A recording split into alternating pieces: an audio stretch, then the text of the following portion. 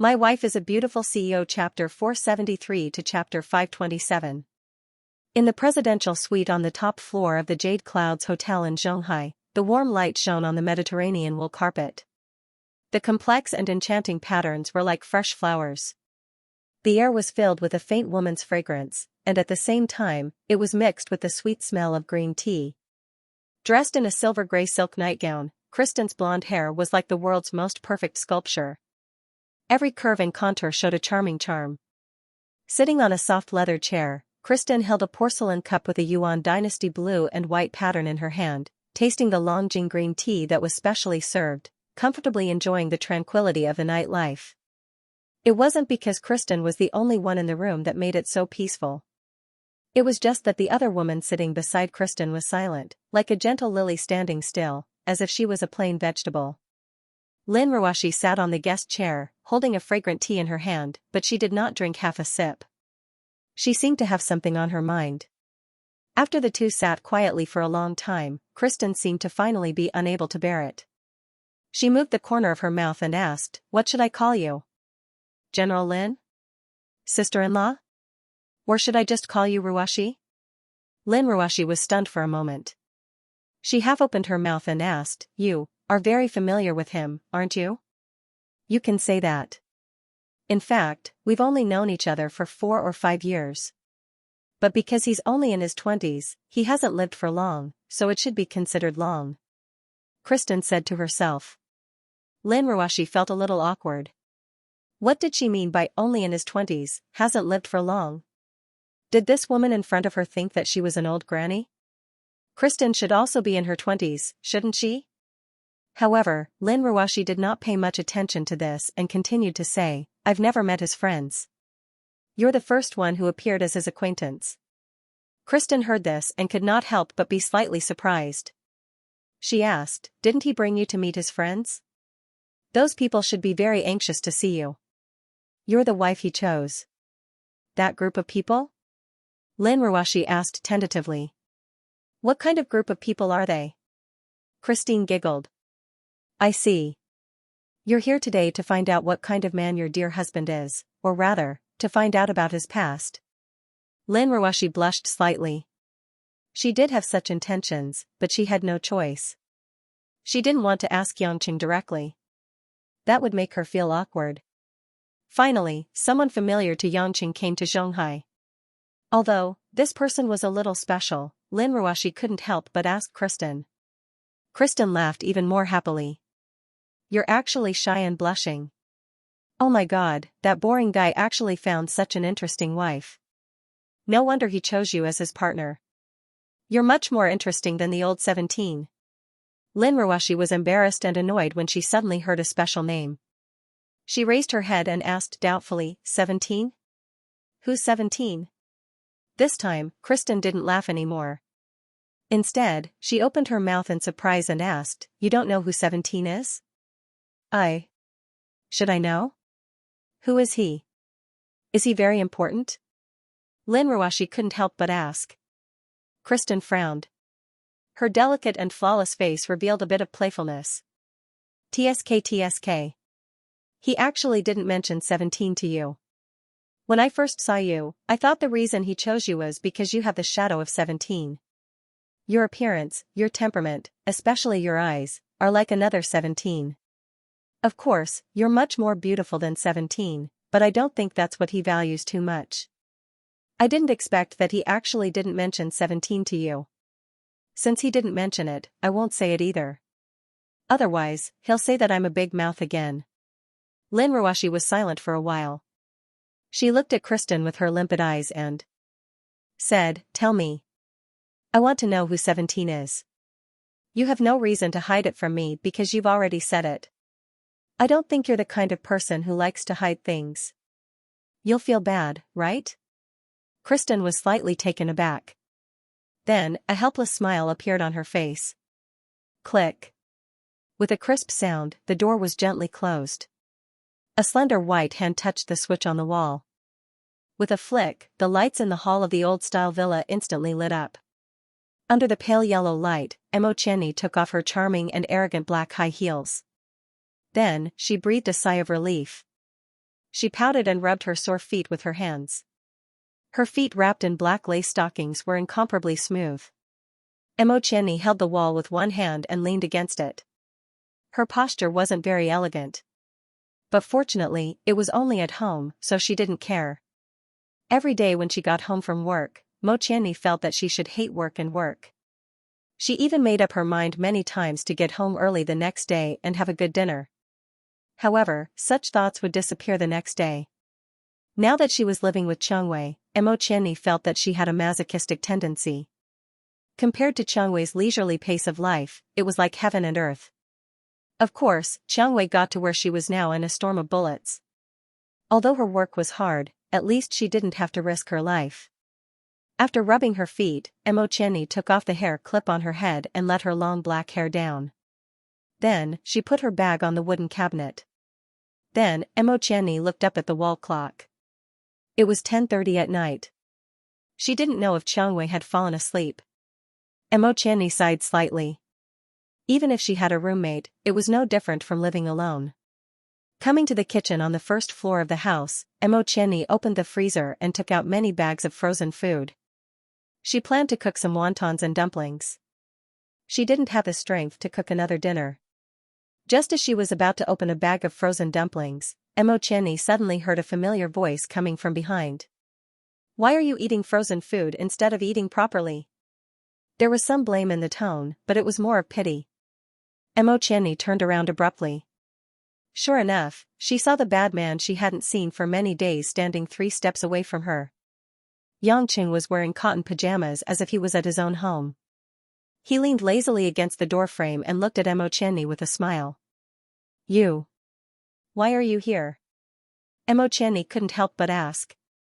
If it wasn't for the familiar voice, she would have suspected that someone had broken into the house to rob her.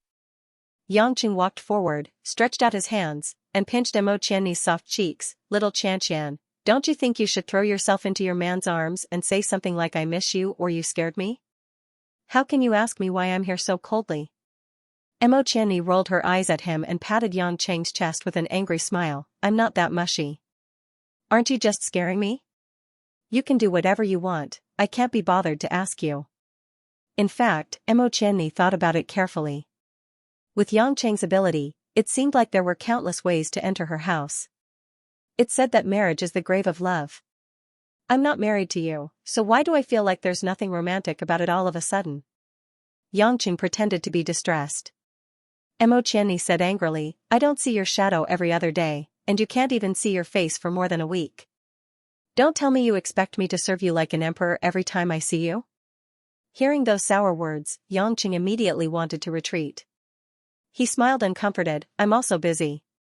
You don't know, but Star of Yulei's matters have made me dizzy. I don't have little Xianxia's strong working ability. I'm exhausted after a while." Xianxia snorted lightly and smiled, "That's all? I still want to hear you praise me." Xianxia put on a straight face and said, "I won't beat around the bush. How about this, I'll prepare a sumptuous supper for my beloved little Xianxia." "Supper?" Xianxia looked around and said unhappily, "Other than the frozen food that you look down on, there's nothing else here. Do you want to cook? I'll starve to death." Shaking his finger, Xianxia smiled and said, "Of course I'm not that stupid. Darling, wait here obediently. I'll be right back." After saying that, Xianxia went to the living room, opened the door, and rushed out, leaving Xianxia standing in the kitchen. After a while, Xianxia came back to her senses. Stomping her feet, she pouted and said, "What supper?" He disappeared like a wisp of smoke. Seeing that the door to the living room was opened again, Xianxia could only gloomily walk over to close it. However, just when she reached the door, Xianxia's figure appeared before her again. Only this time, 2 plates suddenly appeared in Xianxia's hands. "Hee, how is it?" "This is the spicy chicken and sizzling beef that Mother Wang made for dinner. You know Mother Wang's habits, so she definitely can eat more than us. You haven't even eaten these dishes yet, so I brought them to you directly. You can heat them up in the microwave and eat them," Xianxia said proudly. Looking at the 2 plates of spicy dishes in front of her, Xianxia swallowed her saliva and asked in surprise, "You just Did you go home to get the dishes? There was only a dozen seconds in between, and this man actually ran back and forth between the two houses, and even brought 2 dishes. One must know that not only did he have to cross a distance of dozens of meters, he also had to climb over the wall to enter and exit the room. Xianxia nodded and walked into the house. He placed the 2 dishes on the table and said, "You go heat them up first. I'll go get some rice for you. It'll be quick." After that, Xianxia ran back again. Mo Qianni's eyes followed Xianxia out of the door, and then looked back at the dishes on the table. It was like a dream. A complicated and indescribable warmth filled her heart. In the blink of an eye, delicious food was made.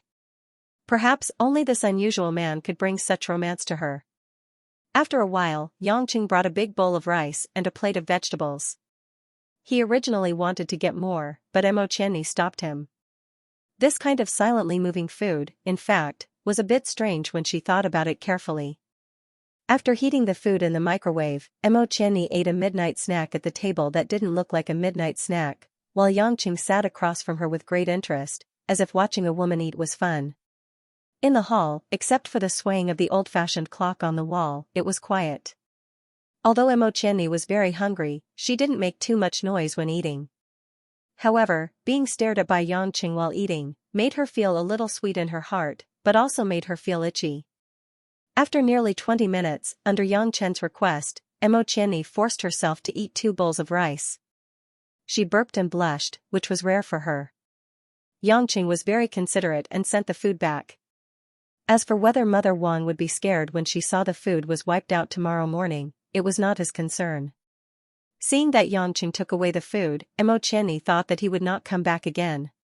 She was about to close the door, but she didn't expect that Xianxia turned back in front of her. Why are you back again?" Mo Qianni asked with a pout. Xianxia asked with a smirk, "My dear, are you full?" Mo Qianni curled her lips, "How can I not be full? I was stuffed by you. Since you are full, you should be full of energy." The smile on Xianxia's mouth became more obvious. "How about doing some exercise to help digestion?" Mo Qianni finally realized what this fellow wanted to do when he returned. Perhaps, from the beginning of tonight, he had come for that purpose. I'm going to sleep." Thinking of the madness of that kind of thing, Mo Qianni felt her legs go soft. She said in a panic and immediately wanted to close the door. However, how could Xianxia let this little white rabbit do as he pleased? He directly pounced forward and hugged Mo Qianni's elastic body into his arms. He turned around and pushed her against the wall. Ugh. Mo Qianni just wanted to say something, but Xianxia's fiery lips sealed her mouth. Mo Qianni felt as if her soul had been forcibly pulled out by the man in front of her. Under the intense kiss, her consciousness gradually became lost, and from the initial cowardice, her blood began to boil. His breathing gradually became heavy. Xianxia's 2 hands had unknowingly taken off Mo Qianni's light gray spring jacket, revealing a white tight-fitting sweater inside. Mo Qianni's figure was already getting more and more plump. At this moment, she was leaning against the wall, and her lines were pulled straight. Her plump chest and slender waist revealed a perfect and seductive arc. Xianxia's hand continued to stroke the sensitive areas of the beauty from top to bottom. As he rubbed, Mo Qianni's coquettish voice became more and more frequent. At the beginning, there was a trace of shyness and resistance, but it gradually became an emotional addition. When Xianxia's hand reached into the black lace stockings, Mo Qianni's entire body began to tremble. The delicate skin of her thighs was caressed, and the strong stimulation caused her to bite her lips tightly. She closed her trembling eyelashes, and her delicate appearance caused Xianxia's eyes to become even more bloodshot. "Little Xianxian. You're so beautiful." "Oh." Mo Qianni didn't know what to say. She didn't have much time to talk about it. She didn't spend much time with Xianxia, and they were usually busy with their own things. Her body, which had been neglected for a long time, was ignited by Xianxia's domineering fire, and it was already out of control. Xianxia did not take off Mo Qianni's short skirt. Instead, he directly pulled her stockings down to her knees. Mo Qianni's plump buttocks and slender legs formed an inverted triangle that made people's blood boil. Mo Qianni was flipped over by Xianxia. Her back was facing Yanqing, and she was pressed against the wall. She lifted up her short skirt, revealing her tight buttocks that didn't have any excess flesh. Under the light, it shone with a dazzling milky luster. Yanqing's left hand was holding Mo Qianni's soft bosom, while his other hand was caressing that mysterious area. Ah! Don't! It was like a raving call, which made Yanqing's whole body quiver. Although it wasn't the first time the two of them did it, every time he went to the Mount Wu with this stunner, he would have an indescribable enjoyment. It was also because there weren't many opportunities for him to have a hot time with his lovers. It was rare for him to be so close together, and it was always so hot. Yanqing was wearing simple cotton pajamas, so he didn't need to take off his belt. Naturally, he took off his clothes very quickly. When he felt that Mo Qianni had completely collapsed into a pool of spring water, Yanqing didn't make things difficult for this woman who was extremely aroused. With a carefree breath and a muffled groan of relief, the two of them were tightly connected together. Mo Qianni was like a lone boat in the sea. Along with the baptism of Yanqing's violent storm, her delicate body seemed to be constantly floating and bobbing in the sea. At first, Yanqing only pressed the defenseless woman against the wall, but as the battle became more intense, the battlefield of the two of them shifted to the dining table, the sofa, and even the stairs. With wave after wave of impact, Mo Qianni couldn't tell how many times she had surrendered. She only felt that her man had infinite energy, as if he wanted to hollow out her body. No matter how hard she tried to persevere, it seemed like there would never be a moment when the tide would subside. Finally, for some reason, the man on top of her stopped. He panted heavily and looked at her softly. Mo Qianni's watery eyes were a little misty, and her face was flushed red after the high. "You bad guy, you're finally willing to stop. I'm about to fall apart because of you." Mo Qianni complained weakly. Yanqing smiled evilly and shook his head. "Little Xianxia, I haven't played enough. It's just that someone is back." Mo Qianni was stunned. She suddenly thought of something and turned her head to look in the direction of the door. She didn't know when, but Qiangwei, who was wearing a purple suit jacket, seemed to have just returned from a meeting, stood at the door with a strange expression, looking at the two of them with a smile that wasn't a smile. Ah! Mo Qianni finally realized the awkwardness of the situation. She screamed and directly hugged Yanqing tightly. She buried her head in Yanqing's chest and didn't dare to lift it up even an inch. She originally thought that Qiangwei was sleeping upstairs. At first, she was worried that she would disturb Qiangwei and that Qiangwei would discover her and Yanqing's movements downstairs. But later on, she couldn't think too much about it. She didn't expect that Qiangwei wasn't at home at all. She just came back. Qiangwei held back her laughter and stared at Yanqing maliciously. When she walked past the two of them, she coughed and said, "I didn't see anything. You guys can continue." After that, Qiangwei covered her mouth and slowly walked up to the second floor. She was obviously trying to hold back her laughter. Mo Qianni was about to cry. At this moment, her two slender white thighs were clamped by Yanqing's hands. Her body was like a koala bear hugging Yanqing tightly. Her whole body was in a mess. In the hall, there were traces of the two of them having fun everywhere. This scene was seen by Qiangwei. In the future, she would completely become a joke in front of Qiangwei. Although the two of them had slept on the same bed with Yanqing before, the current situation was much more embarrassing than that time, and much more exaggerated. "It's all your fault. Why did it have to be here?" Mo Qianni opened her mouth and bit Yanqing's chest, leaving 2 rows of cute teeth marks. She pouted and said angrily, "This time, I've become a joke for that woman Qiangwei. Are you satisfied now?" Hiss. "Little Xianxian, how can you bite me? Aren't you a little puppy?" Yanqing laughed. He felt that it was quite interesting. Normally, Mo Qianni would not act like a little girl. Mo Qianni pursed her lips and was too lazy to speak.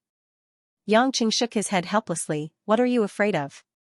At most, I'll go up and drag Qiangwei down. I'll let you watch her being stripped and do it a few times on the stairs. Wouldn't you be even then?" Mo Qianni's eyes lit up. She stared at Yanqing inexplicably. "You're really becoming more and more like a licentious and tyrannical ruler. You can even think of such a crooked method. You actually dare to speak ill of your man." It seems that you haven't enjoyed enough. Yangqing smiled proudly. His body moved again as his voice fell. Mo Qianni's pretty face turned pale. She was unable to resist for a few moments before she was firmly pressed down by Yangqing. 10 minutes later, Yangqing finally stopped tormenting her. He comfortably unloaded a part of the inventory that he had accumulated over the past few days. Mo Qianni stared at Yangqing with resentment. She pouted and said, "You will pull Xianxia down, right?" Yangqing kissed the woman's cheek and said with emotion, "I didn't expect little Xianxia to care so much about Xianxia. It seems that if I don't let you see her make a fool of herself today, you will hate me for the rest of your life." "Humph, I'm not that bad." Mo Qianni bit the bullet and said, "I'm just being loyal. Since she is also your woman, of course, she should receive this kind of treatment. TSK. So this is how women are loyal." Yangqing pretended to be serious. Mo Qianni pretended not to hear it. She pushed Yangqing and said, "You go quickly. Don't let Xianxia escape." Yangqing reached out and pinched Mo Qianni's nose. He muttered, "Stingy." Then he laughed and ran to the second floor. Xianxia, who was upstairs, had already heard some of the conversation between the two people downstairs. She knew that she couldn't stop Yangqing, but she didn't want to be pressed on the stairs like Mo Qianni. In a hurry, she got into the bed early and pretended to sleep. How could Yangqing not see through this woman's thoughts? His appetite had been stimulated. Mo Qianni was now completely exhausted. He couldn't bear to squeeze her anymore. On the other hand, Xianxia's physical strength was much stronger. How could he let this seductress escape? Turning on the lights in Xianxia's room, Yangqing didn't hesitate and directly lifted the blanket off Xianxia. Xianxia had already changed into silk pajamas. She reached out to block the light to show that it was very dazzling. She said in a daze, "Hubby, I'm tired. Let's talk tomorrow." "Darling Xianxia, your acting skills aren't even comparable to a second-rate actor." Yangqing shook his head. Xianxia knew that pretending to be pitiful wouldn't work, so she sat up seriously and said, "Hubby, do you know what I went to do today?" "What?" Yangqing asked. "I went to talk to President Lu Qingshan of the Azure Dragon Society about the expansion of the Minnan region. The Yin family has already agreed to be our business partner. We plan to officially start negotiating with some of the local bullies in Minnan next month." Xianxia said seriously. Yangqing shrugged his shoulders, "All right, I got it. If you're done, let's get down to business." Seeing that Yangqing was about to pounce on her, Xianxia knew that she couldn't avoid it. Although she didn't hate this kind of thing, and even liked it, she didn't want to be watched by Mo Qianni. Thus, she blushed and said, "Hubby. Wait. Let's just stay in my room. Don't go down." One of Yangqing's hands had already caressed Xianxia's soft waist. It extended downwards and pinched her perky buttocks. Because of her training in martial arts, the touch of Xianxia's body had a strange sturdy feeling. "No problem, let's do it here. Anyway, a certain little demoness can't wait to climb up." Yangqing pouted towards the door. Xianxia was stunned. When she turned around, she was stunned to see that Mo Qianni, who was like a gust of wind, was already angrily leaning against the door. She had an expression of waiting to watch a good show. Without waiting for Xianxia to think about what to do, Yangqing had already impatiently pushed her onto the bed and directly took off the underwear under Xianxia's pajamas. The violet lace underwear was directly thrown to the side. Thinking that the following scene would be watched by Mo Qianni, Xianxia covered her blushing face with her hands. She didn't expect that Yangqing would be so excited from the start. He directly put her two legs on his shoulders and leaned over to attack. Ah! Before Xianxia was ready, she was completely attacked. She couldn't help but exclaim, "Hubby, you. Be gentler. Haha, little Xianxian is watching at the door. You have to perform well." "It's okay. Hubby, you can do it. I think little sister Xianxia seems to be enjoying it." In the middle of the night, in the dark bedroom, fragrant flowers splattered everywhere and delicate birds were singing. After a night of soft and fragrant sleep, Yangqing didn't forget that he still had to work the next day. Furthermore, it wasn't an ordinary day either. It was the day that Hui Lin was going to participate in the final round to determine the top 3 of Star of Yulei. Yulei's popularity had skyrocketed. After all, in a country with a quarter of the world's population, it was a topic that people couldn't do without after a meal. Star of Yulei had been occupying the entertainment headlines these days. Lin Ruoshi had even spent a large sum of money to get a large number of fashion magazines under her to start a special column. To a certain extent, this was also her way of protecting her younger sister. After all, although Lin Ruoshi supported Hui Lin's path of becoming a singer, she didn't want Hui Lin to suffer from any negative news. In the entertainment industry, where good and bad people mixed together, spending money was the most practical and effective way to protect oneself. With all kinds of connections, Hui Lin had an impressive appearance and an impressive voice. It was effortless for her to attract the attention of the public. It was Yang Cheng's second time entering the studio of the television station. The first time he came was when he accompanied Anxin and only took a quick look around. This time, he was with some producers and staff backstage, patiently watching the rehearsal of the performance on stage. He planned to wait until the show officially ended. Although a few important people in charge of the TV station weren't familiar with Yang Chen, through Zhao Teng and Wang Jie's introduction, they knew that Yang Chen was one of the most important people in Yulei International. To the people in ordinary institutions, Yulei International was like a giant aircraft carrier that they could only look at but never reach. Its assets worth tens of billions weren't something to be trifled with. Naturally, they treated Yang Chen as if he was the Lord of Buddha. When the performance officially started, Yang Chen sat quietly in the VIP box with only Zhao Teng and Wang Jie beside him. The 3 of them didn't say a word. As the host finished his opening remarks, the remaining 10 contestants of Star of Yulei went on stage one by one. As the judges of this important elimination round, Yu Yonhee and the other 2 musicians also attended in their best attire. Finals? Is that woman surnamed Lu still a judge? Yang Chen suddenly thought of something and asked Wang Jie. Wang Jie was stunned for a moment. After working for Yang Chen for such a long time, she more or less understood what her boss meant. She smiled and said, "That won't happen. With Miss Kristen around, we don't need that woman."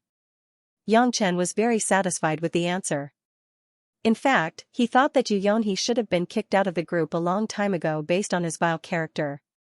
Suddenly, the door of the private room was pushed open. Yang Chen was startled, because the person who came in was not someone from the TV station, but Lin Ruoshi, who was dressed in a white lace European dress. It was rare for Lin Ruoshi not to wear a business suit. She was dressed casually as if she was taking a vacation on the beach of the Mediterranean Sea in Spain. The faint jasmine fragrance was refreshing as soon as she entered the door. Wang Jie and Zhao Ting immediately stood up nervously and greeted, "Hello, CEO." Then, they looked at each other and tactfully left the room. Lin Ruoshi, who was expressionless, only nodded her head. After the 2 of them left, she slowly walked to the side of Yang Cheng's seat and pulled a rattan chair over. She placed the bag in her hand on the carpet and sat beside him while smoothing her hair. Yang Chen looked at her leisurely and elegant series of movements. The feeling of not having the slightest bit of passion was getting stronger and stronger. He really didn't know if his wife was secretly cultivating some kind of immortal technique, and one day she became a fairy and directly flew up to the sky. I didn't expect that a busy person would take the time to watch the competition. Yang Cheng smiled. In fact, he really wanted to ask what she talked about with Kristen last night. However, he felt that there was no need to ask. If Lin Ruoshi wanted to say it, she would say it.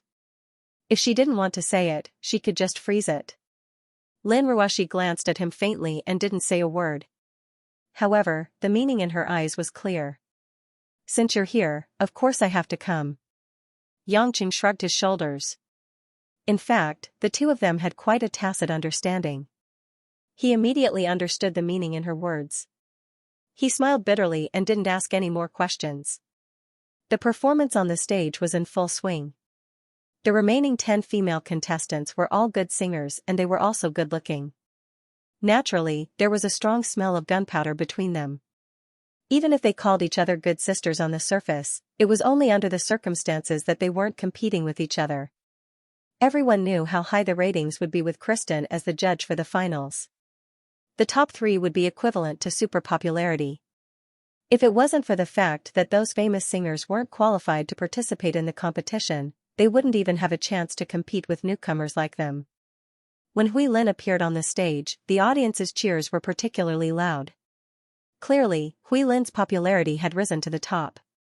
When Hui Lin and another contestant were evaluated, Yu Yonhee was the only one among the three judges who gave the other contestant a high score. Seeing this, Lin Ruoshi knitted her brows. Clearly, she wasn't satisfied with Yu Yonhee's actions. It seems like that woman is trying to show off to us. She clearly knows that Hui Lin can enter the finals, but she still did such a thing. She must know that we're here, so she's trying to make us unhappy, said Yangqing. Lin Ruoshi nodded her head. It was rare for her to agree with Yangqing's words. Yangqing yawned. Truth be told, he wasn't very interested in such programs. If it wasn't for the fact that he promised Hui Lin that he would come, he wouldn't have come.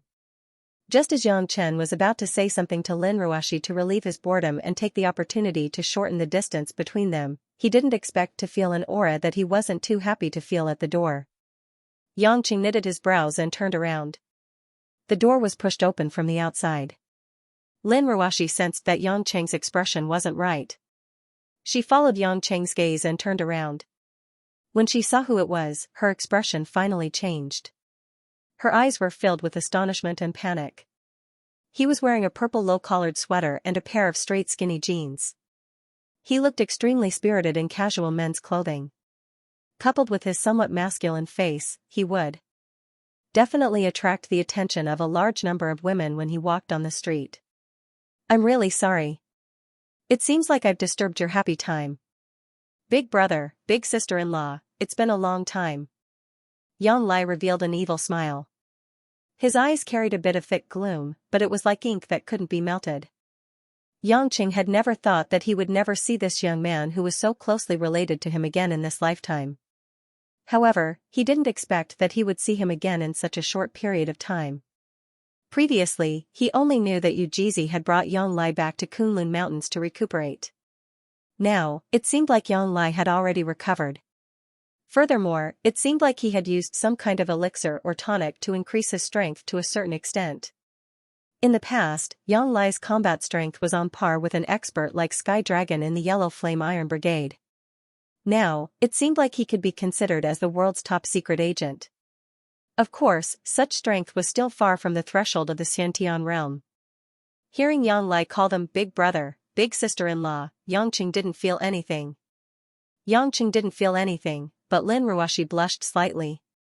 Although she knew that Yang Qing didn't have a good relationship with this uncle of hers, from a woman's point of view, it wasn't wrong to call him big sister-in-law. However, very soon, Lin Ruoshi noticed that Yang Qing, who was standing at the side, didn't look too good. Actually, it wasn't long. At least, I felt that it was very short, Yang Qing said calmly. Yang Lai spread his hands and sneered, is that so? Of course you wouldn't feel that it was long, because you were standing. As for me, the days on the bed were really worse than death. If that's all you want to say, I think it's time for me to leave. Yang Qing didn't want to pay much attention to him. Yang Lai's appearance had messed up his originally soothing mood. Even though his martial arts realm was constantly improving, his mental state was still that of a young man in his 20s. I'm here to see the woman I love. You don't have to avoid me like this, Yang Lai said sarcastically. Yang Qing stopped in his tracks and narrowed his eyes. Don't try to force yourself on Hui Lin. If I find out that you dare to do anything to Hui Lin, I can make you get up from the bed, and of course, I can make you lie back on the bed. Are you threatening me? Yang Lai stopped smiling and said with a gloomy face. I'm telling you the truth, Yang Qing replied indifferently and walked out of the room. Subconsciously, Yang Qing felt that Yang Lai's sudden appearance in Zhonghai was definitely not just to see Hui Lin. Thinking about the election, an anxious guess appeared in his mind. Seeing that Yang Qing had left the room, Lin Ruoshi quickly stood up.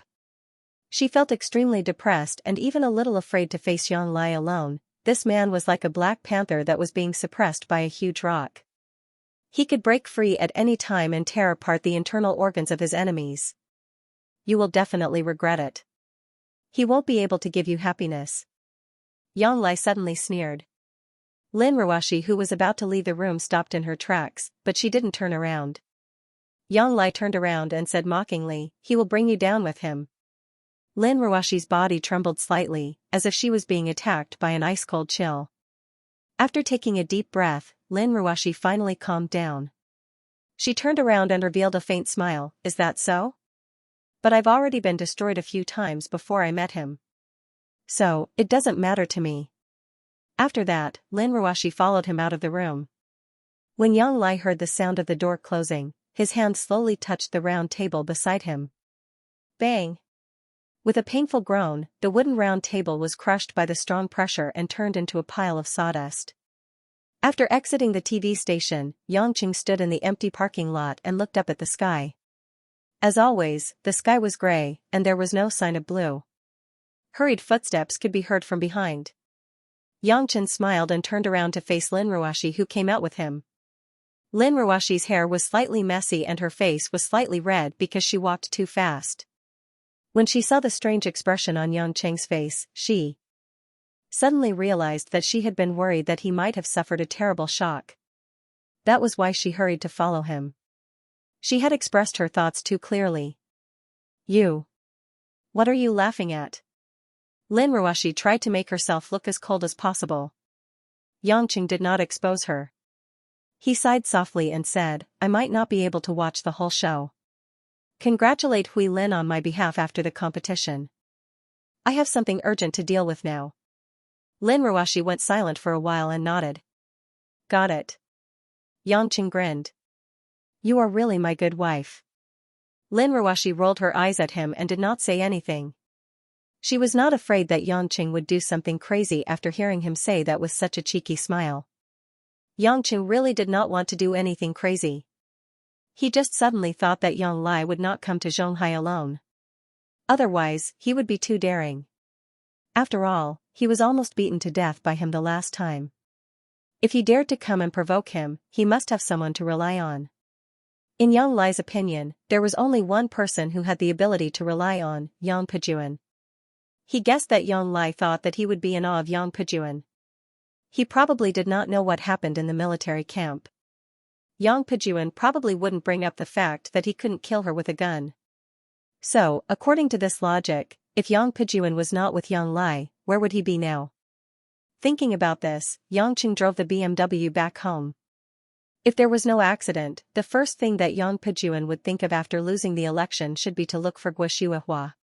After all, to Yang Pejuan, the glory of the Yang family was extremely important. But the hostess, Guoshuehua, had been wandering around. This should be a fact that he could not accept. At the very least, he definitely did not want Guoshuehua to be with his son who had a falling out with him. When he arrived at the quiet residential area, the car slowly stopped outside the big mansion. Yang Qing got out and immediately saw a dark green military vehicle parked outside the big iron gate. However, what made Yang Qing feel lucky was that Yang Pejuan and his two guards had just gotten out of the military jeep. Yang Pejuan was not wearing his usual military uniform. Instead, he was wearing a light gray jacket. He looked a little less sharp than before. Thinking about it, the loss of the election was a huge blow to this man who yearned for power and had been fighting for it. When Yang Qing saw Yang Pejuan and the others, Yang Pejuan naturally saw Yang Qing, who got out of the car at the same time. The two were father and son, but they did not have the slightest joy of meeting relatives. Instead, they both looked a little indifferent. Even Yang Pejuan's face looked a little sullen. Yang Qing walked slowly to the gate and blocked Yang Pejuan's way. He did not say anything, but he looked at Yang Pejuan without backing down. Seeing how Yang Qing did not take him seriously, Yang Pejuan was furious. However, he knew that he did not have the ability to use force in front of this young man. His face was slightly twisted as he said, "You have no reason to stop me from seeing my wife. You failed the election, and she did not go to see you. You should be very clear that she does not want to see you," Yang Qing said lightly. "You." Yang Pejuan was tongue-tied. He was indeed very angry that Guoshuehua did not care about his situation. Therefore, he could not help but want to see Guoshuehua and ask her what was going on. Yang Pejuan was so angry that his teeth itched. He clenched his fists and said, "Where I want to go and who I want to see is not something you can control. This is my home. I just don't want people I don't want to see to enter." Yangqing replied. "Your home?" "Humph," Yang Pejuan sneered, "is this house yours?" "As far as I know, all your assets belong to Lin Ruoshi. Lin Ruoshi is my woman, so these are all mine," Yangqing said carelessly. He was not afraid of using his fists. He was even less afraid of using his mouth to talk. His greatest strength was that he was shameless. Yang Pejuan was obviously helpless against such a shameless statement. He was extremely puzzled. Why did Yangqing coincidentally return here when he had just arrived? If he knew that Yang Lai didn't go earlier or later, but went to see Yangqing at that time, he would probably be half dead from anger. However, since he had come, he couldn't just go back like that. If he really did that, he would really lose all face. Yang Pejuan glared at Yangqing fiercely and extended his hand to the guard beside him. The guard immediately took out a phone and handed it to Yang Pejuan. "It's not up to you to decide whether to see him or not," Yang Pejuan said in a low voice and was about to make a call. Obviously, before coming here, Yang Pejuan had already found the phone number of this house. Yangqing laughed mockingly. He gently raised his hand and flicked a finger at the phone in Yang Pejuan's hand. Pa! The phone was sent flying by an inexplicable force and fell to the ground, shattering into pieces. Yang Pejuan and the two bodyguards immediately broke out in a cold sweat, unable to react. To him, Yangqing's casual true chi was as easy as playing house, but to Yang Pejuan and the other soldiers, it was something that they could only hope to do. Even if they knew that there were some martial arts experts in the country, they usually seemed illusory. Now, Yangqing's casual finger made them think that if this kung fu was aimed at their head or some other part of their body, wouldn't it be as easy as a blink of an eye to kill them? Previously at the military camp, he had actually seen Yangqing's strength, but now that he was doing it again, it still made Yang Pejuan break out in a cold sweat. Do you think that just because your martial arts are good, I will be afraid of you? In front of the army, any martial arts expert is just cannon fodder." Yang Pejuan was almost roaring as he angrily rebuked. Yangqing spread out his hands. "Whatever you think, I'm just thinking, if you guys don't leave, should I blow up the 4 tires of your car?" Yang Pejuan pointed at Yangqing, his face pale with anger, but he couldn't say anything. At this moment, at the corner of the road not far away, a white Lincoln limousine drove over. This kind of car was extremely rare in Xianxia, and was definitely not as common as it was in Western countries. When the Lincoln stopped next to Yang Pejuan's military car, Yang Pejuan's face suddenly became serious. Yangqing didn't know who this person was, but to him, it didn't matter who it was. As long as it was a troublemaker, he would kick them all away. 2 bodyguards in suits quickly got out of the Lincoln and opened the door in the middle. A young man wearing a white Armani suit and a pair of Gucci pink and black sunglasses, his hair was combed and shiny, and he slowly got out of the car with a cigar in his hand. Behind the young man, a gray-haired old man wearing a butler's uniform, with a lot of wrinkles on his face, bowed respectfully. Yo, look who this is, isn't this? Not long after losing the election, losing his wife, and rumored to have a bastard. Commander Yang. The young man's rough voice sounded like a male duck, but what he said made the veins on Yang Pejuan's forehead twitch. Yangqing frowned. This man's tone made it seem like he didn't respect Yang Pejuan at all. One should know that Yang Pejuan was a general with military power, and the Yang family was one of the 4 big families of Xianxia. Even if Yang Pejuan was not elected to the standing committee, he wouldn't be ridiculed so easily. Moreover, this young man knew that Guo Shihuahua had left Yang Pejuan, and the bastard he mentioned was most likely himself. It seemed that his relationship with the Yang family couldn't be concealed for some reason. At least, some of the higher-ups should know about it.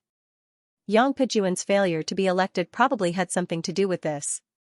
Yan Bushue, the Yan family is the Yan family because of your grandfather, Yan Buwen, and your brother, Yan Qingtian. Don't go too far, or I'll shoot you. Yang Pejuan gritted his teeth and said in a hoarse voice. Yangqing suddenly realized that this guy was Yan Bushue, the second son of the Yan family, who had been sending flowers to Kristen and asking to meet her. According to Lin Ruashi, the current Yan family was no less powerful than the four big families. After Yan Qingtian became the vice-chairman of the military commission, the Yan family's strength had increased greatly. Moreover, the high-end scientific research of Xianxia was almost entirely dependent on Yan Buwen, who was a genius. Therefore, it was understandable that Yan Buxue, who was a spoiled brat, behaved like a spoiled brat. The reason why he suddenly came here today might be because Kristen had pushed the responsibility of not letting him see her to him, so he came to look for him. Although Yang Pijuan said that he would shoot you, if he really had the ability and guts, why would he say such nonsense? What he said just now was enough reason for Yang Pijuan to pull out his gun. Although Yan Buxue was a spoiled brat, he was also a smart person. He knew that Yang Pijuan would not dare to do anything to him, so he laughed and said, "Commander Yang, you want to shoot me?" "Sure. Do you want me to ask my brother to lend you an atomic bomb?" Haha.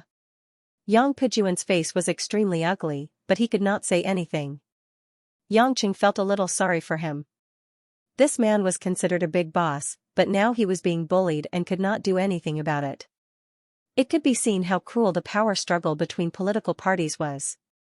Even if the Yang family had an old man like Yang Gongming, there was no guarantee that the people below would always be able to stand up straight. Even Yang Pijuan was humiliated by Yan Buxue, who was a nobody, not to mention the other subordinates of the Yang family. Every dog has its day. No one could guarantee that a family would be glorious forever. As the leader of a family, there were many times when he would do anything for the sake of his face.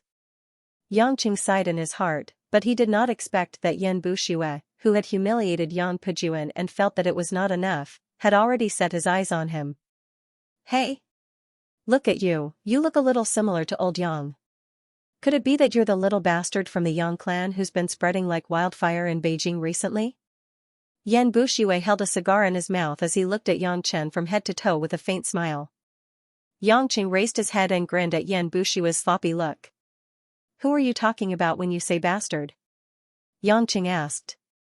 Yan Buxue raised his eyebrows and laughed. He pointed at Yang Qing as if he had seen something funny. "Of course, who else could it be here other than you? Could it be?" Before Yan Buxue could finish his sentence, he could no longer continue his sentence. "Ah!" Yan Buxue let out a shrill scream that sounded like a wolf's howl in the forest at midnight. At the same time, Yan Buxue shot up from the ground like a missile, drawing a strong arc in the air and falling toward the Lincoln stretch limousine behind him. Blood splattered in the air until he hit the car with a bang. A few drops of blood fell on the faces of the two bodyguards. "Second Master! Second Master!"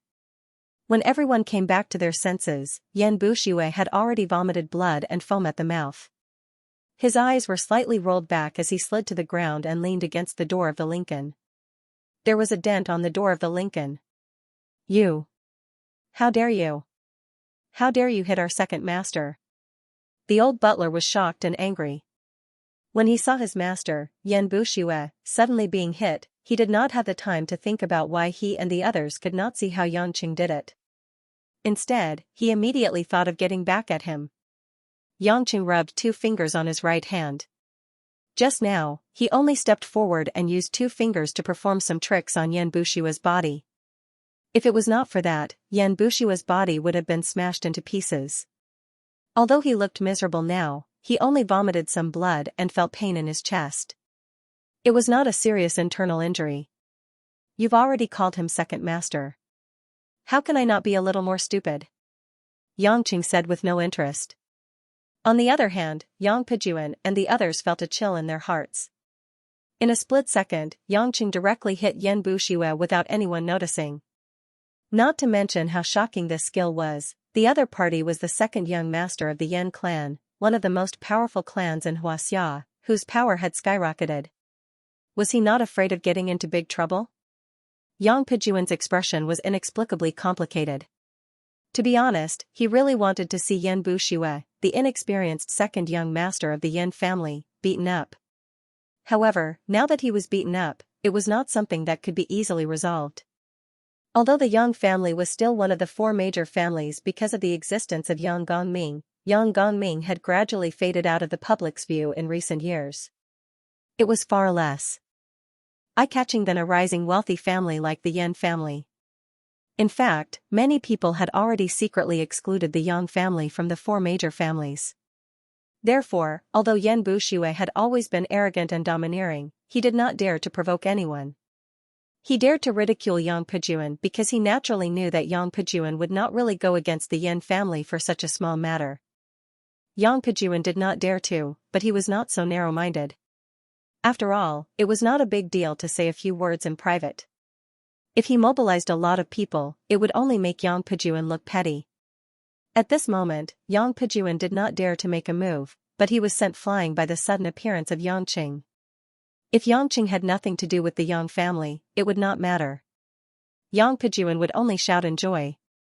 However, in the eyes of outsiders, Yang Qing was definitely a member of the Yang family.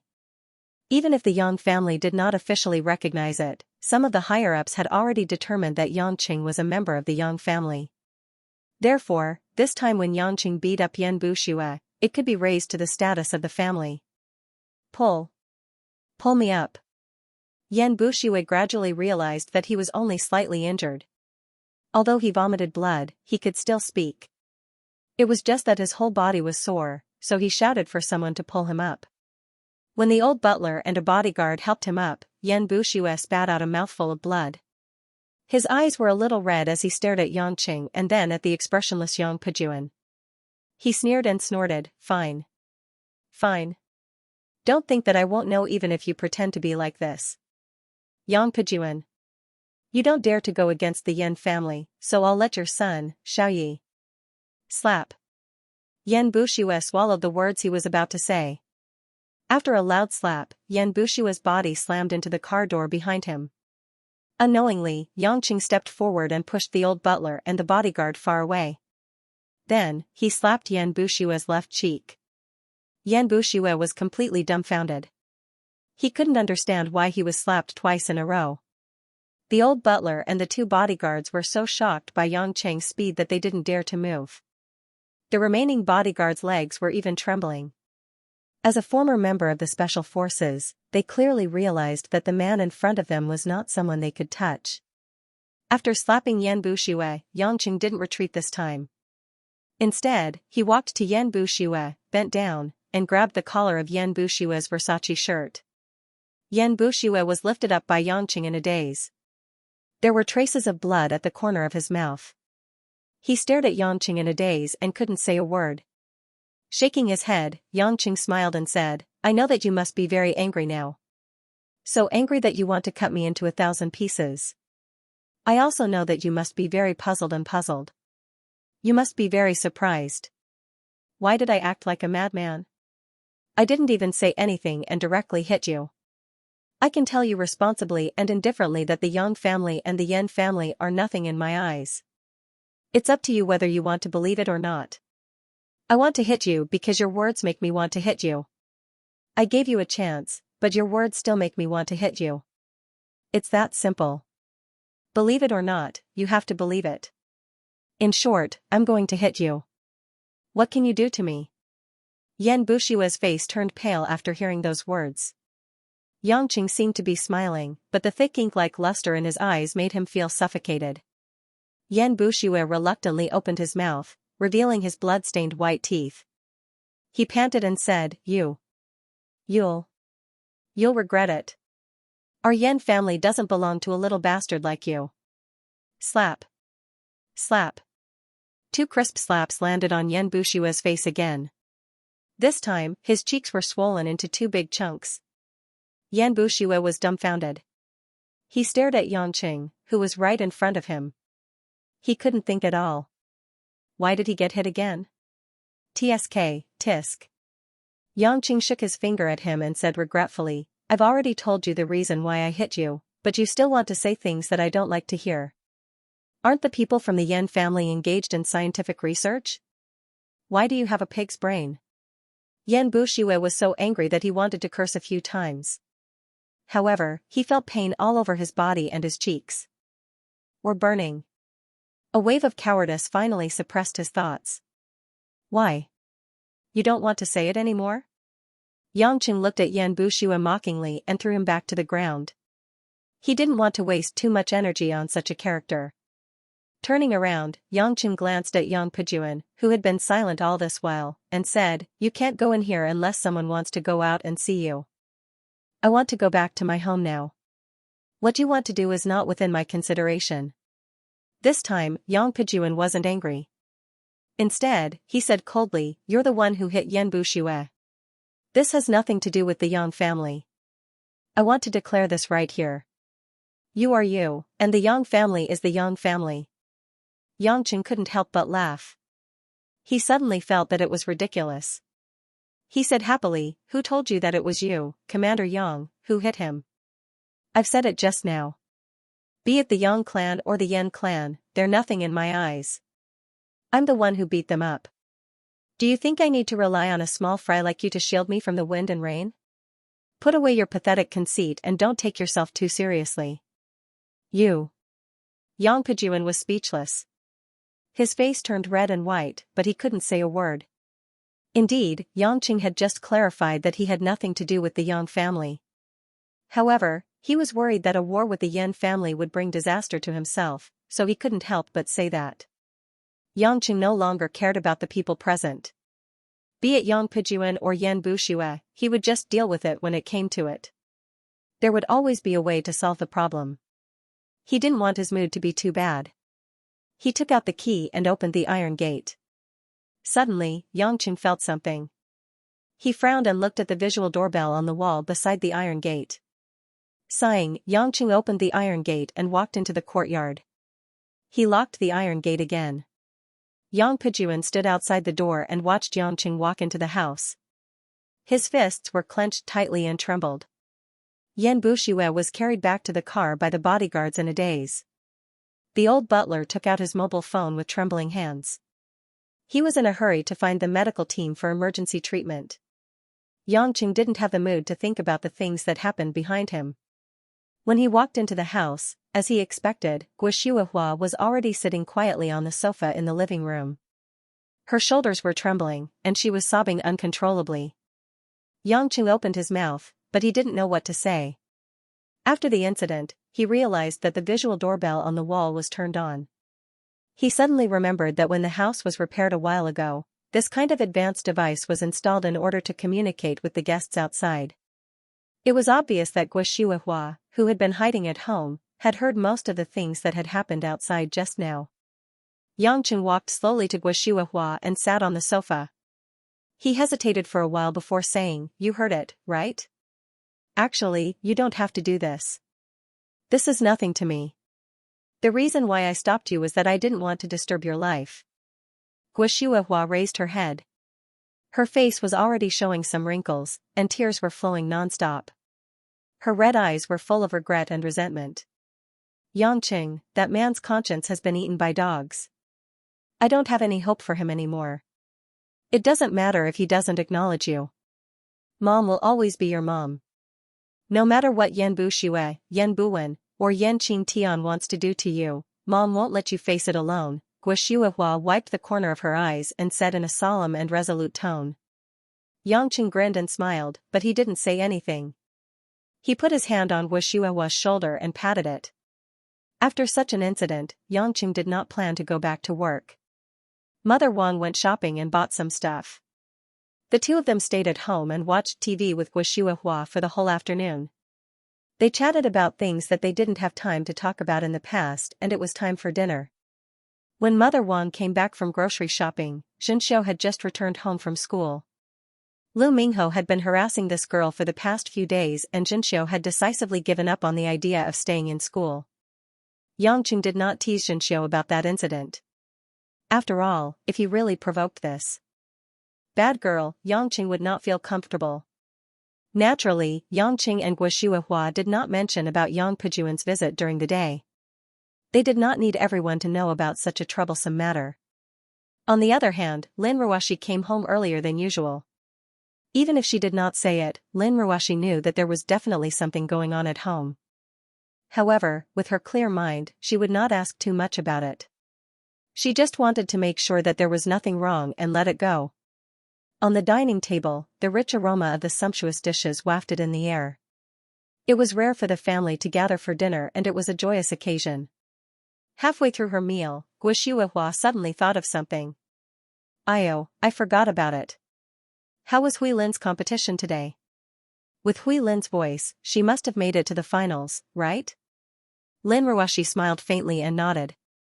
Yeah, I watched it on TV. She made it to the finals and the top 3 will be announced in a few days. There's no need to do that. Sister Hui Lin will definitely be the first, Xianxia said with a smile. In my opinion, it doesn't matter which place she gets. It's just that Hui Lin has been busy outside all the time and hasn't been home for dinner for a long time, Mother Wang said pitifully. At that moment, the other women showed similar expressions. Obviously, they were happy about Hui Lin's success, but at the same time, they did not feel good.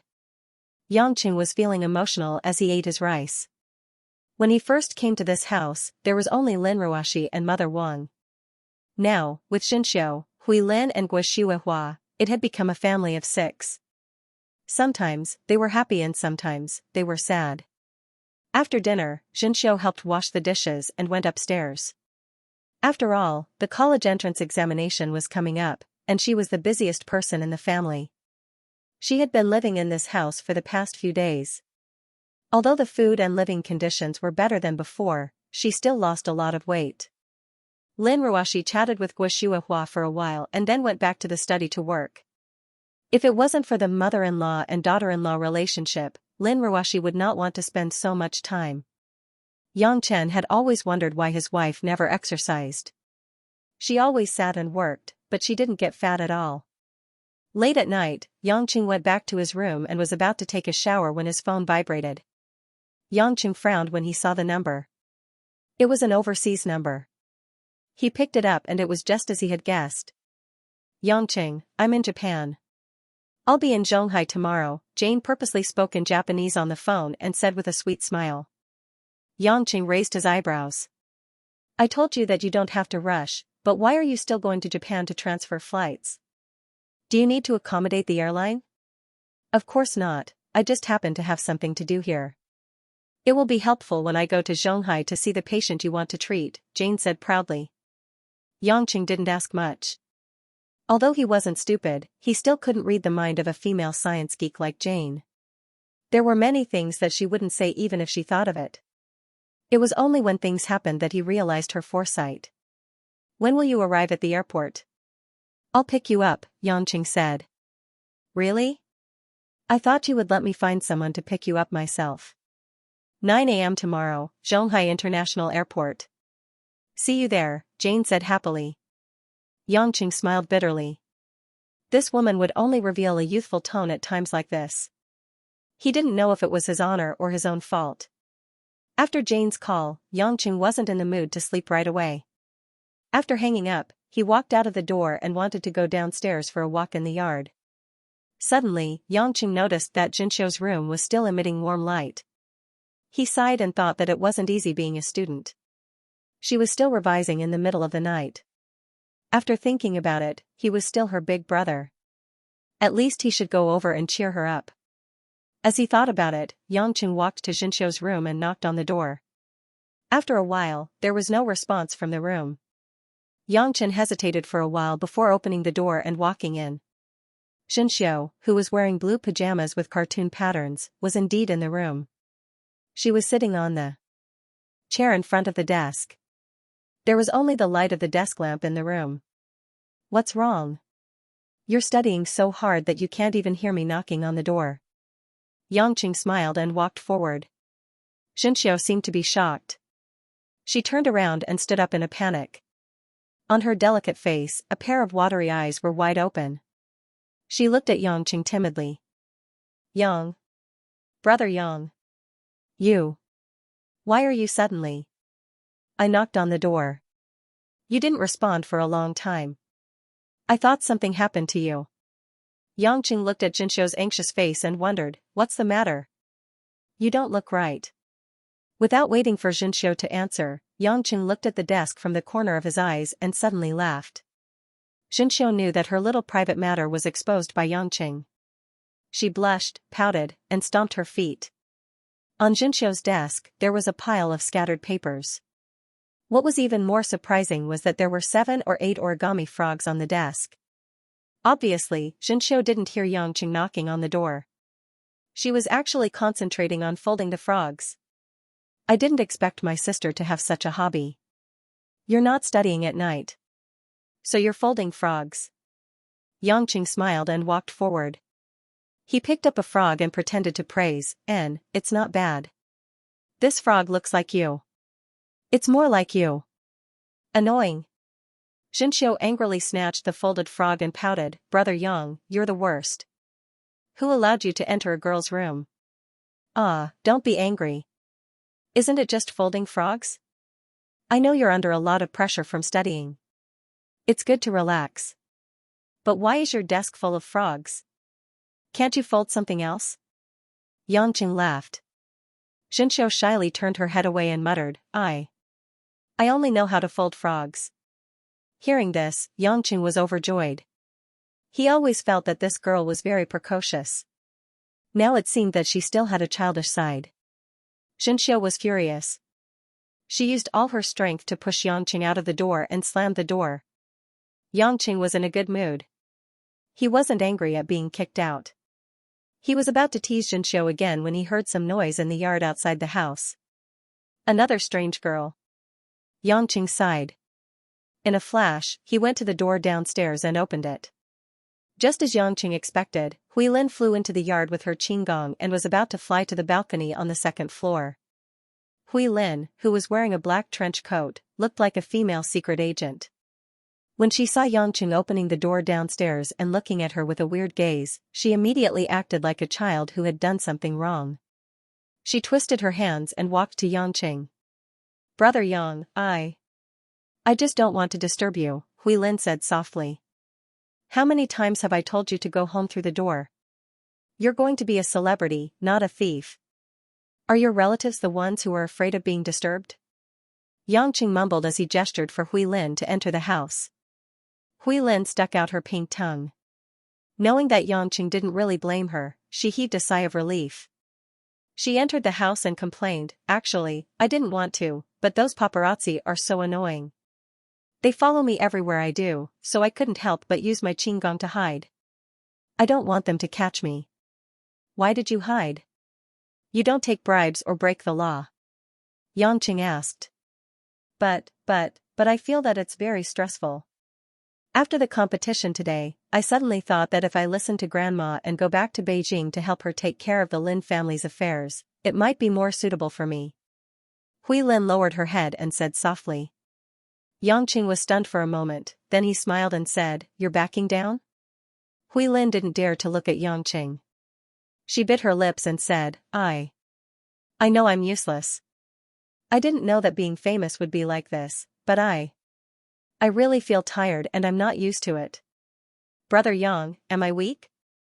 Useless? It's just the beginning and I'm already thinking of backing down. In the dimly lit hall, Huilin raised her head.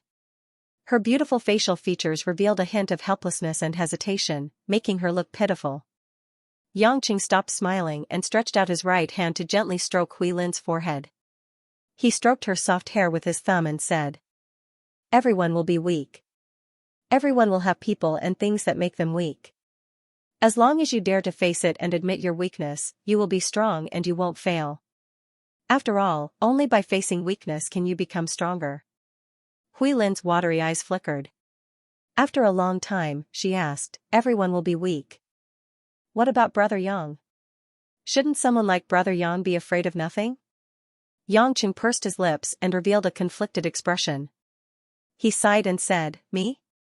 Haven't you noticed that I've always been afraid of your sister? I've been guarding my room alone until now. Pfft. Upon hearing this, Huilin couldn't help but burst into laughter. She laughed so hard that tears welled up at the corner of her eyes. On the second floor, the door of Lin Ruashi's study room was pushed open. Lin Ruashi, who was wearing a silk nightgown, held onto the railing and looked down at the two people downstairs. Her hair was loose and her face was pale. It's already midnight. Why aren't you sleeping? Are you going to tell jokes? Lin Ruashi said with a clear voice and knitted her brows. Yangqing and Huilin quivered and their smiles froze. Ahem, that. I'm just going to drink some water and go to sleep. Yangqing winked at Hui Lin and quickly ran upstairs. Hui Lin was also a little embarrassed. Her face was flushed, and she lowered her head as she followed closely behind them. After the two of them closed the door, the frost on Lin Ruashi's face gradually dissipated. In the darkness, Lin Ruashi sighed to herself, and a gentle smile appeared at the corner of her mouth. The next morning, Yangqing didn't go to work at the company directly. After all, he had promised to pick up Jane's class. He had to show some sincerity and go early to wait. Entering the international terminal of the airport, Yangqing sat on a chair in the corner, half asleep and half looking around. After an hour and a half, he finally caught a glimpse of a beautiful figure emerging from the crowd. Jane was wearing a light coffee-colored knitted sweater, black skinny jeans, and big sunglasses. Her amber hair was as dazzling as the most resplendent silk. Even though most of her face was covered, it still couldn't stop most people's eyes from being forcefully drawn to her. However, no one dared to get too close, as if this was an intoxicating statue of a goddess that no one dared to blaspheme. Jane didn't bring much luggage, only a small seamless Prada leather bag. It seemed like an ordinary small bag, but in the eyes of experts, it was a luxury that manufacturers were willing to customize for people who had reached a certain level of status. As if they had a tacit understanding, Jane walked directly to the corner where Yangqing was as soon as she came out of the passage, without warning. Yangqing smiled and stood up, although I know you're very smart, since when can you even predict where I'll sit? It's very simple. Analyzing all your habits, I can figure out the way you choose your seat, Jane said in an understated tone rather proudly. Yangqing, however, knew that this woman must have really analyzed his living habits. He didn't dare to continue the question, so he changed the topic. You didn't bring anyone else? I did, but I arrived a long time ago, Jane smiled. Yangqing was stunned for a moment, then a helpless smile appeared on his face. So you went to Japan to look for her. As he said that, Yangqing turned around. Not far behind him, a tall lady with a voluptuous figure walked over. She was dressed in an office uniform, had an extraordinarily charming appearance. Master, Miss Jane, the car is ready. The lady bent down, her posture was as elegant as a European housekeeper. This woman was Xianxia, who had submitted to Yangqing. Yangqing originally let her stay in Japan to do her own things.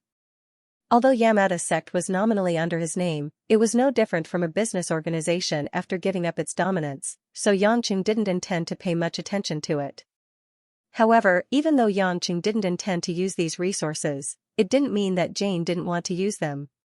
In Asia, there was no more suitable force than Yamada's sect.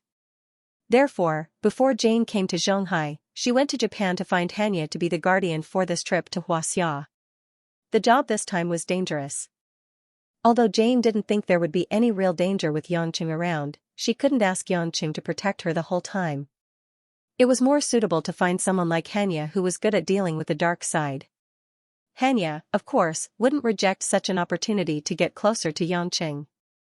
She was very clear that although she tried her best to please Yangqing, in Yangqing's eyes, she and Yamada's sect were really insignificant. Compared to Jane, Sauron, Maekdon, Edward, and the others, she was just a newbie in that circle. Therefore, when Jane asked her to be Huaxia's follower, Xianxia immediately agreed. Rather than saying that she was willing to submit, to be exact, after the old leader Nariko Okawa was killed, Xianxia, who was used to being obedient, needed a backbone. The days when she had nothing to do were the days that Xianxia feared the most. Car? Forget about the car. There's no need to make a scene. It's just to see my friend's grandfather. You guys can all take my car, said Yangqing. Xianxia didn't look surprised at all and immediately nodded in agreement. Jane was even more indifferent. She wasn't planning to let Xianxia serve her comfortably. She would just be a bodyguard in the dark. Yangqing brought the two eye-catching women to the parking lot. After getting into his M3, he headed straight to Ivy Sanatorium. He had already informed Tang Wan in the morning. Tang Wan had already gone to the sanatorium to wait for Jane's arrival. Sitting in the car, Jane chattered about the last wedding. She talked about how Sauron and Maekdon became in-laws, but they got drunk at the banquet and got into a fight over the surname of their children. Jane laughed so hard that she trembled. Yangqing rubbed his forehead in distress. These two old fellows, it seems like they've been fighting a lot while I wasn't there. Fighting is just for fun. Moreover, their abilities are about the same and they're old. They're just bluffing, Jane pouted. It's not exciting at all. They're old agents from England's MI5 and Israel's Mossad. Now that you mention it, it's all showy but impractical. Xianxia smiled. In your eyes, other than those at the god level, aren't they all showy but impractical? Jane joked. Xianxia smiled and didn't reply. He recalled how Ling Shuzi from the Hongming organization casually ignored the space that night. He was a little confused and expectant. Although he had never thought that the power of the god level was invincible. After all, there was a difference in strength among the 12 main gods. However, it was the first time that he had seen someone who had truly surpassed the god level. He still yearned to reach that level one day. However, Xianxia also knew that it wasn't something that he could touch just by cultivating hard. To reach his level of strength, he had to rely on opportunities and epiphanies. If he understood, then he understood. If he didn't, it would be useless no matter how hard he cultivated. It all depended on whether he had the opportunity to understand that kind of realm. Jane noticed that Xianxia was lost in thought and didn't say anything more. Smart women knew when to speak, when to ask questions, and when to shut up. Xianxia sat in the back seat of the car and didn't dare to make a sound. However, Xianxia's mind was also full of doubts. In her opinion, it was incredible that someone of Xianxia's status was willing to drive such an ordinary BMW and chat with Jane in such a friendly manner. Could it be that gods were really just humans? Nearly an hour later, the car finally arrived outside the Ivy Sanatorium. Tangwan seemed to have already asked someone to wait at the door. As soon as the three of them got out of the car, Tangwan came out with a few subordinates to welcome them. Tangwan also seemed to have dressed up meticulously. She was wearing a dark green pleated waistcoat with a violet silk blouse inside. She was wearing a gray short skirt and lace stockings that wrapped around her voluptuous thighs. Her outfit matched with her charming and mature face, and it was enough to make any man's heart flutter. As soon as Jane saw Tangwan walking over, she secretly pinched Xianxia's arm and said in Hebrew that only Xianxia could understand, "This isn't your friend. She's clearly your exclusive property.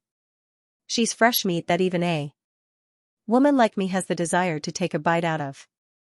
Xianxia smiled bitterly. Was he that greedy? He could only reply in Hebrew, "Go ahead if you want to, but I've never taken a bite." "What are you guys talking about?" Tangwan had already walked in front of them and frowned. She then smiled and extended her hand to Jane. She said in English, "Welcome, Miss Jane. I'm Tangwan, Xianxia's friend. I've long heard of your amazing talents in many scientific researches. I'm very happy that you're here to treat my grandfather's illness." Jane smiled brightly and shook hands with Tangwan.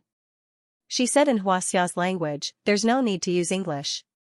I'm also very honored to meet you. You're very beautiful, just like my mother.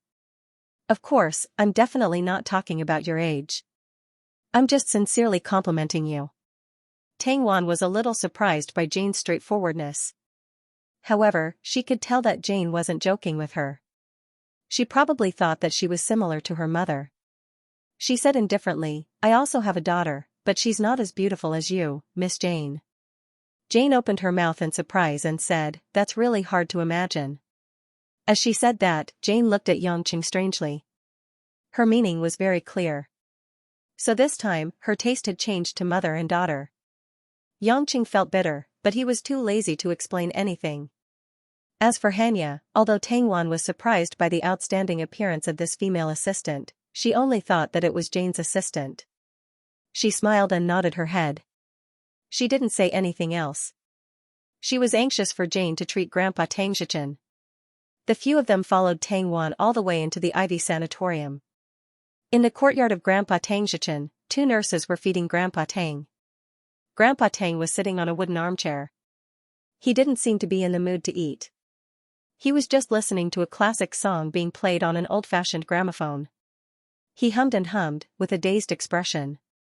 Seeing her grandpa like this, Tangwan's eyes reddened, but she didn't cry. She forced a smile and said to Jane, "My grandpa has been ill for a few months now. Sometimes he gets better, sometimes he gets worse. Sometimes he gets emotional, and he might hurt the people around him. Miss Jane, you have a noble status. If you have any difficulties, please don't force yourself. Otherwise, the Tang family will owe you too much. Jane smiled at Tang Wan, indicating that she understood. She then walked up to Grandpa Tang Zhichen. Grandpa, what song are you listening to?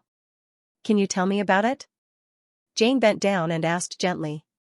Grandpa Tang didn't react at first. He was humming to himself. Suddenly, he raised his head and exclaimed, "Ah!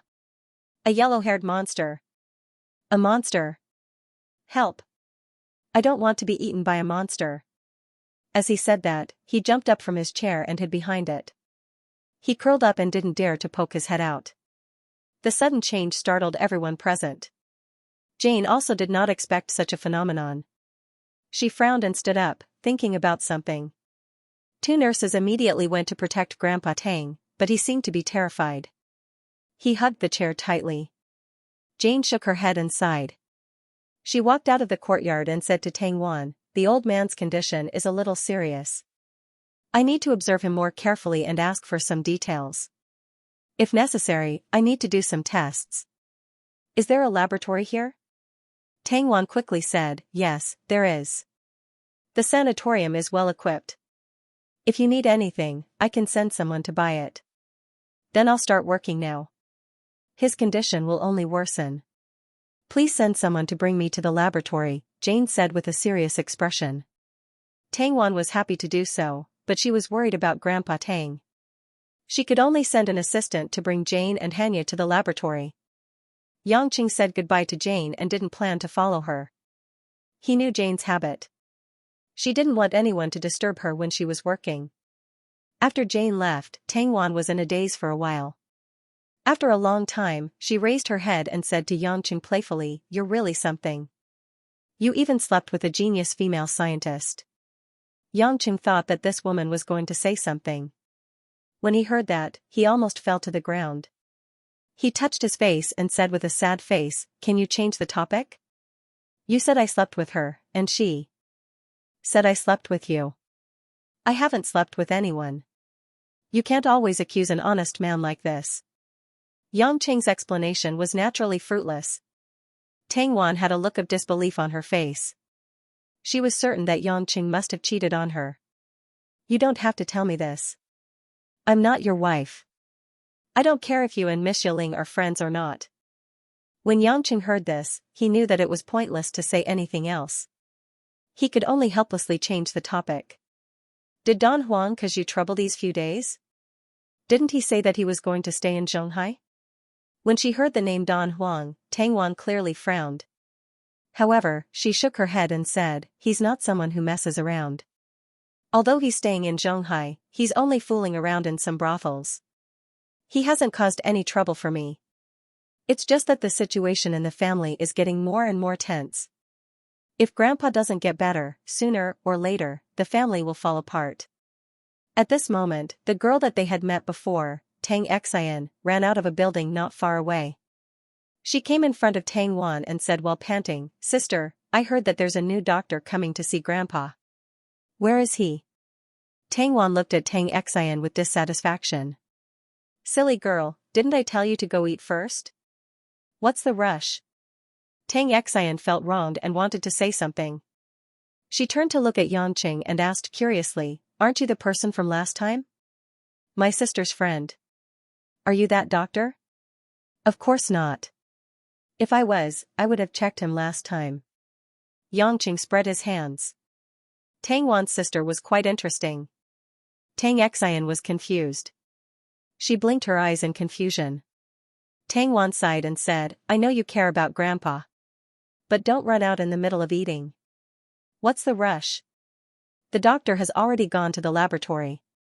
You'll see him soon." However, Tang Xian was very anxious. She quickly said, "I'll go now. I know Grandpa's condition the best." After saying that, Tang Xian didn't wait for Tang Wan to stop her. She quickly ran towards the laboratory. "You have a filial sister," Yangqing said with a smile. Tang Wan's face was filled with affection. "Tang Xian is younger than me by more than 10 years. In terms of age, she's like my daughter. My heart aches for her. Xianxia nodded and smiled without saying anything. Anyone would feel gratified to have such a sister. Although he had just arrived at the sanatorium, Xianxia did not plan to stay for long. He suddenly remembered that he had other things to check out, so he simply said goodbye to Tang Wan. Jane was protected by Bo Ri, and with Jane's own intelligence, it wouldn't be easy for those who wanted to harm the Tang family to hurt her. Although Tang Wan was a little reluctant, she wasn't a spoiled little girl. She knew that Xianxia must have something to do, so she left with Xianxia. Naturally, Xianxia didn't want to go to the company. These days, Star of Yulei had entered the final stage, which was also the climax of the finals. As a director, there was basically nothing that he needed to do. He couldn't be bothered to sit in the office all the time. Yang Chen was reminded of the members of the Mad Dragon Reserve team who were training at the coastline of Zhonghai. Although he had handed over the training to the Sea Eagles and put Molan in charge, he still had the title of the chief instructor. It was one thing for him to ignore them all the time, but it wouldn't be right if he didn't even take a look at them. After driving for more than half an hour, Xianxia arrived at the training base of the Mad Dragon Reserve team alone. It seemed that Xianxia had already set up some hidden checkpoints. On the way into the base, Xianxia didn't receive any interrogation and directly entered the innermost base. After getting out of the car, he walked along the cement road that had just been repaired and walked towards the countless small buildings in the center of the base. The last time he came, there were only a few simple houses built. This time, it was obvious that it had improved a lot. Dozens of houses of different sizes were already in place. However, when Xianxia took a closer look, he didn't see anyone in the training field or on the beach. He couldn't help but look at the time on his phone and realized that it was lunchtime. As expected, after a few steps, Molan seemed to have heard something and walked out from the entrance of a larger building. When he saw that it was Xianxia, he immediately ran up to him and bowed slightly. "Sir, I didn't expect you to come at this time." "Sorry for the delay," Molan said with a smile. Xianxia waved his hand. "This is called a spot check. I want to see if you've trained these kids well." To be honest, Molan spread his hands, "I didn't really like this job before, but now I do. Maybe it's because my teammates have reached a certain level and it's hard to improve. Now, these new recruits only need a little bit of training to improve a lot. It gives me a sense of achievement as an instructor." Xianxia said with a smile, "Don't be fooled by what you see in front of you. You know that these are rookies. Your real job isn't to teach these people, but to improve yourself and your teammates. That's the most important thing. Of course, if you can teach these people to the strength of a normal member of the Sea Eagles, then it'll be a different story." Molan hurriedly shook his head. "Your Majesty Pluto, please don't joke like this. That's not something that can be done in a few months. Their foundation is already too far apart. Even if you give me 5 years, there might not be anyone who can reach the level of the Sea Eagles." Xianxia also knew that it was impossible. Seeing Molan shake his head in fear, he couldn't help but laugh. Molan seemed to realize that he had been tricked. He scratched his head awkwardly, but there was nothing he could do. This was his master's master after all. "Do all the members eat there?" Xianxia pointed at the flat roof house that Molan had come out from. Molan replied, "You can say that they're all there, but one member isn't." Molan hesitated for a moment, then leaned forward and whispered, "She's a bit special. I heard that she's General Kai's daughter, so I didn't pay much attention to her. Every time when everyone is eating, she continues to train alone in the training room. I've told her many times that she doesn't need to work so hard. This kind of overload training will have little effect, but she wouldn't listen. Our training camp doesn't stipulate that members must eat, not to mention that she's General Kai's daughter. So I didn't pay much attention to her." Xianxia immediately understood the person Molan was talking about. If it wasn't Choi Yun, who else could it be? This woman was crazy enough to join the Mad Dragon Reserve team, but now she didn't even eat. Just because he said he couldn't accept her? Did she have to risk her life like this? Xianxia couldn't help but feel distressed and annoyed. He frowned and asked, "Which training room is she in?" Molan saw that Xianxia's expression wasn't quite right, so he hurriedly pointed at the farthest house. "That training room in the corner." Usually, when she's eating and resting, she'll train alone there. No one will disturb her, because if anyone does, she'll find a sparring partner. To be honest, General Kai's daughter is quite strong. Unfortunately, even if she works so hard, it's still very difficult for her to break through to the top of the world. She's only one of the best in the Mad Dragon Reserve team. Hearing Molin's words, Yangqing felt even more upset. He was well aware of Choi Yun's strength. It was already a miracle that she had made it into this team, but now she was already one of the best. It was clear how much effort she had put in. After asking Molin to accompany the team members for lunch, Yangqing walked towards the training room alone. Before he reached the training room, Yangqing heard a cracking sound coming from inside. Yangqing knew very well that it was the sound of a fight, and it was the effect of a fierce blow. The door to the room was closed. Yangqing paused at the door for a moment, then pushed it open and looked inside with mixed feelings. "Didn't you say you weren't eating?" As soon as the door opened, Choi Yun's voice came from outside. Kai Yan was wearing a white martial arts suit. Her hair was not as short as before, and it was tied up in a ponytail. She was standing in the middle of the training room, using wooden stakes and sandbags for training to hit the wall. Looking at her from the side, Choi Yun's pretty face was flushed red. Sweat had stuck to her jet black hair, and she was panting heavily. Only the expression in her phoenix eyes was burning like a raging fire, filled with unyielding stubbornness. "Do you think that not eating will make you stronger?" Yangqing asked. When Choi Yun heard this voice, she felt as if she had been electrocuted. She stood stiffly on the spot, and all her movements came to a halt. After a long time, Choi Yun turned around and looked at Yangqing, who was gradually approaching. Her body trembled, but she could not speak.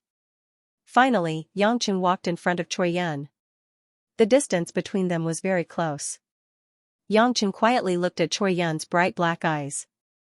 His eyes were filled with countless complicated thoughts, but too many unforgettable things emerged. Because of the intense exercise, Choi Yun's chest was heaving up and down. The sweaty woman was like an exhausted female leopard, beautiful but pitiful. Finally, Choi Yun could not stand Yangqing's aggressive gaze and asked, "Why did you come here? You shouldn't have come here, right?" Yangqing did not say anything. Without waiting for Choi Yun to react, he leaned forward, and his two hands had already circled around Choi Yun's arms. He turned sideways. Bang! Choi Yun only felt that the world was spinning. When she reacted, Yangqing had already thrown her over his shoulder. She fell heavily to the ground and looked up at the ceiling. Being inexplicably thrown head-on like this was like a heavy hammer smashing into Choi Yun's heart. This man actually knocked her down. Because of him, she was already covered in cuts and bruises. Her heart was even more bitter. She silently avoided him, but was he still not willing to let her go?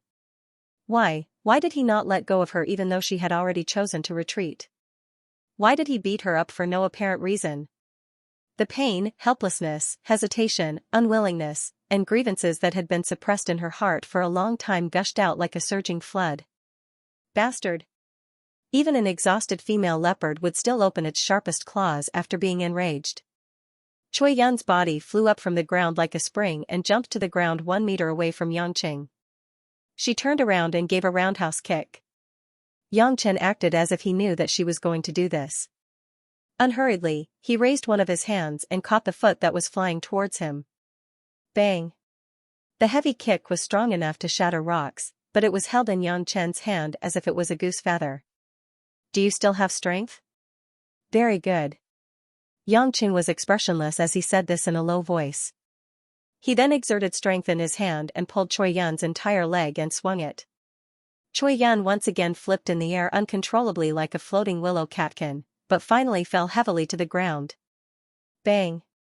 Once again, Choi Yun was thrown to the ground like a rag doll. The bones in her body felt like they were on fire.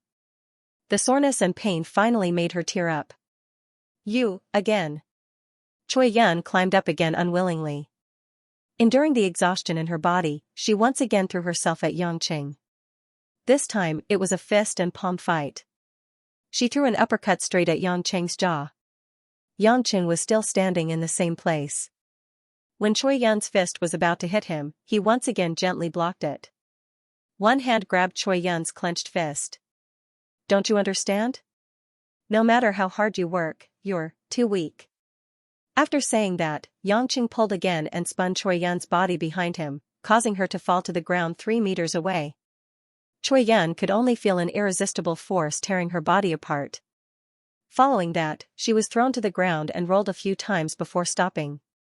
Crawling on the ground, Choi Yun could no longer control her tears.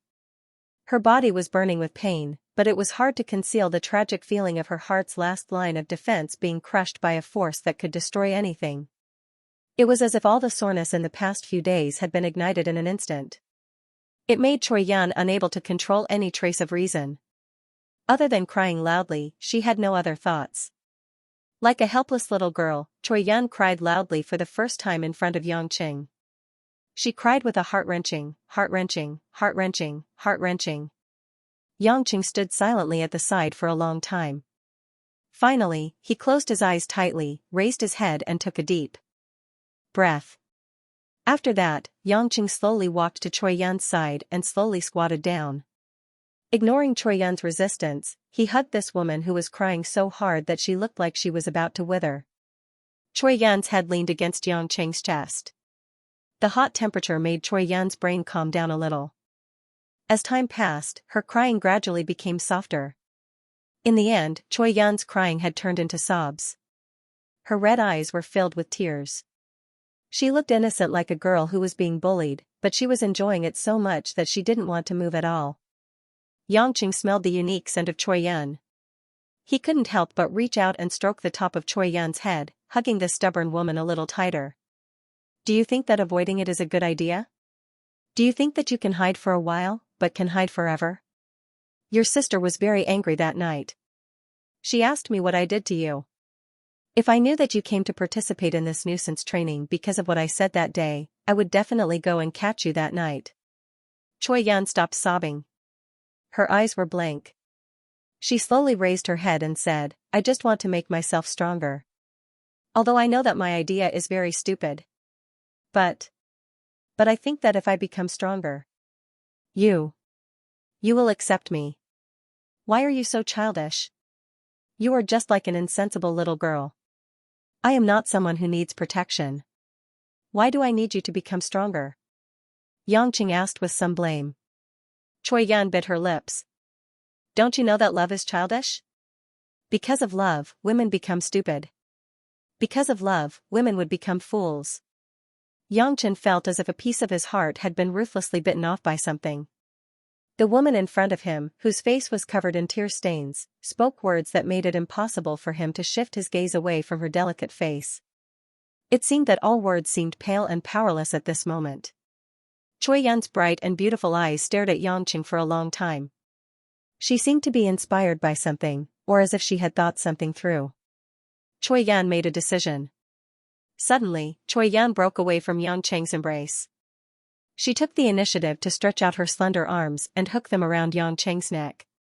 Her pink lips heavily blocked Yangqing's lips. Yangqing could only feel the sweet, astringent, salty, and most of it was the softness and heat of the atmosphere, causing a certain part of his brain to erupt into a raging flame. Choi Yun was not rejected by Yangqing. For a moment, she became more and more crazy. Like a wild lioness, she pushed Yangqing down unceremoniously. Her whole body was directly pressed on Yangqing's body. Choi Yun was like a proud female knight. Her elastic legs straddled Yangqing's waist. She looked straight at Yangqing's dull expression and showed a perfect smile. At the same time, Choi Yun's hands had somehow untied the belt of her martial arts suit. With a tug of her hands, the clothes on her upper body were directly taken off, leaving only a tight white bra. Due to the long and arduous training, Kai Yan's body was more flexible and resilient than an ordinary woman's.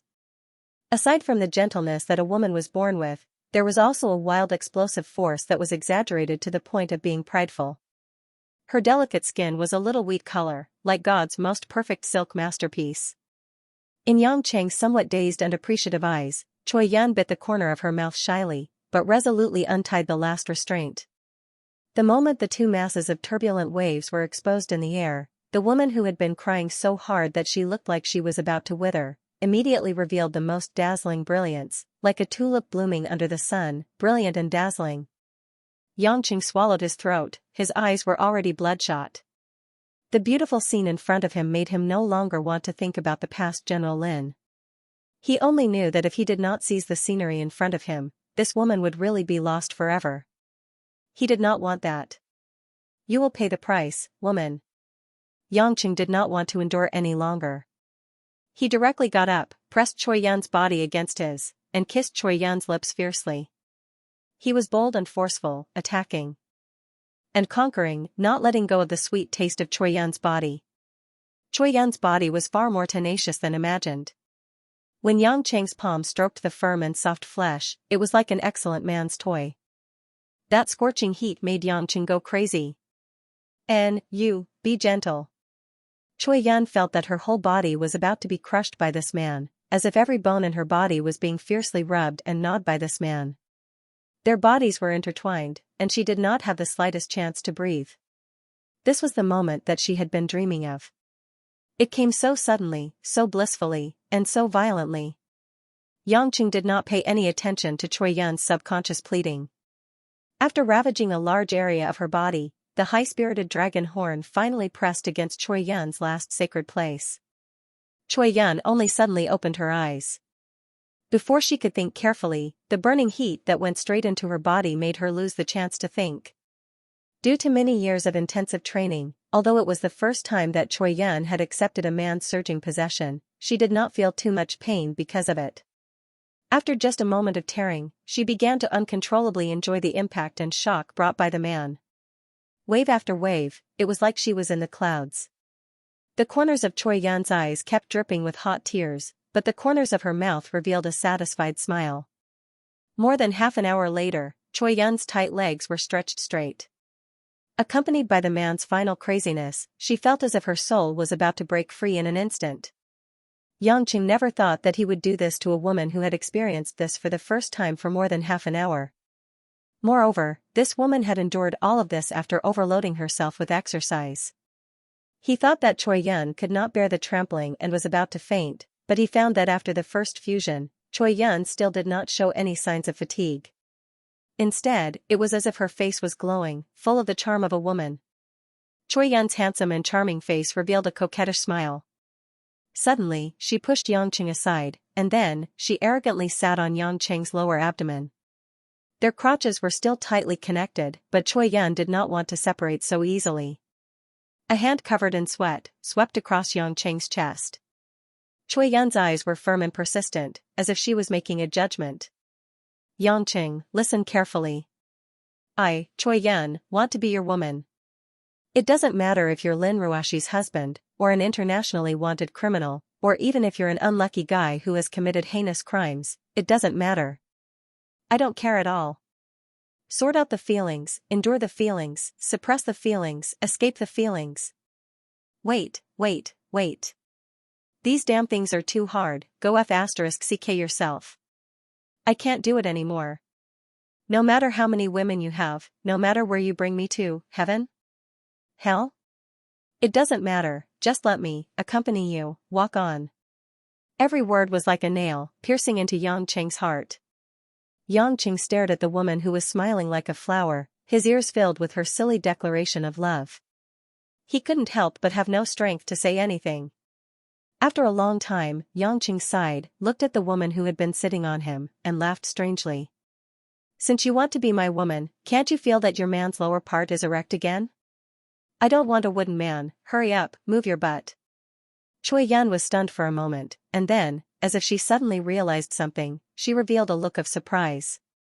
Following that, she didn't move her body like Xianxia said, but closed her eyes weakly, and fell heavily on Xianxia's chest. Bastard. I'm tired. The woman murmured, and fell asleep. In the blink of an eye, Choi Yun, who had been full of energy just a moment ago, fell asleep. Xianxia smiled bitterly. How could this be? He had only just ignited his fire, and the person in question had already fallen asleep.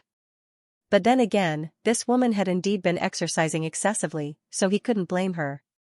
Tenderly, Xianxia lifted Choi Yun from his body and covered her with the martial arts suit. After thinking for a while, he silently transferred some vital energy to Choi Yun. Since he had already accepted this feeling, Yangqing naturally chose to treat it seriously. He didn't know what would happen in the future, nor did he know what he should do. At the very least, he had to recuperate this woman's body. Releasing her extreme physical strength in such a frenzied manner would definitely harm her. The vital energy of the endless resolve restoration scripture just so happened to be able to recover a lot of her vital energy. The two of them stayed in the training room.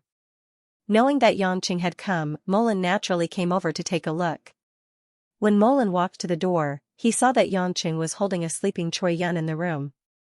He was surprised at first, but then his expression immediately calmed down. After indicating that he wouldn't let anyone disturb him, he immediately retreated. Knowing Yangqing's past, Molan was very clear that at a time like this, Yangqing definitely wouldn't like him to ask too many questions. Moreover, it wasn't his place to ask what had happened. Just like that, Yangqing held the sleeping Choi Yun in his arms for more than 4 hours. In his mind, he recalled the bits and pieces of the time he had met Choi Yun. Speaking of which, the two of them had only known each other for less than a year.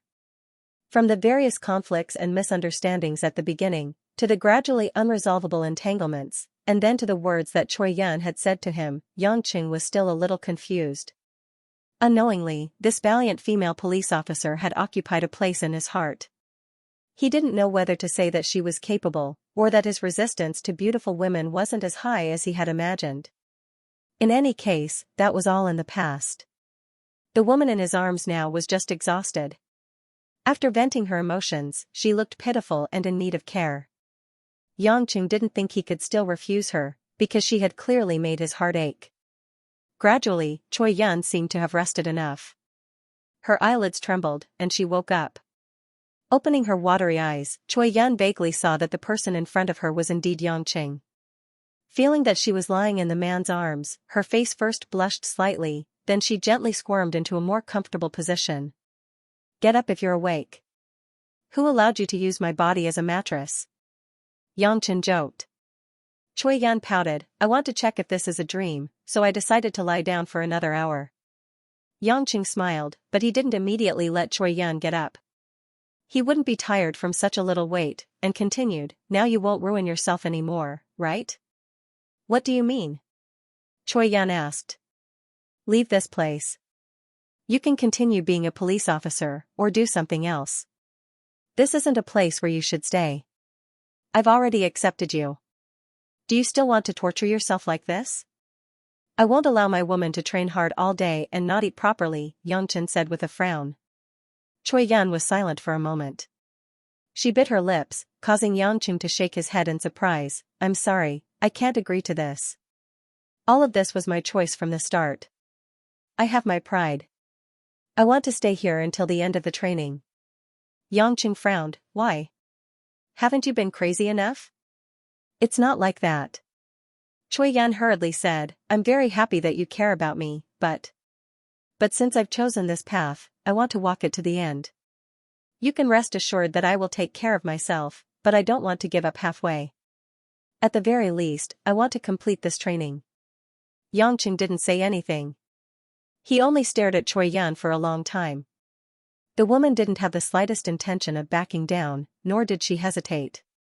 He then sighed and smiled bitterly. "It seems like you're determined to complete this Berserk Dragon Reserve team training. Alright, but I'll make it clear first. I won't allow you to join the Dragon Group, even if you pass this test. I won't. I'm still waiting for you to go to Beijing to find my parents and explain our relationship." Choi Yun smiled sweetly, without the slightest bit of awkwardness. Yangqing was stunned. "Our relationship? What?" Choi Yun complained, "Even if you don't plan to marry me, you should at least make it clear to my parents. Am I supposed to be single for the rest of my life?" Towards the end, there was a hint of resentment, but anyone could hear the joy in her voice. Yangqing scratched the back of his head. He thought about it and realized that everything was too simple. But she was a girl after all. No matter how fierce she was still a virgin and the daughter of a wealthy family. He should indeed talk to Kai Yunqing and his wife. All of a sudden, he seemed to have gained a pair of half-baked parents-in-law. Definitely not in the short term. I have to go to Paris in April to participate in the Fashion Week. When I come back, I'll find some time to accompany you to Beijing, Xianxia said. Anne, it's a deal. Cui Yan raised her head and kissed Xianxia happily. After the two finished their conversation, they felt that there was nothing else to talk about. They looked at each other in silence for a while, as if everything was so dreamy and logical. Say, if I had stripped myself naked and rode on top of you like I did just now, wouldn't I have taken so many detours? Who knows, maybe we would have been together a long time ago, Kai Yan suddenly teased. Hearing such explicit words, Xianxia rubbed his chin helplessly and pretended to be serious. What are you talking about? Am I that kind of person? Do you think all men are creatures with the lower half of their bodies? How can they just do it once and not care about anything else? Cui Yan had a look of disbelief. She glanced at Xianxia, then slowly sat up from Xianxia's embrace and stood up shakily. As if she felt some discomfort down there, Cui Yan frowned, but it was only for a moment before she returned to normal. Don't move around if it hurts. Xianxia was a little ashamed. Just now, he didn't have the concept of having tender feelings for the fairer sex. He didn't care that it was her first time and attacked her fiercely. Kai Yan tidied up her martial arts suit to cover her body as she said unhappily, I'm not that weak. This bit of pain is nothing to me. Besides, if I suddenly ask for leave, people will see that there's something wrong with me. I don't want to be laughed at. Xianxia smiled embarrassedly. There was nothing more to say. He tidied up his clothes and got up. There was an inexplicable feeling in his heart. He originally came to check on the training, but why did he unknowingly get involved with Cui Yan? As expected, there were too many comfortable days. Full and warm, one would think of sex. This was unacceptable. After the afternoon break, Cui Yan ate something simple and returned to the team for training. Xianxia, on the other hand, asked about the current training progress and took a look around. At least he had come to check on them. Before he knew it, it was already evening. Before Xianxia left the training base, he wondered if he should ask Molan to take special care of Cui Yan. But after thinking about it, it wouldn't be good if the strong-willed woman sensed it, so he gave up on the idea. Just as he was about to drive home, his phone vibrated. Xianxia looked at it and saw that it was Mother Wang calling. Wang Ma, I was just about to head back. I'll head back home for dinner today. Xianxia thought that Wang Ma was asking if he would return home for dinner. Mother Wang said on the other end of the phone, Young master, it's not about that. There's a situation at home. I want to ask if you can come home earlier. What situation? Xianxia frowned. Could it be that someone went looking for trouble again? That couldn't be right. Qiangwei lived next door. If something dangerous had happened, it should have been stopped by Qiangwei's subordinates. Yes, there was a young man who looked rather imposing. He purposely came to the door and said that he was Jinxiu's relative, but you know Jinxiu's temper. She's usually well-behaved, but when it comes to this kind of thing, she can't control herself. I don't know what to do. Jinxiu's relative? Yang Cheng's mind was filled with doubts. Jinxiu had said that her mother had passed away, and her father had abandoned her and her mother when she was young. Could it be the father who ran away? But that couldn't be right. Why would he suddenly find Xianxiu at this time? Moreover, Mother Wang said that he was a relative. In other words, it was hard to say who Jinxiu's relative was. Mother Wang, I'll go back immediately. Don't let Jinxiu do anything stupid, Xianxia said immediately. Hey, that young man is at the door with a group of people. Jinxiu is crying. I really don't know what to do. Xianxia frowned, hung up the phone, and immediately started the car to go home. He sped all the way and arrived outside the wall of his house in just 20 minutes.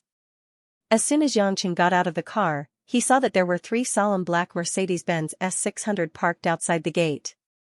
There were at least 6 black-shirted bodyguards standing there, scrupulously inspecting the situation outside.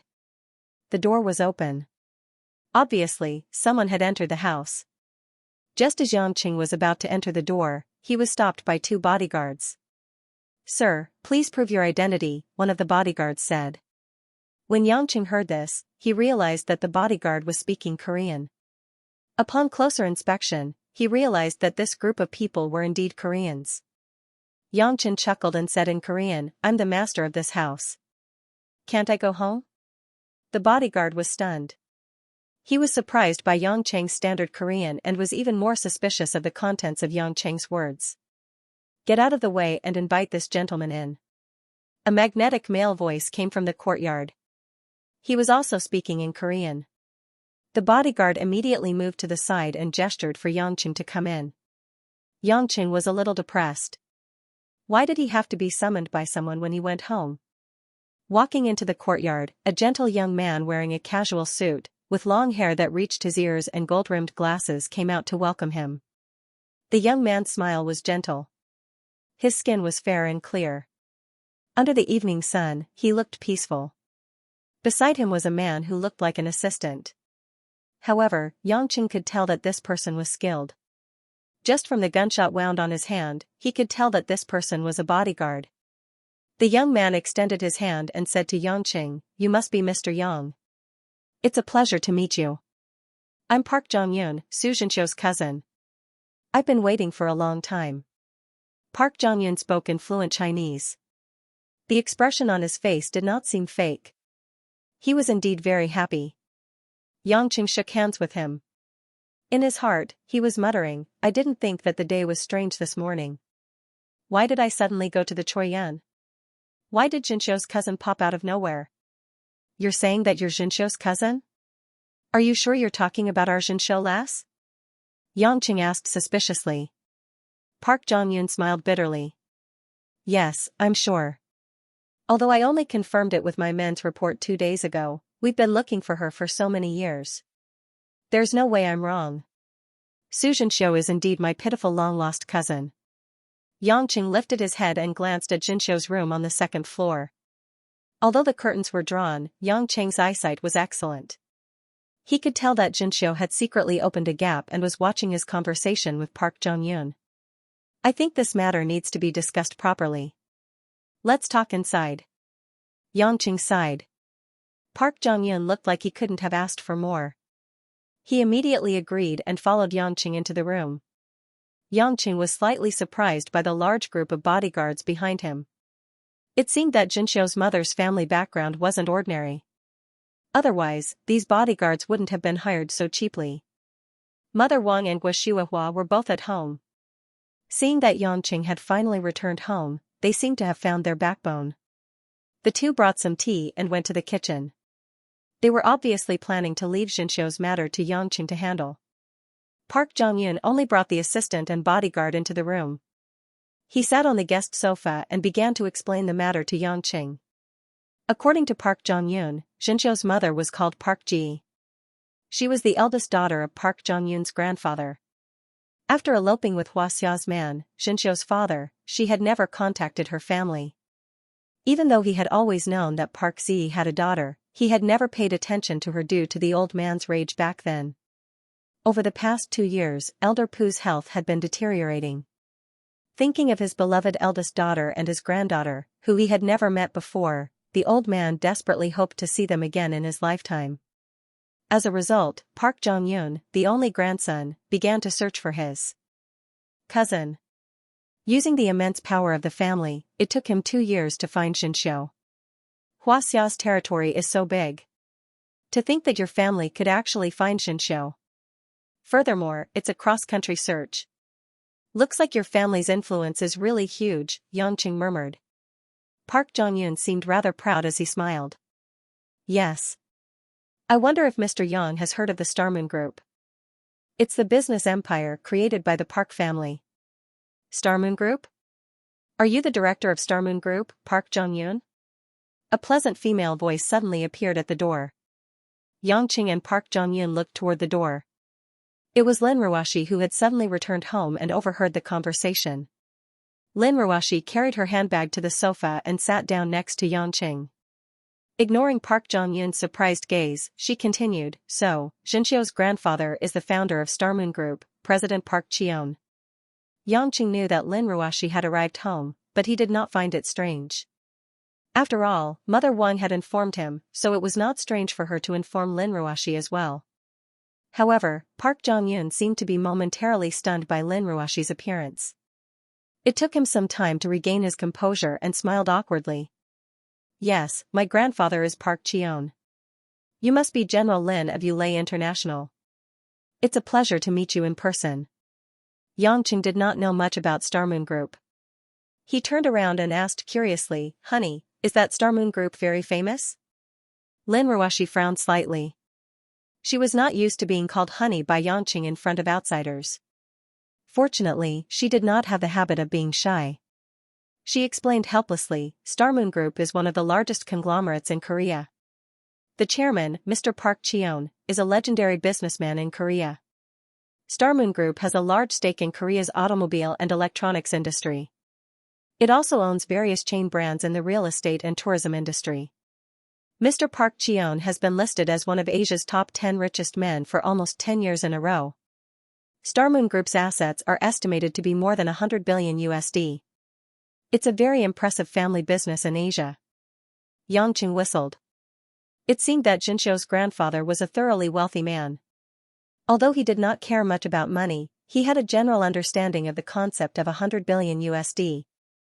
At the very least, someone like Lin Ruashi, who had more money than she could spend in a few lifetimes, was still far from $100 billion USD. General Lin is indeed the most dazzling star in the business world in recent years. Although Starmoon Group has achieved great results, my grandfather has always kept a low profile, so we are not very well known. I didn't expect General Lin to be so familiar with it. I'm a little embarrassed, Park Jong-un said humbly. You're also very capable. To be able to become the director of Starmoon Group in your 20s proves that you're a qualified successor. Lin Ruashi said. No. Park Jong-un quickly waved his hand. I'm only temporarily helping my grandfather manage the company. I have no intention of taking over Starmoon Group.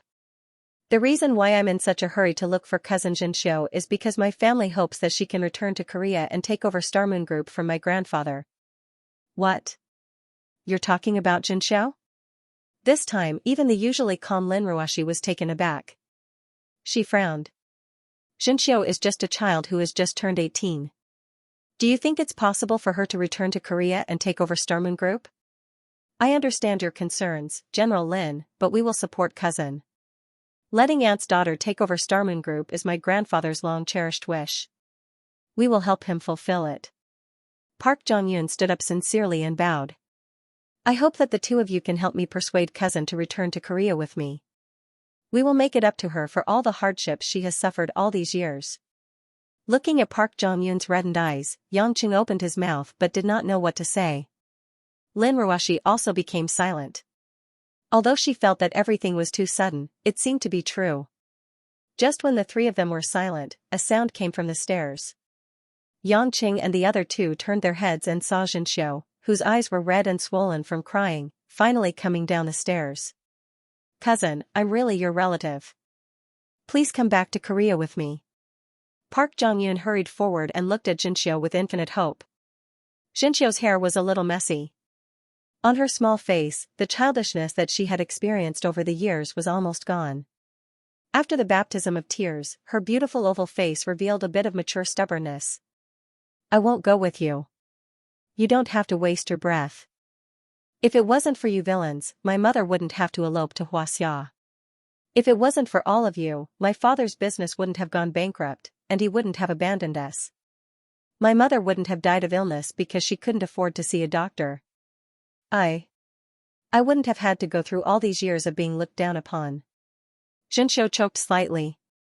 If you have a conscience, then go back to where you are and don't disturb my life anymore. I'm fine here.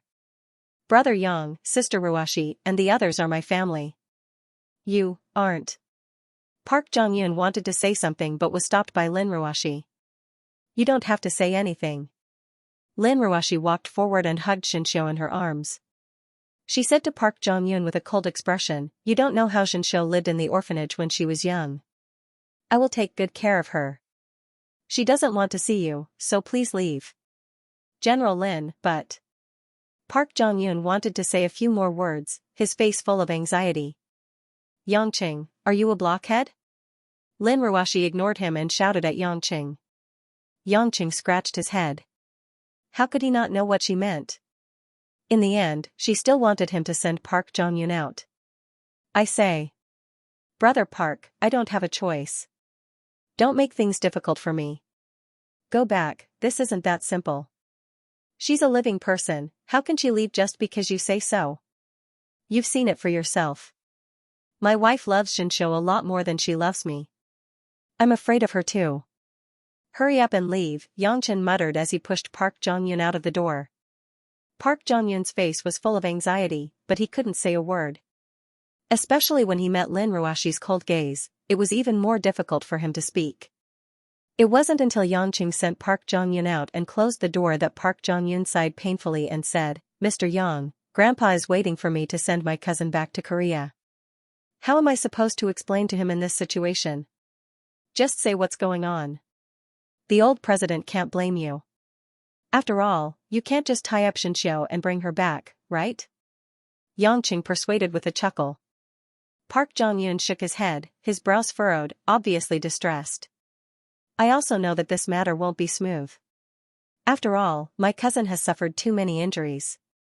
But, we really want her to go back. Park Jong-un raised his head and said solemnly, Mr. Yang, although I can't bring my cousin back to Korea today, I will come again. I hope that Mr. Yang and General Lin can help us persuade my cousin. After all, Starmoon Group is my cousin's home. Yangqing readily agreed, all right, no problem. I will definitely help you.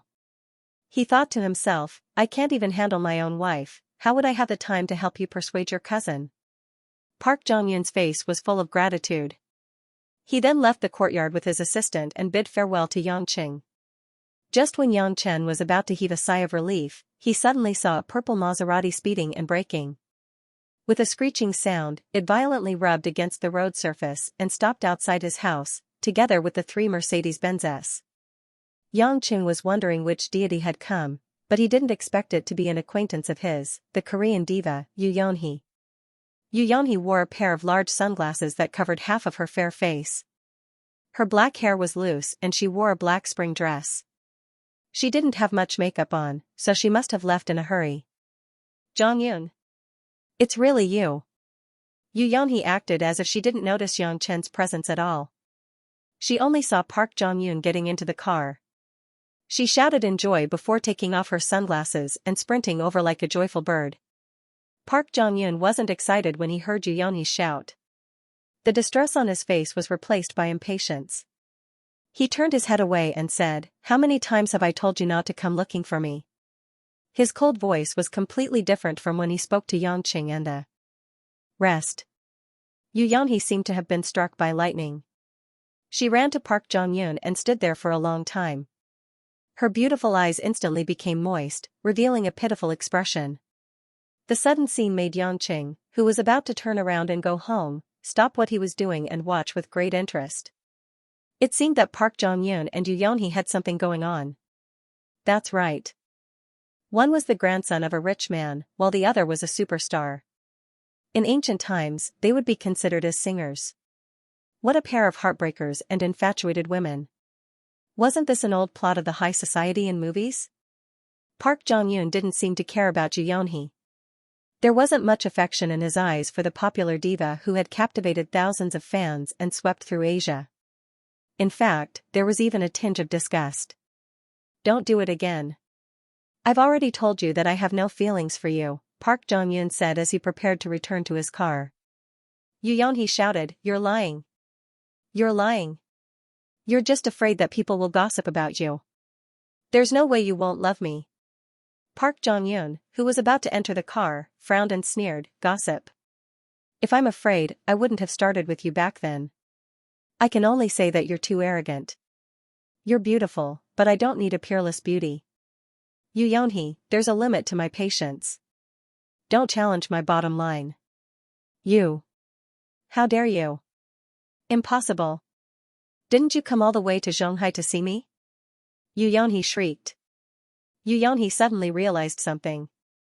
She turned around and saw Yangqing, who was watching the show with a smile on his face. Yu Yeonhee seemed to have realized something when she saw Yangqing. She turned around and looked at Park Jong-un. So, that's it. Yu Yonhee mumbled to herself for a while before she suddenly laughed at herself. Haha, haha. I see. Park Jong-yoon. Yu Yonhee laughed so hard that she swayed back and forth. In the end, she stopped laughing and glared at Yongchen fiercely before turning to Park Jong-yoon. Your nose sure is sensitive, but don't get too cocky. I'm not stupid, and neither are others. Park Jong-yoon, I'll make you kneel before me again. When that time comes, I'll make you lick my toes. Park Jong-yoon's eyes gleamed coldly.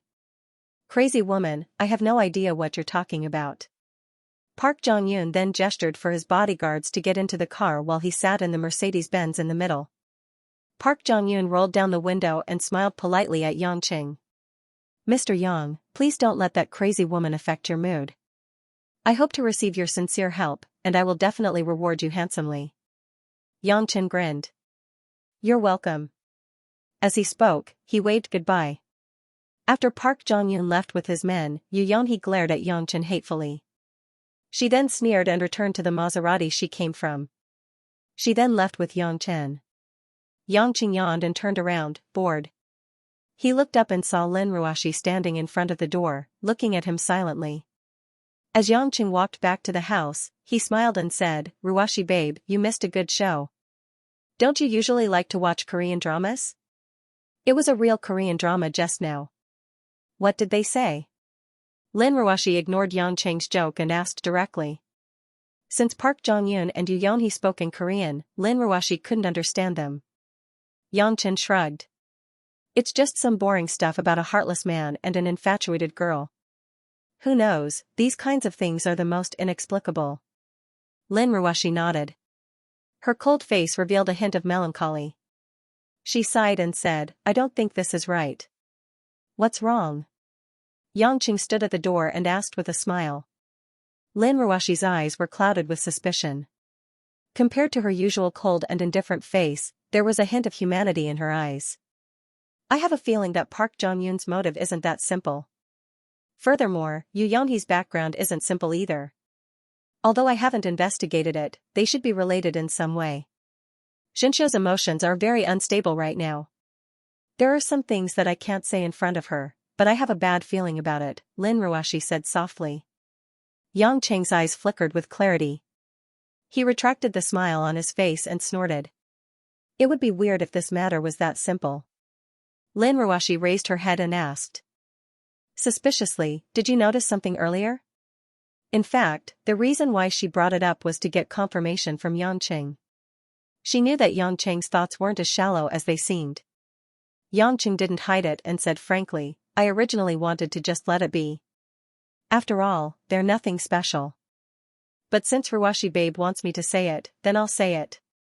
I don't believe that an international conglomerate with assets of over 100 billion would be willing to hand over their power to a girl who's not even 20 years old. She doesn't know anything and has been separated from her since she was young. There's no flaw in Park Jong-yoon's act, but only a ghost would believe his words. However, it's also because his act is flawless that we have no reason to stop Xianxia from returning to Korea. Even if Xianxia says that she doesn't want to return now, it doesn't mean that she won't in the future. Blood is thicker than water. As for whether Star Moon Group is Xianxia's home, I don't have much doubt about that. Lin Ruoxi's eyes flashed coldly. Why would they do that? Is there anything on Xianxia that they covet? Could it be that Xianxia hasn't suffered enough all these years? I'm not sure about that. From the looks of it, it seems that Xianxia is very important to Park Jong-yoon. You just said that he's the director of Star Moon Group.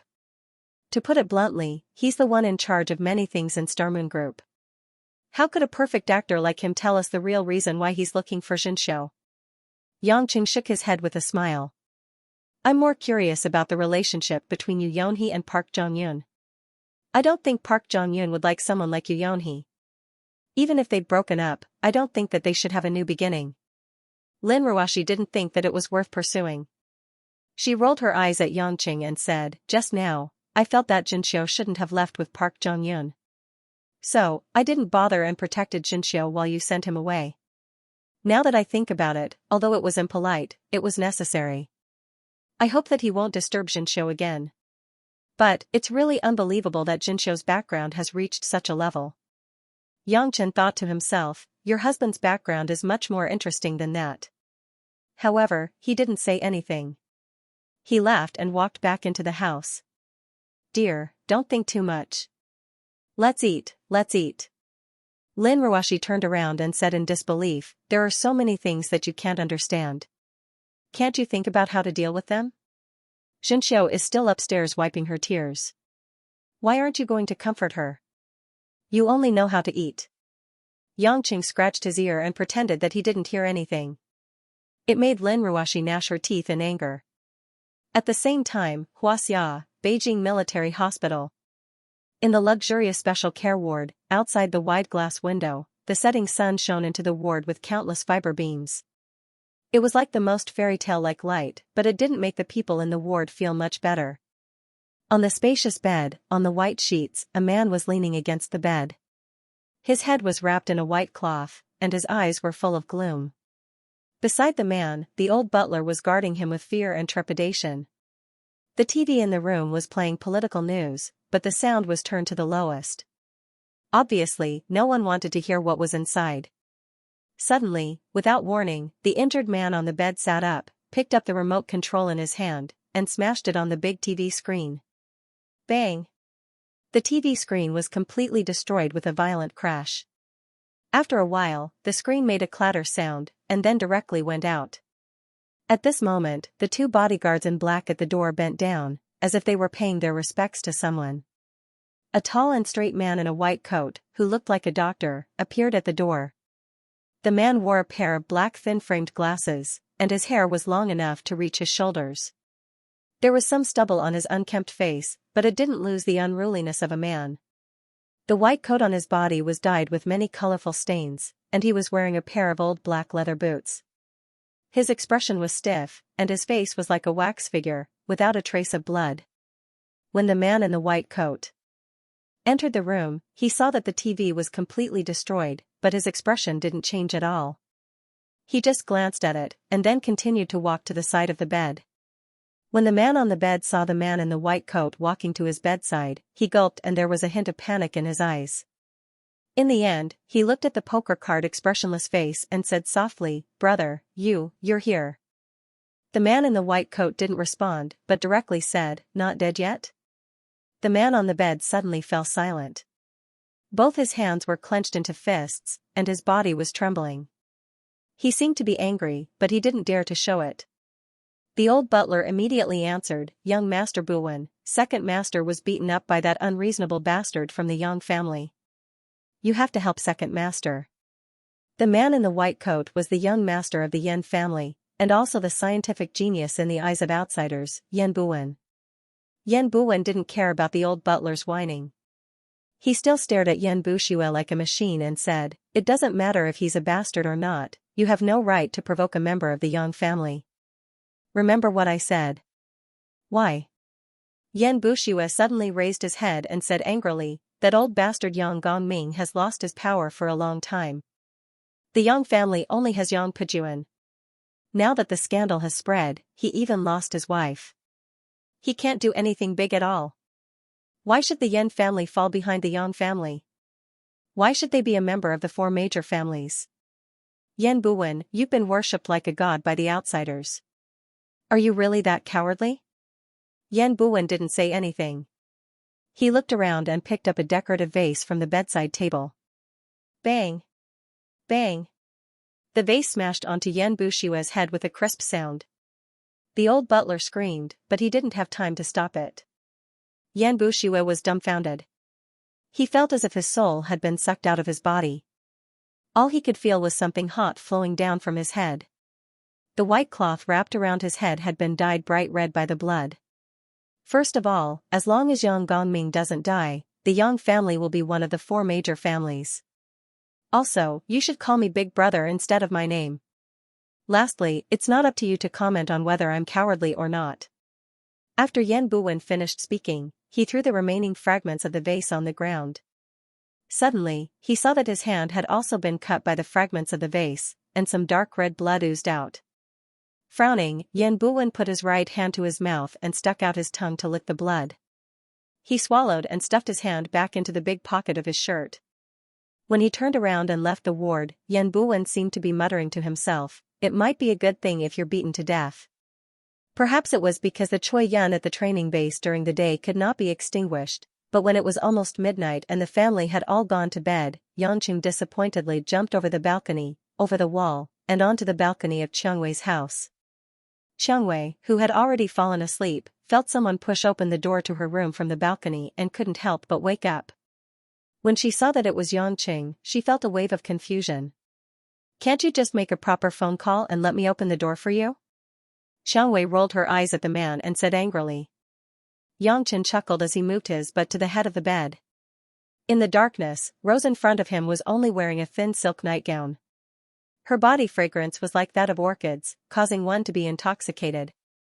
"Isn't this more convenient and less troublesome? If you go downstairs and catch a cold, it won't be good," Yangqing said. "Nonsense, am I that precious?" Qiangwei didn't know whether to laugh or cry. Yangqing reached out his hand and stroked Qiangwei's soft hair, saying, "In a few days, I will be going to Paris to participate in some activities, so I might not be able to see you guys for a while, so I'll take advantage of these few days to get intimate. It's not like I won't come back." Qiangwei said indifferently, "Anyway, when you're here, you often won't be able to see me." Yangqing slapped the beauty's plump butt. "What kind of temper are you having? Isn't it me who comes to see you every time? You should take the initiative to go to the company to find me." "I can't. Ask for more." Qiangwei smiled sweetly, but it was obvious that it wasn't her style to do so. Yangqing mischievously rolled his eyes and said, "Go straight to little Xianxia's place. It's been a long time since the three of us have been together." After saying that, regardless of Qiangwei's objections, Yangqing directly carried Qiangwei and quickly ran out of the bedroom. After turning around the corridor, he directly barged into Mo Qianni's bedroom. Qiangwei, who was in his arms, was both embarrassed and anxious as she continuously slapped Yangqing's chest. Yangqing didn't care at all. He laughed and threw Qiangwei onto Mo Qianni's bed, pressing her delicate body onto Mo Qianni's body. Just as Mo Qianni was about to fall asleep, she suddenly felt a fragrant and warm body pressing down on top of her.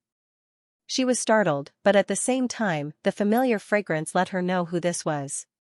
Soon after, hearing Yangqing's familiar evil laughter, Mo Qianni blushed and immediately understood what was going on. "It's so late at night, yet you're not resting properly. You're only thinking of doing bad things," Mo Qianni muttered. Yangqing untied the restraints on his body and directly threw himself between the two women. He held one in each hand and could feel the full bulge on both sides of his chest. He was extremely satisfied. After letting out a sigh of relief, Yangqing kissed the left and right respectively before saying, "I won't torture you tonight. Whoever is willing can come up by themselves." After saying this, he waited for a while, only to discover that Qiangwei and Mo Qianni were completely silent, as if they had fallen asleep. Yangqing felt a sense of defeat and could not help but say, "You guys are so uncooperative that I am very disappointed. It seems like I still have to set an example. You just said you wouldn't torture us," Qiangwei said in dissatisfaction. How could Yangqing care so much? He directly pounced on the woman's body and said, "It was just before midnight just now. It's already past midnight now, so it counts as another tonight. So what I said just now doesn't stand." All the voices of resentment and opposition seemed pale and powerless. The night went on and on until dawn. The next morning, Yangqing came to the office full of energy. As Anqing had to participate in the final hosting of Star of Yulei, she did not come to work, which made Yangqing feel a little bored. After reading some random news and listening to Wang Jia and Zhao Ting's reports, it was almost lunchtime. Just when Yang Chen was thinking about who he should invite for lunch, or maybe he should just go to Yulei's restaurant to eat something, his phone vibrated. He picked it up and saw that it was Jane. This woman would never have the time to call him when she was working. Since she was calling, it must be about the results of her research on Elder Tang's condition. "Dear Yangqing, are you free now? I want to talk to you about something." Jane's voice was as gentle as ever. Yangqing smiled and said, "What is it that you need my help with?" Jane smiled and said, "If it's overseas, it wouldn't be a big problem. However, in Huaxia, I don't have enough manpower to protect so many targets." "Protection?" Yangqing frowned. He realized that this wasn't something normal. Yes, because I was assassinated by some decent assassins last night. Luckily, Xianxia was there, so I was safe. However, I suspect that the other party might have made a move on other members of the Tang family, so... Wait, you were assassinated? Yangqing stood up from his desk and started to walk out. Don't talk about this first. I'll go to the nursing home to see you now, we'll talk about it then. There's no need to do this, I'm fine, Jane quickly dissuaded. However, Yangqing did not listen to her and hung up the phone. Although he had expected that Jane would be hated by some people if she came to help grandfather Tang, Yangqing did not expect the other party to be so daring as to kill her. After all, Jane was no ordinary person. If something really happened, just the international pressure alone would not be small. To dare to make such a decision, the other party was either extremely powerful or someone who wanted to see the world in chaos. For the other party to be able to force a woman like Jane to ask him for help, Yangqing already felt that this was not a simple matter. Jane was an extremely proud woman. As long as she felt that she could handle something, she would never ask for help from others. From the looks of it, if he didn't go to the scene to take a look, he would not be able to rest easy. Half an hour later, Yangqing arrived at Ivy Nursing Home. Although Tang Wan was not there, most of the staff already knew Yangqing, so no one stopped him. He walked all the way to the courtyard where grandfather Tang was. Jane and Xianxia were waiting by the corridor. When they saw Yangqing walking over, they went up to welcome him. Did you get hurt? Yangqing asked with concern. After knowing her for so many years, he was naturally worried about Jane. Jane smiled faintly and shook her head. With your eyesight, how could you not tell that I was injured? Fortunately, I had Xianxia by my side. Although the other party was very strong and had very advanced weapons, they did not succeed. Hearing that, Yangqing glanced at Xianxia who was standing behind Jane. Nodding at her, he said, "You've done well. Give me a report on the battle situation and the enemy's situation last night." Xianxia nodded slightly. Yes, master. Last night at 1 in the morning, when Miss Jane was working in the laboratory, I sensed 5 to 8 enemies sneaking into the building. Judging from their equipment and skills, they should be elites who have received special forces training. Furthermore, they were using advanced American special agent equipment. The way they coordinated with each other was cautious and did not seem like they came from international mercenaries. I believe that the possibility of them being sent by the government is higher. Unfortunately, all of them had self-immolation devices installed on them. When we defeated them, they used the devices to self-destruct all the clues. Self-immolation devices? Yangqing frowned. Such people are usually either from a religion or the government. I don't think that it has much to do with them. No matter how strong they are, I don't think we need to worry too much. However, the laboratory was destroyed by a grenade during the battle, so I need to find another laboratory to concoct the medicine. Jane pouted unhappily. Yangqing was stunned. Concoct the medicine? You found a way to treat grandfather Tang's illness? Jane said proudly, although it's not completely solved, I have already thought of a plan to gradually treat grandfather Tang's illness. One thing I can determine is that grandfather Tang is being corroded by some chronic poison. As for whether it's a man-made poison or a viral infection, I can't be sure. But as long as it's a poison, I will definitely be able to solve it. Facing Jane's confidence, Yangqing did not doubt it. If Jane was the best at developing poisons in the world, then she was undoubtedly the best at detoxification. After all, she was a medical expert who could stop his perverted brain. Right, have you told anyone else that you can solve grandfather Tang's illness? Yangqing thought of something and asked. Jane thought about it and said, yesterday, when Miss Tang and the others came to the laboratory, I only mentioned it. I felt that it was a sign of poisoning. There were many people present at that time, but I can't remember who they were. Yangqing nodded. Since the other party could install a military bug, it wouldn't be difficult for them to obtain such information. The reason why they wanted to assassinate grandfather Tang so urgently was probably because they were worried that Jane Zhen could cure grandfather Tang. In that case, you want me to help you because you want me to find some people to protect grandfather Tang. Yangqing said. Yes, I feel that ordinary bodyguards won't be able to protect grandfather Tang. Jane smiled and said, Aren't the best special forces in the world under my dear His Majesty Pluto? Yangchen smiled and tapped on Jane's forehead. You're making it sound nice. Got it. I'll ask Molan to send the rest of the sea eagles here. There won't be any problems. After chatting for a while, Tang Wan's younger sister, Tang Xian, brought a few nurses to bathe grandfather Tang. Yangqing and Jane didn't want to keep watching, so they went to the sanatorium's cafeteria for lunch.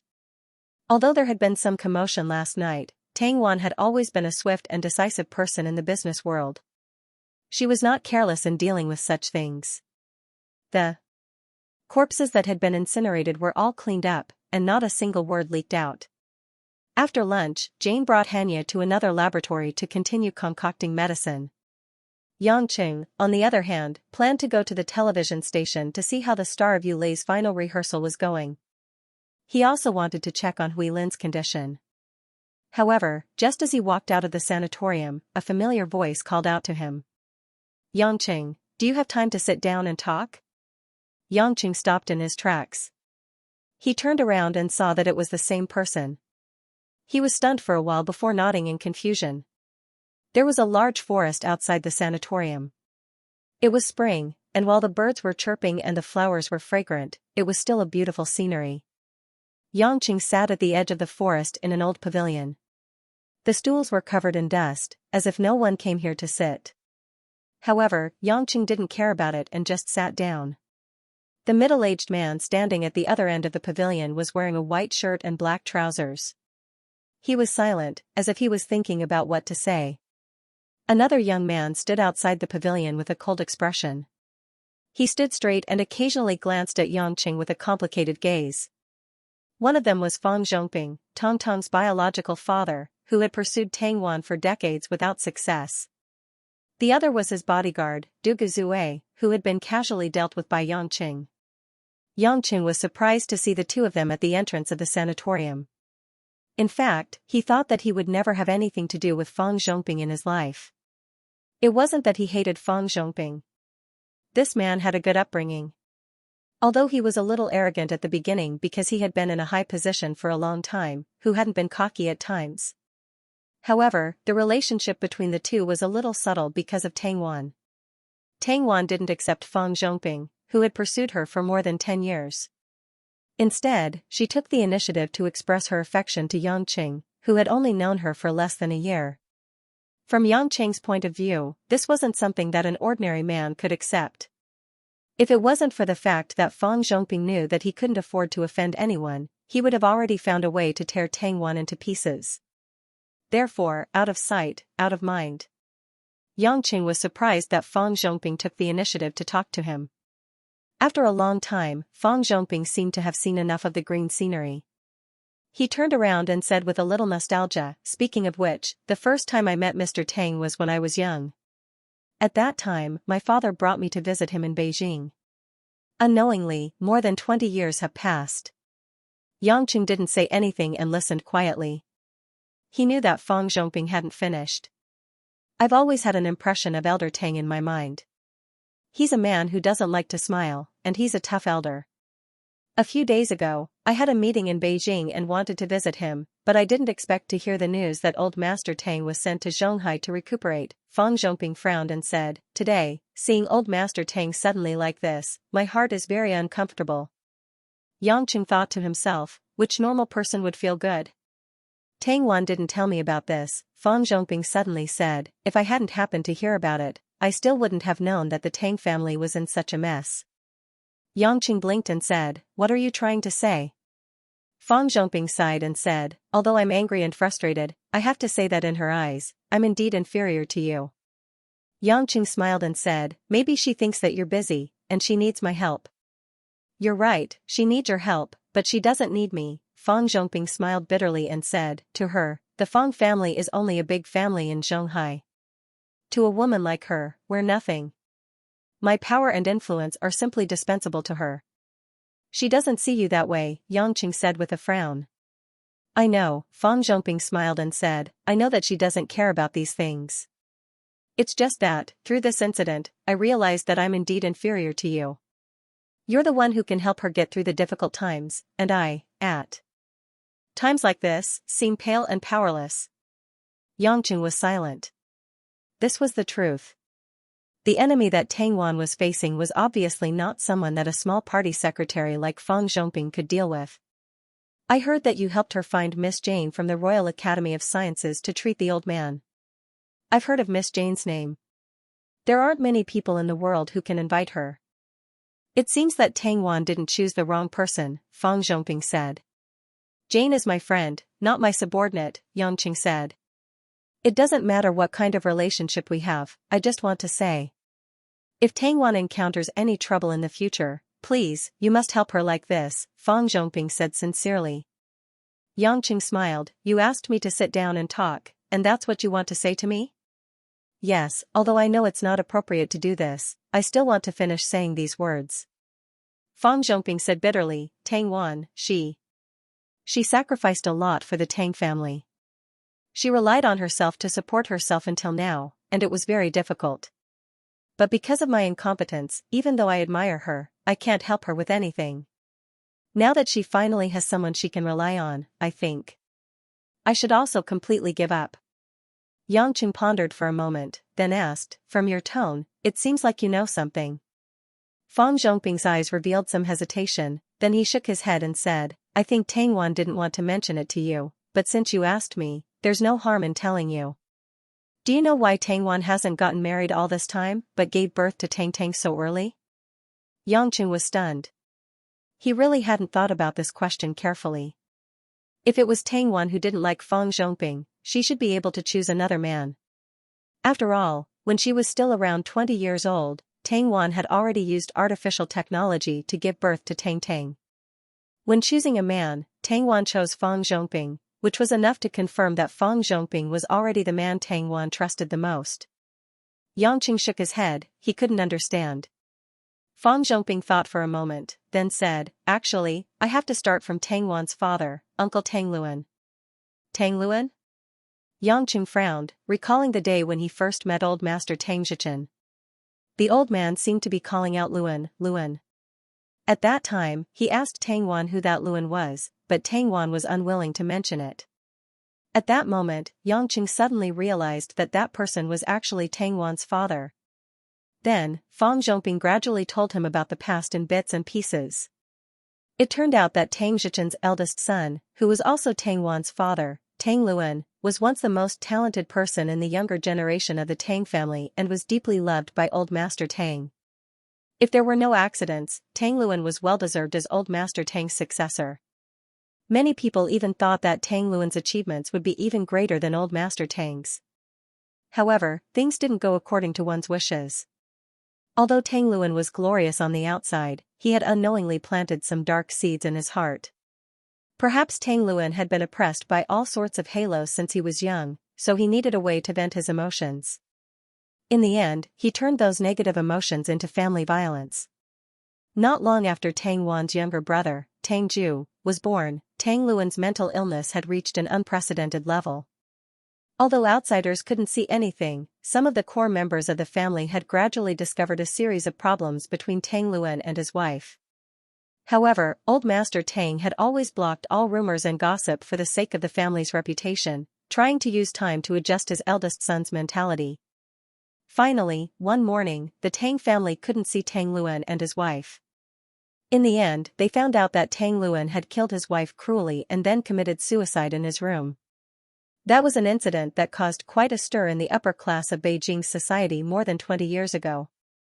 If it wasn't for old Master Tang's forceful control, the Tang family's reputation would have been completely ruined. However, even so, this unfortunate incident still caused a drastic change in old Master Tang and Tang Wan's mentality. When she was young, the shadow of her father's cruel abuse of her mother was an indelible trauma for Tang Wan, who was already sensible at that time. Later on, she naturally kept her distance from men. Although it wasn't to the extent of being twisted, it was still unacceptable. Coupled with the cliques within the Tang family, even with Tang Zhichen's protection, the siblings' growth was filled with hardships. Moreover, although Tang Ju listened to Tang Wan, he wasn't capable enough. Tang Wan was both an older sister and a mother. Naturally, she was worried that Tang Ju would be oppressed by some people in the family after she married someone else's wife. However, it wasn't that simple for a young lady of a wealthy family to not want to marry someone. Most of the time, her identity was more attractive than herself. Tang Wan was stunningly beautiful, so there were naturally many people who wanted to marry her. In the end, Tang Wan, who had just turned 20, decisively chose a path that others couldn't think of: artificial insemination, and gave birth to a child. This could be considered a huge scandal, but old Master Tang Zhichen didn't object to it. The old man suppressed the public's anger and even handed over the family's maple group to Tang Wan. This made Tang Wan one of the most powerful successors in the Tang family. In this way, Tang Wan didn't have to worry about the marriage anymore since she had a child. After all, there wouldn't be any family that would look for trouble and cause others to criticize them for chasing after Tang Wan purely for the Tang family's background. On the other hand, Tang Wan could stay in the Tang family and take care of her only brother, Tang Ju, while managing the business. However, because there were many people in the family who disagreed with her, Tang Wan had only been active in Jiangnan all these years. Following Fang Zhongping's narration, Yang Qing roughly understood the series of causes and effects. Recalling the few times when they first met, Tang Wan did have a respectful attitude towards men. It was actually caused by the trauma in her heart. "She's a pitiful woman," Fang Zhongping sighed from the bottom of his heart. Yang Qing raised his head and glanced at him. "You're a pitiful man too." Fang Zhongping was stunned, then he laughed. "That's right, we're both in the same boat." Looking at Fang Zhongping, who was crying and laughing at the same time, Yang Qing didn't feel good. However, feelings couldn't be forced, so he didn't say much. He stood up and said, "If there's nothing else, I'll be leaving first." Fang Zhongping turned around, as if he didn't want to face Yang Qing, then he nodded. Yang Qing slowly walked to his car. When he opened the door, he turned around to look at the man standing in the pavilion, and then at the seemingly quiet sanatorium. His eyes were filled with mixed emotions, before he turned around and sat in his car. After leaving the sanatorium, Yang Qing rushed to the TV station to inspect the behind-the-scenes work for the finals of Star of Yulei. The entire process had been rehearsed to its final stage. Hui Lin and the other two contestants weren't at the TV station. According to the staff, they were brought to a promotional event by the company. Obviously, even though she was still a contestant, Hui Lin already had a lot of social appeal. This made Yang Qing quite interested. The girl he first met was a little nun on Mount Amei, but now she was about to become a big star. However, Yang Qing didn't know much about the behind-the-scenes operations. After a cursory inspection, he didn't stay any longer. Seeing that it was almost evening, he went home without hesitation.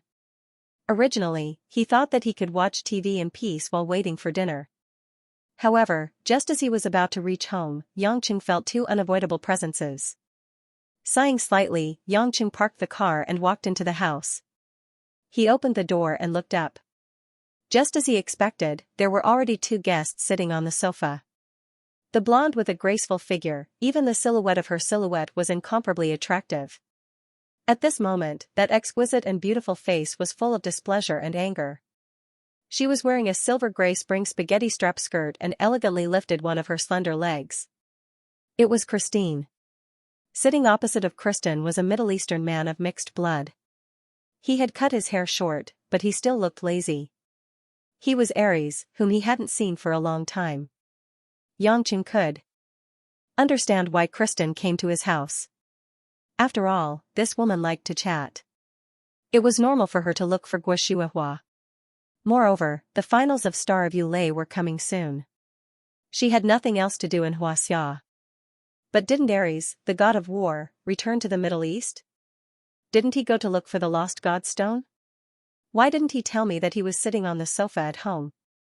What made Yang Qing even more depressed was that Kristen and Ares were like enemies who had a grudge against each other. Although nothing happened on the surface, they were actually staring at each other with disdain in their eyes. "You're back." Kristen didn't turn around, but she still greeted Yang Qing. Ares glanced at her, but didn't say anything. Frowning, Yang Qing walked up to them and sat on the sofa between them. He said to Ares, "I don't remember being so close to you. Why didn't you tell me that you came to my house? I can sit wherever I want. You should feel honored." In my house in the Middle East, the sofas were all made of gold and deerskin. I might not even sit on your lousy sofa even if you asked me to, Aries said proudly. Xianxia didn't have the time to compete with this nouveau riche. Sighing, he said, "What's the matter? Also, why are you two together? Don't associate me with him." Kristen cursed loudly. "Damn it, this wild boar won't change his shit-eating temper even if he reincarnated 100 times. Just because I didn't want to fight him, he smashed my new Ferrari 250 GTO because he was unhappy." 250 GTO? Puzzled, Xianxia asked, "Isn't that a Ferrari from the 60s and 70s? You're still buying a vintage car?" "Humph," Aries said disdainfully, "it's just a little more than 10 million USD. At most, I'll give you 20 million. Women are women. You can't buy it even if you have the money. That car is out of print." Kristen screamed. She did not have the demeanor of an international superstar. At this moment, Guo, who was busy in the kitchen, came out with a plate of brewed tea. She smiled and said, "You're all Xianxia's friends. Why are you fighting? Come, Miss Kristen, Mr. Olinos, this Xinjiang Maojian tea is the newest tea in our house. Try it. People from the Middle East and America probably don't drink green tea." Kristen only calmed down a little when she saw Guo. She took the teacup from Guo but still glared at Aries angrily. The green color of the Maojian tea looked very tempting. Of course, for Kristen and Aries, this top-grade green tea that cost thousands of yuan per caddy was just an ordinary beverage with a nice color. Aries was expressionless. He didn't even say thank you. He took the teacup and took a sip. "Ah, the water is still hot," Guo hurriedly reminded him. Aries didn't feel anything. He nodded and said, "It's good." Guo felt like she was choking. She sighed in her heart. Why does my son have such strange friends? Is his throat made of iron? You guys continue chatting. We'll go in and cook. Guo felt a little uncomfortable. She gestured for Xianxia to take good care of them and returned to the kitchen. When Guo returned to the kitchen, Aries looked at Xianxia strangely. He seemed to find it strange that Xianxia had a mother and lived with him. After a while, he said, "Hades, I didn't find the god stone." Xianxia was stunned. He smiled and said, "You want to talk to me about this? Do you suspect that I did something to it?" "No," Aries said in disdain, "you can't use a camouflage technique to fool me." "What an arrogant and boastful guy," Christine muttered and glanced at Aries with disdain. Aries stood up abruptly, his eyes wide open. He pointed at Christine and said angrily, "Aphrodite. Do you want to fight me? You bull, don't point your finger at a lady." "I won't fight you." Kristen snorted and turned her head to ignore him. Aries' mouth twitched, but he didn't flare up. He sat down again and said, "I came here to fight this hateful woman. But since she's so timid, it's meaningless for me to force her to fight. I also remembered that you're here, so I came to ask if there were any clues about the god stone. It seems that you didn't find it either." "It's not that I didn't find it." Xianxia took a sip of tea and said, "It's that I didn't want to look for it." Aries' eyes flashed with doubt. "Why? Don't you know what the god stone represents?" "I know. Unraveling the secret of the god stone will give you a power higher than the god level. You can even break through the limits of space," Xianxia murmured. "Since you know, then why?" "Because I want to enjoy my life in peace." Xianxia pointed at Kristen. "You're not the only god. Aphrodite didn't steal the god stone either, right? I'm an employee of my company, and she's an international superstar. The others, I don't know what they're doing recently, but they should be doing what they like. Although I don't understand why you and Athena have to fight to the death, at least most of us don't care too much about that thing. Whether it's breaking through to the god level or breaking through the limits of space, as long as the world isn't in chaos, as long as I and the people I care about aren't hurt, I actually hope that the god stone will disappear." Aries snorted, "It's not that they don't want to get the god stone. No one can resist its temptation. The god stone can let you shed your mortal body and become a god. Isn't that amazing enough? For us Protoss, this is of great significance. It's just that they know they can't beat me and Athena, so they gave up the fight." Zeus didn't participate, and Poseidon didn't participate. Do you dare to fight them? You only know how to brag. Kristen muttered again. Ares blushed, but pointed at Kristen and said, Woman, don't challenge my limits. Those two cowards, if they dare, why don't they fight me? You? They don't even want to fight you, except for you. We all know that Athena is as powerful as Zeus, and even Poseidon is one level lower. As for you, they just don't want to fight you, Christine said, rolling her eyes. That's right. You're the only one. Nonsense. 500 years ago, didn't Athena rely on her prophecy to defeat me? That doesn't count. Athena didn't even use a divine artifact. Do you think she used her full strength? She just happened to be reincarnated. Kristen sneered. All right. Stop talking. Xianxia quickly smoothed things over and said, I really don't know where the god stone is. As for you, continue to look for it if you want. Don't lose your temper in my house, oh no, where I can feel it. I still need to eat with my family. My wife and sister have to go home later. I don't want you to scare them. Go do what you need to do. Ares was exasperated, but he had nothing to say. He glared at Christine and left the hall in a flash. He didn't even bother to say goodbye. Xianxia rubbed the back of his head. Actually, he wanted to continue listening about the other gods, but if he continued to provoke Ares like this, he reckoned that this fellow would smash the entire Xianxia into pieces. He didn't dare to be careless. Aren't you leaving? Why are you smiling like a fox? Xianxia turned around and asked Kristen. Kristen stretched. Her enchanting figure was enough to make any other man go crazy. She smiled charmingly and said, I'm so happy. I almost made that bull go crazy. There's nothing to be happy about. That's his temper. But you're really unlucky. I remember he went to the United States to look for you. Why did he find you in Xianxia this time? Xianxia spread out his hands. Kristen pouted. His nose is so sensitive. No one can do anything about it. Who asked him to be a wild boar? Oh, I remember. I haven't asked you last time. What was the result of your fight with Ares? Half-half, I guess. I don't know what I'm good at either. I stopped when I reached the end. His spear of Ares is very powerful, Xianxia said ambiguously. It was better not to talk about winning or losing. Kristen didn't think too much about it. Old Hades has lost his divine artifact. Without it, it's rare for you to be on par with Ares. Although he's not the strongest, he has the most experience in fighting. Xianxia asked curiously, you just said that Zeus and Athena are the strongest among the 12 of you? He had never heard of this information. Kristen smiled. Not you, us. You are now one of the 12 of us. As for whether Zeus and Athena are the strongest, although they haven't officially competed, Athena has 2 artifacts and has never lost to anyone. So if there's anyone who can beat Zeus, it can only be Athena. And that woman's wisdom. In fact, her wisdom is the most terrifying weapon. Xianxia nodded. He was just asking. He had never seen Zeus and Athena before, and he wasn't sure if they had woken up yet. So he just treated it as a passing thought. When it was almost mealtime, Xianxia tried his best to chase Kristen out of the house.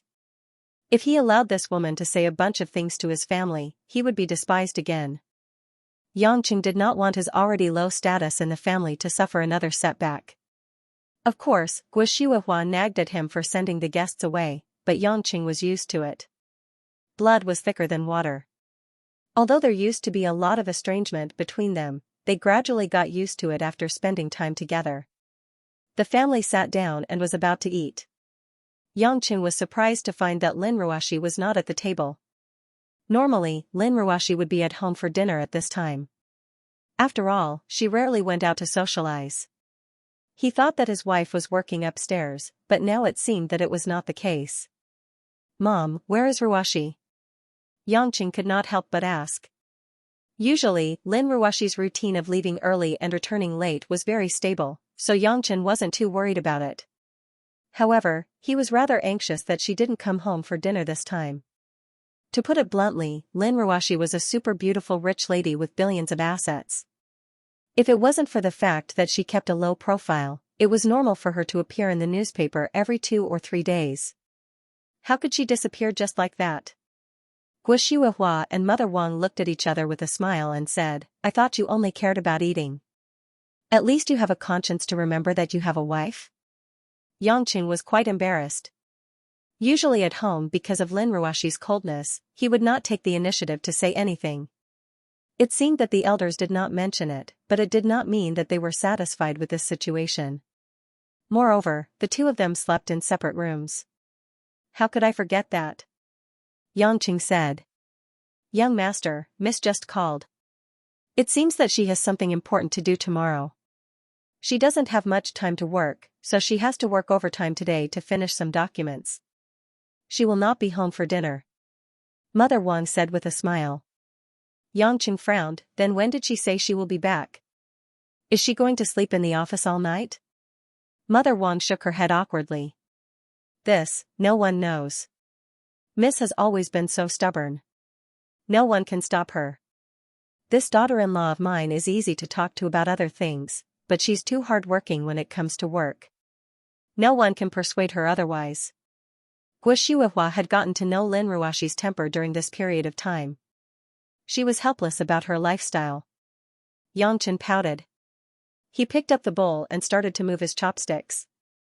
While eating, he said, "If that's the case, Wang Ma, prepare some food later. I'll send it to Ruashi. Since she didn't say what time she'll be back, she must be staying up late." Mother Wang seemed to have expected that Yangqing would say this. She smiled and said, "The food is ready. Since young master is going to send it, of course it is for the best. Miss will be very happy." Xianxia, who was nibbling on a chicken wing, giggled and said, "No way. Sister Ruashi will be very depressed." Yangqing rolled his eyes. Did she need to say this out loud? It would be embarrassing for everyone. In any case, the matter was settled. After eating in big bites, Yangqing took the thermal cutlery from Mother Wang and went out to the headquarters of Yulei International. Although it was after work, there were still people from the security department patrolling the building of Yulei International. However, Yangqing was a familiar face. Although the security guards were puzzled as to why Director Yang would bring supper to the company in the middle of the night, they did not ask much. He took the elevator all the way to the top floor and arrived at the door of Lin Ruashi's office.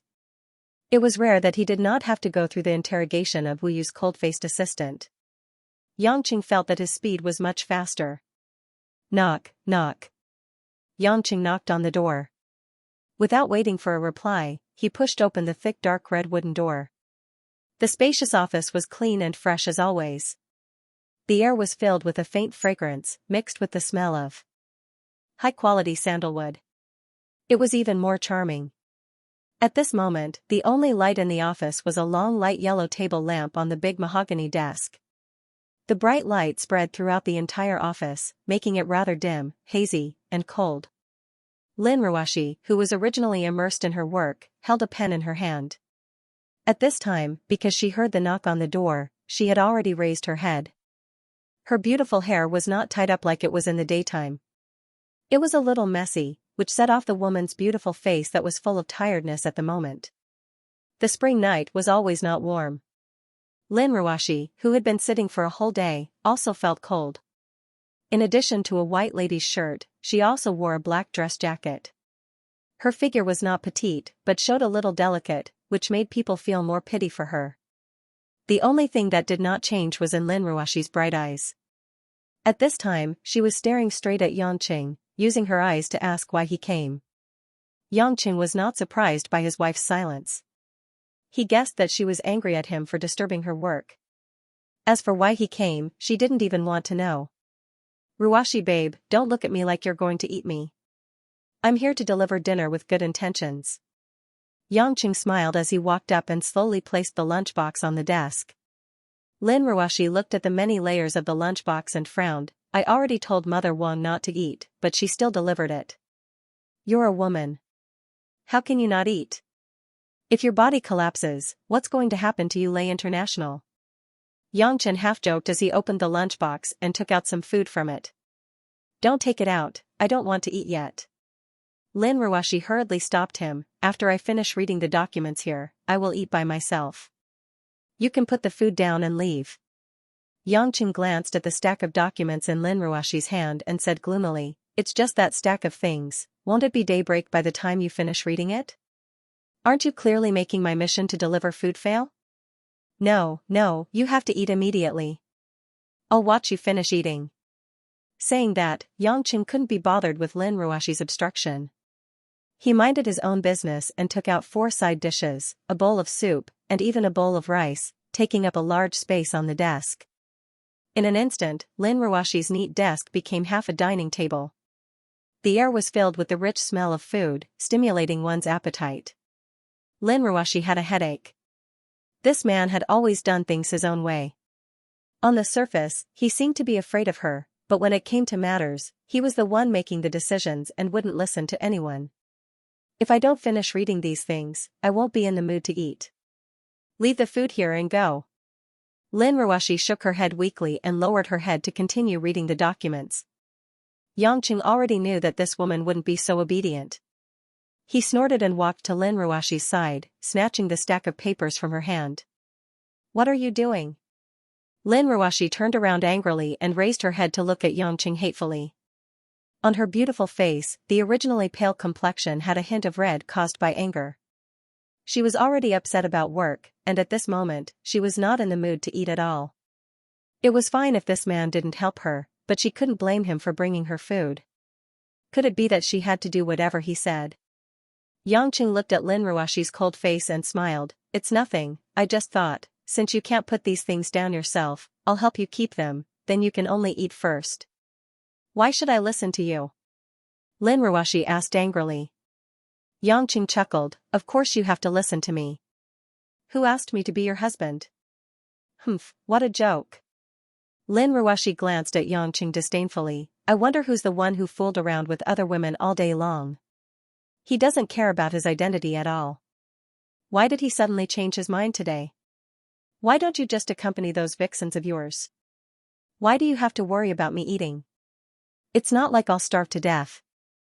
Yangqing rubbed his chin with his left hand and said with a stiff smile, how can you say that? I've always been concerned about my Ruoshi baby. How can other women compare to you? You're the real wife who got married with me. I don't care.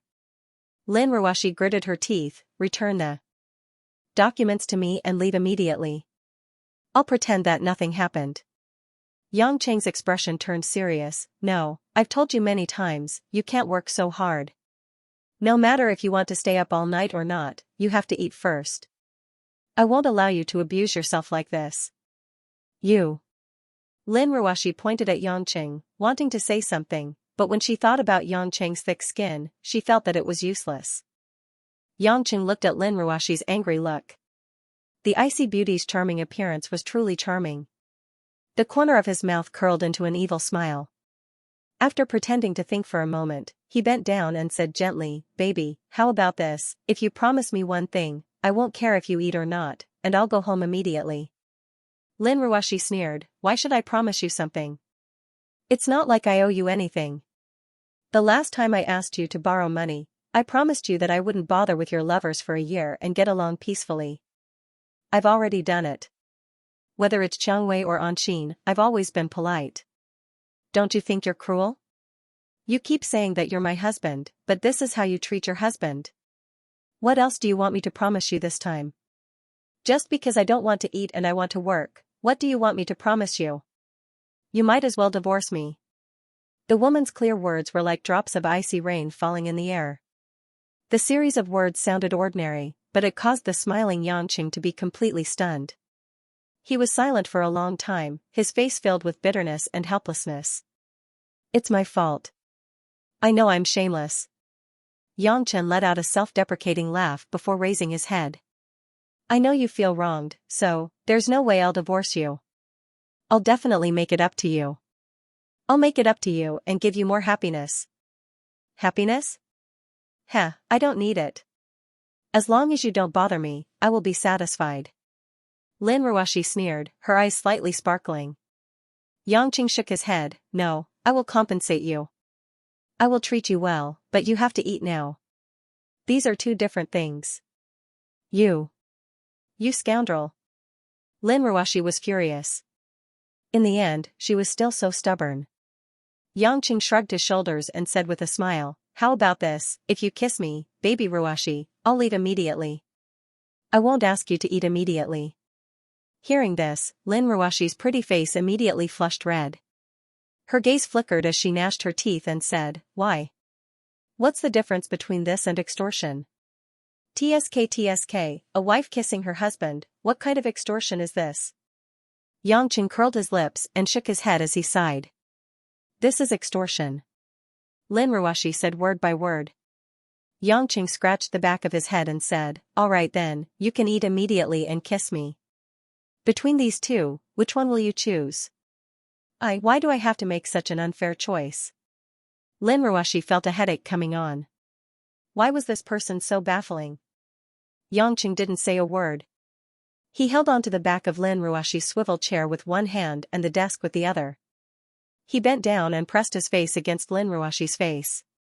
Lin Ruoshi panicked when she felt Yangqing suddenly move closer to her. Her cheeks blushed, and her watery eyes widened as her breathing quickened.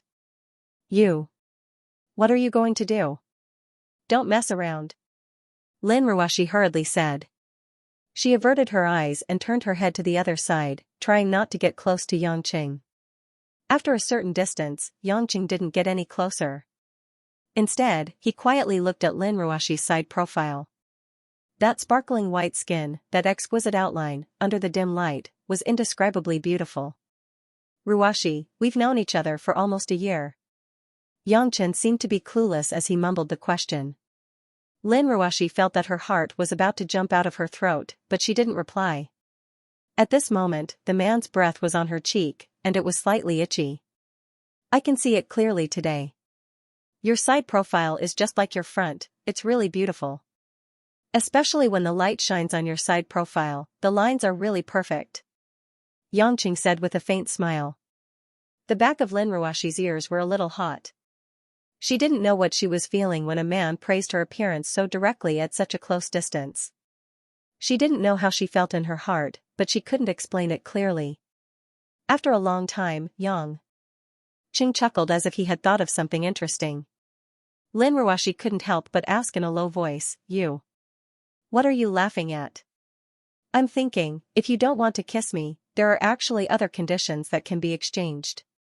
Yangqing said thoughtfully. Lin Ruoshi, who had her head lowered, bit her bright red lips. She didn't ask anything, but it was obvious that she wanted to listen.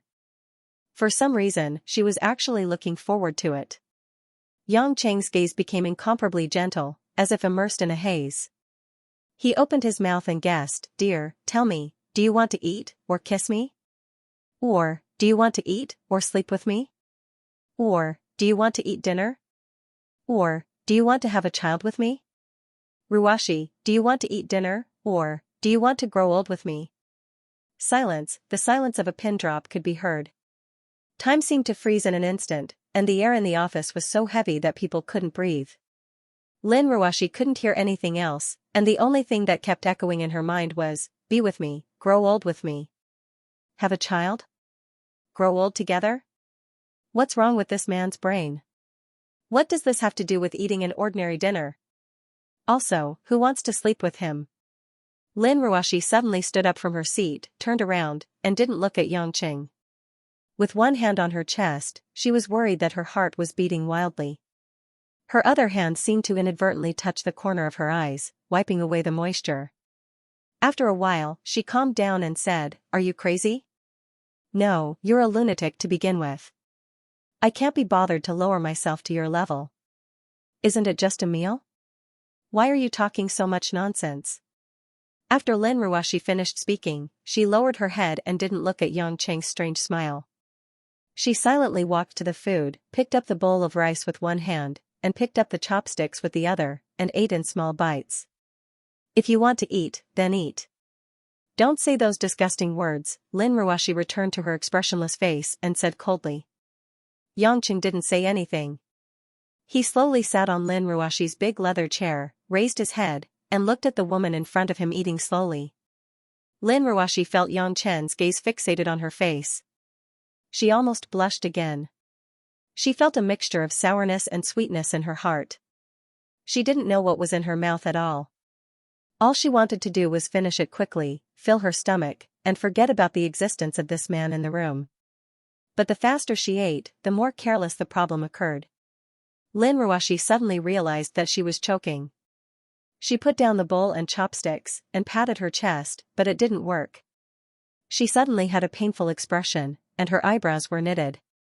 "Drink some soup, silly. Who asked you to eat so fast?" Yangqing stood up and scooped some soup into Lin Ruoshi's bowl. Lin Ruoshi rolled her eyes at Yangqing, and drank a few mouthfuls of soup before she finally calmed down. Her face was red with embarrassment, but this matter made her not so nervous anymore, and she calmly relaxed. "You're the silly one." Lin Ruoshi was unhappy that Yangqing said she was silly.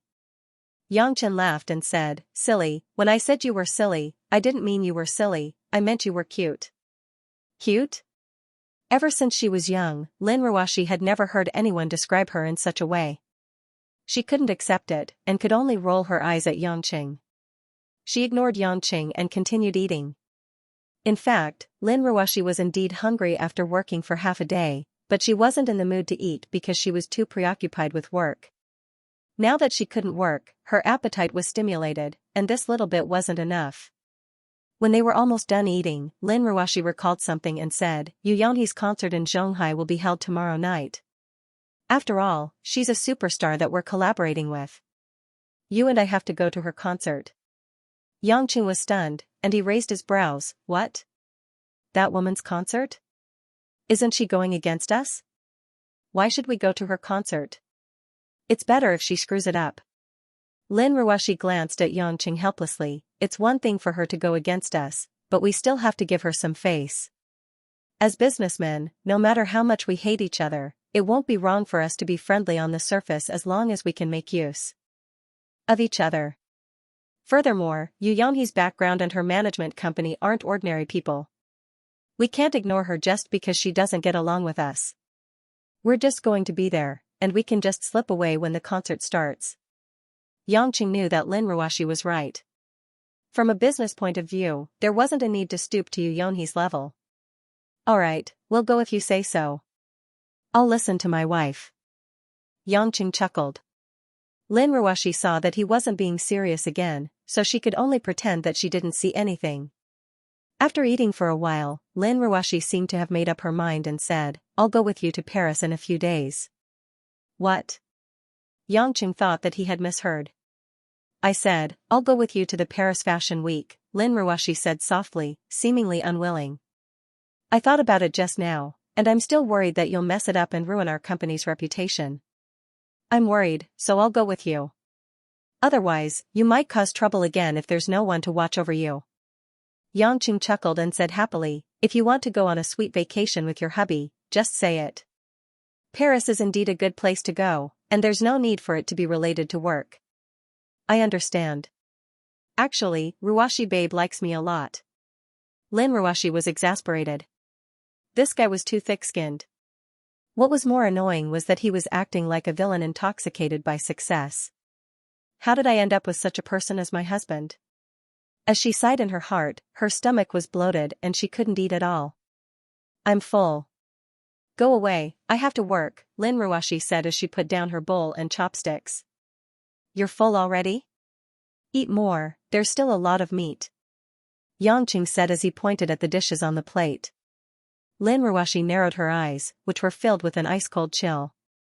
Yangqing felt uncomfortable all over and smiled stiffly. He had no choice but to stand up from his chair and let Lin Ruoshi sit. At the same time, he walked to the table and cleaned up the bowls and chopsticks. Lin Ruoshi sat back on the chair and took back the document that was snatched away by Yangqing. She began to read it seriously again, instantly throwing Yangqing to the side and ignoring him. Yangqing sighed slightly and smiled. After cleaning up the cutlery, he quietly left the office. He also knew that if he continued to disturb her, Lin Ruoshi would really get angry. Fortunately, the woman had already eaten, so he had nothing to worry about. At least she wouldn't be hungry. When the office door closed, the room became quiet again. The series of events that had just happened was like a dream. After a long time, Lin Ruashi raised her head and looked at the closed office door with her limpid eyes. She was lost in thought. When Yangqing returned home after delivering supper, he saw Gui Shuihua and Mother Wang sitting on the sofa in the living room as soon as he entered the living room. When they saw Yangqing, they stood up together. "How is it? Did Ruashi say anything?" Gui Shuihua seemed to be a little anxious as she asked. Looking at his mother's eager eyes, Yangqing smiled. It seemed that the two of them thought that the Ice Queen would really treat him differently after he delivered supper. If that was the case, then this Ice Queen would be too weak. Nothing much. She just casually talked about it and ate some before continuing to work. It seems like there's a lot of work to do and I might have to stay up late. Yangqing smiled. Gui Shuihua and Mother Wang looked at each other and saw disappointment and helplessness in each other's eyes. "It's good that you ate it. Miss is really too much. She can't do anything but always makes life difficult for her body," Mother Wang said vaguely. "Young master, you don't have to be discouraged. Miss will know that you're good to her sooner or later." Yangqing laughed. "I'm not discouraged. We're already an old married couple. What's the point of talking about that?" "Old married couple?" Gui Shuihua rolled her eyes at her son. "You're not serious. You've only been married for less than a year. What are you talking about?" "I'm just joking." Yangchen blinked his eyes before walking upstairs. He said, "Oh yeah, Ruashi said she's going to France for a business trip with me in a few days. It might be a little long, but there shouldn't be any problems at home, right?" "What? Miss is going on a business trip with young master?" Mother Wang seemed to be surprised. She smiled and said, "Of course. Young master, you can bring Miss around and have fun." When old madam was still around, Miss still had time to go out. In recent years, she has been in Zhonghai almost all the time. She can only take a holiday at the end of the year. You have us at home. Zhenxiu and Hui Lin are sensible children. There's nothing to worry about. Yangqing nodded and sighed in his heart. At least give the elders some hope. Although going to Paris, the romantic capital, with a woman like Lin Ruashi might not be romantic. If there was a woman in the world that could make him feel helpless, it would be the one who was closest to him. The next day, Yangqing finished discussing some matters with his two assistants, Zhao Teng and Wang Jia, in the company. He roughly arranged the closing steps for Star of Yulei after he went to France. The next step was actually very clear. He would turn Hui Lin, who had already won the crown, into a new generation of popular domestic singers like Xianxia. The specific production of the album and the publicity work would be handled by the company's team. There was no need for Yangqing to worry about it. The most important thing was to protect Hui Lin. After all, Hui Lin was innocent and kind. She was immersed in the complicated entertainment industry. Accidents were bound to happen. Yangqing was very worried about the arranged manager and assistants. Fortunately, Zhao Teng and Wang Jia were experienced. They designed everything that Yangqing wanted to do perfectly. Therefore, Yangqing didn't delay the meeting and left early. When Anqing found out that Yangqing was going to leave Zhonghai for a period of time, and that he was going to Paris with Lin Ruashi, she was a little jealous. However, in order not to appear jealous, this naughty woman still wrote a shopping list and placed it in front of Yangqing. "What's this?" Yangqing picked up the entire A4 paper that Anqing handed over. There were a lot of brands that he didn't recognize on it. It was a dazzling sight. Anqing leaned on the office desk, revealing her perfect curves. She said in a lazy voice, "Gifts for me? I might not be able to buy all of them, but at least a few of them." Yangqing didn't know whether to laugh or cry. Why do I feel sour when I hear this? Regardless of whether it was the Yin family in the past or now that it's one of the top families in Zhonghai, as the only daughter of the Yin family, do you really lack these things? Just tell me if you need anything, I'll buy it for you right now. No way, I'll only show my sincerity if I bring it back from Paris, Anqing pouted. Yangqing grabbed the woman's hand and gently pulled Anqing onto his lap. He hugged this fragrant uniformed beauty and laughed. "Babe Anqing, aren't you messing with me on purpose?"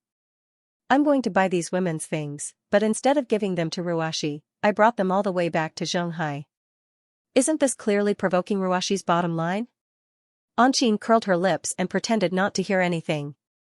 Yangqing shook his head and kissed Anqing's delicate white cheek. Don't throw a tantrum, I know you're not an unreasonable woman. Actually, Ruashi has already endured for a long time. You have to be content. I'm not someone who abandons you after using you. I brought you all the way back from Hokkaido, are you still worried that I won't love you? Anqing blinked her big eyes. How could she not know what was going on? She sighed. A woman's heart was always against herself. Hugging Yangqing's neck, Anqing murmured, then come back soon. Otherwise, I'll fly to Paris to look for you guys when I'm lonely. I'm very familiar with Paris anyway. I used to go there when I was a flight attendant. All right. Yangqing helplessly patted the woman's back and comforted her. After work, Yangqing left the company on time. After all, he had promised to go to Yu Yonhei's concert with Lin Ruashi.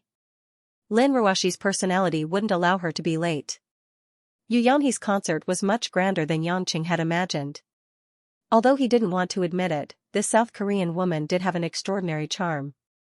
The advertisements for the past few days had taken up a lot of space to promote her first concert with Xianxia. According to their previous appointment, Yangqing drove into the car park of Yulei International's headquarters. When he arrived at the place where Lin Ruashi parked her car, he saw Lin Ruashi waiting for him with her assistant, Wu Yu. Lin Ruashi stood there with an indifferent expression.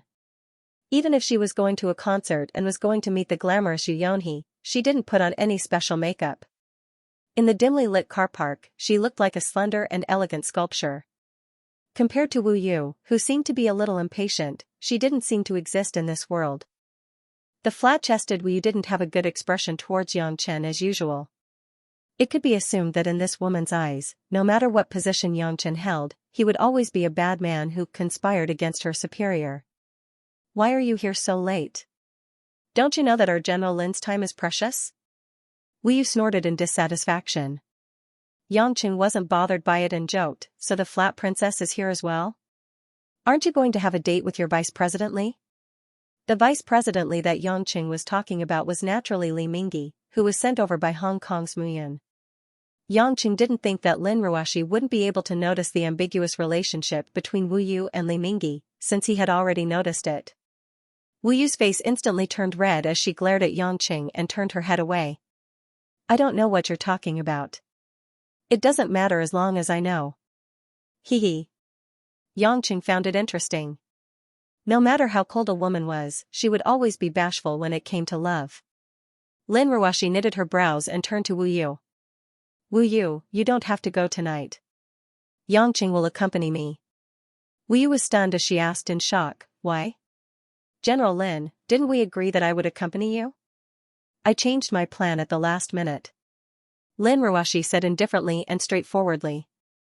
Wu Yu seemed to be filled with grievance, but Lin Ruashi's cold gaze made her unable to say anything else.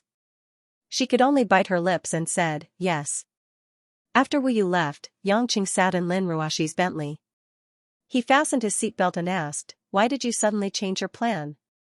Actually, it's not a bad idea to ask little Wu along. At least it can be considered a form of support from the business. Lin Ruashi started the car and slowly drove out of the parking lot. She then softly said, I don't like to hear you bicker with her.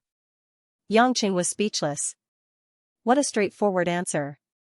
10 minutes later, the car entered the highway. Yangqing initially thought that Lin Ruashi would be the same as before, silently driving to the destination. But he never thought that this mysterious woman would lightly say, don't call me Wu Yu in the future. Huh? Yangqing couldn't react in time.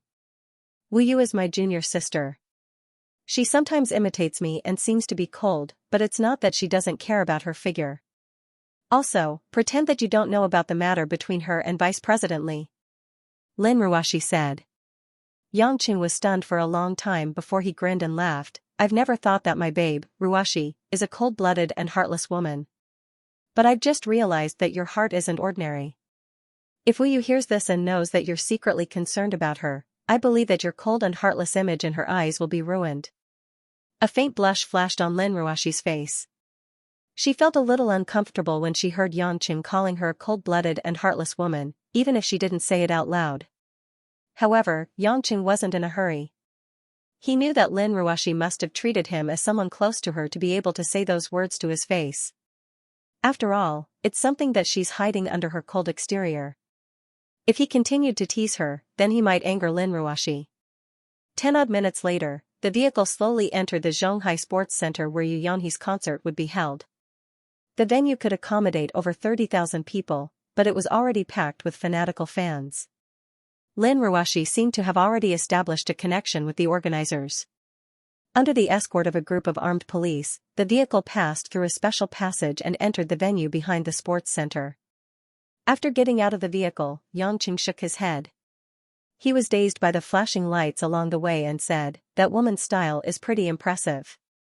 I really couldn't tell that so many people like her."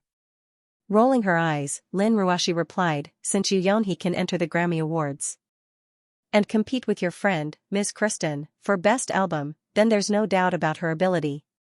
It's impossible for her to reveal her private character to the public, so it won't affect her. As the director of an entertainment company, haven't you studied the current situation in the international entertainment industry?" Scratching his head, Xianxia smiled. It's not like you don't know that your husband only knows how to play games at work. How would I know anything else?" Hearing Xianxia's shameless words, Lin Ruoxi felt her head aching again. But fortunately, she had already experienced a lot of stimulation. In the blink of an eye, she signaled for Xianxia to follow her into the backstage. At this moment, there were many security guards standing in the backstage. If it wasn't for Lin Ruoxi producing her identification, the security guards wouldn't give them any face, even if the two of them came in a luxurious car. In the long passage, Lin Ruoxi took the initiative to explain to Xianxia, most of the singers in South Korea have undergone strict training in music and dance since young. Many of them spent nearly a decade before they could debut. So in terms of singing and dancing, they're better than some of our artists in Xianxia. It's said that Yu Yanhe has an extraordinary background, and her appearance is also outstanding in South Korea. But if it wasn't for her unique singing and dancing style, it's impossible for her to become a world-class diva in just a few years. So it doesn't matter if you hate her or not, but it's best not to fall out with her. It's not about whether you're afraid of her, but her influence is too great, and it will cause too much trouble. Xianxia knew that Lin Ruoxi was worried that he would fall out with Yu Yanhe, which was why she was trying so hard to explain. Xianxia couldn't help smiling. "Since my wife is telling me this, how would I dare to act recklessly?" Lin Ruoxi inwardly sighed in relief. Truth be told, the reason why she brought Xianxia along was that she hoped to ease the conflict between Xianxia and Yu Yanhe. Even if she knew that Yu Yanhe definitely didn't have a good impression of the two of them, it would at least ease the enmity between her and Yu Yanhe. However, there was another matter that flashed in Xianxia's mind at the same time. It was the scene of Yu Yanhe and Park Jong-eun quarreling outside their house. According to Lin Ruoxi, it was true that Yu Yanhe had an extraordinary background. Then, could Yu Yanhe be related to Park Jong-eun's Star Moon Group? If that was true, could it be that Yu Yanhe was related to that lass, Xianxia? For some reason, Xianxia felt that there were many things that were worth pondering about. But there were too few clues, so he couldn't think of anything. Just when he was pondering about it, the two of them arrived at Yu Yanhe's VIP dressing room. The bodyguards outside had seen Lin Ruoxi and Xianxia before. Hence, they did not stop them from entering and nodded their heads before opening the door for the two of them to enter. Waiting for Lin Ruoxi to enter the door, Xianxia hesitated for a while, then took out the crumpled pack of cigarettes that he usually smoked from his shirt pocket. Looking at his inventory, he happily took out the only 2 cigarettes he had, and handed them to the 2 bodyguards, one in each hand. "Brothers, you've worked hard. Guarding the door isn't an easy job. Have a cigarette and relax." Xianxia smiled as he spoke in Korean. It wasn't that the 2 bodyguards had never seen others handing cigarettes over, but this was the first time they had seen someone handing them such inferior quality cigarettes. However, they couldn't reject it out of courtesy. Hence, they could only put on a bitter expression as they accepted the 2 cigarettes and forced a smile as they thanked Lin Ruoxi. Lin Ruoxi was still wondering what Xianxia was doing by the door. When she turned around and saw this scene, she instantly had the urge to shove this thick-skinned fellow into a hole. what are you doing? Lin Ruoshi couldn't help but glare at Yang Chen with a frosty expression. Ah? Yang Qing innocently exclaimed before he explained, didn't you say that you wanted to build a good relationship with Yu Yonhee? I wanted to start from the basics and build a good relationship with her bodyguards. That's why I gave her 2 cigarettes. If I knew this would happen, I would have bought 2 more packs. I wouldn't be able to smoke anymore after giving them 2. Looking at Yang Qing's depressed expression, Lin Ruoshi had no idea how to communicate with this alien. She could only take a deep breath to calm herself down before turning around and walking in. Yang Qing helplessly rubbed his nose. He couldn't be blamed for this. Who asked him to only have such cheap goods? But he couldn't look down on public consumption, right? However, he still quickly followed after her. After bypassing a barrier, the 2 of them finally saw the star of the concert, Yu Yonhee. Sitting in front of the mirror, Yu Yonhee was getting her hair done by a hairstylist. Although her black hair seemed to be tied up in a simple fashion, she had put in a lot of effort into it. She wanted it to look fashionable, yet casual and simple. Many staff members were busy walking back and forth at the back, contacting the stage staff in front. No one paid too much attention to the entrance of Yang Qing and Lin Ruoshi. When Yu Yonhee saw Lin Ruoshi and Yang Qing in the mirror, she waved her hand to signal the stylist to stop. After the hairdresser left, Yu Yonhee stood up from her seat. She looked dazzling in her pink and white dance dress. Her snow-white shoulders, towering breasts, and supple legs were all works of art. Even if Yang Qing didn't have a good impression of this woman, he had to admit that if she didn't undergo plastic surgery, her natural beauty would be extraordinary. It was a pity that Lin Ruoshi didn't look any weaker in front of Yu Yonhee. She didn't have any makeup on. She was dressed in a traditional professional suit. Because of this, Yu Yonhee's attire looked pale and weak. When Yu Yonhee saw Lin Ruoshi, she naturally felt the difference between her and the woman in front of her. She was sensitive and felt uncomfortable, but she didn't show it. Instead, she showed a more relaxed attitude and walked up with a smile. My manager told me that Ulay International's General Lin and Director Yang will be here to support me. Although we had some unpleasantness between us, I would still like to thank the 2 of you for coming, Yu Yonhee said sweetly. Miss Yu, the misunderstanding between us isn't worth it. There will be many opportunities for us to work together in the future. As a sponsor, it's only right for us to be here, Lin Ruoshi said faintly as she turned around and signaled to Yang Qing with her eyes. Yang Qing smiled bitterly in his heart. However, he still went up and greeted Yu Yonhee. I wish the Heavenly Empress a successful performance. Yu Yonhee seemed to have gotten back at him. The corner of her lips rose and she smiled. I hope that Director Yang is sincere. Miss Yu, you must be joking. I've never been a hypocrite before, Yang Qing replied with a smile. Yu Yonhee's smile froze. Yang Chen's words obviously meant that he had no intention of taking back his words of sarcasm. However, with the concert around the corner, Yu Yonhee knew that it wasn't the time for her to waste her breath. She turned around and said to a female assistant beside her, Ing Li, bring me 3 glasses of champagne. The South Korean assistant, Ing Li, wore a black professional uniform. She had an average appearance and was extremely respectful to Yu Yonhee. She didn't even dare to raise her head. She immediately agreed and went to get the champagne.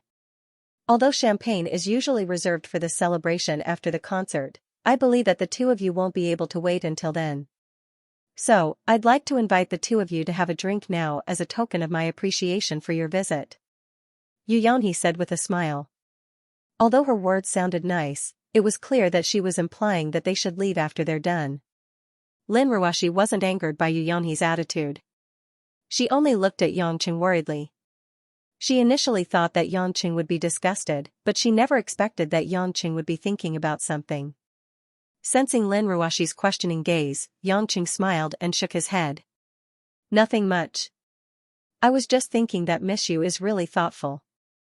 Although Lin Ruoshi didn't believe that Yang Qing was thinking about something like that, she didn't probe any further. Not long later, Ing Li came over with a tray with 3 glasses of champagne on it. The aroma permeated the surroundings. As the host, Yu Yonhee wanted to pick up a glass. However, she never expected that Yang Qing would reach for the glass first and snatched it away from Yu Yonhee's eyes. Hey, Miss Yu, this champagne is pretty good. Let me have a taste. Yangqing took the glass without any hesitation and poured the champagne into his mouth. It's good that Director Yang likes it. Yu Yonhe knitted her brows. Putting down the empty glass, Yangqing smiled. The taste is pretty good. Let me drink these two as well. Having said that, Yangqing picked up the 2 glasses of champagne, one in each hand, and poured it into his mouth in front of the 2 women. Yingli, who was standing at the side, finally raised her head when she saw this. Her ordinary face revealed a shocked expression. Lin Ruoshi, on the other hand, was rather annoyed. She didn't understand what was wrong with Yangqing. They could have just finished the champagne and left immediately. It would have been considered as a courtesy visit. Did this man have to make things awkward? However, before Lin Ruoshi could ponder over it, Yangqing suddenly revealed a pained expression. His facial features twisted together and his brows knitted together. His face turned pale. Arg! With a painful roar, Yangqing suddenly held onto his abdomen.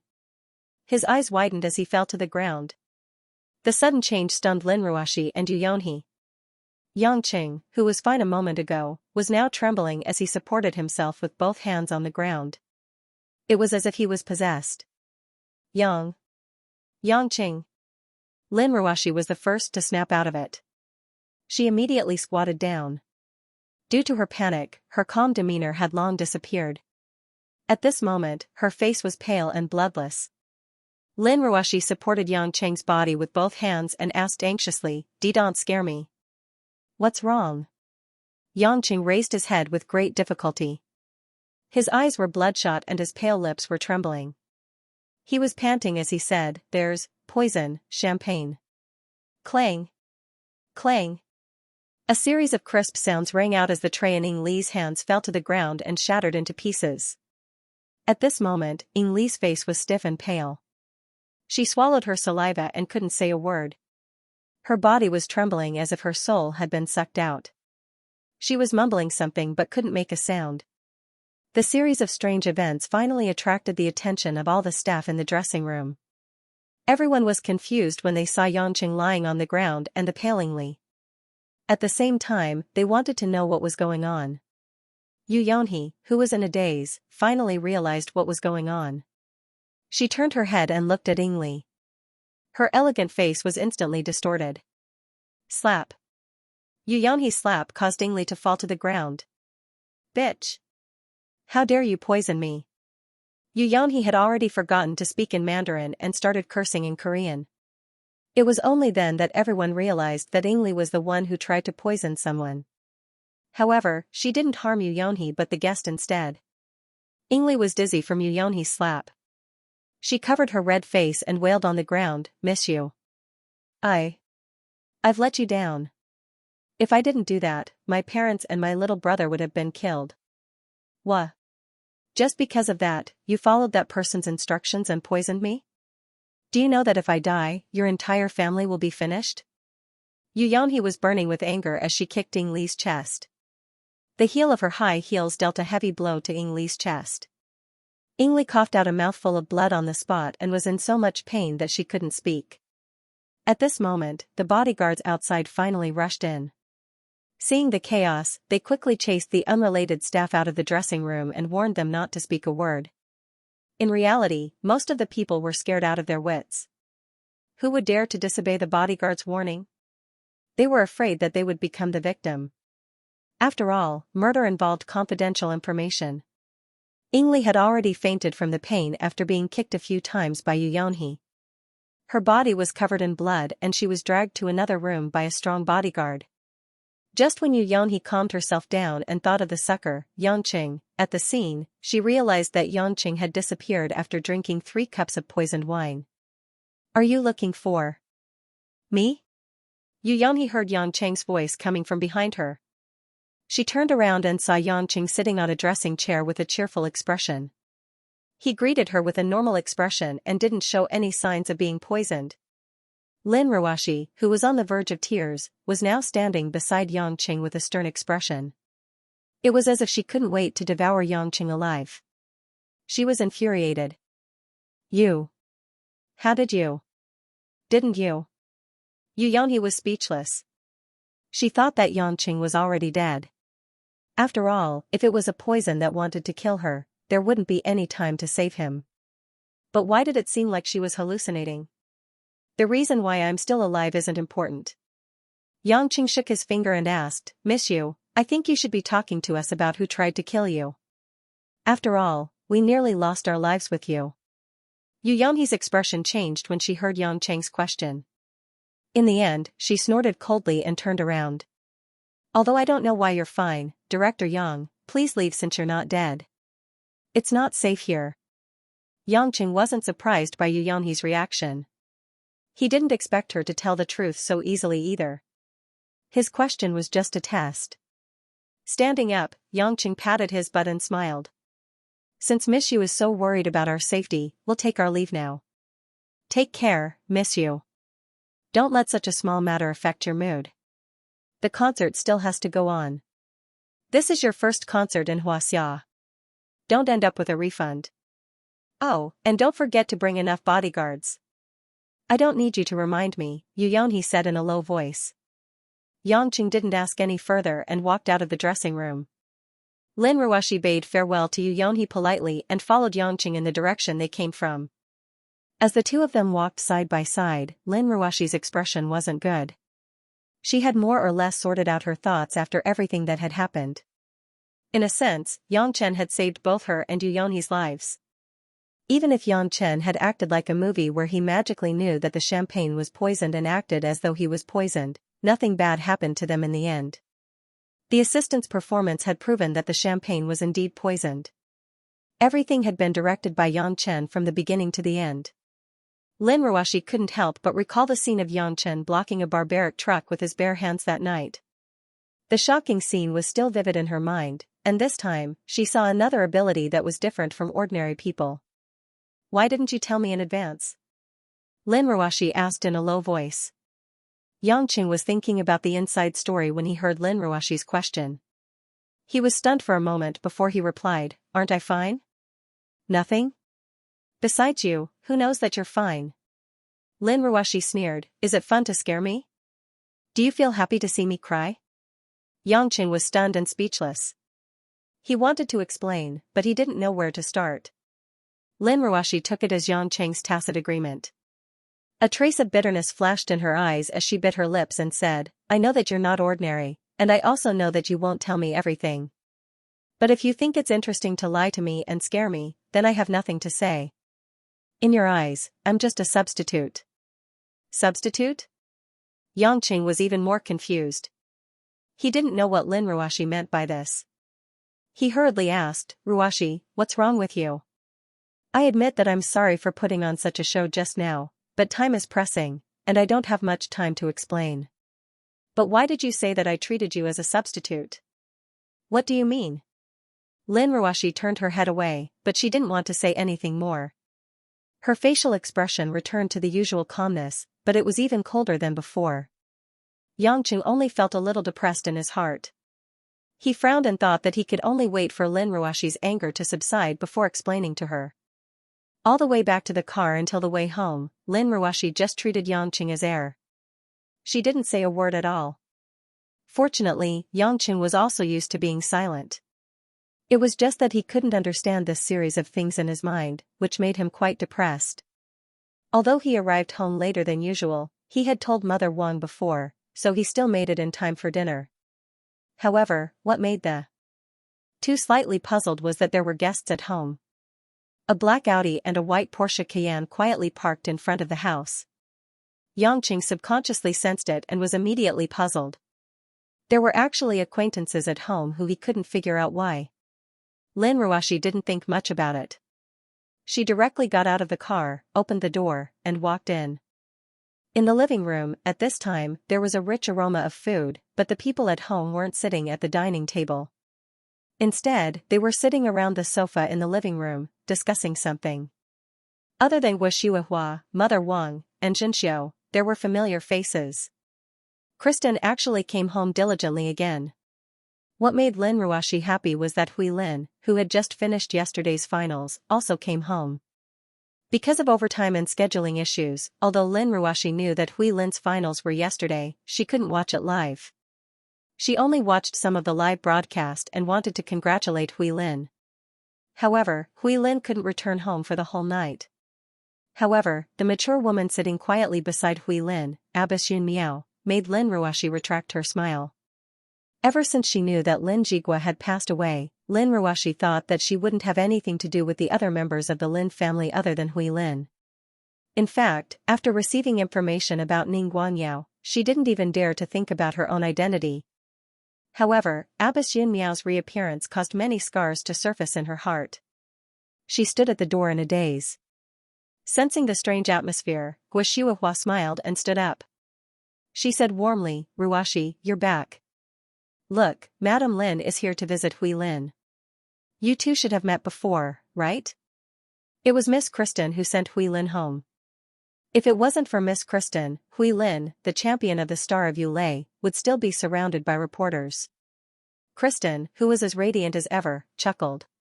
"Yangqing and Miss Lin weren't at the finals yesterday, so I had no choice but to personally help Hui Lin.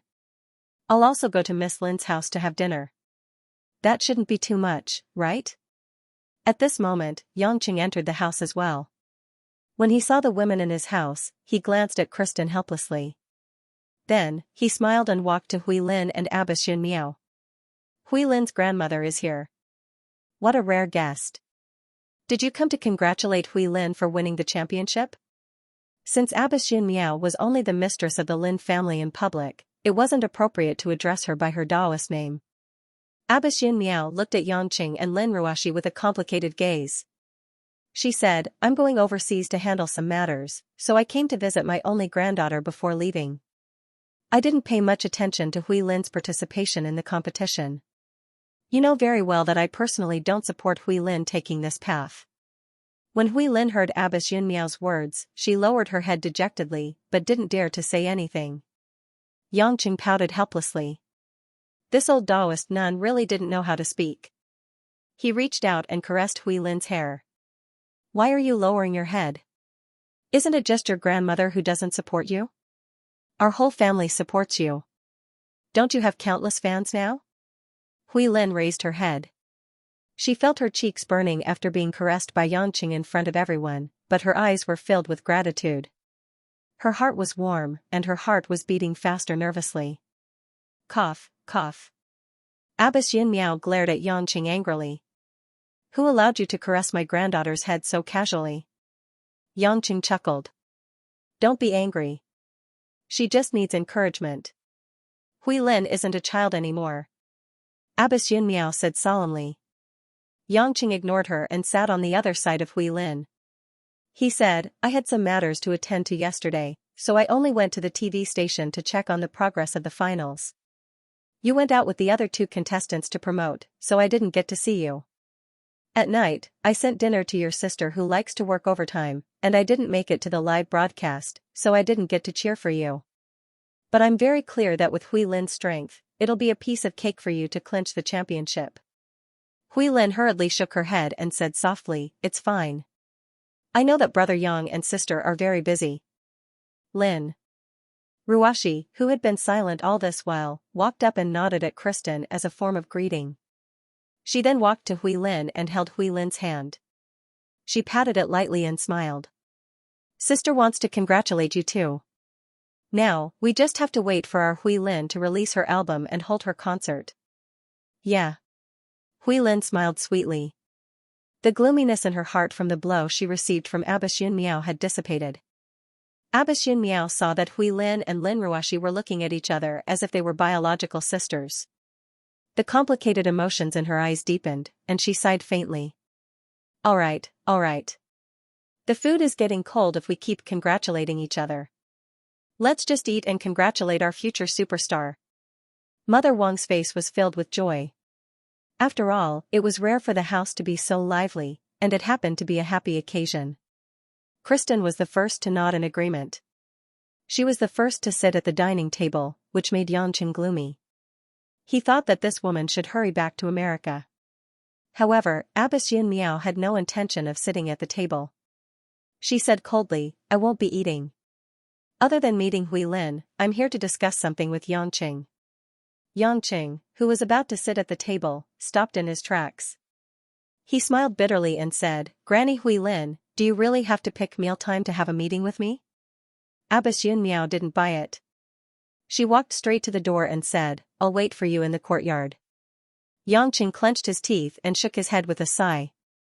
He gestured for the women to eat first, while he followed Abbess Yun Miao out to the courtyard. At this time, the sky outside was completely dark. The gray sky above the city made it impossible to see any stars.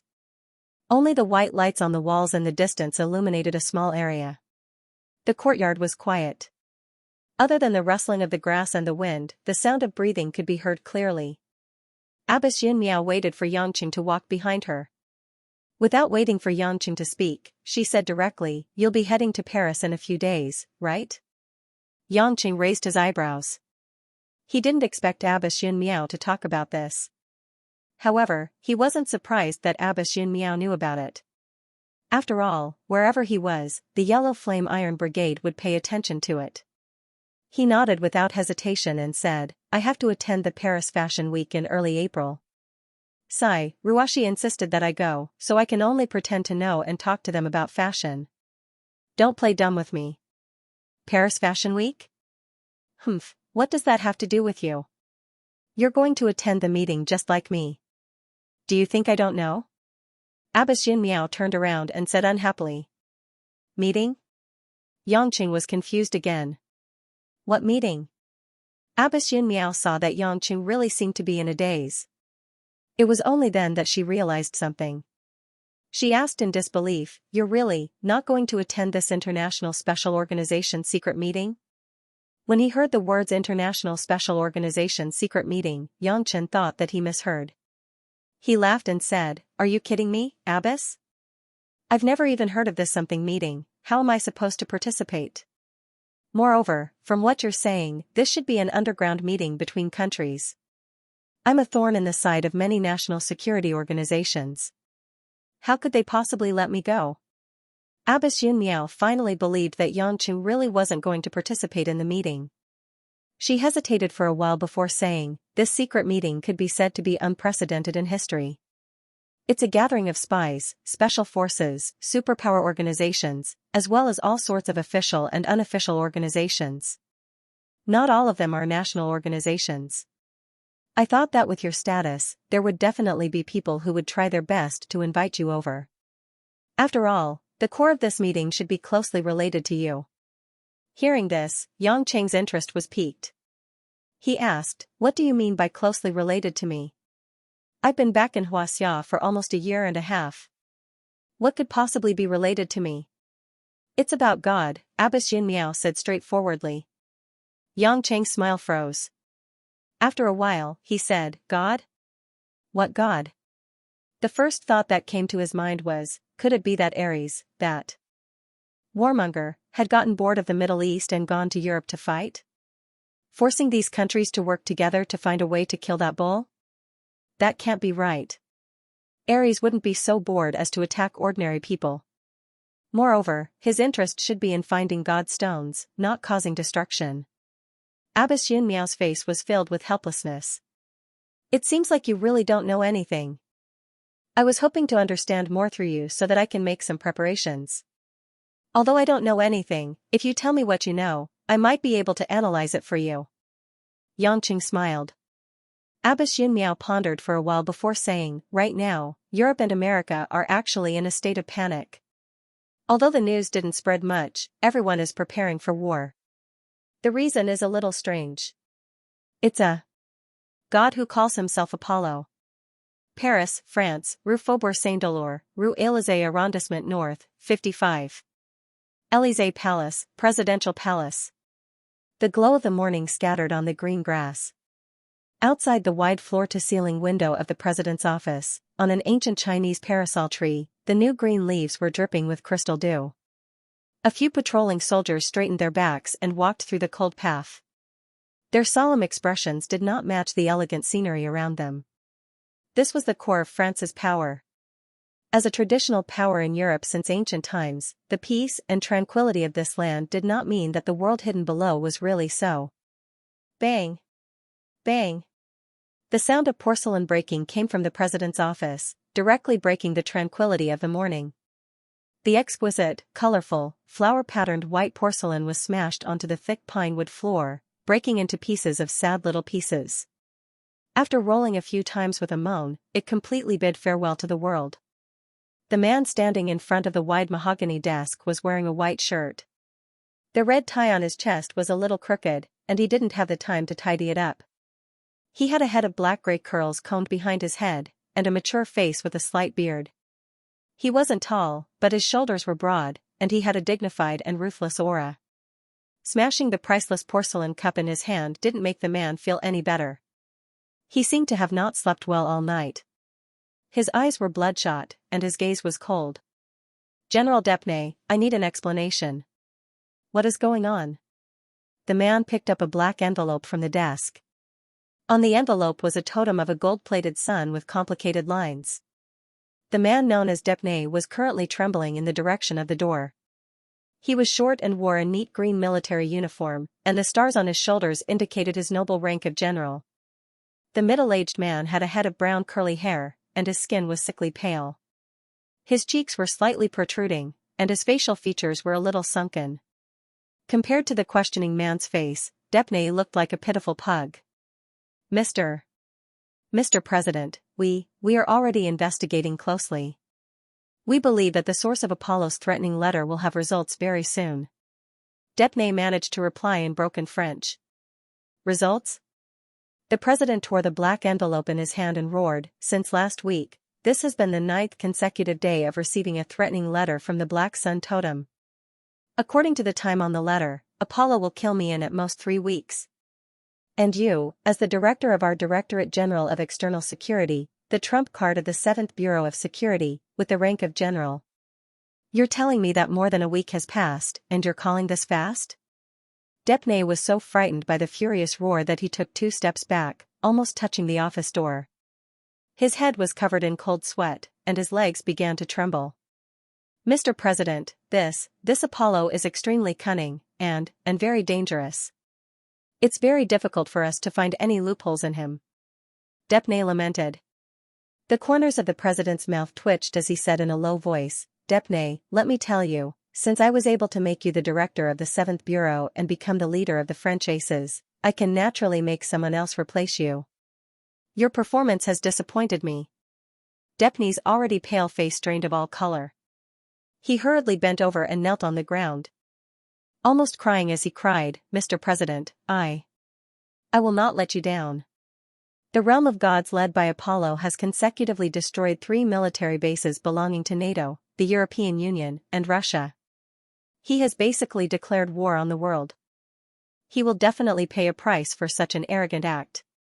After the secret meeting of the World's Special Organizations is held, we will definitely be able to unite the forces of all countries to find the nest of the realm of gods and destroy them. We will definitely not let Mr. President suffer any harm." Idiot. Apollo was able to easily destroy the secret military bases of 3 different forces. Does he not know that you are going to hold a secret meeting? For someone who can easily destroy an entire military base, how is raising the Élysée Palace any different from stepping on an ant? "Is there any difference between your answer and lying to a 3-year-old? The president said unhappily. Depney hurriedly explained, "Mr. President, please rest assured. Although Apollo's realm of gods is powerful, since he did not dare to appear openly and only dared to send a secret warning to the various countries of the European Union, he must be afraid. He was able to destroy the 3 secret bases only because the defenders were unprepared and used special non-military methods. Otherwise, he wouldn't have stopped after destroying 3 bases. Once we gather the elites of all countries and non-official mutant organizations and find out the root of the problem, we will definitely be able to defeat him." The president reluctantly accepted this explanation. "I hope you will do as well as you say. Mr. President, please rest assured. I definitely won't let you down." Depney finally heaved a sigh of relief and climbed up from the ground. The president squinted his eyes and said, "During this period of time, VIPs and tourists from all over the world will be gathering in Paris. You better not cause any trouble, or else, you better be prepared." Depney hurriedly agreed, nodding and bowing as he left the hellish office. In the courtyard, Abbess Xianxia was also nearing the end of her narration. When the guy who claimed to be the sun god Apollo first appeared, he didn't attract the attention of the European security organizations. After all, some underworld organizations and mercenary organizations would use the name of a god to recruit people to join them. They only thought of Apollo as one of them, and the organization he founded, Realm of Gods, was only listed as a low-level terrorist organization, so they didn't put much effort into dealing with it. But last month, that guy called Apollo unexpectedly found 3 military bases belonging to NATO, the European Union, and Russia, and completely destroyed them within 3 days, killing not even half of the defenders. Their destructive and scouting capabilities have risen to the ranks of an international terrorist organization. What's even more troublesome is that according to some soldiers who were lucky enough not to be in the military base, they saw flames falling from the sky like a meteor shower and landing in the military base. Then, the base started to explode, and not long after, the entire base was blown up. It wasn't a conventional military weapon at all. Because of this bizarre phenomenon, many people started to believe that Apollo was the real sun god, and the realm of gods also started to have many followers. Many underground organizations and cults started to rise from the ashes, and started to attach themselves to them. Hearing this, Xianxia's eyes flashed with suspicion. He asked, "They aren't doing this just to destroy, are they?" "Of course not," Abbess Xianxia said solemnly. "Apollo has been requesting the European Union to recognize the legitimacy of the realm of gods since last week. He requested for the European Union to include the doctrine of the realm of gods in the Constitution of the European Union. Apollo also requested for the European Union Council to make decisions." What?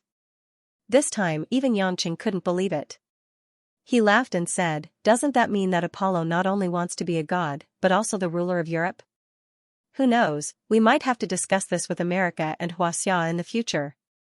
That's right. Although his ambition is ridiculous, he's already doing it, Abbess Xianxia sighed. Apollo has already secretly sent a threatening letter to the French president, stating that if the European Union doesn't give him a satisfactory answer within a month, he will start divine punishment from the current president of the European Union Council, the president of France. Divine punishment? Xianxia couldn't help but burst into laughter. After laughing for a while, he wiped the tears from the corner of his eyes and said, "Although I've never seen Apollo, I don't think he's the real deal. However, I'm not sure what method he used to destroy the military base. I think it wouldn't be a bad thing if I could see it with my own eyes. I'm very interested in that guy with ideals." Abbess Xianxia said unhappily, "How can you still laugh? If he really is Apollo, then..." Abbess Xianxia frowned. After all, she had personally witnessed the battle between Xianxia and Ares when they were unsealed. That kind of mountain-moving and ocean-filling power made her feel a chill every time she thought about it. Although Abbess Xianxia wasn't too afraid of Xianxia's appearance, it didn't mean that deep down, Abbess Xianxia dared to stand up straight in front of Xianxia. Xianxia could roughly guess the reason why Abbess Xianxia was worried. After all, if Apollo, one of the 12 main gods, wanted to unify the world, unless the people from Hongming took action again, or if a main god was willing to fight Apollo for the sake of unsealing Xianxia, the Yellow Flame Iron Brigade could only watch helplessly. Although it's not to the extent of worrying about the collapse of the country, the Yellow Flame Iron Brigade is in a terrible state now. "We really can't afford to waste too much of our resources," Abbess Xianxia sighed. Xianxia was puzzled. "Why are you thinking so much? At most, don't participate in it. Do you think they can force you to participate in some kind of conference?" Abbess Xianxia frowned. "This is an official conference. General Kai has just been appointed and is busy with important matters.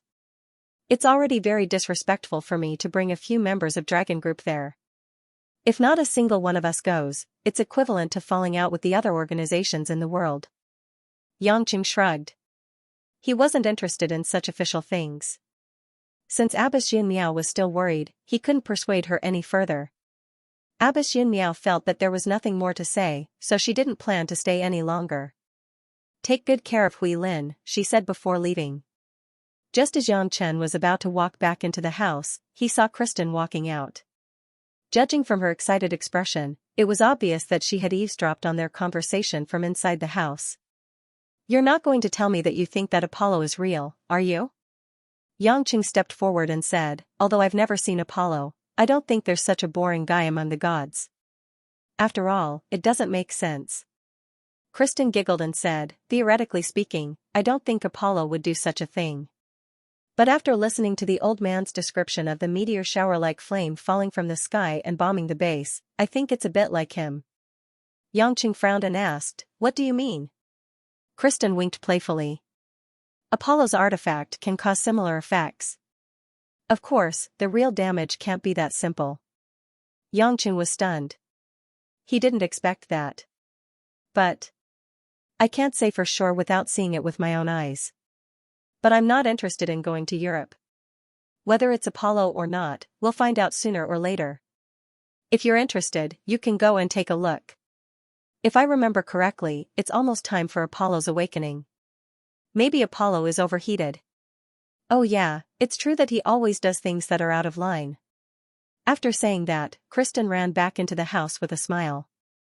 Xianxia sighed. He had nothing to say to this woman who was always fooling around. As for the specific situation in Europe, he didn't care too much. To be honest, as long as it didn't affect his and Lin Ruashi's trip, it didn't matter even if Paris was bombed after they left. The time before leaving the country slipped away. In the blink of an eye, it was already April on the calendar. After dinner that night, Hui Lin immediately rushed back to the company to participate in the production of the new album. She also held fan meetings everywhere. Of course, she also had to learn new singing and acting skills. Kristen was actually a trapeze artist. It was only because Xianxia asked her for a favor that she stayed in Xianxia for so many days. After that night, she returned to the United States early, which saved Xianxia a lot of trouble. After Lin Ruashi arranged everything in Shanghai in a race against time, the couple said goodbye to their family and boarded an Airbus to Paris, France for the first time. All of this was indescribable to Xianxia. After all, the two only got a marriage certificate. There was nothing formal about it, let alone a honeymoon. This trip to Paris, the city of romance, made him feel like he was on cloud nine. Due to Lin Ruashi's situation of having nowhere to spend her money, coupled with her personality and appearance, she wasn't suited to mingle with ordinary people. Therefore, the two of them booked first-class seats. Compared to domestic flights, the first-class seats of international flights were often several times more expensive. This was especially true during peak seasons. Therefore, most of the people who could take the first-class seats were elderly people who had nowhere to spend their money and were not in good health. Among the dozens of first-class seats, Xianxia and Lin Ruashi were the youngest. The rest were all white-haired and amiable old men. Lin Ruashi, who was not working, was wearing a black lace off-shoulder dress. The low-key, luxurious cut and simple matching set off Lin Ruashi's cold and aloof temperament. Her snow-white shoulders were exposed to the air, like the snow on a snowy mountain, glistening faintly under the sun. Her hair, which was usually tied up, was let down. Her silky black hair scattered on her shoulders. The fragrance of gardenia could be smelled from a long distance, which made people feel relaxed and happy. Xianxia, who was sitting next to Lin Ruashi, swallowed his saliva from time to time. His wife was too attractive. Looking at her at such a close distance was like a poison that emitted seductive hormones, making people fall into a kind of vortex. If it wasn't for Lin Ruashi's porcelain-like face that was always cold, and her occasional glare at him, Xianxia reckoned that he would have ignored the old men and grannies around him and pounced on her without a care for the consequences, and groped her a few times. He thought that this long-distance flight would be boring. After all, he was married, and his wife was present. He couldn't flirt with the stewardess or play some adult games in the toilet like before. Unexpectedly, when he went out early in the morning, Lin Ruashi, who had taken off her uniform and changed into a rich family's daughter's attire, fed his eyeballs until they were full. "Do you know that your expression right now makes me want to slap you? Don't you feel embarrassed?" Lin Ruashi's lips moved slightly. She really couldn't stand Xianxia's fiery gaze. This was simply drooling like a pig. The air conditioner in the plane was on the whole time, and it was a little dry. Xianxia licked his dry lips and smiled. "Isn't this Ruashi baby, are you beautiful? Usually, you don't let me get close to look at you. This flight to France will take more than half a day, and I can look at you to my heart's content. You're really too low level." Lin Ruoshi didn't know what to say. A person's shamelessness was really invincible. She couldn't help but blush. This guy's skin was too thick, but she didn't know why, but her heart was beating fiercely, and she was also a little complacent. Too infuriating. At this moment, an elderly Caucasian couple in the neighboring first-class seats looked at Yang Chen and Lin Sanjiu with a smile, and said a few words in French. Although Lin Ruoshi could speak English and some ordinary Japanese and Spanish, she didn't know anything about French. Seeing that the couple seemed to be talking about the two of them, it didn't seem like they were saying bad things about them, but she was still curious. Thinking that the man beside her seemed to understand all languages, she couldn't help but ask softly, "What did the old man say?" Yang Cheng's gaze was fixed on the hazy fullness of Lin Ruoshi's chest. Hearing Lin Ruoshi's question, he said in a half-drunk state, "The old lady said, what a happy young couple." The old man said, "I thought that Xianxia would be more conservative, but it seems like she knows how to be romantic like us French. It's good to be young. Romantic." Lin Ruoshi almost rolled her eyes in a very unladylike manner. This guy was like a pig staring at her chest. It was already good enough that she didn't slap him. How could this be called romantic? Are you randomly translating? Are you bullying me because I don't know French? Lin Ruoshi said in a low voice angrily. Yang Qing laughed and said, "Am I that bored? If I really randomly translated, I would definitely translate. This girl is so beautiful, and she matches this guy very well. They're practically a match made in heaven. That's right, it must be this girl who is chasing this guy. Look at how manly this guy is. One look and you can tell that he's a good man." Enough. Lin Ruoshi was about to break down and quickly stopped him. Yang Qing quickly shut up and raised his eyebrows. His gaze continued to fall on Lin Ruoshi's chest. Lin Ruoshi raised her left wrist in pain. She had worn a Patek Philippe lady's wristwatch when she left the house. It looked like a simple and small watch, but it was as expensive as a supercar. "We've only left for less than an hour." Lin Ruoshi sighed inwardly after looking at the time. She wanted to faint at the thought that she would have to continue flying with this man for more than 10 hours. Paris, France, 7th Bureau, Secret Underground Base. The steel door of the main control room slowly opened, and the heavy sound of metal clanking could be heard. Dressed in a military uniform, the short Depnay walked up to the main control podium with an ashen face. Below him was a large fluorescent screen and technical agents typing rapidly on their keyboards. Depnay slowly shifted his gaze. After scanning the large control room, he snapped his fingers with his right hand. An attendant walked up to the control podium from a lift below and lowered his head respectfully. "Director, what can I do for you?" "Where's Fodessa?"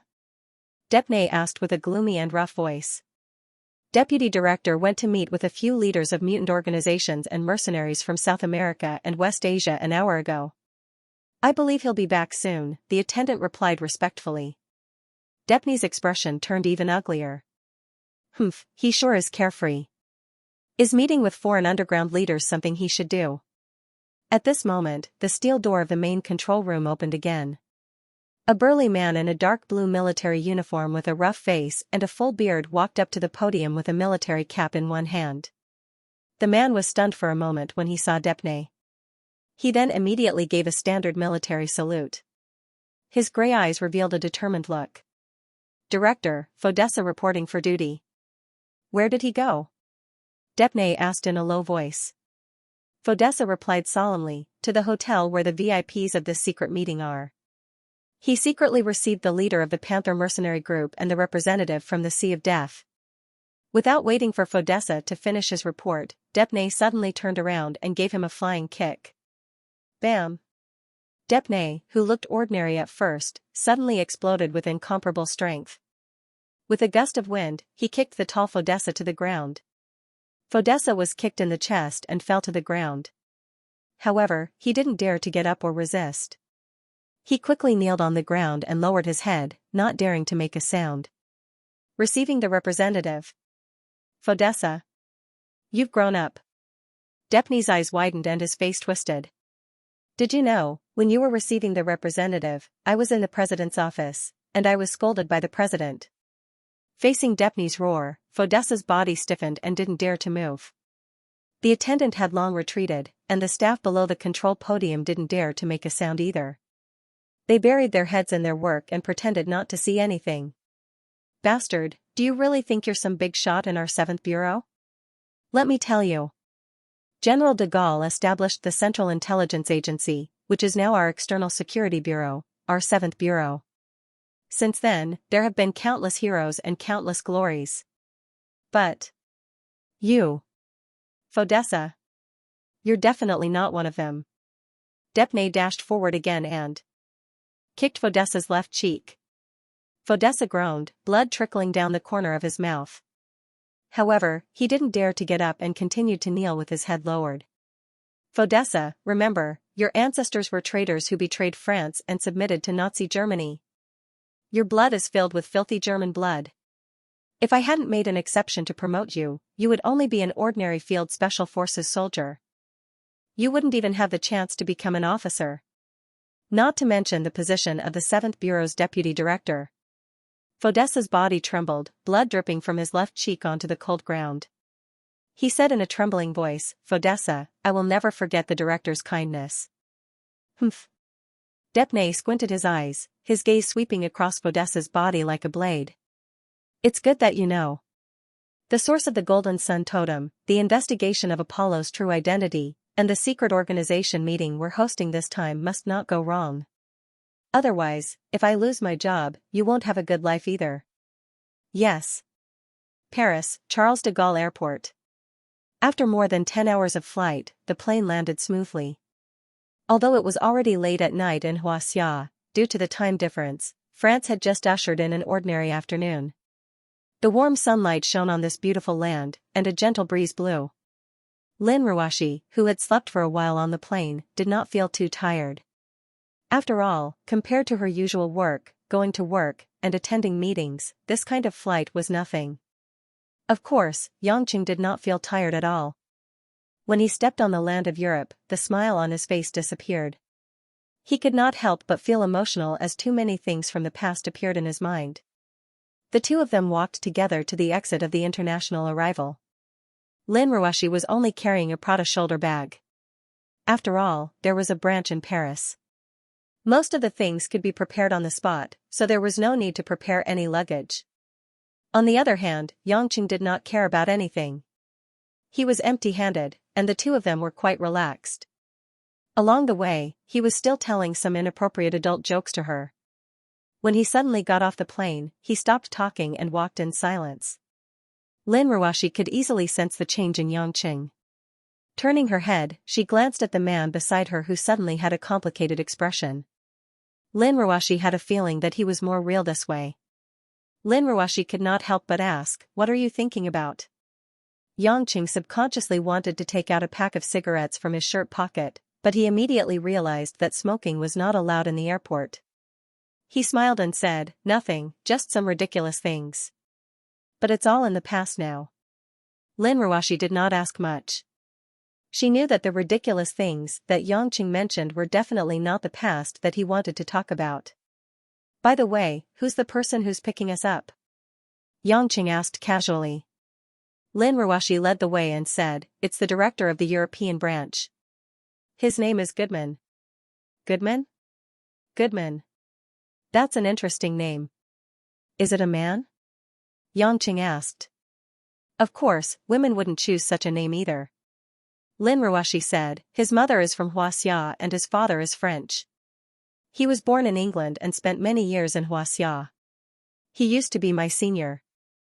Because his ancestors were princesses of the royal family, even though he had lost his title, he was still considered a noble.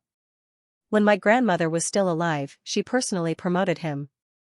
After working in Shanghai for a year, he was appointed as the director of Europe. After I took office, I only met him twice. Since our branch happens to be in Paris, he said early that he would come and pick us up." Xianxia rubbed his nose and muttered, "Another senior, and a mixed blood too. He must be very handsome." "Ruashi darling, it can't be another Xianxia, right?" Lin Ruashi frowned. She always felt uncomfortable talking about Xianxia. It could be said that she had cruelly killed an old friend. Goodman is different from Xianxia. He doesn't have much ambition in his career. He's more like a romantic Frenchman who enjoys life. He cares about his noble bloodline and doesn't care about money, Lin Ruoshi said. Yangqing laughed. You only met him twice and you already know what kind of person he is? I'm good at reading people, Lin Ruoshi said. Confidently. She added in her heart, I just don't understand your thick skin. Yangqing smiled evilly and didn't refute. After walking for about 15 minutes, the two finally arrived at the exit. There were people everywhere waiting to pick them up. However, the two immediately found a sign with Chinese characters printed on it, Yulei International. Almost at the same time, Yangqing also saw the mixed blood that Lin Ruoshi mentioned, Goodman. Dressed in a white suit, Goodman indeed had an extraordinary appearance. Although his hair was black, he had the distinct contours of a Westerner's face, as well as his slightly greenish-blue pupils. He was tall and sturdy, at least half a head taller than Yang Chen. His back was extremely straight. The genial smile on his face made him appear natural and reserved. His noble temperament made the tourists from the surrounding countries, be it men or women, glance at him from time to time. When Goodman saw Lin Ruoshi appear at the exit in a black dress, his eyes lit up and the smile on his face grew wider. However, he didn't act abruptly. Instead, he slowly walked forward and opened his arms, wanting to give Lin Ruoshi a hug. Lin Ruoshi didn't reject such etiquette. After all, in Western countries, hugging and touching each other's face wasn't too much and didn't mean to offend anyone. However, before Lin Ruoshi could open her arms, a figure flew into Goodman's embrace. Haha, you're too kind. Hug hug hug hug. Lin Ruoshi's gaze was a little dazed. She saw that Yangqing, who was behind her a moment ago, was now hugging Goodman and patting his back affectionately. Goodman was also a little dumbfounded. His expression was stiff. When he saw who he was hugging, he was even more shocked and hurriedly moved away. You are? Goodman asked in Mandarin. He's Yangqing, the director of our newly established entertainment company. This time, he was supposed to be the representative of the headquarters, but he doesn't have any experience. Since I'm here to inspect the situation in Europe, I came along, Lin Ruoshi explained on behalf of Yangqing. She didn't plan to reveal their relationship. As a matter of fact, Lin Ruoshi couldn't open her mouth at all. What Yangqing did was too embarrassing. The way he hugged Goodman earlier was treated as a joke by many of the tourists. Goodman was experienced and immediately understood what was going on. He sneered at Yangqing's childishness in his heart. Maintaining his charming smile, he said, Mr. Yang, it's an honor to meet you. I didn't expect you to become a director at such a young age. You must be extraordinary. My name is Goodman. Nice to meet you. I'll definitely treat you well in France this time. I hope you'll have a good time. You're so polite. Yangqing revealed a satisfied smile and opened his arms again. Come, let's hug again. Goodman was embarrassed. He smiled stiffly. Haha, Mr. Yang is really humorous. Let's go out first and talk in the car. I haven't seen Ruoshi for a long time. We should catch up. Lin Ruoshi couldn't stand it anymore. She walked up and secretly tapped on Yangqing's back, hinting him not to go overboard. Yangqing was depressed. This guy didn't even call me CEO but Ruoshi. I'll be doing him a favor if I don't give him a punch. Sima Zhao's intentions were clear to everyone. This guy wasn't interested in Yulei International, but he was interested in Lin Ruoshi. Romance required both a man and a woman. What's there to be romantic about if he's a man? After exchanging greetings, Yangqing followed Lin Ruoshi and Goodman out of the airport. While Goodman asked if Lin Ruoshi was tired from the journey, he also tried to get close to Yangqing. May I know where Mr. Yang worked in the past? You should have good work experience, right? Goodman probed. It was rare for Yangqing to leave the airport. He was busy lighting a cigarette. He had been sullen along the way. When he heard Goodman's question, he answered vaguely while flicking the flame of the inferior lighter, I used to sell mutton skewers in the West District of Shanghai. You probably haven't been there before. It's quite flat, not high. Goodman almost fell to the ground. His mouth twitched as he said, Oh. Really? Really? So it's the F&B industry. Lin Ruoshi's pretty face was frosty. She pretended that she didn't hear anything and quickened her pace to the car. Goodman had spent a lot of effort to get a Bentley limousine. The interior of the limousine was luxurious and versatile, just like a mobile luxury hotel. Moreover, the color scheme was extremely elegant, which made it very attractive to women. More importantly, he obviously knew that Lin Ruashi would like this car because Lin Ruashi drove a Bentley. After the three of them got into the car, Goodman ordered the driver to go to the Paris Sofitel Hotel, which was a famous five-star hotel. Those who could stay there were either rich or powerful. Recently, there have been rumors in Paris that a terrorist organization will come to disrupt the fashion week and attack some rich businessmen and politicians. Although it's just a rumor, we have to be careful. I've specially brought 4 bodyguards to protect you in the dark. It's safe and comfortable. After getting into the car, Goodman pointed at a Mercedes-Benz S500 following behind. Obviously, there were bodyguards in that car. You're still as thoughtful as before, Lin Ruashi said casually as a form of affirmation. When she heard the word bodyguard, she silently glanced at Xianxia, who was sitting opposite her. This guy was casually rummaging through the fridge in the car, preparing to open a bottle of red wine. With him around, there shouldn't be any danger at all. Unknowingly, perhaps because she had seen Xianxia resolve the problems easily too many times, Lin Ruashi always felt that as long as Xianxia was around, she would be safe. Haha. Bingo. Found it. Xianxia shouted happily in the car.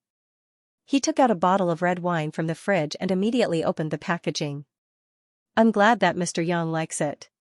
This is a margarita specially brewed in 82 years. There aren't more than 10 bottles in the entire Paris. If I wasn't acquainted with the owner of the winery, I wouldn't have been able to get my hands on this wine, Goodman said proudly. In the blink of an eye, Xianxia had already unscrewed the cap, and the fragrance of the wine filled the car. It was indeed different. Although Lin Ruashi didn't like wine, she could smell how precious the wine was. She liked Goodman's effort. It wasn't that she didn't know that it was impossible for her to be with Goodman, but it didn't mean that as a woman, she wouldn't dislike a man trying to please her. However, just as Lin Ruashi was about to grab a glass of wine for Xianxia to pour some for them on the way to the hotel, Xianxia's next action made her completely give up on the idea. Gulp, gulp. Under Goodman's astonished gaze, Xianxia picked up the bottle of wine, opened his mouth, and started gulping it down. Lin Ruashi clenched her teeth. It wasn't that she found it a pity that the bottle of wine was wasted, but she couldn't understand why this guy would always do such a thing. Goodman's jaw almost dropped to the ground. A bottle of rare wine worth tens of thousands of euros was wasted by this uncouth man like it was a cheap orange soda. I'm sorry, Goodman. Xianxia has always been like this. He didn't mean to make things difficult for you, Lin Ruashi felt sorry for Goodman. After all, he had spent a lot of effort to get this wine. Anyone would be unhappy if they drank it like that. Goodman was annoyed, but he quickly smiled and waved his hand. It's good that Mr. Yang likes it. There are still 2 bottles anyway. Ruashi, I'll open one for you. Lin Ruashi nodded. She glanced at Xianxia from the corner of her eyes and saw that he had already finished half of the bottle of wine.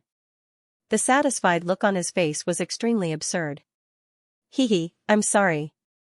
I didn't know that this wine was so expensive. Why don't I pour some for you? We can all drink together. Xianxia burped and said with a smile.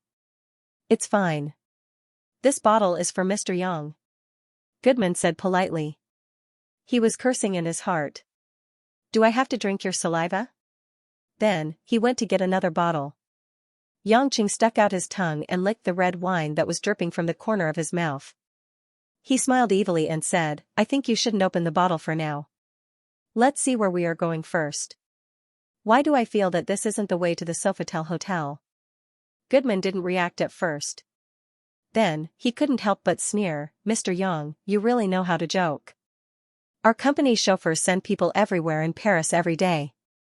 Although I'm not picky, everyone is familiar with the roads in Paris. How could they drive the wrong way? Is that so? I think Mr. Goodman should look at the situation outside. Why do I feel like we're driving in the opposite direction? Xianxia knocked on the window with a wine bottle. Goodman was a little annoyed. Does this man think I'm a fool? A mutton skewer seller? What kind of fortune did he get to be the director of Yulei International? Not only is he on the same level as me, but he can also come to Paris with Lin Ruashi. However, no matter how lucky he is, strength is strength, and the gap is still the gap. No matter how much he pretends to be, he's just a lowly commoner. What could he know? Mr. Yang, may I ask if you've been to Paris before? Do you know where the Sofitel Hotel is? Do you know the traffic routes in Paris? Goodman suppressed his anger and forced himself to be gentle. Rue Boissy d'Angles Avenue, number 15. Is this the correct address? Yangqing replied in standard French. Goodman was completely dumbfounded. He didn't expect Yangqing to be able to speak French with his death-seeking manner. What surprised him even more was that the address Yangqing mentioned was indeed the address of the Sofitel Hotel. He didn't believe that Yangqing could get something like this right just by guessing blindly. This time, Goodman finally turned his head around and looked at the road outside. Looking over, Goodman suddenly realized that the car wasn't heading in the direction of Paris. Instead, it was heading in the northeast direction outside the city. What's going on? Goodman muttered to himself in shock as a chill ran down his spine. Lin Ruashi, who hadn't said a word, didn't know the exact situation in Paris. However, she immediately understood that what Yangqing said was right. For some reason, the car wasn't heading to the hotel. Instead, it was heading somewhere unknown. Realizing that something was wrong, Lin Ruashi turned to look at Yangqing. She could only hope that Yangqing could tell her what was going on. However, Yangqing shrugged as if he knew that Lin Ruashi would ask him. Although I know that the path is wrong, I don't know why such a situation occurred. Goodman snapped out of his stupor and hurriedly sat in front of the driver's seat. He pressed a button to contact the driver's seat. In order to prevent the conversation from being overheard by the driver, the central guest area of a modified luxury Bentley was completely blocked off. The driver could only communicate with the driver through the communicator. Spear, what are you doing? You're going the wrong way. Did you hear what I said, Spear? Goodman reprimanded loudly. However, no matter how Goodman shouted or cursed, the driver named Spear didn't respond at all. It was as if he didn't hear him at all. Stop shouting. It's useless even if you scream yourself hoarse. Didn't you notice that the Mercedes-Benz that was following behind us has long disappeared? Yangqing sipped his red wine and smiled.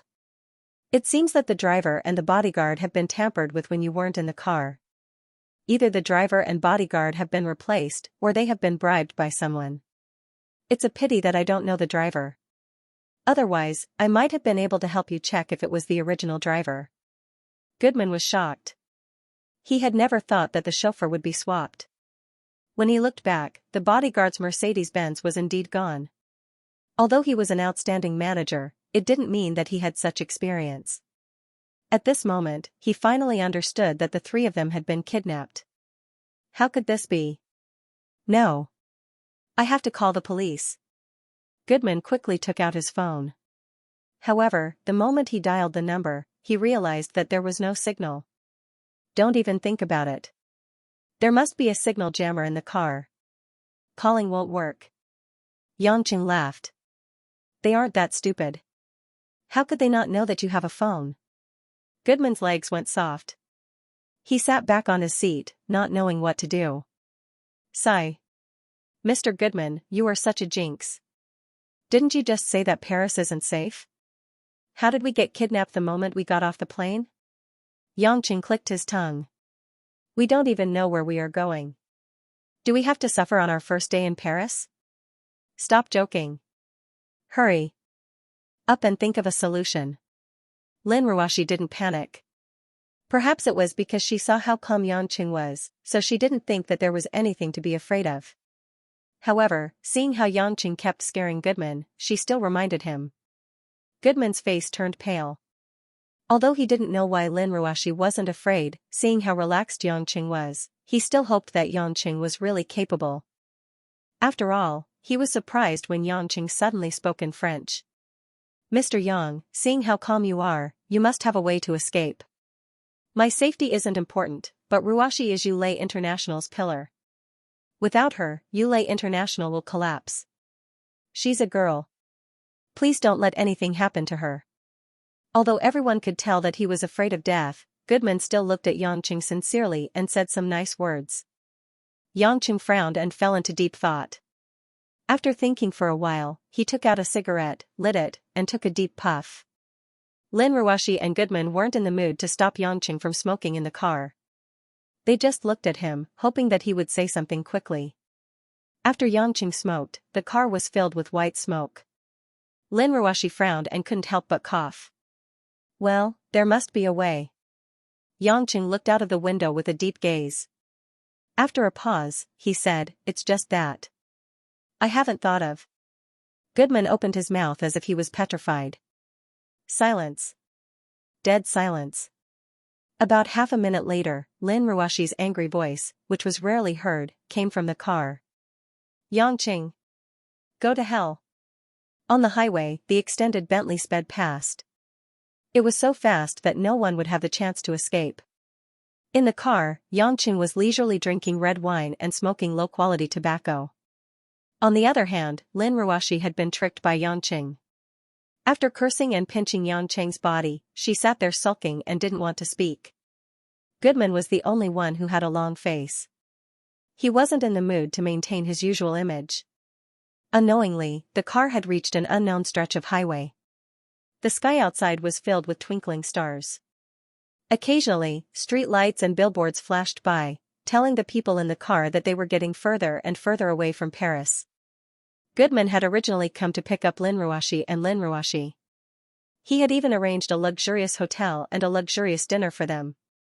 However, he didn't expect to be kidnapped suddenly. He had no idea where they were being sent to.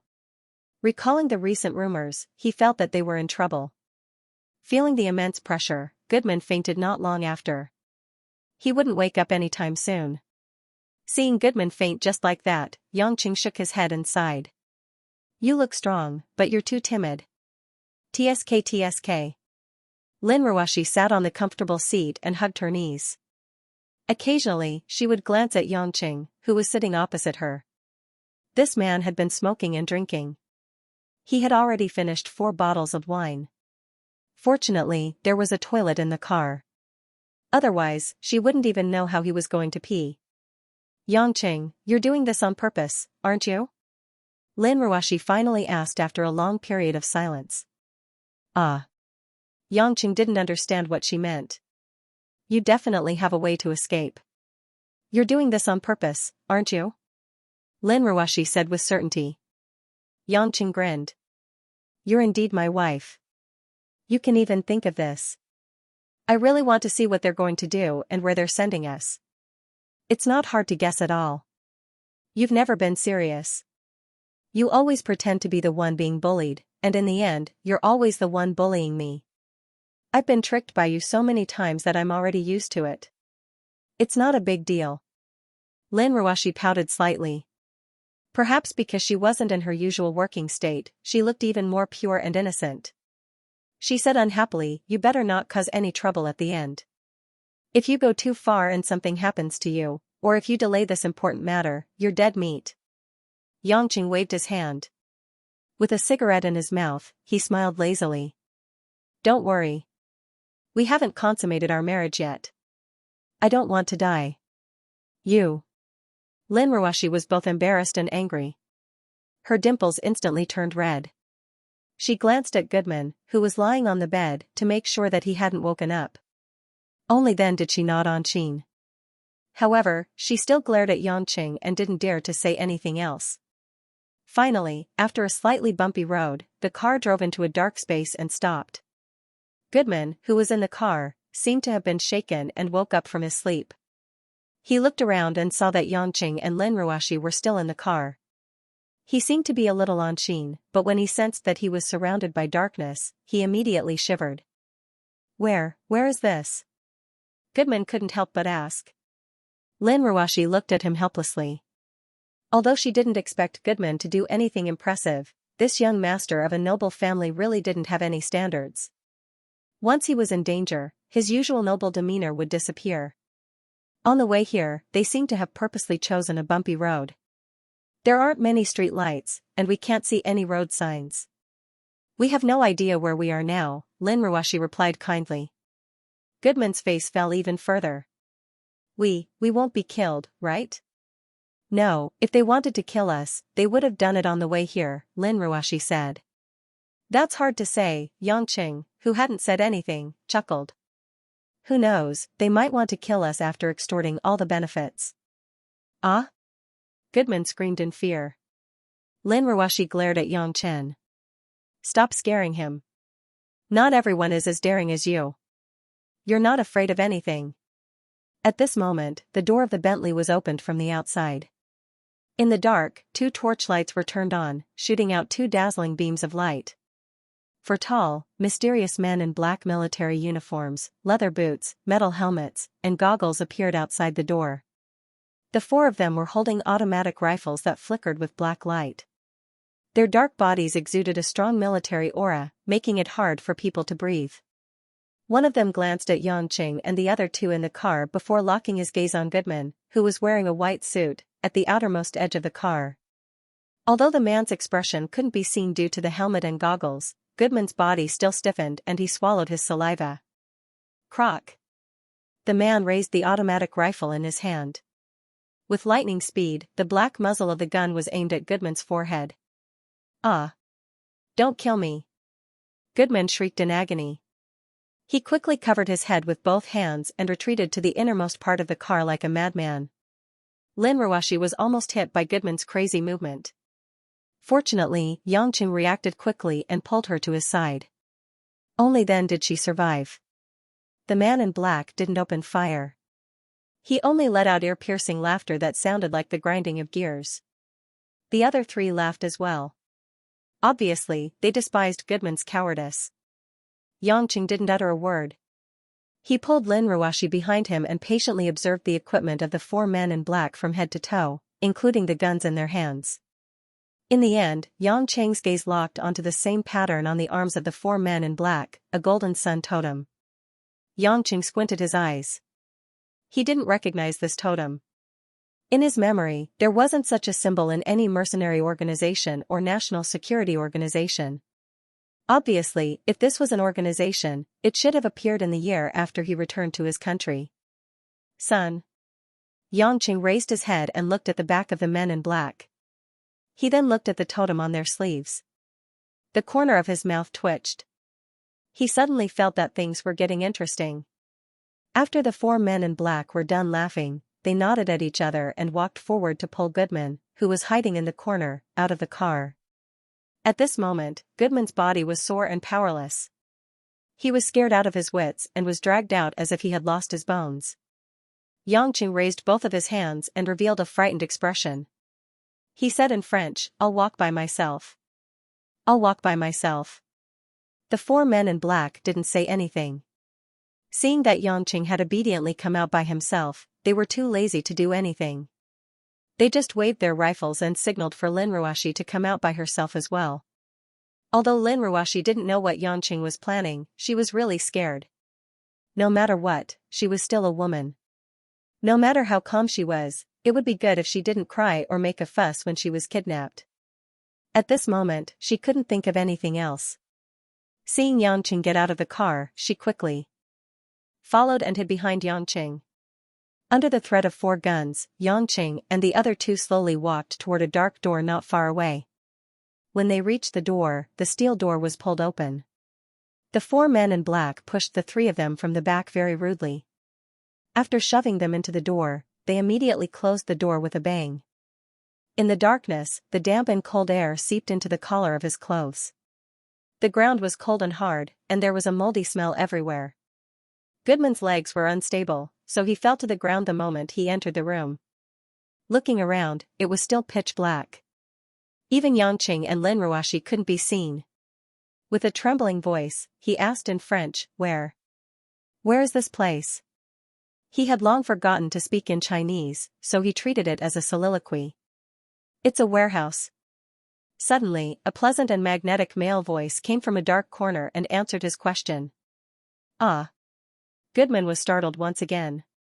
He took a step back, but he did not expect to bump his head against the steel door. He cried out in pain again. It was truly a case of misfortune. He had no time to care about the other side. Lin Ruoshi was also shocked. She subconsciously held on to Yang Qing's arm and stepped close to Yang Qing. Yang Qing smiled and extended his other hand to touch Lin Ruoshi's head. I'm here. Don't be afraid. After hearing Yang Qing's words and touch, Lin Ruoshi realized that she had taken the initiative to stick to Yang Qing.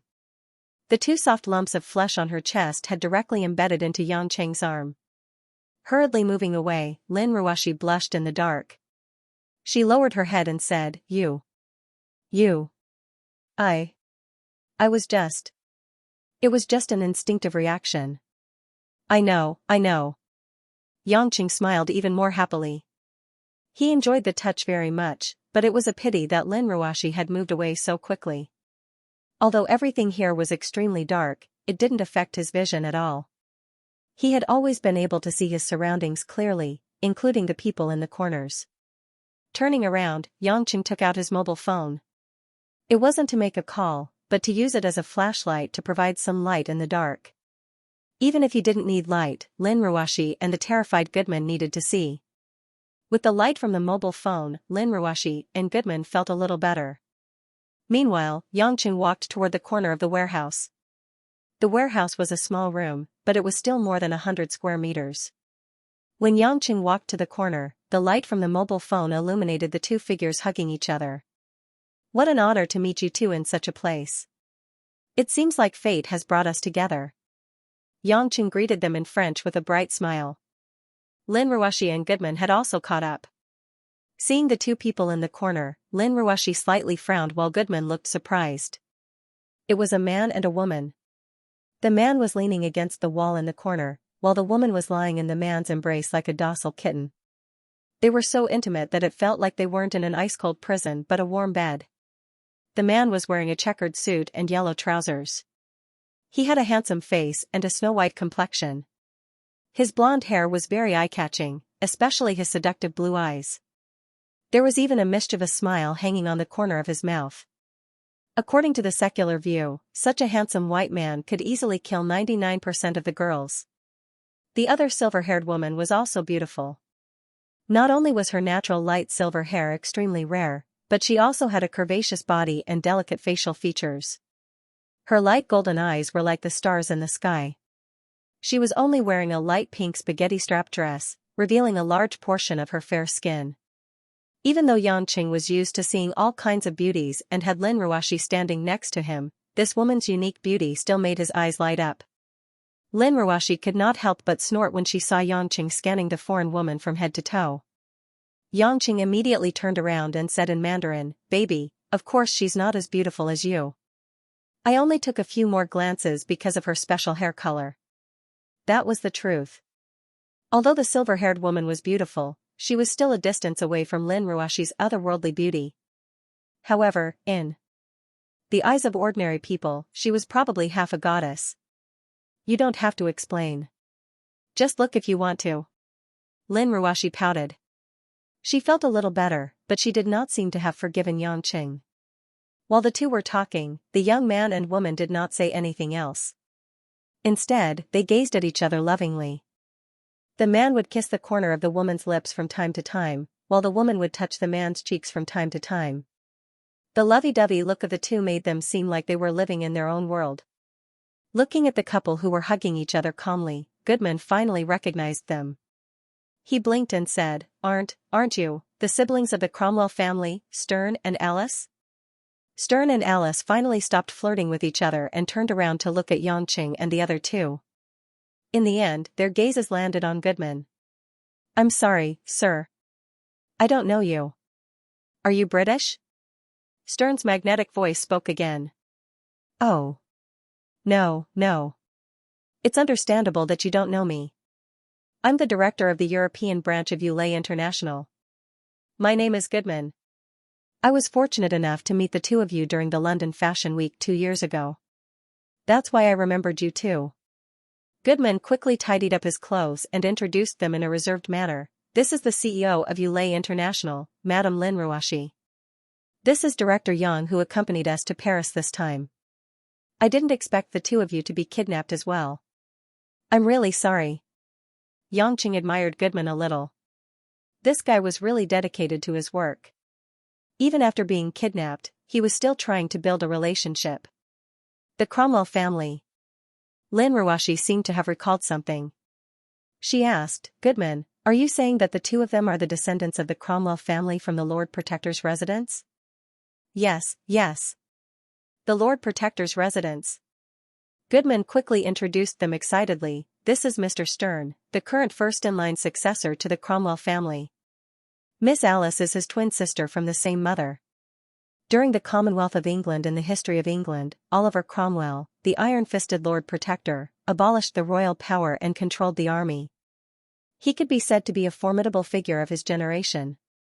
However, due to the fact that his successor couldn't convince the people, it led to the restoration of the dynasty by Charles II.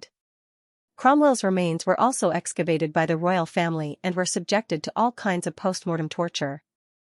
However, the Cromwell family was, after all, a large family that used to have boundless glory. They were wealthy, had a wide network, and had countless loyal men. After several generations of low-profile operations, the surviving bloodline had always played various important roles in the land of England. Although the Cromwell family was no longer the Lord Protector's residence, they still retained the noble title of a hereditary duke. Although they weren't famous, they were recognized as one of the most influential aristocratic families in England in the upper class. Therefore, even though Lin Ruashi hadn't spent much time in Europe, she still had a certain understanding of the Cromwell family. At this time, Alice also opened her mouth. With a crisp and gentle voice, she said with a smile, "So it's the CEO of Ulay International. What a beautiful young sister. I'm so envious. Such a beauty is rare in this world. Isn't that right, dear brother?" "In my eyes, Alice, you're the most beautiful," Stern said naturally and planted a kiss on Alice's hair. Lin Ruashi couldn't help but feel a chill down her spine. She glanced at Goodman and asked, "You're saying, they're siblings from the same mother?" Goodman smiled bitterly and explained, "Yes. Although they're siblings, they're a publicly known intimate couple in the upper class and received the blessings of many people. No one in the Cromwell family objected to it, so it's always been like this. It's no secret. Isn't it just nonsense? I've seen this a lot. It's nothing. It's great to have such a beautiful sibling couple." Xianxia laughed nonchalantly. "You know so much." Lin Ruashi glanced at Xianxia.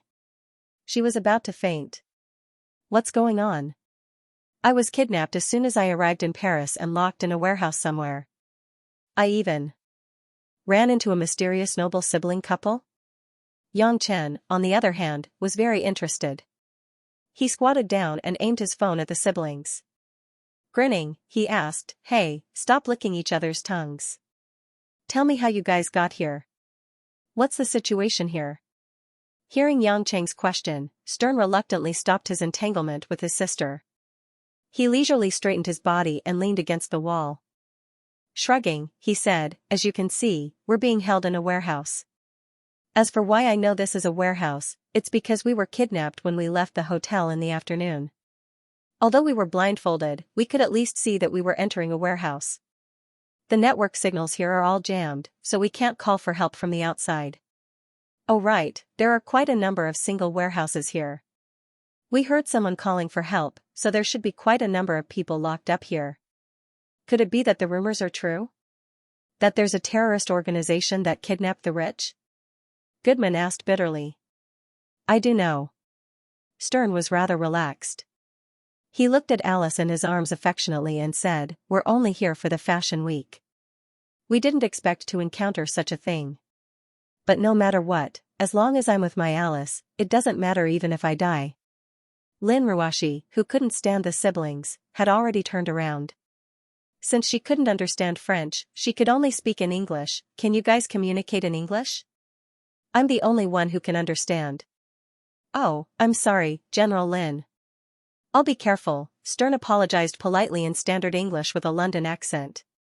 It'd be better if they could stop kissing and making it less mushy, Lin Ruashi thought in her heart, but she was too embarrassed to say it out loud. Xianxia scanned his surroundings. He could sense that he was in a rather large warehouse, and he wasn't the only one who was being held captive. However, he was curious as to why these people would kidnap a bunch of rich and nobles without doing anything. What was their intention? Alice crawled out of Stern's embrace and flirted with her silver hair. She said coquettishly, "I really want to take a shower. The floor here is too dirty. How do you guys think we should contact the guards outside?" Goodman's face twitched as he laughed dryly. "Miss Alice, now isn't the time to talk about how to take a shower. We're still being kidnapped." "Why not?" "Just because you're kidnapped doesn't mean you can't take a shower." Alice blinked her big, watery eyes innocently. Then, she stood up and walked towards the warehouse door with the help of her phone's light. The dumbfounded Goodman hurriedly shouted, "Miss Alice. It's too dangerous." "It's okay. I'm so cute and charming. How could they bear to kill me?" Alice did not listen at all. She giggled and walked to the warehouse door. She knocked on the door a few times and shouted in English, "Someone come quickly, I want to take a shower." Lin Ruashi, who was standing behind Xianxia, opened her mouth slightly. She even suspected that the strange siblings might have escaped from a mental asylum. She couldn't help but ask Xianxia, "Don't you think they're weird? Who would want to take a bath at this time?" Xianxia stroked the sparse stubble on his chin. He did not have the time to shave due to the flight. He said, "What's wrong with that? Just don't treat them as normal people." Lin Ruashi felt a headache coming. She regretted saying that to Xianxia. This guy had never been normal. Of course, he wouldn't think that the siblings from the Cromwell family were abnormal. Unexpectedly, she heard someone approaching the warehouse door when she thought that it would be useless for Alice to shout. Clank! The big iron gate was pulled open again, and a man in black who had appeared just now stood outside the gate with a gun in his hand. He said in an obviously electronically altered voice, "We only provide food and water. There is no other service. Please leave." "They're so humane," Lin Ruashi said coldly without any expression. Alice, however, refused. She said coquettishly, "Aya, why is it like this? Is there no bathroom? It's so dirty and damp here. I want to take a shower. I want to go to the bathroom." "You can't possibly ask a young and beautiful lady to do that kind of thing in a place like this." As she spoke, Alice stood in front of the guard and stomped her feet. She looked exactly like a kindergartner. "Haha, Stern, your sister." "Oh no, your woman is so cute, haha." Xianxia chuckled as he looked at Alice's expression. Stern's eyes were full of love. He said, "Do you think so too, Mr. Yang?" "That's right. My little Alice has always been the cutest woman." Lin Ruashi, who was standing at the side, felt a little nauseous when she heard this. She stared at Xianxia hatefully. This guy actually has the mood to talk nonsense with this crazy pair of siblings. The guard outside the door was also stunned. He could not figure out how a hostage could still be in the mood to act coquettishly. However, he obviously would not listen to Alice. He raised his voice and berated, "Go in. If you make any more noise, I'll shoot you." Seeing that the gun was aimed at her, Alice screamed, "Ah! Annoying. How can you treat a lady like this? Do you think I don't dare to shoot?" The guard was a little annoyed. He finally put his hands on the gun. Alice pouted and turned around unhappily. She said to Xianxia and the others in the corner, "My dear, they won't let me take a bath. What should I do?" Stern thought about it seriously, but he could only shake his head. "My dear, I have no other way. I don't know if Mr. Yang or Madame Lin has any ideas. My little Alice really needs a bath. If she doesn't take a bath for a day, she will feel very uncomfortable." "I can give it a try," Xianxia said as he raised his hand. The guard naturally ignored the gossip of these prisoners in the warehouse. After pushing Alice back, he planned to close the door. However, before the guard outside the warehouse closed the iron door, Xianxia had already walked to the door and pressed the half-closed iron door. "Don't be in such a hurry. We can talk about it. Do me a favor," Xianxia said to the guard with a smile. "Do you want to leave this world early?" the guard asked fiercely. Seeing that Xianxia dared to provoke the guard in front of him, although Lin Ruashi had enough trust in Xianxia, her heart was still in her throat. She wanted to go forward to stop Xianxia, but Goodman stopped her. "Ruashi, don't go up. It's too dangerous. Goodman shouted in a panic. Lin Ruashi couldn't care less. She used all her strength to shake Goodman off. However, before she could reach the door, she heard a loud bang from the iron door. Lin Ruashi turned around and realized that Yongqing had gone out with the guard. The warehouse returned to its pitch-black state. Yongqing. Lin Ruashi called out, but she didn't hear any response. Tut tut tut tut. All of a sudden, the sound of a machine gun being fired echoed through the warehouse. Then, there was no sound from outside the door. The sudden change in the situation rendered Lin Ruashi speechless. She stared at the door in a daze, and there was only one voice in her mind, that man will be fine. But somehow, even though she had full confidence in Yongqing, Lin Ruashi couldn't help but tear up. Her body trembled uncontrollably, and her feet seemed to be nailed to the ground, unable to move. Director Yang, he's. Goodman couldn't think of any other possibilities. From his perspective, even with the iron door between them, he could still see that Yongqing's body had been pierced by a bullet. Stern had taken out his phone. With the help of the light, he walked to the door with Alice in his arms. As if he was taking a stroll in the park, he reached for the warehouse door, wanting to open it. No. Seeing this, Goodman quickly ran forward and stopped Stern. His forehead was covered in cold sweat as he said, "Mr. Stern, please don't be impulsive. Director Yang has already been killed. We can't repeat the same mistake. As long as we're alive, we'll have a chance to escape." Before Goodman could finish, Yongqing's lazy voice came from outside the door. Hey, little goo, who did you say died? You can't curse people behind the door." Goodman quivered and turned around.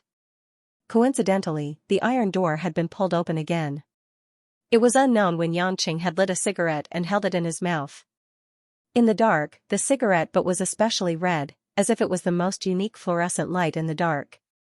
Yongqing was still holding the automatic rifle that belonged to the guard. The guard was lying on the ground, motionless, with Yongqing stepping on his head. It seemed like he was dead. You. How did you? Goodman stared at Yongqing, dumbfounded. His mind was in a mess. Alice clapped her hands and smiled. Mr. Yang is so awesome. It seems like we can return to the hotel to take a shower. Can Mr. Yang kill all these bad guys? Hee, you're too kind. I just randomly fired a few shots. Who knew that the guard would hold his gun the wrong way? He died the moment I pulled the trigger, Yongqing said with a sigh. How is that possible? Goodman broke out in cold sweat. However, he was convinced. After all, he didn't think that Yongqing could defeat these kidnappers. Yongqing raised his head proudly. Why not? I'll cover it up for you again. As he spoke, Yongqing picked up the rifle in his hand again. He turned around and fired a series of shots at the darkness behind him. He didn't forget to blow a few rings of smoke from his mouth. His roguish look made Goodman roll his eyes. Ha, little goo, did you see that? It's just shooting. It's simple. Yongqing turned around and patted Goodman's stiff shoulder while holding the gun in one hand. Goodman came back to his senses and shouted, Are you crazy? You're going to attract his companions over like this. Oh right, Director Yang, how did I become little goo all of a sudden? Could it be that you're my sister-in-law? Sister-in-law. It doesn't sound too bad, Yongqing said with a smile. At this moment, Lin Ruashi walked out of the warehouse. Her footsteps were gentle as she stood in front of Yongqing. She stared at Yongqing silently. Under the dim light of the phone, Lin Ruashi's hazy face carried a hint of coldness. Her pair of bright eyes that resembled autumn swans were filled with crystal-clear tears.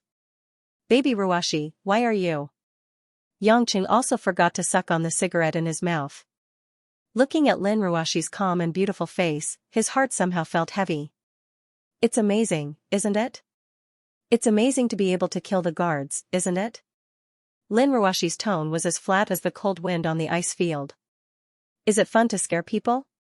Do you think it's fun to keep people on tenterhooks for you? I. Yongqing opened his mouth and wanted to say something, but he realized that he didn't know how to express his feelings and thoughts at this moment. It was as if there were hundreds of foreign languages and countless words in his mind, but none of them could help him. He couldn't help but be stunned. Lin Ruoxi didn't intend to listen to Yang Cheng's reply. After looking at Yang Cheng deeply, she took out her phone and walked out with the help of the light from the flashlight. Although he didn't understand the situation and couldn't understand the relationship between Yang Cheng and Lin Ruoxi, Goodman, who had just been promoted to sister-in-law, hurriedly chased after her when he saw that Lin Ruoxi was about to leave. He shouted, "Ruoxi! Ruoxi! Don't be rash. If you walk out like this, you'll be easily discovered by the remaining guards." Lin Ruoxi turned a deaf ear as if she didn't hear Goodman's words at all. "It's fine." Yang Cheng finally recovered from his petrified state. He turned around and followed Lin Ruoxi's direction and said, "No one will stop me." "How do you know?" Goodman asked suspiciously. Yang Cheng glanced at him and said, "Because they're all dead." "Ah?" Goodman suspected that he had misheard, but when he saw that Yang Cheng didn't look like he was lying, he felt that it was the truth. The Stern siblings, on the other hand, didn't seem to be afraid of anything. They happily held hands and followed behind Yang Cheng. Seeing this, Goodman couldn't be bothered anymore.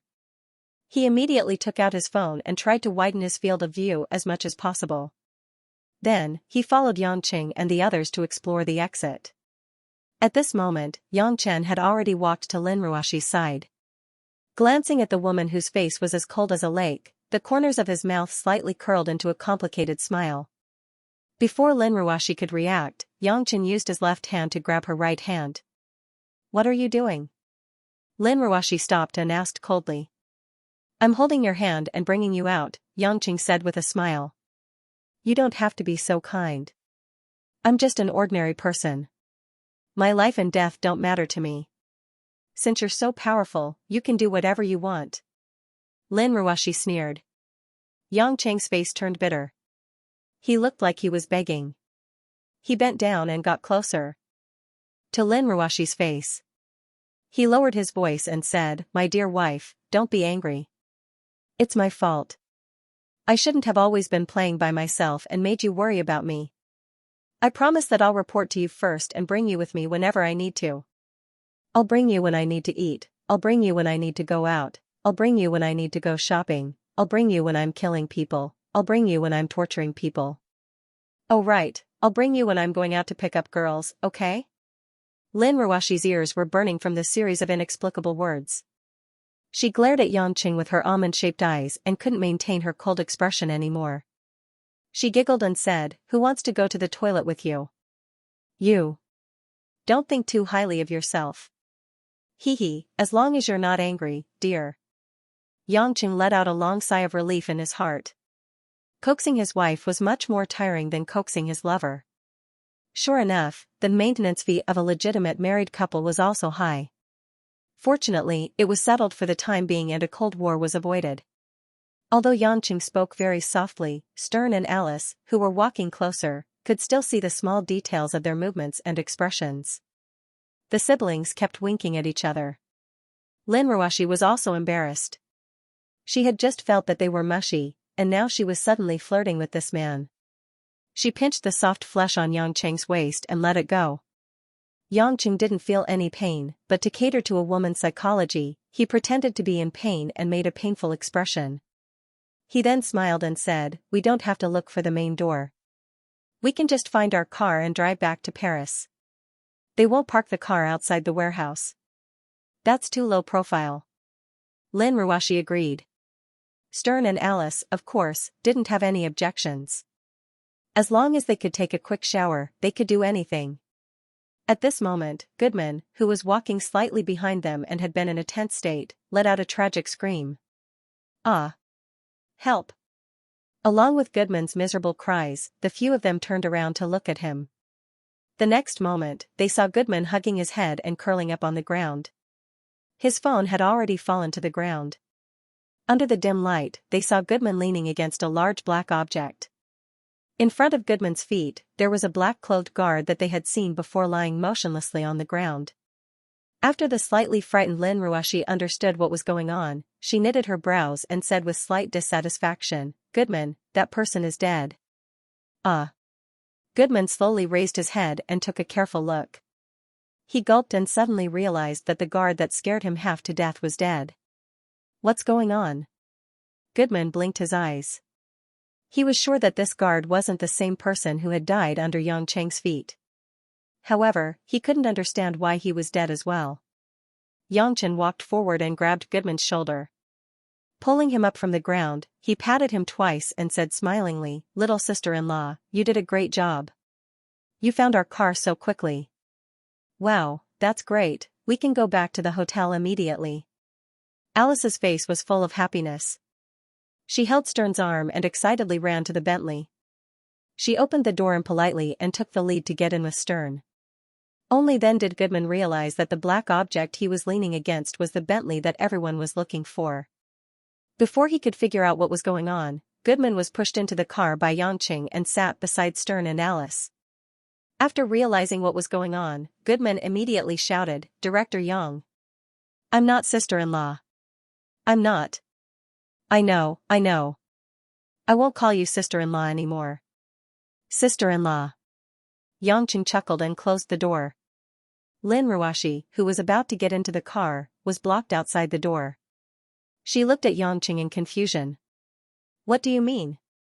"Honey, don't sit here. Sit next to me. I'll drive and you can sit in the front passenger seat." Xianxia blinked. "My sister-in-law is too annoying. You don't want to suffer all the way, do you?" Without waiting for Lin Ruashi to say anything, Xianxia opened the front passenger door and pulled Lin Ruashi in. Xianxia quickly got into the car, started the car, and turned on the headlights. This time, the whole warehouse was almost fully illuminated. The entire warehouse was about the size of 10 basketball courts. On both sides, there were dozens of neatly arranged steel warehouse doors. Some of them were filled with junk, while others were tightly locked. The warehouse looked a little old and had not been repaired for many years. There were many holes in the ceiling. It was just that there was no starlight or moonlight tonight, so it was pitch black.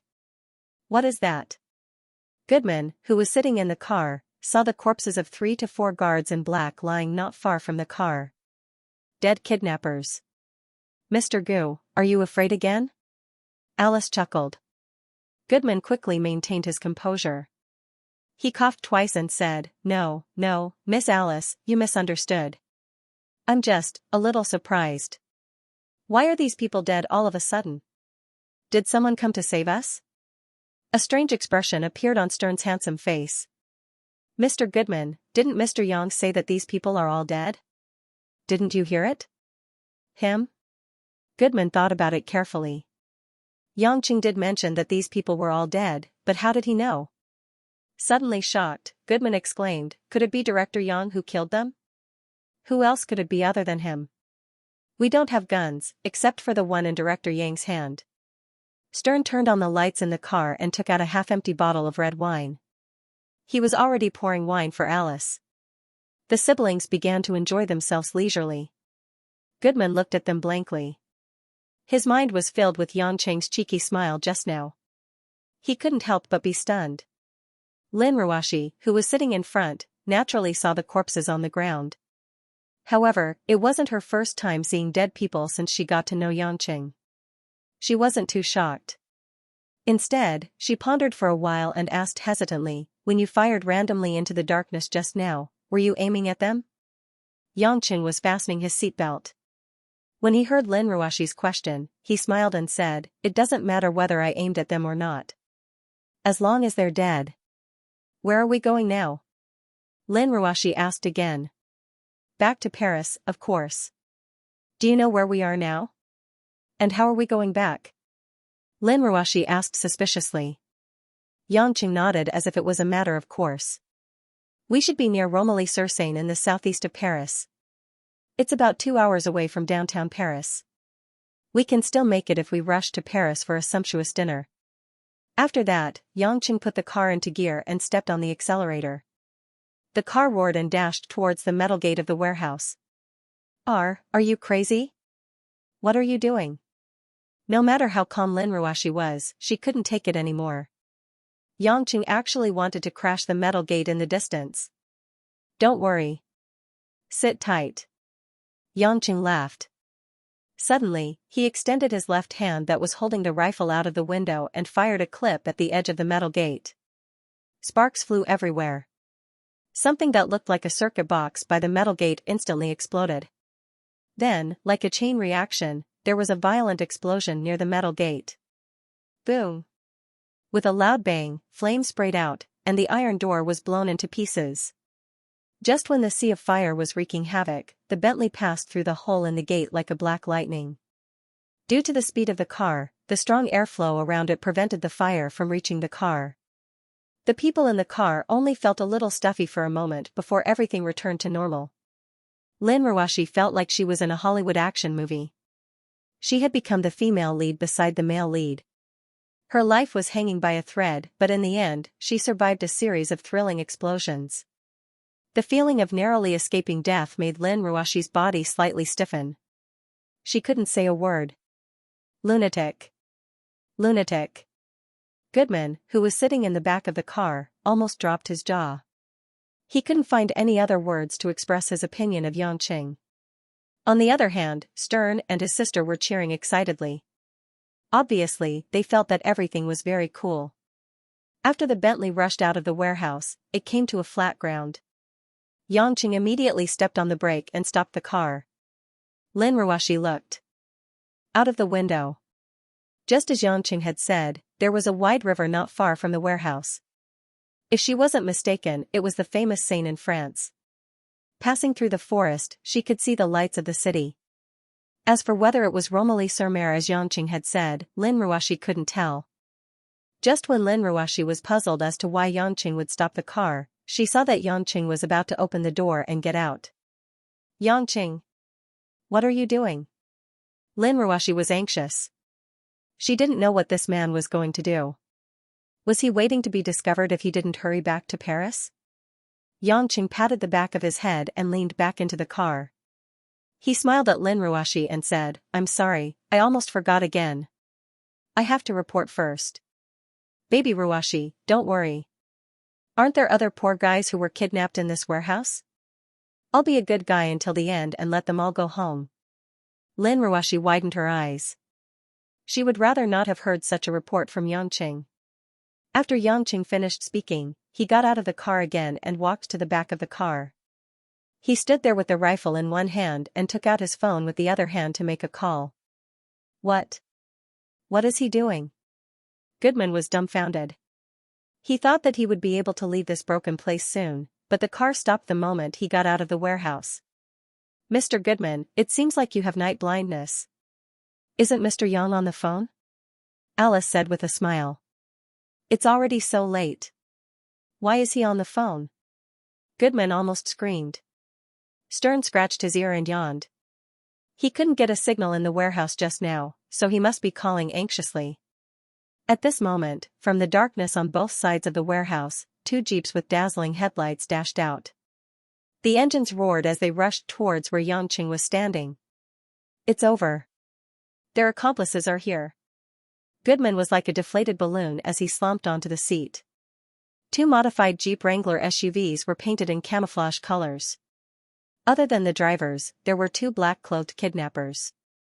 One of the kidnappers was holding a rocket launcher, while the other was holding a Gatling gun that shocked the world. It looked like they were going to blast Yangqing's group and the cars into pieces. Yangqing didn't seem to notice anything.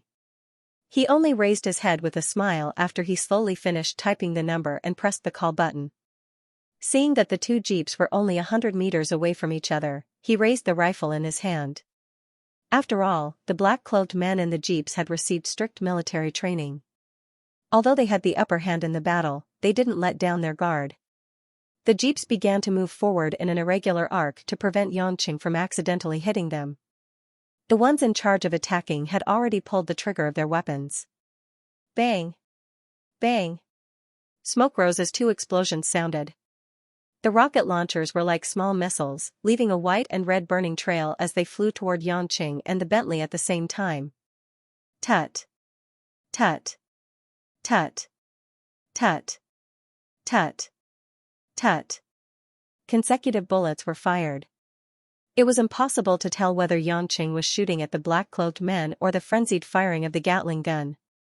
The frenzied fire of the Gatling gun and the weak sparks of the rifle in Xianxia's hands formed a sharp contrast in firepower. Goodman, who was in the Bentley, didn't dare to look outside. He cried bitterly and wanted to run away, but he had no strength left in his body. Stern and his sister, on the other hand, clinked their glasses and drank their red wine affectionately. They didn't realize that there was a war outside at all. Lin Ruashi, who was sitting in the passenger seat, could clearly see the brutal confrontation outside through the rearview mirror. When she saw 2 missiles being fired toward the car and where Xianxia was, her heart jumped to her throat again. If it wasn't for her strong mental fortitude, she might have fainted on the spot. "Damn you, Xianxia! How dare you say you won't make me worry? What's the difference between reporting and not reporting?" At that critical moment, the men in black behind the 2 Gatling guns suddenly stopped attacking. The drivers of the 2 jeeps slumped onto their seats. The jeeps lost control and began to move in 2 different directions. The 2 men in black who were responsible for firing the rocket launchers didn't understand what was going on. They looked down at the same time and found that the bullets had penetrated their foreheads. Red and white objects flew out. At the same time, the 2 rockets that were approaching Xianxia and the Bentley exploded when they were still 20 to 30 meters away. How is this possible? One of the men in black said to himself in French as if he was in a dream. He didn't want to believe that the man standing alone not far away could accurately kill his companion in the blink of an eye. He didn't even know how he detonated the missile. The moment the rocket launcher exploded in midair, 2 shuttles of bullets passed through the flames of the explosion and hit the fuel tank of the unmanned jeep. Boom boom. There wasn't much time for the remaining 2 to think. The jeep exploded in the fuel tank and burned into 2 fireballs. Even the rolling tires were blown into the sky. The 2 men in black screamed in pain. They jumped out of the car with their bodies covered in flames. However, the flames caused by the gasoline were not something they could withstand. The 2 burning men didn't struggle for long before they died on the river embankment. After taking care of the pursuers, Xianxia said a few words to his phone and then hung up. After thinking about it, Xianxia threw the rifle in his hand directly into the Seine River dozens of meters away. The rifle drew a high parabola and fell into the river. After doing this, Xianxia returned to the car. He took out a cigarette from his jacket pocket and smoked one. He then turned on the car lighter and lit it for himself. After taking a deep breath, Xianxia happily licked his lips, started the car, and continued their journey. Goodman hugged his head and sat in the carriage for a good while. Realizing that he was fine, he raised his head in bewilderment and looked at the situation outside. Then, he looked at the sibling sitting opposite him and asked, "What's going on?" Alice caressed her brother's cheek and said with a smile, "Mr. Goodman, your posture just now was really like a penguin. It was very cute. Those people were killed by Mr. Young long ago. Didn't you notice it until now?" "Ah?" Goodman opened his mouth wide in disbelief. Being stared at by the unscrupulous siblings made him finally realize how embarrassed he was just now. He couldn't help but blush. He pretended to be calm and said, "I was really lucky, really lucky. But it's good that everyone is fine." Xianxia, who had been driving for a while, realized that the atmosphere wasn't right. He turned his head and saw Lin Ruashi sitting in the passenger seat staring at him coldly with a pale face. In the dark, Lin Ruashi's expression made Xianxia's scalp tingle. "This? My dear wife, what's with that expression? Did I do something wrong again?" Xianxia frowned. He had just made a report. Did something go wrong again? Lin Ruashi didn't answer. She turned her head to look outside the window and did what she was best at, staying silent. Depressed, Xianxia held the cigarette butt in his left hand and leaned against the window. He held the steering wheel with his right hand and glanced at Lin Ruashi from time to time. The more he thought about it, the more he got a headache. They came all the way to Paris, but they still didn't talk to him like they were at home. It was fine at home. At least there was Mother Wang and Xianxia, so it wouldn't be too boring. But there were only the 2 of them here. What was the point of staring at each other? Wasn't this just suffocating him to death? After a long while, Xianxia let out a long sigh. He laughed at himself, but it was a dry laugh. He glanced at Lin Ruoshi from the corner of his eyes, but Lin Ruoshi didn't seem to care about him at all. He started to talk to himself. Actually, I know that you must be blaming me for doing something like that again.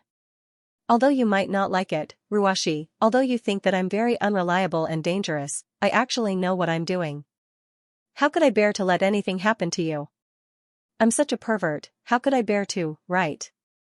Lin Ruoshi didn't seem to hear anything. She looked at the dark and hazy night view outside the window. The car was still shuttling through the forest. Other than the black forest, nothing could be seen. Without a choice, Yangqing could only continue talking and said, "When I came here in the afternoon, I looked at their equipment.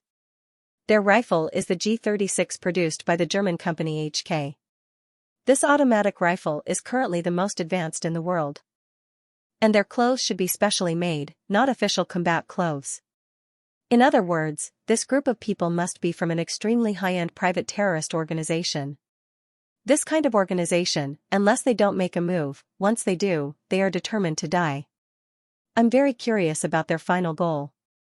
"Oh, right, when we rushed out of the warehouse, it's not that I didn't open the door properly. It's just that I saw an explosive device installed on the door. If you don't know the password, no matter how you touch the door, it will be detonated. The best way was to first use a bullet to detonate the door, then use the high speed of the car to drive the airflow to avoid the flames. So, I might have scared you. This group of people are also veterans with rich combat experience. Although we don't know where they came from, it's very clear that rushing into the darkness of the warehouse is not a wise decision. So, they have been guarding outside. After all, as long as we don't come out, we can't do anything in the warehouse. But they probably didn't expect us to rush out like this, so they drove the car to chase us. Originally, since we have already come out, we can't just leave this group of people who were also captured. You also heard from Stern that when they were kidnapped in the afternoon, they heard other people being locked up. I guess they are also aristocrats and rich people who are also participating in the Paris Fashion Week." At this point, Yangqing finally saw Lin Ruoshi turn her face. Although she still didn't have any expression, at least she was looking at him. Yangqing grinned. "I just got out of the car and made a phone call. Guess where the call came from?" Lin Ruoshi shook her head slightly. Although she was still very angry, she was very curious about what Yangqing had done. "The police call in France." As Yangqing spoke, he took a drag of his cigarette and blew out a white puff of smoke. He then said, "There are so many people, we can't possibly bring all of them back. I told the police that I saw the criminals locking people in a warehouse by the river and asked them to come and save them. Although I didn't tell them their names and addresses, they must have heard the gunshots and explosions just now, so they will definitely come. Anyway, I killed all the people, so these people who were captured are no longer in danger. Just wait patiently." Hearing this, a trace of nervousness flashed in Lin Ruoshi's eyes. Finally, she couldn't help but say, "Won't you be discovered by the police if you do this? Won't they investigate the phone number?" Yangqing was relieved. He finally opened his mouth and said with a smile, "Don't worry, I used a satellite network phone, not a cell phone number. The police won't be able to trace it in a short period of time. By the time they find it, I'll probably be back in China. Besides, I didn't do anything bad. I'm just saving people." Lin Ruoshi nodded. Suddenly, she realized that she had actually spoken to Yangqing. Her pretty face turned red. She wanted to give him a cold war to express her dissatisfaction, but she quickly added, "Don't think that after explaining so much to me, everything will be fine. You always do things that scare people. You don't care about the feelings of the people around you at all." Yangqing said helplessly, "If you ask me, I'll definitely tell you. But it's too late. They have already fired at us. I can't possibly explain to you first before taking action." Lin Ruoshi thought about it and felt that it made sense. In the end, she could only pout and snort coldly to cover up her embarrassment. Yangqing suddenly found that his wife's embarrassed expression was strange. He couldn't help but touch Lin Ruoshi's face and cheeks when she wasn't paying attention. Lin Ruoshi's skin was exquisite and smooth, just like the finest silk. Yangqing enjoyed it very much. This sudden touch made Lin Ruoshi blush instantly. Yang Cheng's action was as if he was teasing her like a little girl. What are you doing? Lin Ruashi said angrily. Fortunately, no one else saw it. She was the CEO of a multinational company, but her face was touched by a man like a little girl. Yang Cheng laughed and said incongruously, "Oh, my dear Ruashi, look ahead. We've arrived at the city. There's light." Do you want me to buy you something to eat first? A fast McDonald's? Wendy's? Or Burger King? Anyway, we're overseas. Eating some Western fast food can be considered as experiencing the life of a foreign civilian. Or go back to Paris for a better Western meal? It's up to you, haha. Lin Ruashi clenched her teeth. This guy was changing the topic again. However, she suddenly thought of something and asked, "By the way, how do you know where Romilly-sur-Mer is? Have you been here before?" Yang Cheng secretly thought that it was a close shave.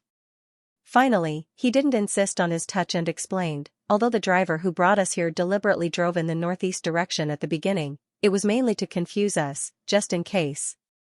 When night fell, he changed his direction to the southeast and purposely chose a forest path without any towns. It can be said that this is a very meticulous kidnapping.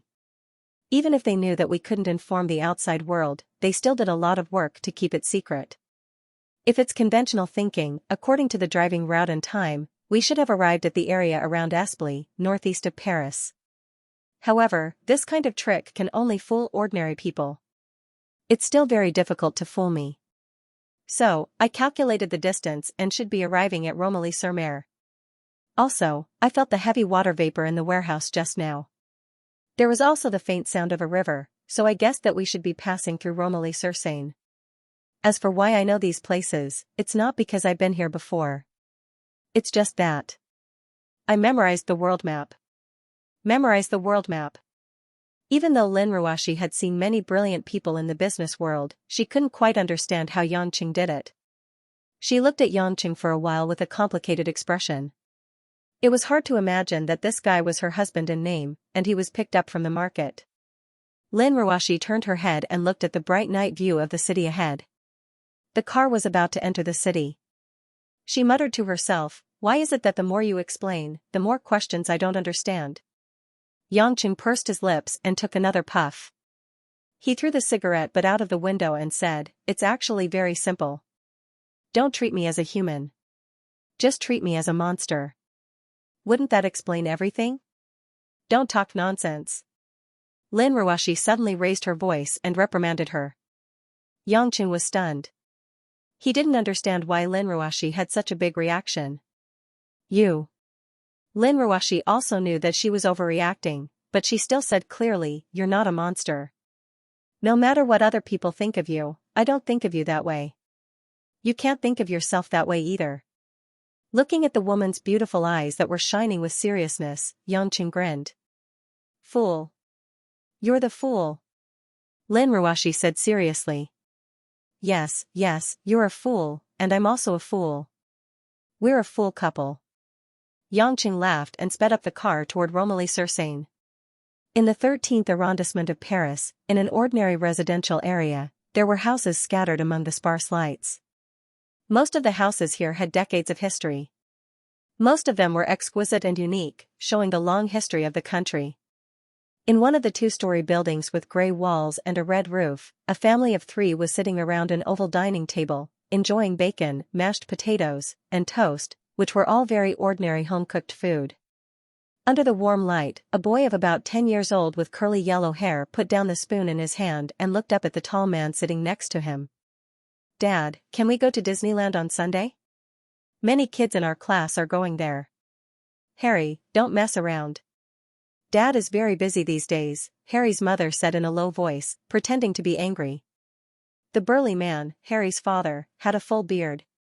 He raised his hand to stop his wife from scaring his son. He turned around and smiled gently. "Dad has been very busy recently. After this month, Dad will accompany Harry to Disneyland to watch a flying car show, okay?" Harry pouted. "But there's never a time when I'm not busy." Hearing his son's aggrieved voice, a trace of pity flashed in the man's eyes. His wife, who was sitting next to him, also felt helpless and sad. At this moment, the man's phone on the table rang. The man looked at the caller ID, frowned, and picked up the call. "I'm Fodessa." "What's the matter?" A hurried report came from the other side of the phone. "Deputy Director. We just received news from the police. The missing rich merchants and nobles were found in a warehouse by the Seine River in Romilly. According to the report, an anonymous witness provided us with the clue. We've asked the police to block the news and rescue the VIPs as soon as possible. However, many VIPs are angry and emotionally unstable." Fodessa was silent for a moment. "Have you found out the origin of the kidnappers?" "Yes. As expected, it was done by Apollo's subordinates, the realm of God. We saw the golden sun totem on the dead kidnappers. However, the background information of these people indicated that they belonged to the Cerberus organization. Based on the analysis, it's very likely that the organization has already submitted to the realm of God." "Cerberus?" A sharp glint flashed across Fodessa's eyes. "Isn't that organization on the verge of disbanding?" "That's what we thought before. However, it's obvious that the elites of Cerberus that we attacked previously were fake. The real core strength of Cerberus hasn't been destroyed." Hearing this, Fodessa clenched his fist. "Got it. Calm down the VIPs first. We can't let this matter get out of hand. I'll head over to the scene now." "Oh right, does Director Depnay know about this?" The staff on the other side of the phone hesitated for a moment before replying in a soft voice. Director Depnay said that you should do as you see fit. You can meet him after you're done." Fodessa's face darkened. He took a deep breath and hung up the phone. Seeing that her husband didn't look well, the woman asked worriedly, "Dear, did something happen?" Fodessa then realized that he was at home. He forced a smile and said, "Don't worry, I'll handle it. You guys continue eating. I have to go out." Having said that, Fodessa stood up and put on his coat. He was about to leave, but stopped after a few steps. Fodessa turned around and looked at his son, Harry, who was looking at him eagerly. With a loving smile, he said, "Harry, I promise you that after this month, I'll take you to Disneyland. When you're done with your summer vacation, I'll take you to the Mediterranean for a vacation. We'll go on a cruise, okay?" "Really?" The boy, who was on the verge of tears, was overjoyed. Fodessa nodded heavily, smiled at his wife, and turned to leave. At the same time, on the N4 motorway from Romilly to Paris, Xianxia and the rest in the Bentley were in a different situation. In the middle of the car, Goodman was holding a bag of McDonald's packages with a blank expression, lost in thought. Opposite him, the siblings, Stern and Alice, had also received a bag of McDonald's packages. However, the two of them were enjoying their chicken hamburgers. Just 10 minutes ago, Xianxia drove into a McDonald's at the edge of the city and bought a few bags of McDonald's packages. Naturally, everyone in the car got a share. "Mr. Goodman, aren't you going to eat?" "Actually, the hamburgers are pretty good too," Alice said with interest. After all, they grew up in a big family and rarely came in contact with such cheap fast food. Therefore, the siblings were enjoying the food. Goodman said bitterly, "I really don't know what he's thinking. How could he buy such a thing? How could Ruwashi eat such cheap food? And how could she use this to serve the two of you?" Stern didn't care about Goodman's words at all. After finishing the burger in his hand, he clicked his tongue and wanted more. Seeing that Goodman wasn't eating, he snatched the bag from his hand. "Mr. Goodman, if you don't want to eat, give me your share too." Stern took out another hamburger from the bag and said with a smile. "Yeah, give me the French fries too." "McDonald's French fries are pretty good," Alice said happily. Goodman widened his eyes and looked at the pair of unscrupulous siblings. He was on the verge of tears. Although he felt that the food was too low-end, he wasn't hungry. At this moment, Lin Ruwashi, who was abused in Goodman's eyes, was sitting on the passenger seat. She was holding the double beef patty cheeseburger that Xianxia had bought for her. She was hesitating and couldn't bring herself to eat it. Lin Ruwashi couldn't remember if she had ever eaten a burger before. In the eyes of most people in Xianxia, this kind of food was considered foreign. Many people liked to sit in McDonald's or KFC and enjoy their meals. However, overseas, the biggest function of this kind of fast food was to buy and eat it quickly. Most people would only buy it when they drove by and wouldn't even get out of the car. After buying it, they would finish it in the car. There was nothing special about it. In terms of price, compared to Lin Ruashi's status, this kind of food was too cheap. Why aren't you eating? Your stomach was growling just now. Aren't you hungry? Xianxia was driving with one hand and chewing on the burger with the other. He asked in confusion when he saw that Lin Ruashi didn't open her mouth. Lin Ruashi bit her lips. It would be weird if she wasn't hungry. She hadn't eaten anything since she got off the plane. How could she not be hungry? Did you do it on purpose? Lin Ruashi asked. What do you mean? Lin Ruashi pointed at the thick beef burger in her hand. This burger is so thick. How am I supposed to eat it? Of course, open your mouth wide. Just like me, Xianxia said and took another big bite. But. Lin Ruashi found it hard to open her mouth wide to eat a burger like this. Xianxia said sourly, Yo, your stomach is growling, but you still have to look like a lady. Are you looking down on people who eat hamburgers? That's right, only a boorish person like me would eat this. So my darling Ruashi still has a bit of princess syndrome. You're the one with princess syndrome. Don't treat me like a child, there's no need to provoke me. Isn't it just eating a burger? Childish. Lin Ruashi felt very upset when she heard Xianxia's sarcasm. She glared at him hatefully, then turned her gaze back to the burger in her hand. In the end, Lin Ruashi simply closed her eyes, opened her mouth to the fullest, and took a bite. To be honest, the beef burger with cheese was very fragrant. Although it was easy to put on weight, it was hard to resist. Lin Ruashi's stomach was rumbling with hunger. After taking a bite, she couldn't help but take big bites. This was the first time Xianxia saw Lin Ruashi eat with her cheeks bulging. Her originally beautiful oval face now looked like a bun face. Look at you. Look at how you've eaten. Xianxia didn't know whether to laugh or cry. After finishing the food in his hand, he reached out and scraped the corner of Lin Ruashi's mouth with his finger. Because she ate too fast, a lot of the white sauce remained on the corner of her mouth. Lin Ruashi saw the sauce on Xianxia's finger that was scraped from the corner of her mouth. She wanted to jump out of the car. This was too embarrassing. However, the next scene made Lin Ruashi have the urge to kill herself. She saw that Xianxia was very natural. He sucked the finger with the sauce in his mouth clean. Lin Ruashi was so embarrassed that she almost choked on it. Xianxia also realized that this action was rather ambiguous, but he was thick-skinned, so he didn't think much of it. He looked at Lin Ruashi, whose ears had already turned red in the dark. Smiling evilly, he said, What's wrong with that? It's not like we've never kissed before. If babe feels like you're at a disadvantage, I'll let you put some sauce on my lips, and you'll help me scrape and lick it. Lin Ruashi almost fainted. Is there a person who speaks so shamelessly? But she knew that she would be bullied if she said more. She could only continue to vent all her resentment on the burger in her hand and continue to eat. But this time, Lin Ruashi turned her back and didn't give Xianxia any chance to touch her face. Xianxia didn't make any more jokes. He also knew that Lin Ruashi was really hungry. Everything must have a limit, so he focused on the highway ahead. The Bentley drove quickly to downtown Paris. More than an hour later, a dusty Bentley stopped at the entrance of the Sofitel Paris Hotel. This five-star hotel was located near the Madeleine Cathedral and Place de Concorde. Amidst the magnificent lights and retro architecture, it created an eye-catching and beautiful scenery.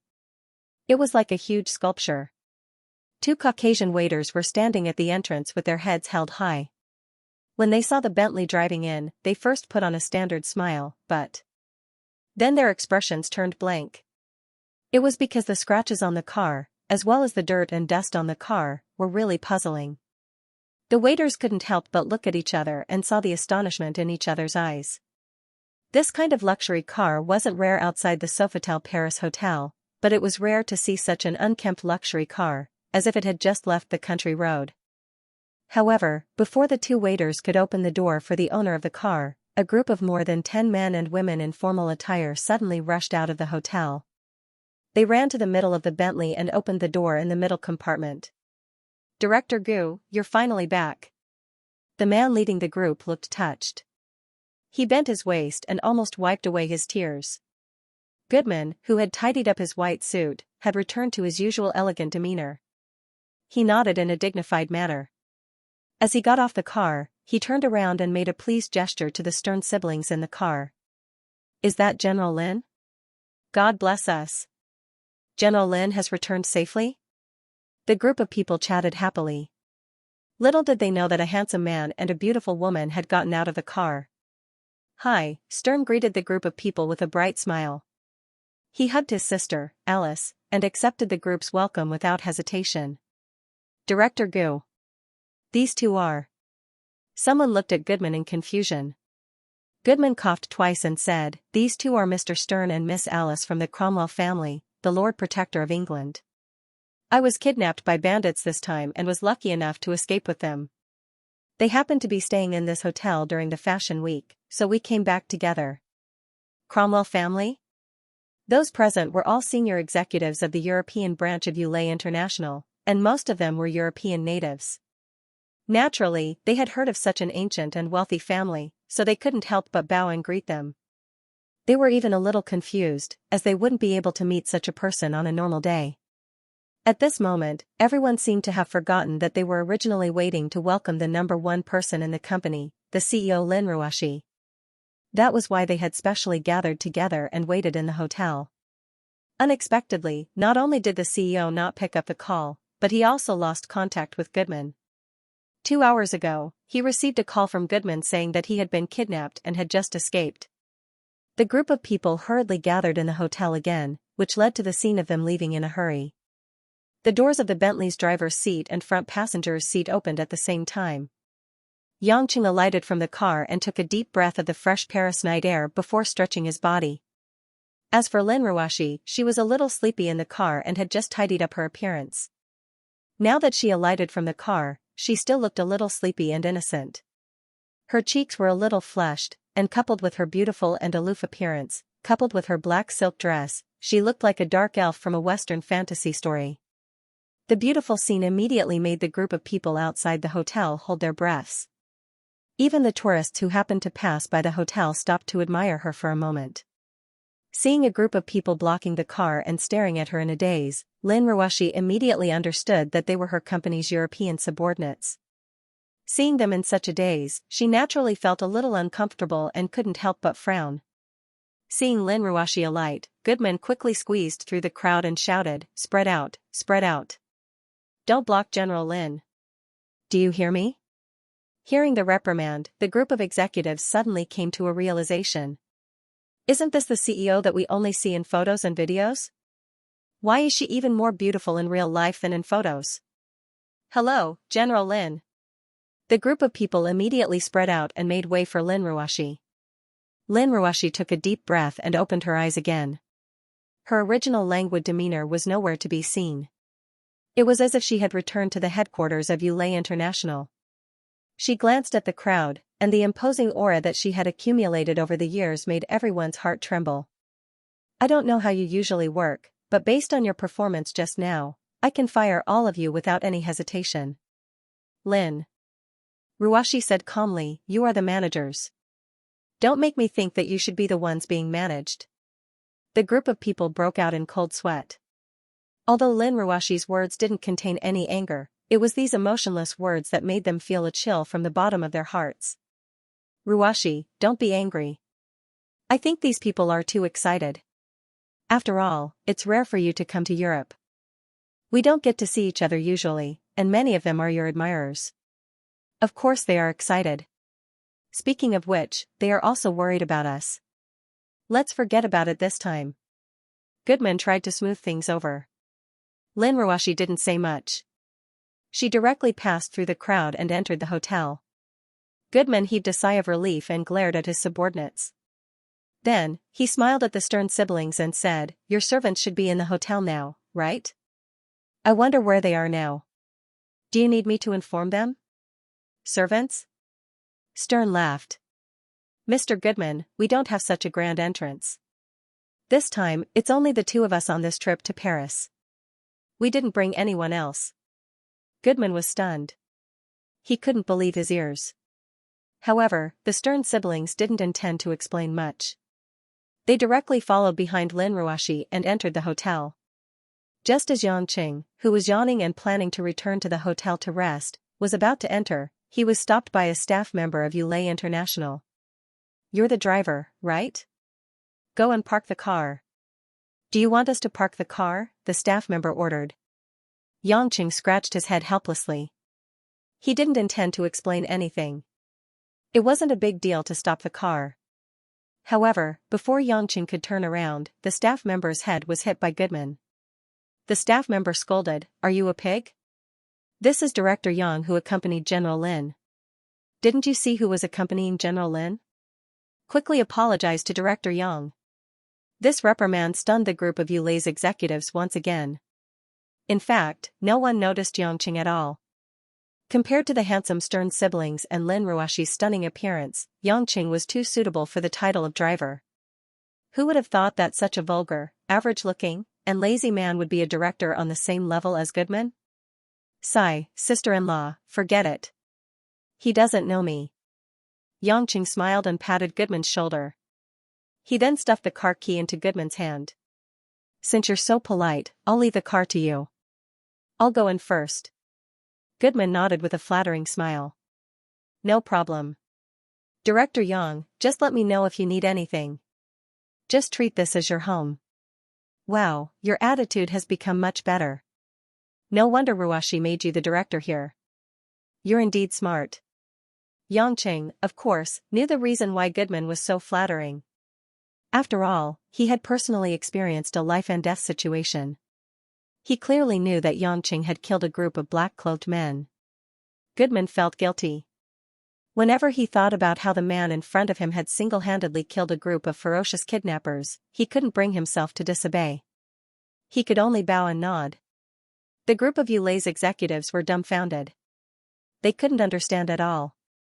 Even if Xianxia was a director on the same level as Goodman, why would Goodman humble himself and even be called sister-in-law?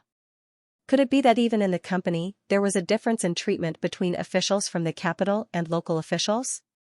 Just as Xianxia was about to walk into the hotel, the sound of police sirens could be heard not far from the hotel. Furthermore, 3 police cars were heading towards the direction of the hotel. When the police car drove to the entrance of the hotel in a domineering manner, it came to an abrupt stop.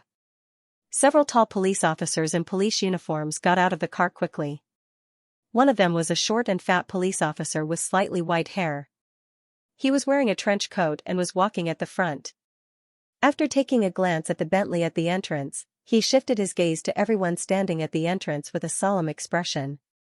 The moment he saw Xianxia, this slightly older Caucasian police officer revealed a rather proud smile and walked directly to Xianxia.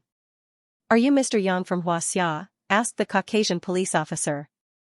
Frowning, Xianxia glanced at Goodman who was at the side.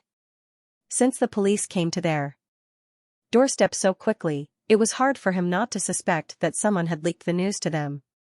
Goodman wasn't stupid either. He quickly waved his hand and said with an innocent face, "Director Yang, I didn't call the police.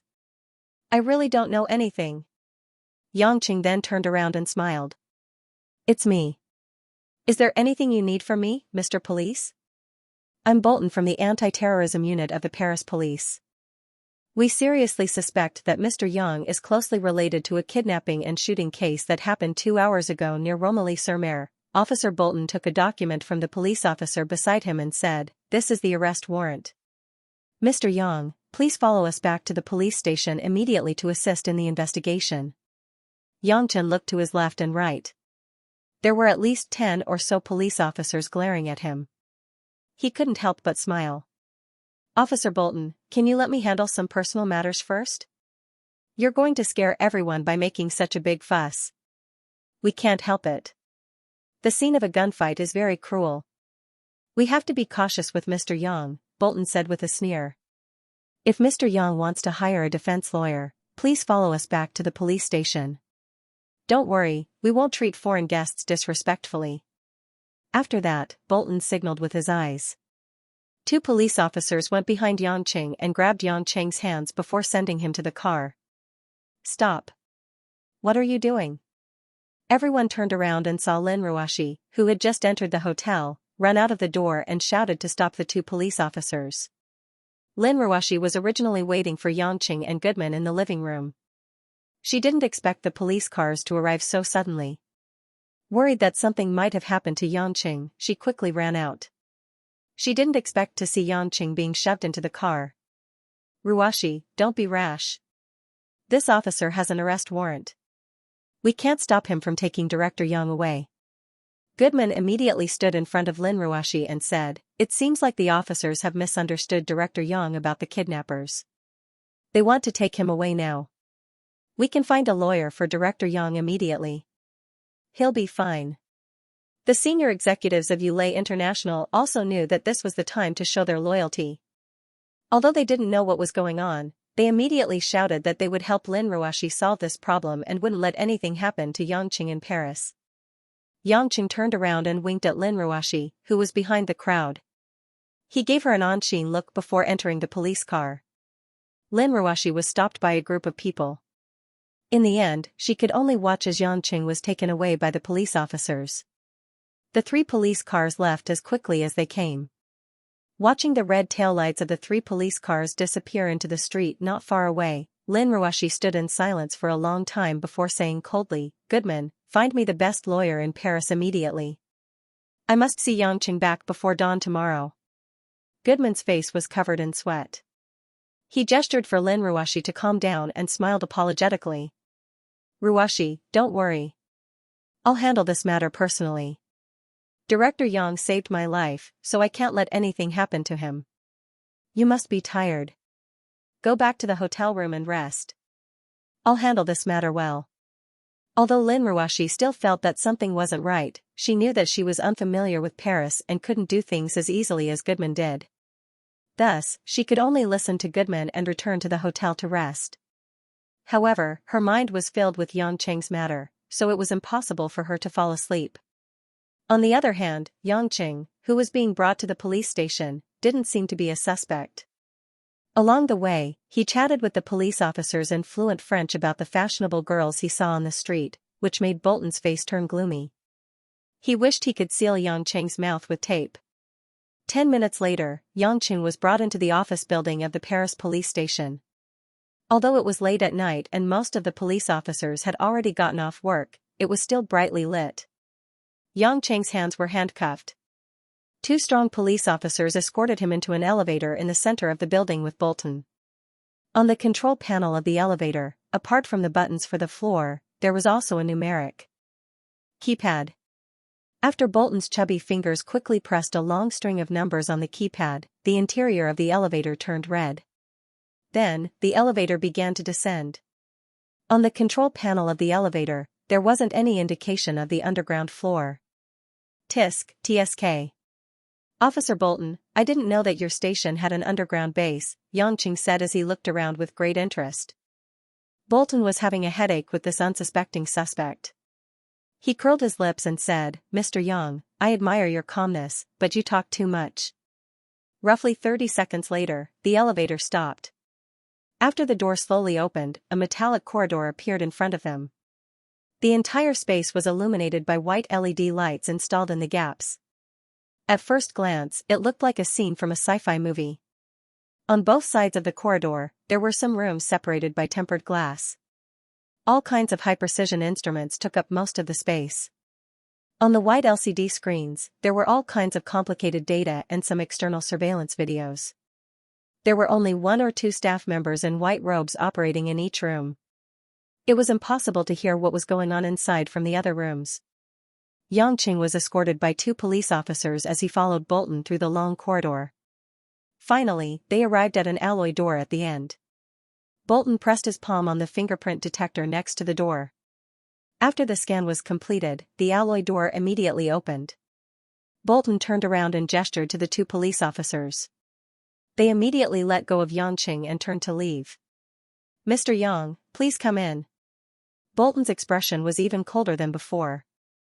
He exuded a fierce aura that was in stark contrast to his fat body. Xianxia looked at him with a faint smile. "Mr. Bolton, you look much more pleasing to the eye now." As he spoke, he stepped into the room. This was a square interrogation room that was more than 100 square meters made of alloy. There were cameras scattered all around, and there were passages leading to other places in all 4 directions. At this moment, a tall man with yellow curly hair was sitting behind a table in the middle of the room.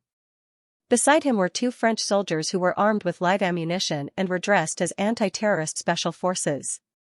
Bolton walked to the man and saluted him solemnly. Reporting, Deputy Director. The suspect, Xianxia, has been brought here. Thanks for your hard work, Bolton. The man nodded at Bolton before looking at Xianxia. Mr. Yang, you can sit down. Let's have a good talk. Xianxia didn't stand on ceremony. He walked to the man. Although he was handcuffed, it didn't stop him from pulling out a chair and sitting down. A glint flashed across the man's eyes. Obviously, Xianxia's indifferent attitude was enough to show that he wasn't an ordinary person. I'm not sure if Mr. Yang has heard of it. We, the Directorate General of Foreign Security of France, are also known as the 7th Bureau. In a sense, we're similar to the National Security Bureau of Xianxia. I'm Fodessa, the Deputy Director of the 7th Bureau. Bolton, who brought Mr. Yang here, is my attendant. Based on his appearance, he's the leader of the anti-terrorism team of the Paris police station, Fodessa introduced. Xianxia revealed an expression that said I see. It wasn't that he didn't know about the 7th Bureau. It was just that the French Security Bureau was too inexperienced compared to the world's most cutting-edge FBI, Britain's MI5, Russia's KGB, and Israel's Mossad. The 7th Bureau was established by the French hero of World War II, General Charles de Gaulle. Although it had a long history, the speed of its development was indeed not commensurate with France's international status. It was considered an ordinary national secret security organization, unlike the American FBI, which had a special ability organization like Blue Storm. Other major spy organizations also had special forces, but France was completely ordinary people. Although I'm not familiar with it, I've heard of it before, Xianxia answered honestly. Very well. Fodessa could tell that Xianxia was being honest. He took out a photo from his pocket and placed it in front of Xianxia. Mr. Yang, you shouldn't be unfamiliar with this, right? In a business suite of Hotel Sofitel. After settling Lin Ruashi's accommodation, he ordered his subordinates to prepare for the upcoming fashion week. Goodman, who had just returned to his room, threw his white suit on the bed. Then, he collapsed on a soft leather sofa as if he had lost all his bones. Beside the sofa was an exquisite wooden short table. A lamp illuminated half of the room. The spotlessly white lampshade was spotless. Goodman rested for less than a minute before he opened his eyes again. Under the yellow light, he expressionlessly turned his head to look at the short table beside him. On the table, there was already a folder without any stickers. Goodman picked up the folder, opened it again, and took out a few photocopied documents. Taking one out, Goodman pinched it with both of his hands. His gaze turned gloomy as he looked at the content on it. This piece of paper was a copy of a marriage certificate, and the photo of the owner of this marriage certificate could also be clearly seen from the copy. The woman was indifferent without the slightest hint of a smile, while the man was grinning with a comical sense of nervousness.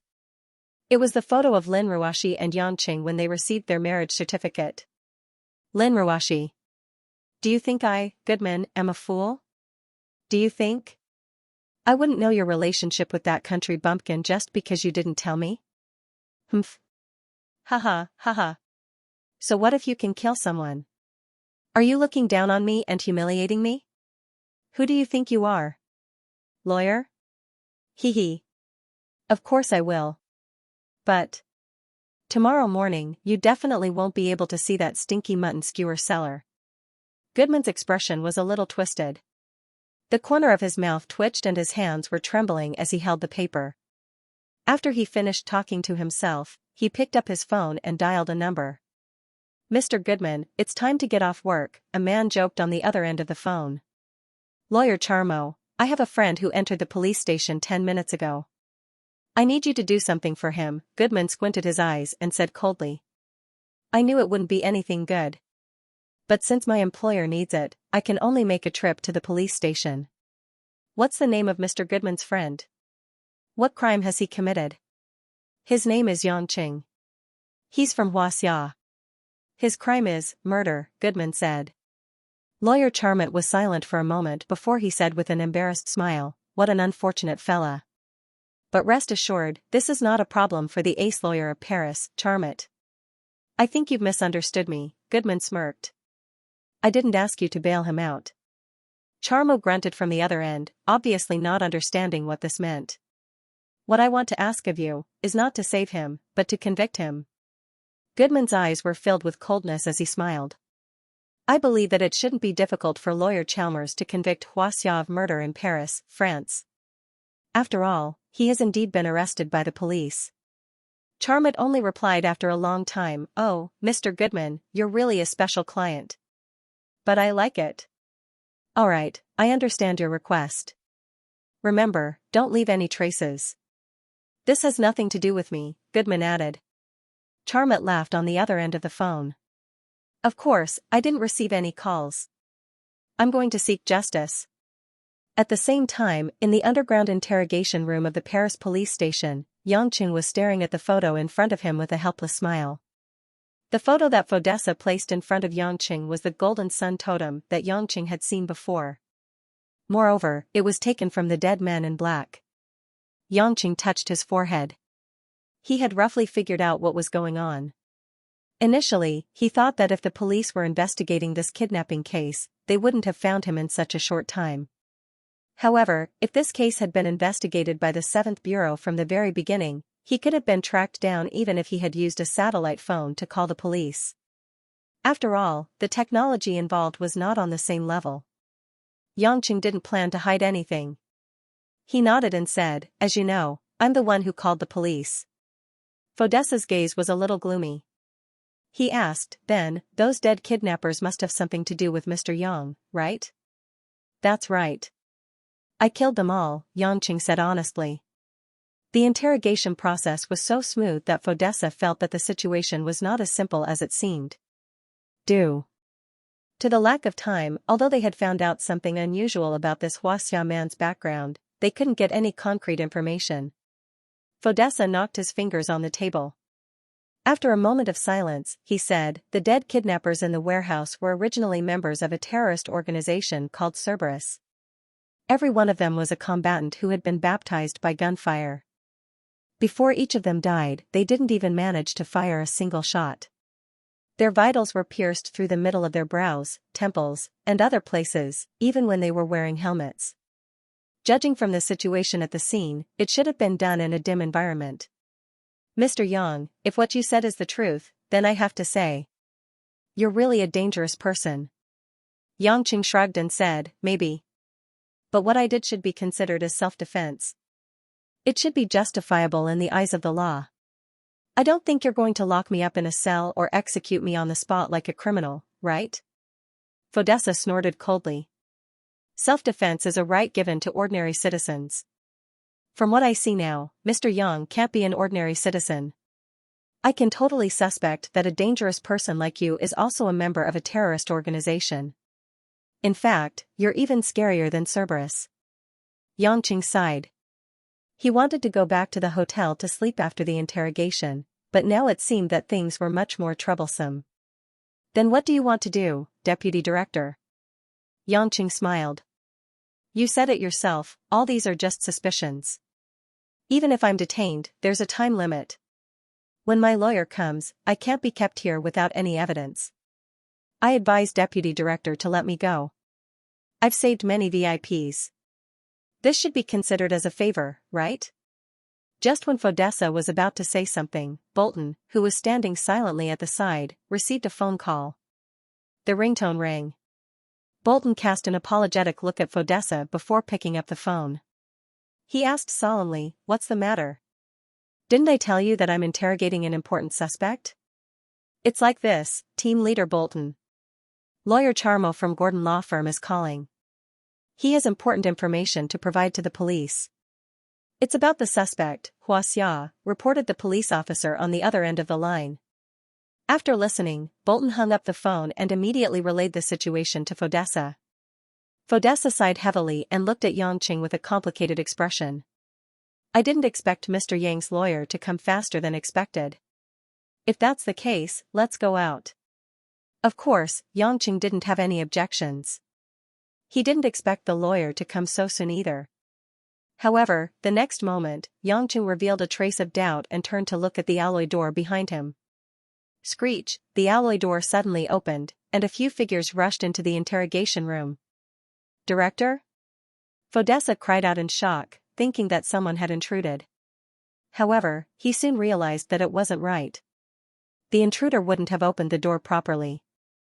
Upon closer inspection, he realized that it was Director Depnay. Depnay seemed to have come in a panic. He didn't even put on his military uniform, only wearing a white shirt. His hair was a little messy from the wind, and his originally pale and unhealthy face now had a layer of sickly red from anger. As soon as Depnay entered the interrogation room, he hurriedly sized up the seated Yangqing. When he saw that Yangqing's hands were handcuffed, his small eyes widened. Fodessa felt that the atmosphere wasn't right. He hesitantly called out, "Director, why are you?" Before Fodessa could finish, Depnay's not-so-tall body took a huge stride and appeared in front of him in the blink of an eye. His left hand directly grabbed Fodessa's collar. Fatty Bolton, who was standing behind Fodessa, turned pale with fright. With his own eyes, he saw Fodessa's nearly 2-meter-tall body being lifted up by Depnay, who was only 1.7 meters tall. He didn't expect that Depnay, who looked middle-aged and pale, could have such power and strength. Fodessa was dumbfounded. His lips moved as if he wanted to say something, but faced with Depnay's furious expression, he didn't know what to say. "Bastard! Who asked you to arrest people without my permission?" Depnay's voice was like the grinding of gears, deep and rough. Fodessa's feet dangled in midair. He gulped and tried his best to reply. Calmly, "Director asked me to handle the kidnapping case myself. Our men found out that this Xianxia man named Yangqing was the witness who gave us the information. In the results of the interrogation, he admitted that he was the one who killed the kidnappers. We were about to proceed with the next step of the investigation, but Director, you... So, it's still my fault?" Depnay snorted coldly. With a swing of his left hand, he threw Fodessa to the corner of the wall. Fodessa was thrown to the foot of the wall by a huge force. His body was sore as if his bones were broken, but he immediately got up and bowed. "I didn't mean it that way." "I don't think you have the guts," Depnay sneered and ignored Fodessa. Instead, he turned to face Yangqing. Once he turned around, Depnay's originally gloomy and ruthless expression was nowhere to be seen. In its place was a fawning smile and an apologetic gaze. He said to Yangqing, "Mr. Yang, I'm Depnay, that idiot's superior. I apologize for the stupidity of my subordinates. Please do not blame me." Yangqing looked at Depnay and Fodessa playfully and smiled. "It's nothing. Since you've captured the wrong person, just let me go." The director didn't have to blame Fodessa. He was just doing his job. "It's not worth it to cause a rift between you two because of me. Mr. Yang is such a reasonable person. Let me remove your handcuffs first before sending you out of the police station." Depnay's face was full of smiles. "I'll do the handcuffs myself." As Yangqing stood up, he pulled with both hands. The alloy handcuffs were torn into a pile of metal shards as if they were made of waste paper, falling to the ground.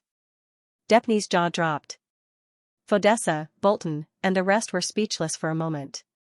After all, these handcuffs were no ordinary toys. Not only was the metal tough, but it was also extremely malleable. It wasn't impossible to deform it, but to tear it into a pile of shreds, how much explosive force would that require? Both Bolton and Depnay's accompanying agents were dumbfounded. They felt a chill down their spines. Fodessa, on the other hand, had his brows furrowed especially tightly. Mr. Yang, this way please." Depnay was the first to react. He walked to Yangqing and asked Yangqing to go out. Yangqing waved at Fodessa and Bolton before following Depnay out of the interrogation room. After Depnay left with Yangqing and his entourage, Fodessa, who had been standing there motionlessly, stood up. The bodyguard, Bolton, walked forward with an aggrieved expression.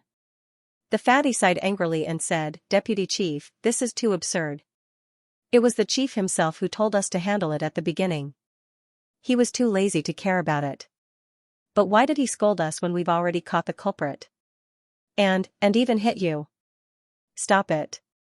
Fodessa walked to the table and looked at the picture of the golden sun totem. He said in a low voice, the director must have his reasons for doing this. Bolton's face was bitter, but he could only nod. Fodessa picked up the picture and clenched his teeth. Various expressions appeared on his face. Finally, a sharp glint flashed across his eyes. He squeezed the picture into a ball. On the other side, Xianxia, who had followed Depnay out of the police station, felt much more relaxed. Although he didn't know who had asked Depnay to rescue him, at least he didn't have to spend the night in the police station. It was something to be thankful for. To be honest, if no one had bailed him out, although Xianxia didn't think he would be hurt that much, he couldn't really destroy the police station. There was nothing scary about fighting. What was scary was the countless troubles that would follow. When they were near the parking lot outside the police station, Depnay stopped and saw a black Rolls-Royce Phantom parked not far away. He said in an agitated tone, "Mr. Yang, I'm really sorry to have caused you so much trouble. Please send my regards to the distinguished lady. If you have any orders in the future, we will be happy to help." Lady? Xianxia furrowed his brows and looked in the direction Depnay was looking at. When he saw the Rolls-Royce quietly parked under the night sky, like a stream of light in the night, he came to a sudden realization. So it was her. Everything made sense now. After Depnay and the others said their goodbyes, Xianxia slowly walked to the Rolls-Royce that was waiting for him. When she walked up to the car, the door opened from the inside, revealing a handsome face that she hadn't seen in a while. His golden hair was neatly combed as usual, and he was wearing a black suit with a bright red rose pinned to his chest. Ed? Xianxia was stunned. He didn't expect the person to be one of his good friends, Edward from the Rothschild family, who was also Jane's cousin. Dear Yang, it's been a while since we parted ways in Hokkaido. I've missed you so much. Edward smiled brightly and shrank into the car, making room for Xianxia. Only then did Xianxia get into the car and close the door. Looking up, he saw the lady Depnay had mentioned. It's been a long time, Catherine.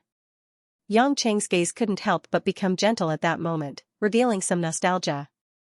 Smiling lightly, he said, "Oh, right. Should I call you Your Majesty?" In the main hall of the Paris police station, a man's high-pitched voice made all the police officers' ears ring. What? You're telling me that Xianxia has been taken away? Captain Bolton, are you crazy? He's a murderer. You made a decision so easily without going through any legal procedures. That's illegal. Knowingly breaking the law, you're guilty. The Caucasian lawyer, Chalmer, was dressed in a suit and leather shoes. He was holding a briefcase in his hand as he slammed the nearby desk and roared loudly. After receiving Goodman's request, he had quickly obtained a large amount of information about Xianxia through various channels and rushed to the police station. He thought that Xianxia would be taken into custody, but unexpectedly, the moment he arrived, he heard from the police that Xianxia had been taken away 3 minutes ago. As the on-duty officer, Bolton accompanied Fodessa back to the office and bumped into Charmo. After all, Fodessa wasn't a member of the police force. Under such circumstances, he didn't interrupt and let Bolton handle the matter. Due to their daily work, Charmo and Bolton were very familiar with each other's identities as the captain of the counter-terrorism unit. Thus, they weren't polite at all when they spoke. Bolton frowned. He was already annoyed that Fodessa had been beaten up, so he wasn't in the mood to chat with Charmo. He snorted coldly. Lawyer Charmo, if you're here to cause trouble, this is the police station. We've already released him, so this isn't something we can control. You can sue us in court, but I can only tell you that you'll be the one suffering in the end. Are you trying to intimidate me? Bolton. You fatty, do you know who you're talking to? I'm Charmo, the ace lawyer of Paris. There's no case I can't win, and there's no villain I can't sue. Charmo wasn't afraid at all. He pointed at Bolton's flushed face and scolded, I'll make sure that Xianxia stays in jail. A life for a life. I'll make sure he'll be executed by shooting. Just as Bolton was about to scold back, his eyes glazed over and he immediately swallowed all the words he wanted to say. Charmo realized that Bolton was staring blankly behind him and couldn't help but turn around in bewilderment. When he saw an unfamiliar middle-aged man standing behind him, Charmo asked unhappily, "Who are you?" "I know everyone in the police station." "You're not from here." The one who appeared behind Charmo was Depnay, who had just sent Yongchen away. Depnay sized Charmo up with a strange smile. "You're Charmo from Gordon Law Firm, the one known as the ace lawyer of Paris?" "Yes, I am," Charmo said proudly. Depnay nodded. "Did you just say that you want Yongchen to be sent to prison and executed?" Charmo puffed out his chest and replied, "You didn't hear wrong." "What, are you also a criminal accomplice?" Depnay laughed out loud. His ashen skin was flushed with a sickly red, and his turbid eyes revealed a cold glint. He lowered his voice and said, "Pig-like lawyer, I'm sorry to tell you that although I don't know if Yongchen will be sent to prison, I have to tell you, you have to go to prison now." "What? Are you trying to scare me?" Charmo was about to yell when he realized that a fist was already flying towards him. Bang! Charmo couldn't dodge Depney's punch at all and fell to the ground in a daze. Half of his face was red and swollen, and he saw stars in a daze. Depney took out a white handkerchief to wipe his bloody fist and said, "Throw him into the place where prisoners on death row are kept. Pick a day and send him to meet God." The police officers on the scene paled and could only look at Bolton. After all, he was the officer of the police station. Bolton's forehead was covered in cold sweat. He didn't expect that the ace lawyer with limitless potential would be sentenced to death just like that. He was very clear that since Depney said to let him die, he had to die. Therefore, he signaled his two subordinates to take Charmo away with his eyes, but he didn't dare to ask Depney why he was doing this. Fodessa, who had been watching everything from the back, walked up and nodded at Depney. "Chief, can we find a quiet place to discuss some things?" Depney glanced at his assistant from the corner of his eyes and finally nodded, leading the way out of the office. When the two of them reached the end of the corridor, Depney stopped and said with his back facing Fodessa, "You want to ask who took Yongchen away, right?" "Yes, I need a reason. I can't just watch such a dangerous person slip away from my hands." Fodessa tried his best to control his tone and clenched his fists tightly. Although his back was facing Fodessa, Depney seemed to have seen Fodessa's expression clearly. He snorted in disdain and said, "It's useless even if you're not convinced. Not to mention you, even I, and even our president, have to be courteous to that person.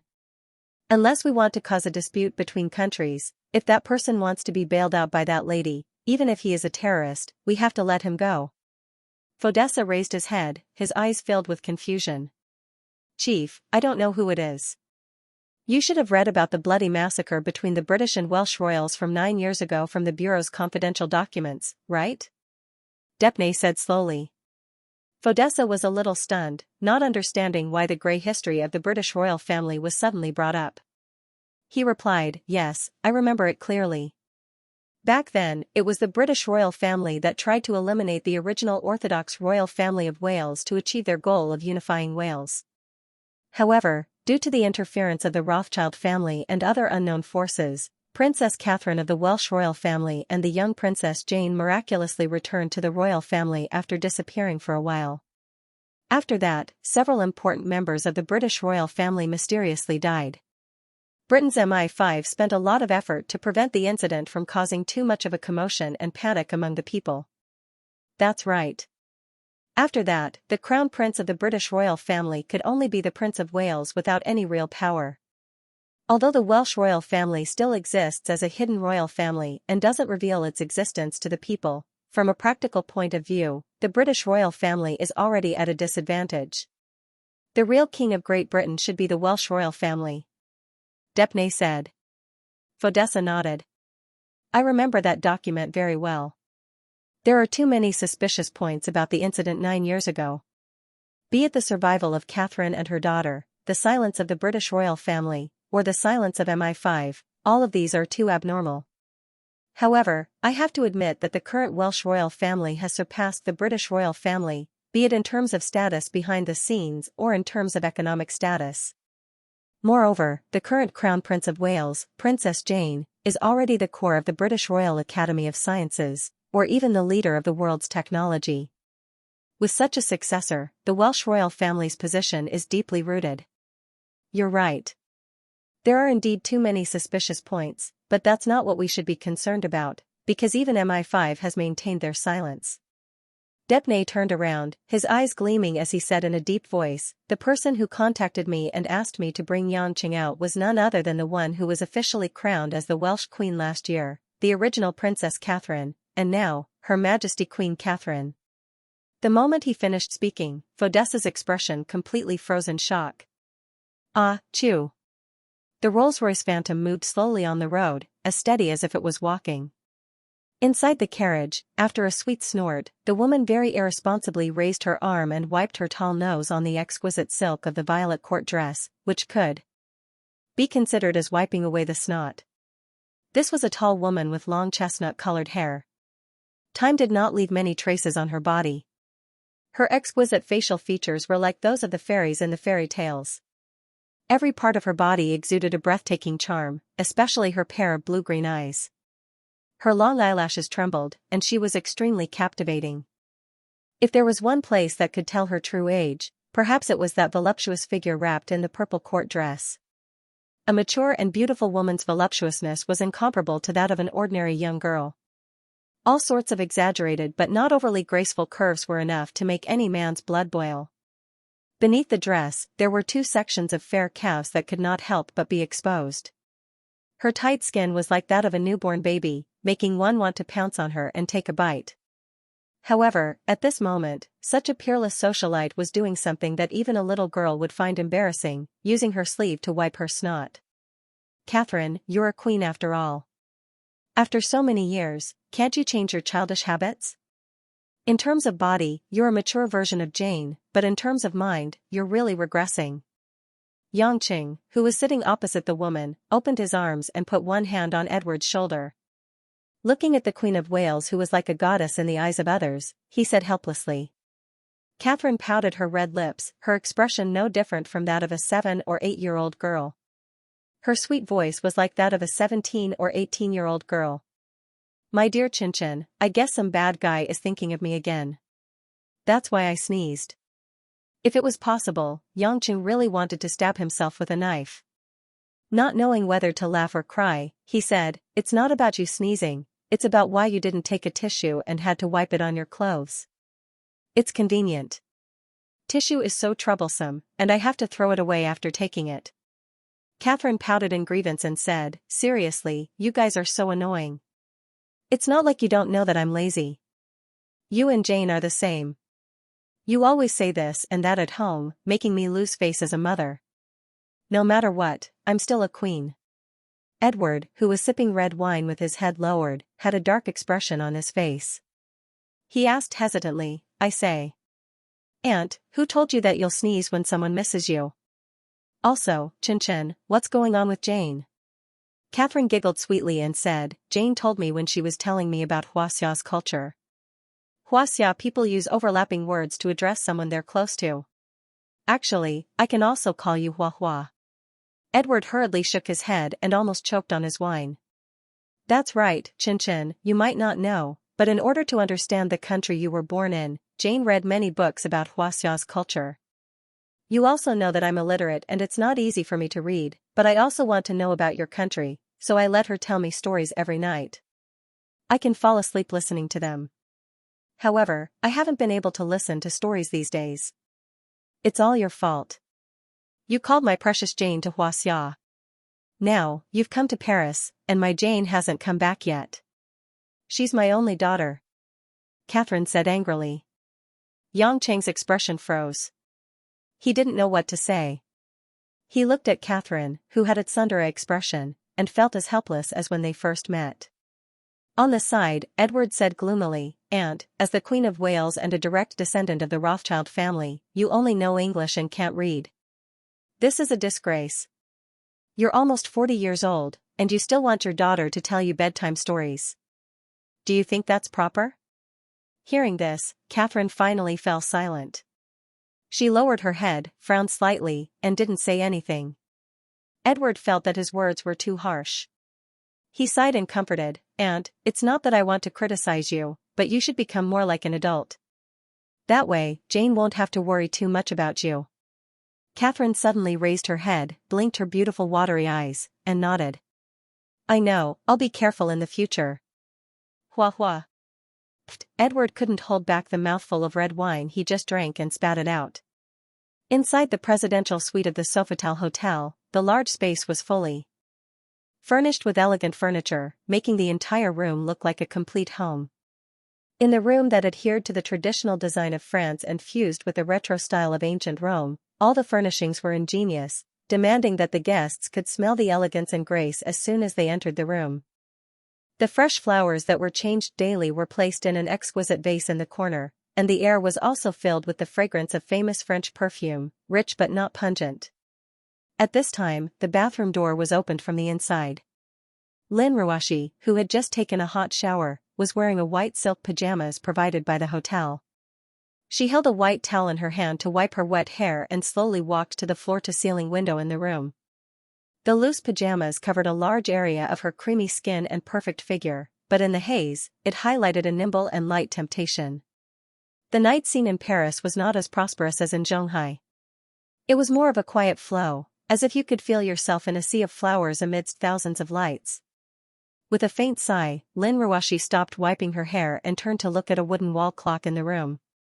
It had been more than an hour since Yanqing was taken away, and there was no news at all. Although she had full confidence in Yanqing, it did not reduce her worry. Quietly standing alone in the room, Lin Ruashi was slightly lost in thought, and she suddenly felt a little ridiculous. Once upon a time, she did not treat this man as an equal human. Many times, she even hoped that he would die so that he would not annoy her in front of her, and always remind her of the hellish night when she lost her chastity. But unknowingly, the two had been together for a year. Quarreling, fighting, Cold War, joking, all the bits and pieces of life seemed to have happened yesterday. She woke up in the morning and returned home at night. In her busy life, there was only one more man who seemed dispensable and did not do proper work. However, it seemed that the days were no longer as cold and cheerless as before. There was almost nothing good about this guy. He was lazy, vulgar, and even vulgar. Not to mention that he smoked and drank, he was also very fickle. Other men would hide their fickleness even if they were fickle, but this guy was brazenly womanizing. His skin was as thick as a city wall. Always making him angry, always making fun of him, always mocking him, always scaring him, always making him afraid.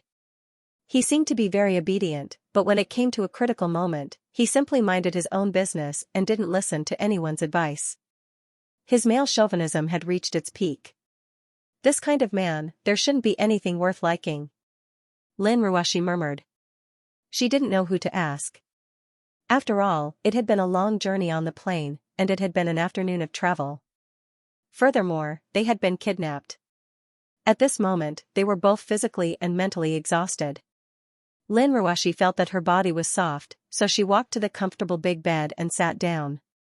She lowered her head, but no matter what, she didn't have the courage to lie down. If I fall asleep, will he be able to come back tomorrow morning? Lin Ruashi felt that her head was very swollen. She painfully closed her eyes, shook them, opened them, and muttered to herself, he's clearly such a bad guy, why did I become like this? Could it be because he confessed to me that night? In her mind, she couldn't help but think of that night when she ran out of the restaurant and cried on the street. It's this rotten man, the me from another world with you. This kind of me. Can I like you? Thinking back to that moment, Yanqing's shouts seemed to be ringing in her ears. A trace of shyness appeared on Lin Ruashi's face, and she burst out laughing. Really, which man would say that he's rotten when he confesses? What an idiot. I've never said that I like you, idiot. But, if I don't like him, why would I always think of him? As expected. Ring ring ring. The phone suddenly rang, interrupting Lin Ruashi's mumbling. Startled, Lin Ruashi sat up straight, wiped the tears from the corner of her eyes, and picked up the hotel phone on the bedside table. Ruashi, I hope I'm not disturbing you?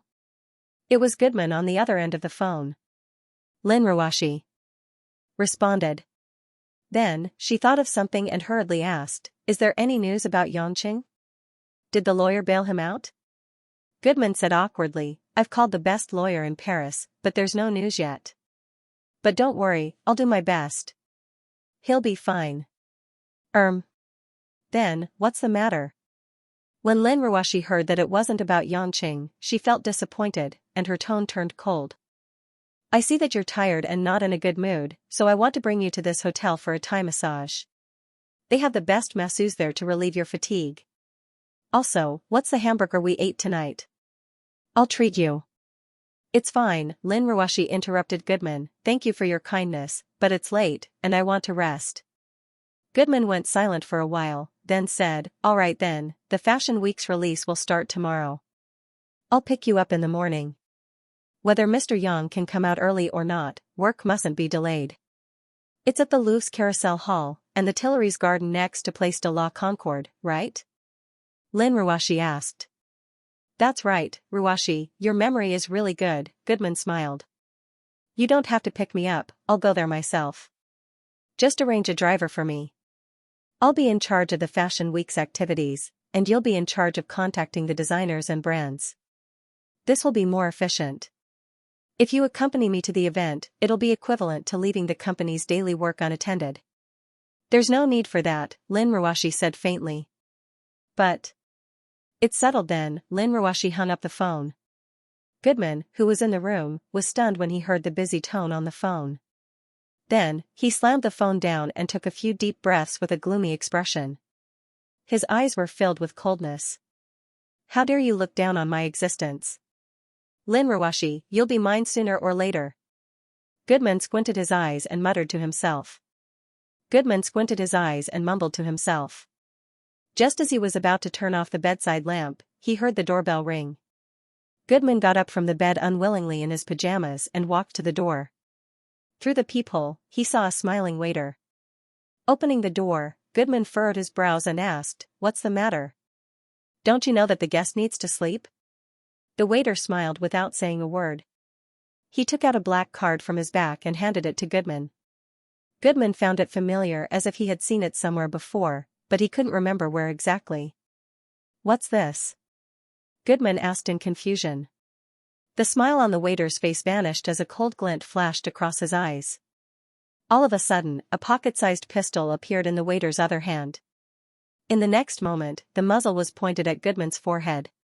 Goodman stared blankly at the muzzle and finally remembered what the golden sun was. It was the symbol of the kidnappers. I have something to talk to you. Come in and take your time, the waiter said with a sneer as he signaled the room with his eyes. On the other side, after Lin Ruoshi hung up the phone, she sat in a daze for a while before letting out a sigh. Just when she was about to turn off the lights and rest, she heard the doorbell ringing. Since they were staying in one of the few presidential suites in the hotel, no one would usually come to disturb them. After all, most of the guests had bodyguards standing outside the door. Lin Ruoshi was puzzled.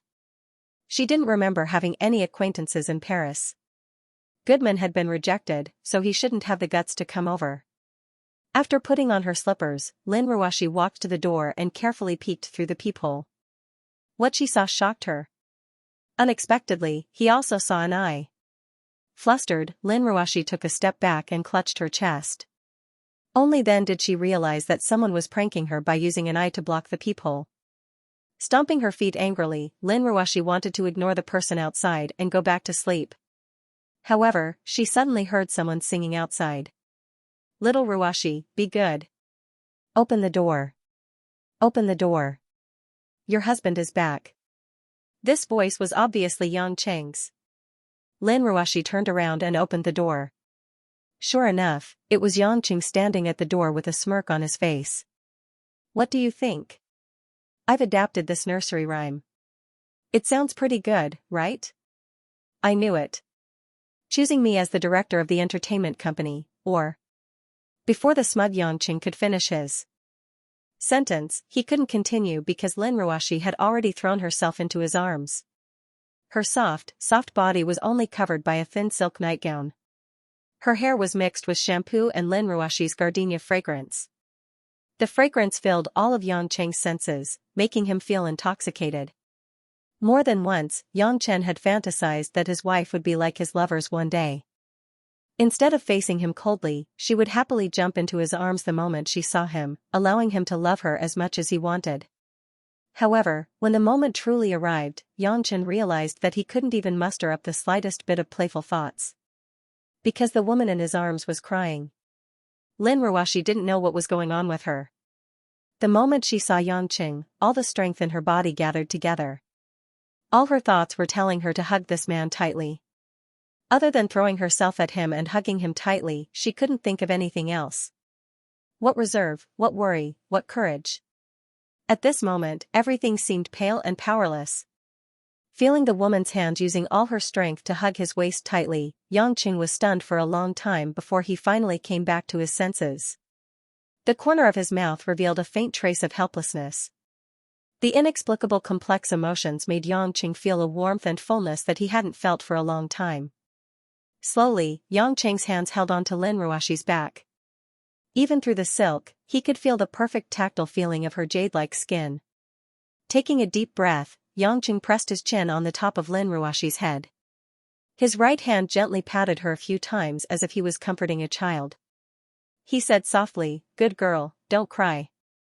Aren't I back now?" Lin Ruoxi also held back her tears at this time. She was just sobbing a little. Her eyes were hazy with tears, and all the strength in her body seemed to have been exhausted. Xianxia saw that Lin Ruoxi didn't even have the strength to stand up straight. His heart was filled with pity. He naturally bent down and lifted Lin Ruoxi's legs with one hand and carried her horizontally. Lin Ruoxi subconsciously hooked her hands around Xianxia's neck. Only then did she panic. She turned her head and asked with a blushing face, "What are you doing?" "Carrying you to sleep," Xianxia said as he walked into the room and closed the door with his heel.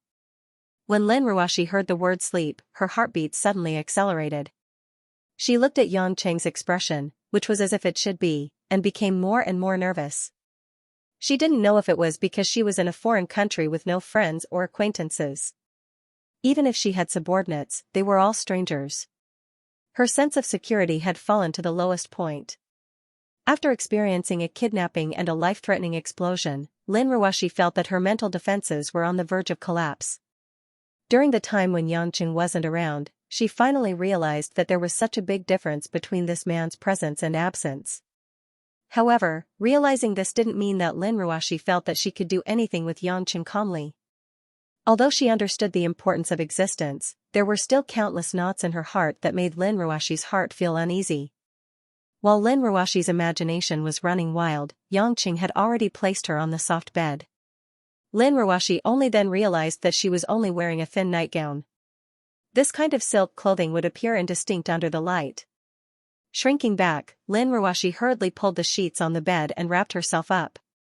Only then did she have the courage to raise her head and look at the man standing by the bed. The pure white bedsheets, the pure white bedding, the rose-colored bedsheets, the beautiful woman wrapped inside, the soft and bright black hair. This kind of color impact was actually very tempting.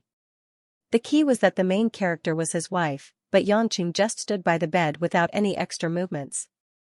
He just quietly watched Lin Ruoxi's series of small movements, as if he was watching an interesting light comedy. "You. Why are you looking at me like that?" Lin Ruoxi gradually realized that she was thinking too much. This man's eyes were very clear, and there were no thoughts that made people shy.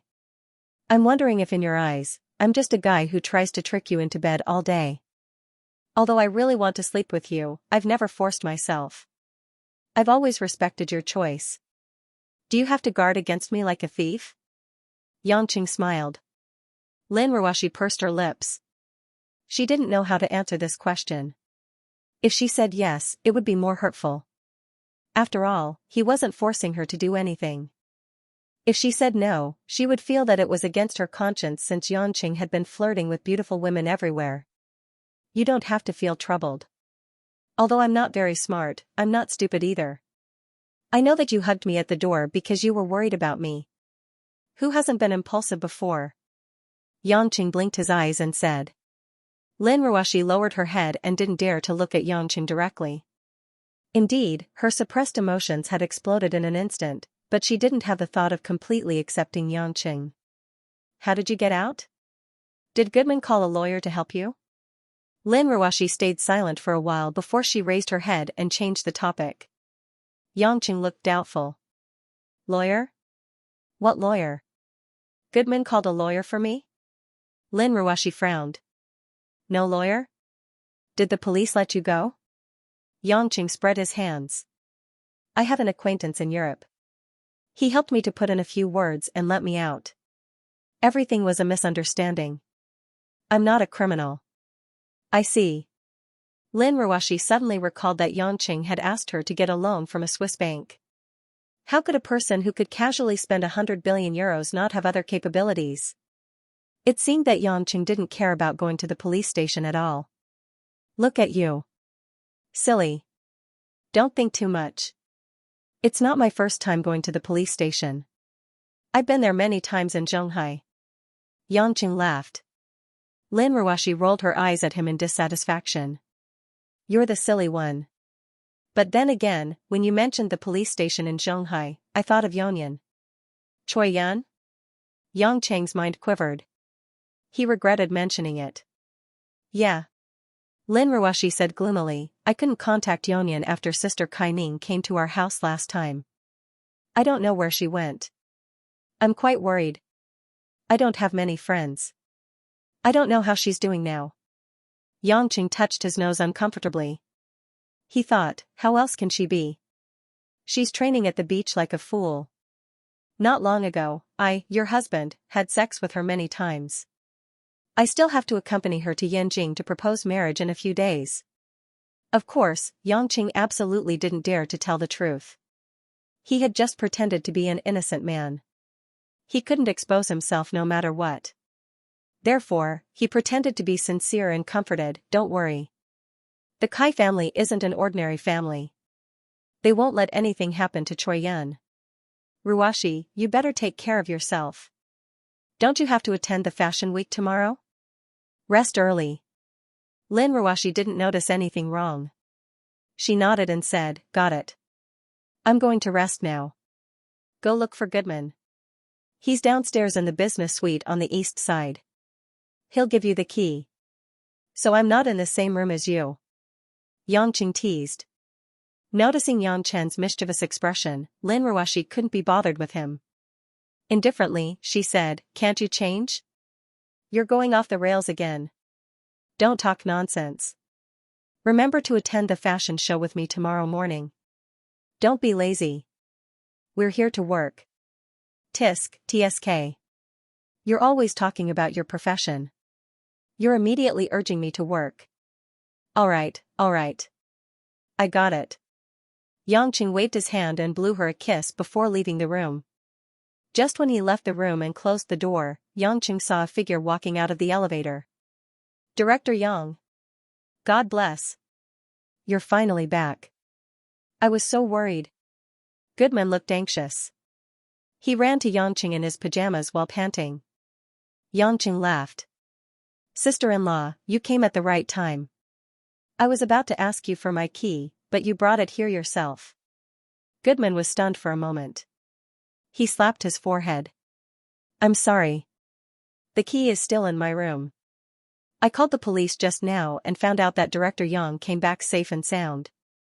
So, I came up to see if Ruashi was here. I didn't expect it to be true. Director Yang, you're not hurt, right? The lawyer I sent just missed you. Yangqing looked at Goodman with a faint smile. Sister-in-law, you're quite helpful. It's my duty. Director Yang is my savior.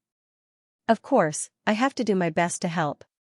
Goodman wiped the sweat off his forehead and chuckled. I'm relieved to see that Director Yang is fine. Yangqing patted Goodman's shoulder and whispered into his ear, I'm glad to see that you're fine. Ah? Goodman was startled. He didn't seem to understand what Yangqing meant, but he could only smile along with him. After taking the key from Goodman, Yangqing slowly walked to the door of his business suite. His room was arranged the furthest away from Lin Ruashi's room. It could be said that Goodman had put in a lot of effort. However, just when Yangqing was about to open the door, he felt that something was amiss. As expected, before he could insert the room card, someone opened the door from the inside. This was a girl wearing a thin gauze nightgown. She was like an exquisite sculpture covered by faint clouds in the haze. One couldn't help but think of the plump bodies of the ancient Athenian goddesses in Western oil paintings. Their soft lines and soft visual senses were all poisonous catalysts that challenged the limits of male hormones. Her beautiful chestnut-colored hair hung down to her waist like a satin with large waves. She had a tall nose, plump red lips, and a pair of enchanting blue-green eyes. She was like a fairy that had walked out of a fairy tale, noble, seductive, and full of mystery. At this moment, this seductress filled with the aura of a mature woman was lazily leaning against the door. Her expression was mischievous and full of the shyness of a young girl. "Dear Xianxia, am I beautiful?" Catherine blinked her coquettish eyes and looked expectantly at Xianxia. Hiss. Raising his head, Xianxia sucked in a breath of cold air. He didn't know whether to laugh or cry. "I knew it. Other than you, no one would mess around like this." Catherine pouted, walked forward, and grabbed Xianxia's arm. Without any hesitation, she used the 2 lumps of fat in front of her chest to embed Xianxia's arm. "I haven't been intimate with you for almost 2 years. You're too heartless. Even if you came to Europe this time, if I didn't take the initiative to find you, you definitely wouldn't have taken the initiative to go to Wales to find me," Catherine said bitterly. She pulled Xianxia into the room and closed the door. The light in the room was dim. Someone had carefully lit some scented candles at some point in time. The soothing Liszt piano music was like the clear cry of a nightingale. Everything made the night seem hazy and ambiguous. The beautiful woman next to him looked like she was waiting to be plucked. She didn't make Xianxia impatient to finish the delicious food that was delivered to his door. Instead, he walked to the side of the large bed in the room and gestured for Catherine to sit down first. Kathleen refused to let go of Xianxia's hand. In the end, Xianxia had no choice but to let the woman stick to him. He said, "You should know that I've changed a lot since 2 years ago." "Is it about the marriage?" "I know about it. I also know that your wife is here too. She's staying in this hotel." Catherine leaned her head on Xianxia's shoulder and said with a smile, "But I also heard from Jane that you still have a lot of women, don't you? She even told you this. I really don't know what to do with you and your mother. Not only am I married, but a lot of things have happened to me in the past 2 years, especially in the past year. My view of women has changed a lot. I have to admit, in the days when I first met you, most women were just tools for me to vent my emotions and have fun. They didn't have much value. But now, whether it's you, Jane, Edward, Sauron, or Dawn, I treat you as my friend, not the toy that made me happy before." Xianxia laughed at himself and said, "So, Catherine, don't be like this. You don't need to try so hard to please me. We've known each other for almost 9 years. Even if you don't please me like before, you're still my friend. You can still get my friendship." A strange light appeared in Catherine's bewitching eyes, and a playful smile appeared on her lips. "You've really changed a lot, Xianxia." Xianxia noticed the change in Catherine's expression. Smiling, he said, "Now you look more like a woman in her 30s, instead of a silly little girl. You're so annoying. I can't do it when I'm young, but you're sarcastic when you're old." "Am I really old?" Catherine let go of Xianxia's hands and stood up from the side. She spun around in front of Xianxia's eyes, then bent down and stared straight into Xianxia's eyes. She exhaled and said, "Xianxia, even if we're friends, you didn't say that we can't go to bed, right?" Xianxia didn't say anything and shifted his gaze to Catherine's chest.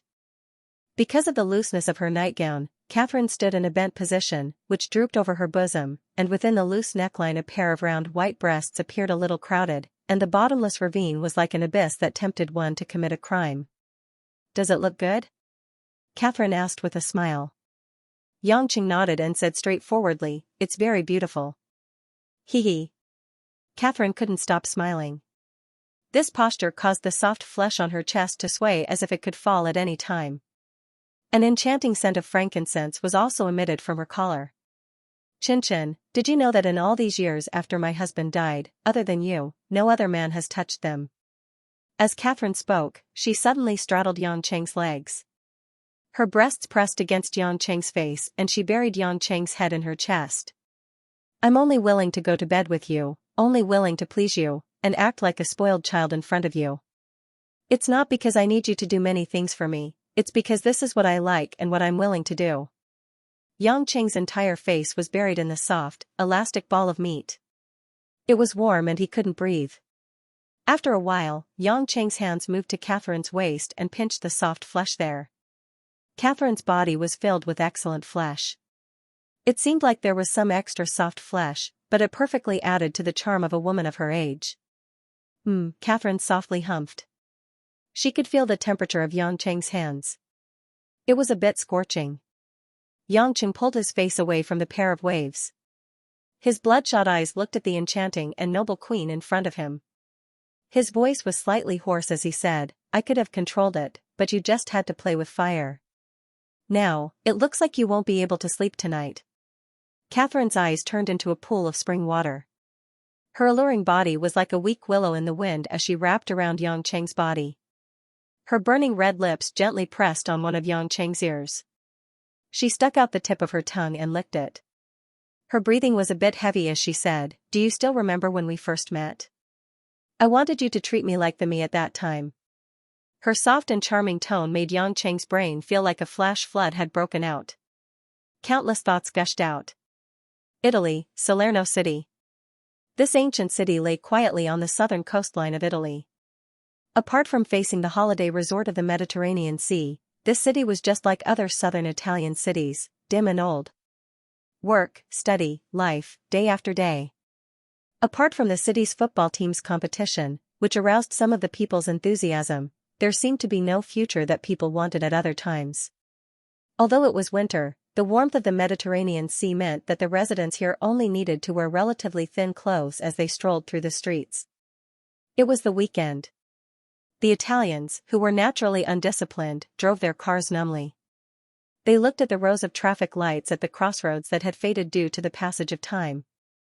Under the sunlight, it was occasionally difficult to see what color they were. Perhaps only the Gothic churches left behind from the Middle Ages, with their towering spires, flowery glass windows, and various designs of flying arches, could one feel the never-ending vitality of the city. Located near the port, the Church of Nacasolo was just one of the countless churches in this city that was not well known. Almost no one remembered when this church was built. The granite tablet that recorded the history of the church had been buried in the bushes outside the church for many years, and no one remembered to dig it out. After all, compared to too many classic churches in Italy that were national treasures, this church was really not eye-catching. It was the most ordinary square design, with a tall spire in the middle. The exterior was black and gray, and there were some flowers that had been baptized by wind and frost. It was hard to tell what the original color was. At noon, the church's door was pushed open, and a group of peaceful local Italians walked out of the church. There were old people, women, young people, and children. It was Sunday, and the church's mass had ended. After the people who attended the mass left, the church's priest, Marino, stood at the door with a benevolent smile on his face. After watching everyone leave, he drew a cross on his chest and muttered something. Marino was an orphan. The old priest who adopted him had already passed away when he was 20 years old. Since then, Marino had inherited the management of this small church. In the blink of an eye, he was now almost 50 years old.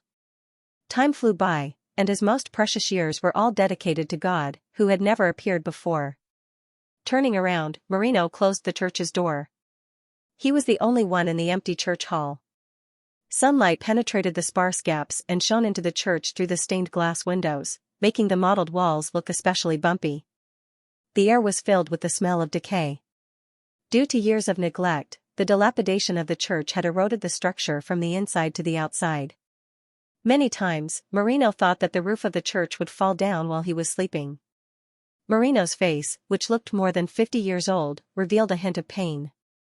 He raised his head to look at the Jesus cross in front of the church, and his eyes emitted a hint of mania and anxiety.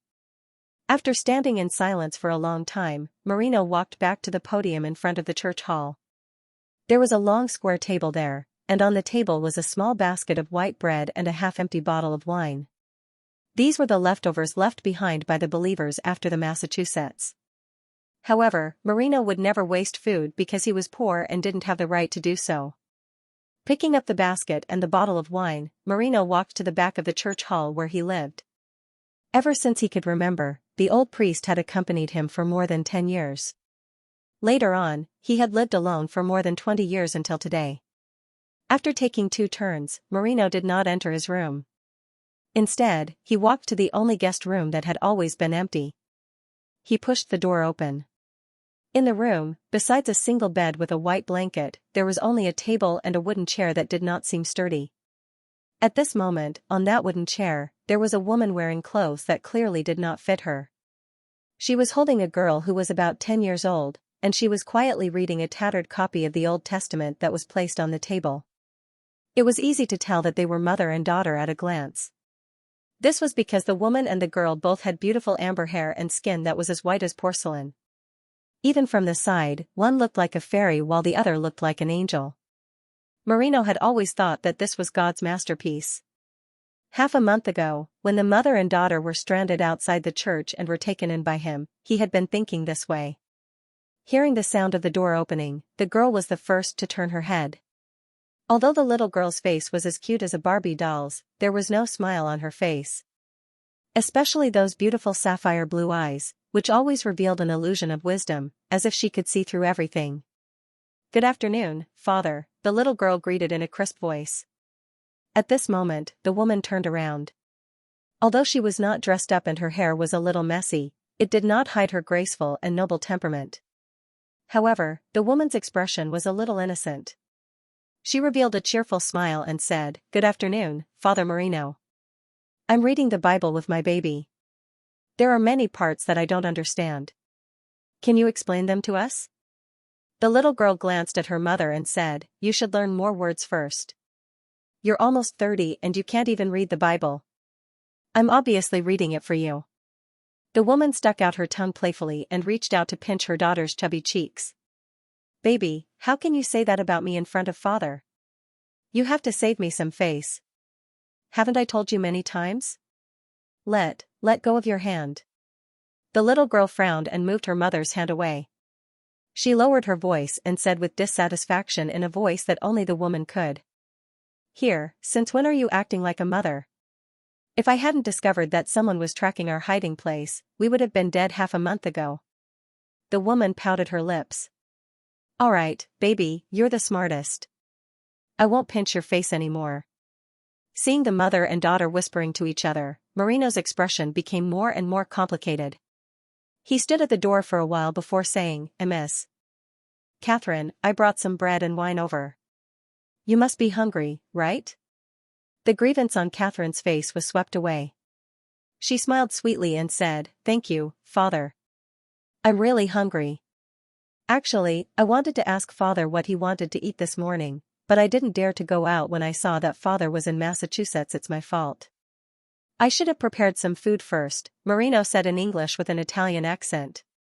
He smiled and walked in front of Catherine and her daughter before placing the bread and wine on the table. Catherine didn't stand on ceremony. She didn't think that the dry bread tasted bad. She picked up a piece and tore off a small piece before stuffing it into the girl's mouth. "Here, baby, open your mouth. I'll eat it myself." The little girl looked like she was having a headache from her mother's action of feeding her. She took the bread and bit into it herself. Catherine clenched her teeth and snorted. "I'm so angry. Why are the children of other families so obedient, but our Jane is so naughty? Don't push the blame on me. No one else has a mother like you." The little girl rolled her eyes at her mother and said the key point. Marino, who saw that the mother and daughter were about to bicker again, coughed and interrupted their conversation. "Can I ask you something, Miss Catherine?" Marino asked with a serious expression. Catherine blinked and nodded slowly. "Of course, Father, please ask away. However, I'm not very smart. If it's an academic question, it's more useful to ask my daughter, Jane." She pointed at Jane, who was sitting on her lap proudly as she spoke, causing the little girl to look gloomy again. Marino squinted his eyes and put his hand into the big pocket of his black robe with a strange expression. He took out a piece of paper and placed it on the table. When Catherine and Jane saw the contents of the paper, they were speechless. Catherine had a dull expression on her face, while Jane's expression turned solemn. It was rather strange for a 10-year-old girl to have such an expression on her face. Wanted criminals, Catherine, Jane. Bounty, £10 million. Marino picked out the most important words on the wanted poster and read them out. He said with a cold expression, "This is the secret document I obtained from the regional bishop last night. You and your daughter have been secretly wanted in Europe. Anyone who takes you in may be implicated and killed, and the person who hands you over will receive a reward of £10 million.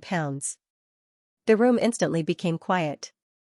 Only Marino's slightly heavy breathing could be heard, indicating that he was not calm. "Father." Jane suddenly raised her head and said with a cold gaze, "Father, are you going to hand us over?" Facing the little girl, Marino's expression changed. He said, "If I can really get £10 million by handing you over, I won't hesitate to do so. However, I've thought about it for the whole night. Since you're secretly wanted, handing you over will also be done secretly. How can a person like me, who has no one to rely on, guarantee that they will give me £10 million? You're very smart, Father. If you really do that, you'll only die earlier than us," Jane sneered. "The best situation now is for you to pretend that you don't know anything. That way, we'll all be safe. And when the day comes when my mother and I get the chance to go out again, you'll be our benefactor." After hearing Jane's words, Marino suddenly laughed hysterically. He laughed so hard that he staggered back and forth. He stomped his feet a few times as if he had gone mad. This sudden turn of events made Catherine subconsciously hug Jane tightly. Jane, on the other hand, had a puzzled look on her face. She wasn't scared at all. "What are you laughing at?" Jane asked. "Poor child. Although you're very smart, you're really just a child."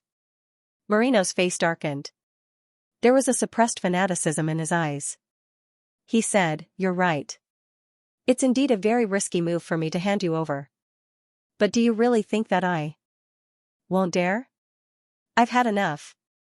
I've had enough. I've had enough of this shabby little church. I've had enough of the dry bread and poor quality wine here. I've had enough of the bunch of fat bishops who arrogantly take away my church's management fees. God? I've been serving the old priest since I was young. I've used my youth and my most precious time to accompany him. I'm almost 50 years old now, but I've never had a decent meal of steak. I've never traveled abroad. I've never even felt a woman's body. No one knows who I am. No one cares what my name is. No one cares if my church will collapse. Or if I'll suddenly die of old age one day. I. What's the point of living like this for half of my life? Was it all for the last person to die alone in this rotten place? What bishop, what Vatican, what bastard God? Let them go to hell." The hysterical roar shook the entire empty room, causing Catherine and her daughter to be completely dumbfounded. "Get lost." Marino suddenly pulled Jane away from Catherine and she fell to the ground. "Jane!" Catherine suddenly woke up. She shouted and wanted to carry Jane, but she didn't expect Marino's arms to firmly grab her waist. Jane was thrown to the ground. Her entire body was sore, and the cold wooden floor made her feel like her body was about to shatter. When she saw her mother being grabbed by Marino, she finally understood what Marino wanted to do. "Since there's nothing left for me to miss, why don't I treat myself better? Since God sent a beauty like you to my side, how could I bear to reject you?" Marino laughed uncontrollably. The muscles on his face began to contort. He swallowed his saliva and started to nudge his head toward Catherine's body. In a panic, Catherine used all her strength to push Marino away. However, she was only a woman after all. Even if Marino had passed the age where his physical strength was at its peak, she still couldn't resist him. "Let go of my mother. Are you crazy? You're a priest. How can you do this?" Jane was finally afraid. The strong girl shed tears for the first time. She threw herself in front of Marino, grabbed one of his legs, and bit down. "Ah!" Marino screamed in pain and kicked his leg. Bang! Jane's small body was flung away by this kick, and the back of her head hit the table. "Jane!" Kathleen screamed as she watched her daughter pass out. Marino couldn't be bothered with Jane's life or death. In his eyes, the beautiful woman in front of him was his path to heaven. "Catherine. Don't reject me anymore. You'll be my first woman. I I'll treat you well. I won't tell anyone that you and your mother are here. You just have to listen to me, and I'll definitely. No. Priest, don't do this. You. Let go of me. Sob. Why is this happening? Looking at Marino's ferocious expression, Catherine finally shed tears. She had never felt such helplessness and fear. She cried and screamed. She felt like she was stuck in a quagmire that she couldn't escape from. If she could, she even wanted to kill herself by biting her tongue. However, when she thought of her unconscious daughter behind her, Catherine painfully understood that she couldn't die so easily. She was a mother, and she couldn't leave her child behind. Priest. You'll be punished by God for stealing my prey. Suddenly, a rough male voice came from outside the door and entered the room. The man's voice seemed to have a magical power that could chill people down. Marino, who was about to bite Catherine's cheek, shivered and stopped all his actions. On the other hand, Catherine, who had almost given up resisting, stared blankly at the door with a pair of red and teary eyes. It was a young man in a black suit and white shirt. He was dressed like a gentleman and was fashionable. From his youthful face, one could tell that he was still a young man. The young man's appearance was very ordinary, and he had a delicate Asian complexion. Other than his exceptionally bright eyes, there was nothing special about him. However, it was this ordinary young man who gave off an inexplicable hazy feeling. It was as if everything they saw was not real. Who are you? Father Marino finally realized that something was wrong. He turned around in a panic and asked. The young man glanced at the unconscious girl on the ground, then at the beautiful Caucasian woman whose clothes were in disarray. He suddenly revealed a relaxed smile. TSK, what a beauty. No wonder even the Western monk couldn't help but want to eat. Such a frivolous and perverted expression on the young man's face created a strong contrast. Catherine momentarily forgot to sob and was speechless. Who are you? Father Marino was extremely anxious. The young man did not take him seriously at all, which made him angry and afraid. The young man walked into the house and revealed a bright smile. Zero Organization, codename 13. I'm the assassin who came to kill the mother and daughter. Zero. Assassin? 13? The series of unfamiliar terms made Catherine and Father Marino unable to react immediately. After a long time, Father Marino came to his senses. You're an assassin? It was difficult for him to believe that a well-dressed young man was an assassin. 13 shrugged. Is there a problem? Marino's face revealed a trace of mockery. Young man, don't think that priests can be fooled so easily. You must have eavesdropped on our conversation and wanted to save them so that you could tip them off to earn 10 million pounds, right? Assassin. If assassins were like you, I could be one too. 13 scratched the back of his head in distress. Why don't you believe me? Do you really need me to prove it to you? What can you prove? You're just a kid who's still wet behind the ears. Father Marino laughed maniacally. Stop bluffing. Let me tell you, so what if you found out that I was going to violate this woman? No one would care about a brat like you. Marino did not manage to finish his sentence because in the next second, his head was smashed into pieces. Kathleen stared dumbfoundedly at the blood splattering in the air. Just a second ago, the young man who called himself 13 had stretched out his left hand and slapped Marino's head with lightning speed. Then, his head exploded. Catherine had never thought that killing someone could be so straightforward. There was no warning at all, and he used his hand to do something that even bullets couldn't do. She had never thought that the explosion of a human head would be so beautiful. Other than the thick smell of blood in the air, there was also the broken neck that was spewing blood like a fountain. Marino's body finally collapsed. The headless corpse looked extremely strange, but it happened so quickly that Catherine didn't even have time to scream. The only way to prove that I'm an assassin is to kill. Are you satisfied now? 13 said in a low voice. His left hand was stained with blood, and the blood splattered in the air, causing both of them to be covered in red spots. There was a moment of dead silence. Catherine widened her eyes that were red from crying. She subconsciously wiped her face with her hand and looked at it. Then, she murmured, It's blood. 13 didn't give Catherine much time to react to what just happened. Killing Marino was obviously as common as eating a meal. While shaking off the remaining flesh on his hand, 13 said, Catherine, the princess of the Welsh royal family. Jane, the eldest princess of the Welsh royal family. Am I mistaken? Catherine's body trembled. 13's indifference made her feel that her life was so cheap. Although the difficulty of this mission is a little low, I happen to be on vacation here. For the sake of the 10 million pounds, I'll kill you and your daughter. It'll be a relief for you. After all, you won't feel any pain if you die in my hands. If you fall into the hands of the English royal family, you'll probably be tortured. 13 seemed to be talking to himself. He looked at the unconscious Jane and said, What a beautiful little girl. It's a pity that she won't have the chance to grow up. Otherwise, she'll definitely be a beauty that can captivate all living things. No. Suddenly, Kathleen raised her head. Her cowering gaze became sharp as she stared at 13 and said, Mr. 13, my daughter has a chance to grow up. 13 was stunned for a moment. He then smiled evilly. Tell me. Catherine took a deep breath and straightened her body. The fullness of her chest was especially straight, and her charming face, which was still stained with a lot of scarlet blood, gradually revealed a charming and seductive look. Since you can kill me for 10 million pounds.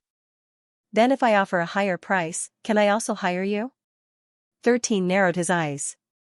This is a wanted order. Theoretically speaking, I'm not hired by the English royal family. If the price you offer is higher than the bounty, then of course, I can be hired by you. Then I want to hire you. I want to return to England. I want to kill those who want to kill us. I want to become the Queen of England. Catherine's voice went from low to high. The panic and fear from earlier had vanished into thin air at this moment. The woman whose entire body was covered in blood stood there straight, as though she had really become a high and mighty queen at this moment, and not a downtrodden wanted criminal. 13 sized up Catherine with interest. Although I don't know why you trust me so much and believe that I can do what you said, I have no idea why. But I am very curious, what capital do you have to be able to hire me? Hiss, with the sound of ripping cloth, the clothes in front of Catherine's chest were torn into pieces by her own fingernails. Under the coarse clothes, the beautiful velvet-like scenery made the entire dark room instantly become infinitely charming. If you can really do what I said, then I believe that a person like you wouldn't just focus on money. Catherine stroked her amber hair seductively and said with a smile, I have a noble bloodline and am the rightful heir to the royal family. I have the most beautiful face in England. At the very least, there isn't a woman who is more beautiful than me in England right now. If I die, I will only be a beautiful female corpse. But, if I live. Speaking up to this point, Catherine stuck out her pink tongue and licked the blood on her lips. Her eyes were seductive as she said, If I'm still alive, my body and my future wealth will definitely be able to give you more than just 10 million pounds. The strong contrast between nobility and lowliness caused this woman's female hormones to be released to the peak. It was as if the entire room had been dyed with a layer of rose color.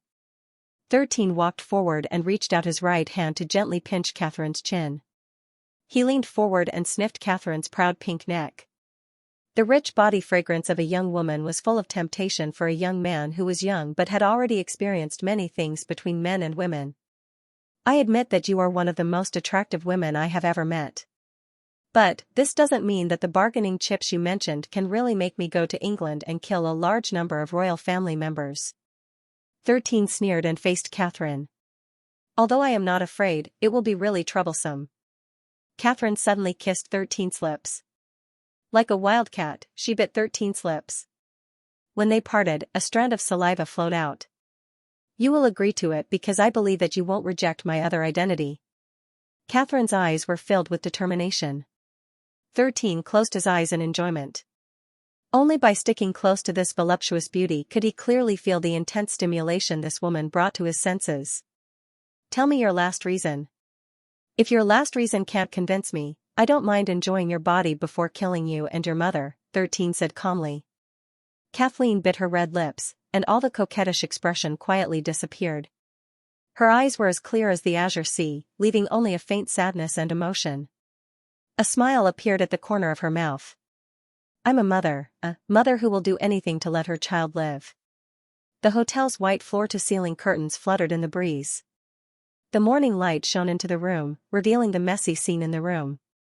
A new day in Paris quietly opened its eyes. Clothes, shoes, and socks were scattered on the floor.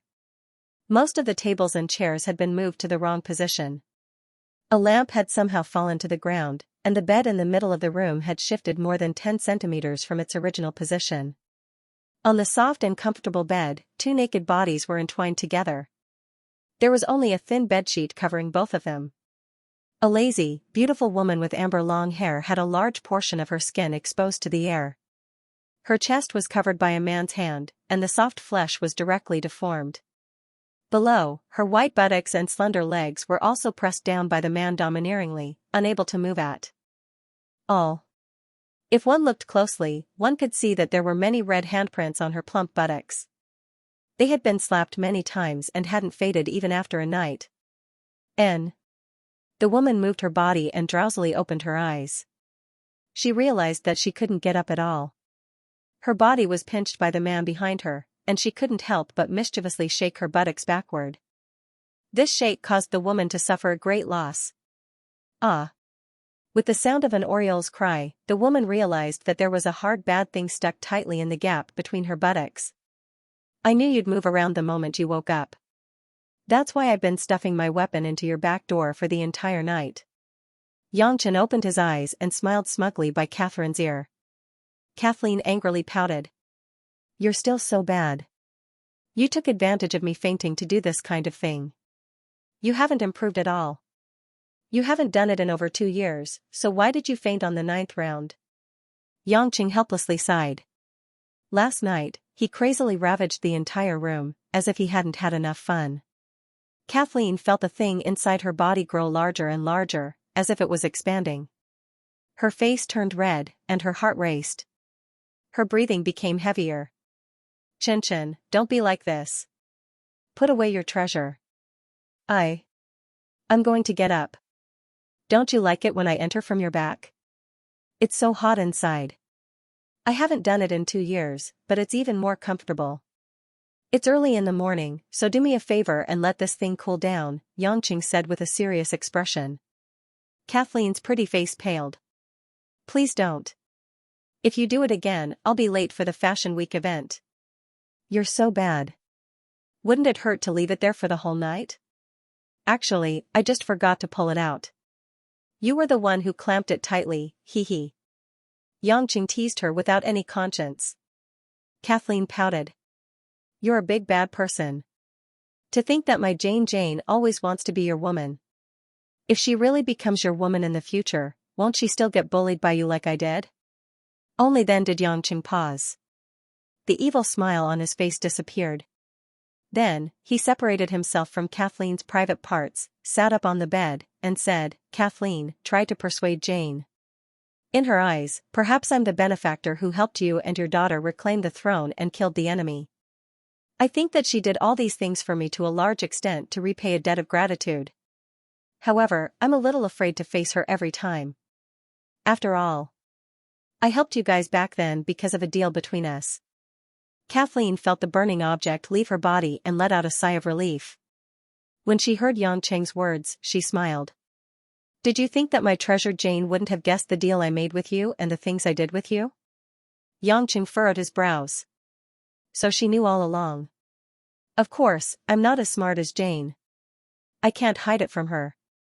Kathleen smiled and sat up from the bed. However, her body felt light after a night of lovemaking. She could only sit on the bed and rest for a while. Then, she said, actually, do you know? To us, you're not just someone who made a deal with us. In fact, if it weren't for you, the two of us would have been abandoned by the world. Xianxia raised his head and looked at Kathleen's smooth and flawless back in a daze. I'm the daughter of the Rothschild family, and I married into the Welsh royal family for the sake of the family's interests. However, when we were being persecuted by the English royal family, the family gave up on us for the sake of the family's interests. Even our loved ones have given up on us. Who else can we rely on? Kathleen turned around and smiled brightly. If it weren't for you who foolishly made a deal with me, we really wouldn't even be human. Xianxia opened his mouth, but when the words were at the tip of his tongue, he realized that there was nothing else he could say. He chuckled. If that's the case, I'm more like a priest now. Kathleen also chuckled. It was obvious that when she thought about what happened in the past, it had turned from a sad memory to a colorful one. At this moment, the doorbell of the room rang. The sudden doorbell made Xianxia flip over on the bed and stand up. He made a shush gesture to Catherine and whispered, "Hurry up and put on your clothes. I'll see who's outside before I open the door." Catherine seemed to have understood something immediately. She covered her mouth and chuckled. She said mischievously, "I thought your marriage was just a farce, but it seems like you really care about that person. I'm a little jealous." "Oh yeah, are you afraid that your wife will see you and you won't be able to explain yourself?"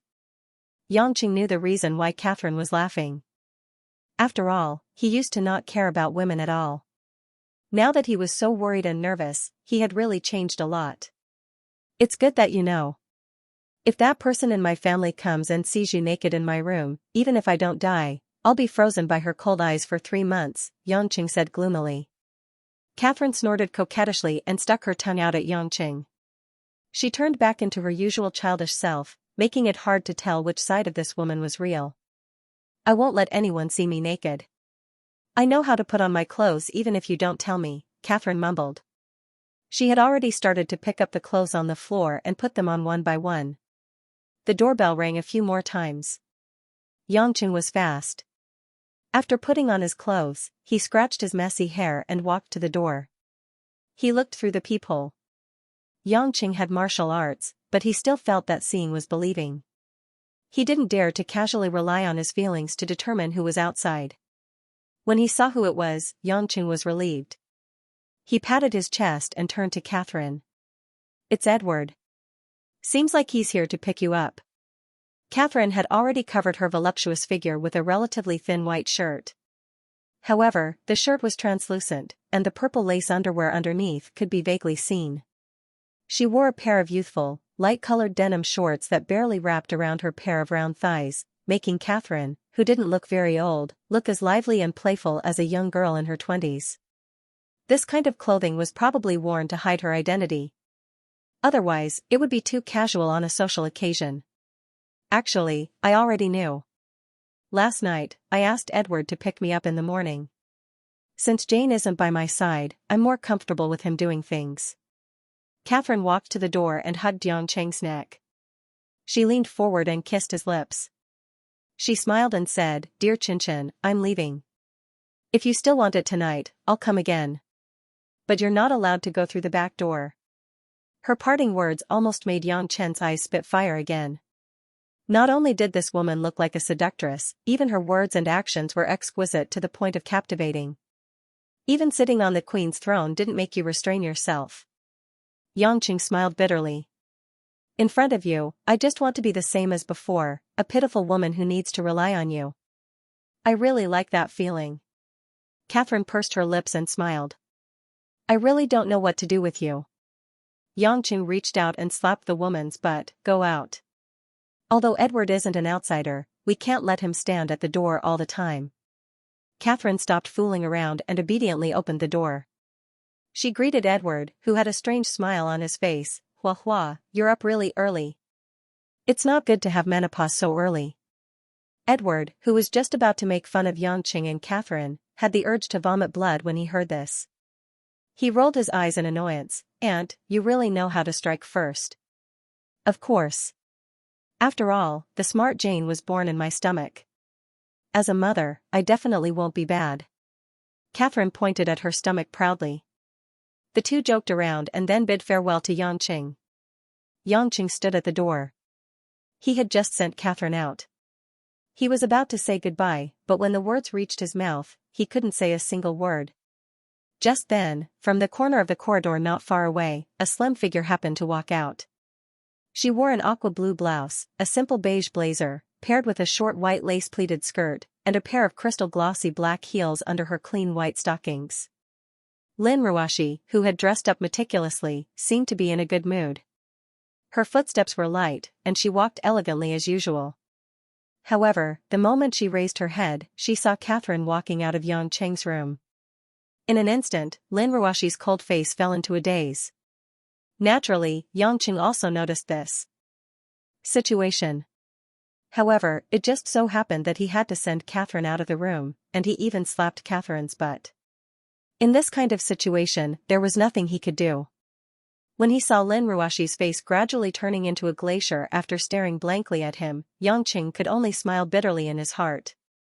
He wanted to cry but had no tears. There was nothing else he could think of. Catherine and Edward also noticed the strange expression on Yang Cheng's face. They followed Yang Cheng's gaze and saw the woman standing at the corner not far away. They instantly understood the situation. Catherine was like a child who had done something wrong. She shrunk her head and secretly gave Edward a look, signaling him to leave quickly. Then, she lowered her head and almost ran away. Edward gave Yang Cheng a helpless expression that said, "I'd like to help, but I can't." Then, he hurriedly fled the scene with Catherine. When Catherine and Lin Ruoxi brushed past each other, Catherine couldn't help but sneak a closer look at Lin Ruoxi's face. It would have been better if she hadn't looked, but when she did, she couldn't help but feel a chill run down her spine. She pursed her lips and almost cried. She was beautiful, but why did she have such a cold aura? She really was going to freeze people to death. That bad boy really was an ordinary person. He even dared to marry a wife like this. Catherine's mind was in a mess, but her feet didn't stop. She quickly took the elevator with Edward. Yang Cheng stood at the door, feeling uncomfortable no matter how he stood or how he placed his hands. Facing Lin Ruoxi's expressionless face, he smiled guiltily and said, "That, wife, why are you awake so early? I thought you needed to rest more. I'll tidy up a little and go to work with you." Lin Ruoxi ignored Yang Cheng, as if she didn't hear anything. She turned around and was about to leave. Yang Cheng hurriedly chased after her. In the blink of an eye, he was in front of Lin Ruoxi. He grabbed Lin Ruoxi's shoulders with both hands, not letting her go.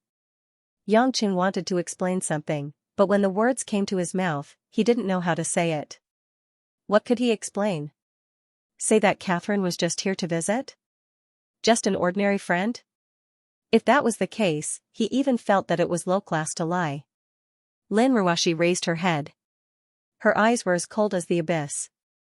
She revealed a sneer of ridicule. "What, you don't even know how to explain, right?" Yang Cheng was silent. He knew that he couldn't lie to this woman. Although Lin Ruoxi didn't have much experience in relationships, it didn't mean that she was easy to fool. More importantly, Yang Cheng didn't want to lie to her. Lin Ruoxi's eyes were a little red, but she didn't have any intention of crying. Instead, this kind of expression, in Yang Cheng's eyes, was even more hurtful. "Let go, don't touch me," Lin Ruoxi coldly ordered, staring at Yang Cheng. Yang Cheng's hands trembled. Even if he held a heavy machine gun with one hand for an entire day, he wouldn't tremble in the slightest. At this moment, it was as if all his strength had been sucked out. He softly fell down and let go of Lin Ruoxi's shoulder. "I'm sorry." Yang Cheng closed his eyes. "Although I know these 3 words are very cheap, especially at a time like this, I have nothing else to say other than I'm sorry." Nothing else to say.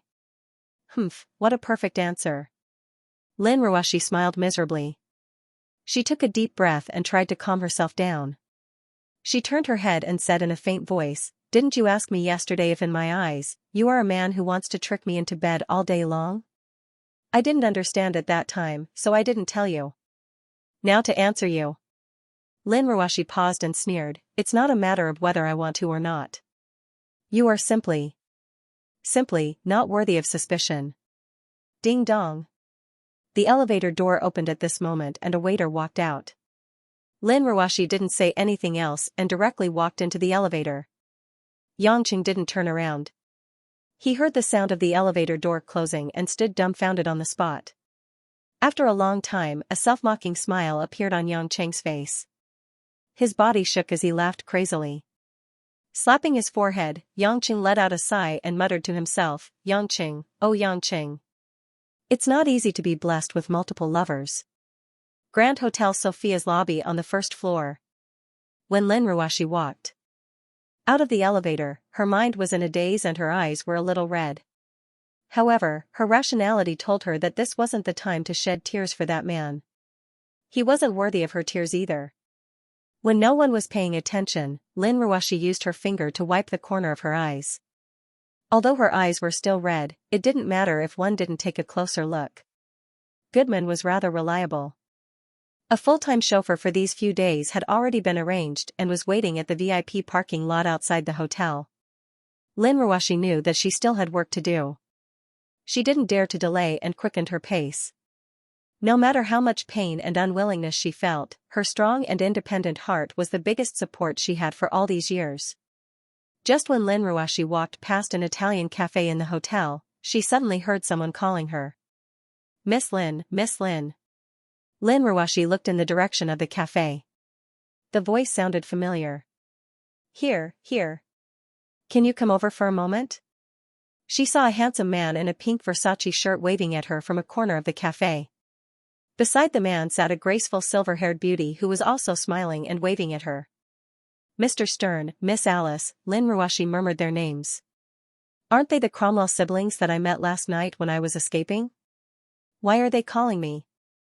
In Lin Ruoshi's opinion, an old aristocratic family like the Cromwell family in England would definitely look down on businessmen.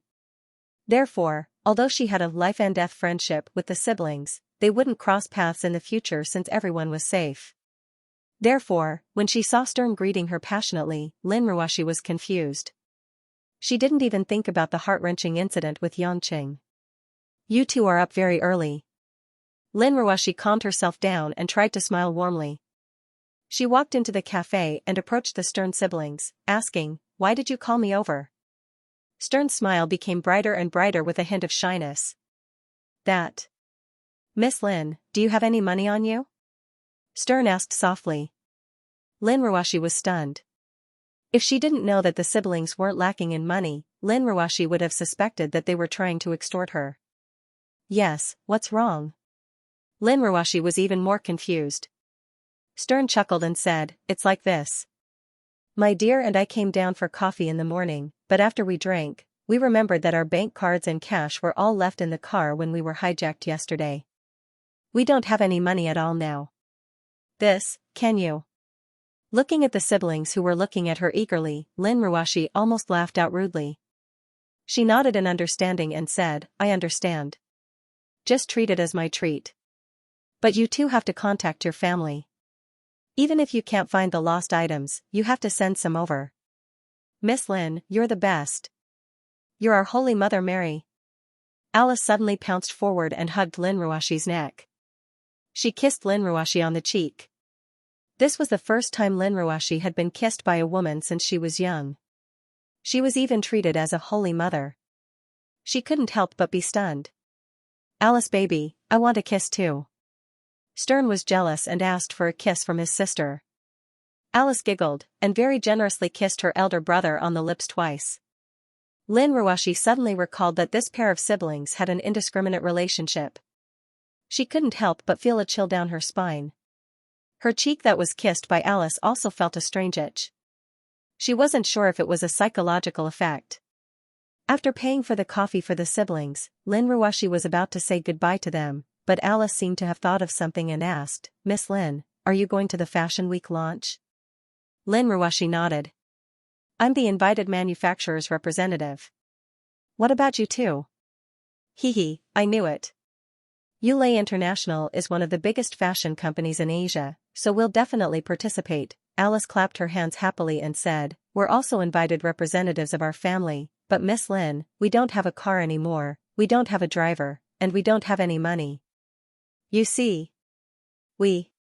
Looking at Alice's bashful face and Stern's expectant expression, Lin Ruoshi found it a little funny. Although this pair of siblings were a little messy, they were, to be honest, very cute. "Did you guys decide to wait for me downstairs early in the morning?" Lin Ruoshi joked. Stern's face was full of panic as he widened his eyes. No. We were just trying our luck. If we met someone we knew, we would randomly capture them." "Brother." Alice's almond-shaped eyes widened as she interrupted Stern's words. She lowered her voice and said, "Why did you say the truth?" Stern looked embarrassed as he scratched his head awkwardly. The siblings' performance was like a farce, making Lin Ruashi feel much better as she watched from the side. "If that's the case, if you two don't mind, please come with me. I don't have a companion anyway, so we can chat together." Lin Ruashi didn't mind building a relationship with the Cromwell family. After all, it would be helpful to the company's business in Europe. Naturally, the Stern siblings were elated. They flattered Lin Ruashi again before walking out of the hotel together with Lin Ruashi. Goodman prepared a black Maybach 62 for Lin Ruashi. The original Bentley had suffered quite a bit of damage and had been sent for maintenance. However, compared to the Bentley, the price of the two Maybachs was a notch higher, and they looked more luxurious and graceful. The three of them sat in the car. As the host, Lin Ruashi naturally gave the siblings the back seat and sat in the front passenger seat. After fastening her seatbelt, Lin Ruashi said to the driver, "Go to Do Lely." "Yes, Ma, I am." The driver's voice sounded a little familiar. Lin Ruashi raised her head abruptly and was shocked to find that the driver was none other than Yangqing, who had just angered her. Yangqing changed into a formal suit and tie and sat in the driver's seat. He wasn't eye-catching to begin with, so she didn't realize it was him when he entered the car. When Lin Ruashi wanted to alight, the car had already started and drove out of the hotel. "Stop the car and get out," Lin Ruashi said through gritted teeth. Of course, Yangqing wouldn't listen to her obediently. He searched for the address of Do Lely Garden on the GPS on the car's dashboard and said, "Dear, they have guests sitting in the back. It's not good to argue."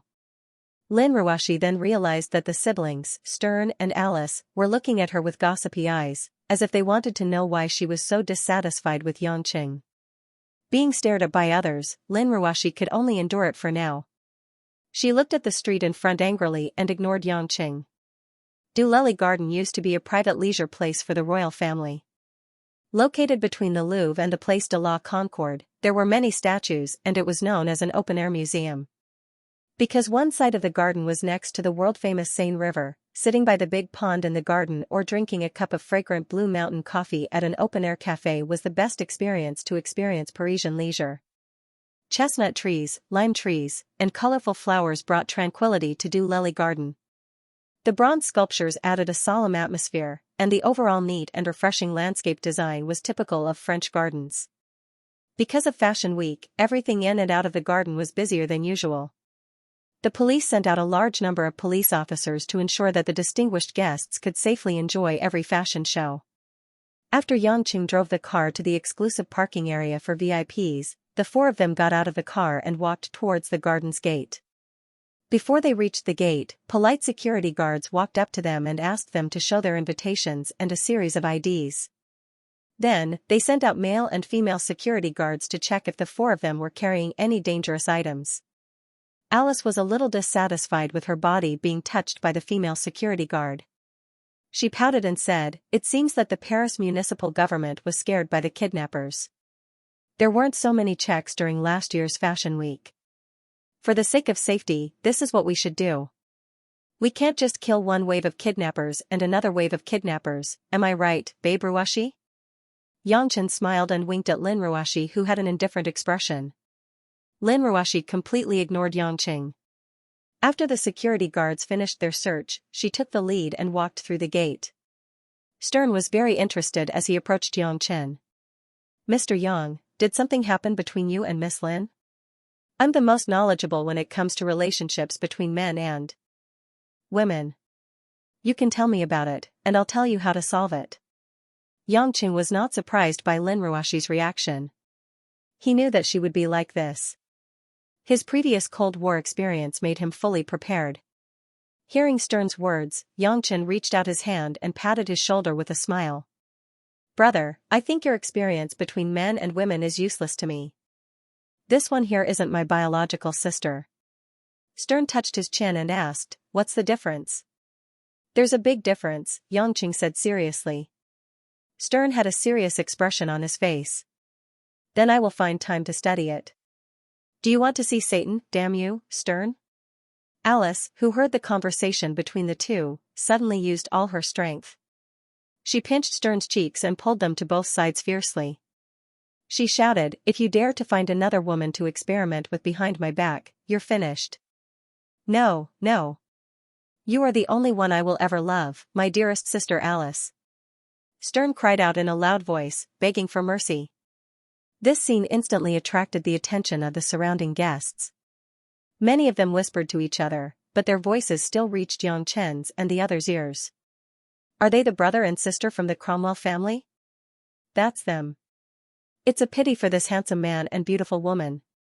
Humph, they really have no sense of shame, ruining the reputation of their ancestors. The disgrace of the nobles. Hearing the discussions around him, Yang Chen grinned. It seems that you siblings are quite well known. Of course. Stern shook his head proudly. He held Alice's arm and walked into the garden with his head held high. He did not care about the gazes of others. Yang Chen was not someone who cared about these things. Together with the Stern siblings, he caught up with Lin Ruoxi. The four of them arrived at the exhibition stage of the fashion show.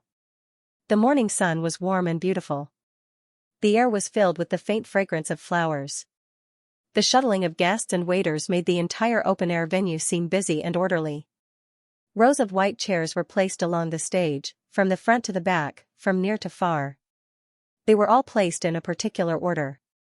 The distinguished guests of high status naturally sat at the front, while the ordinary representatives of the manufacturers and celebrities could only sit at the back.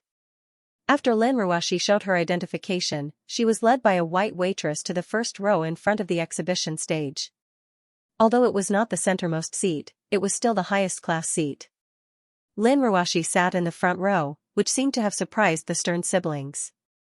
Alice couldn't help but exclaim, I heard that Ulay International's new materials took a leading position in the world this year, but I didn't expect it to have reached this point.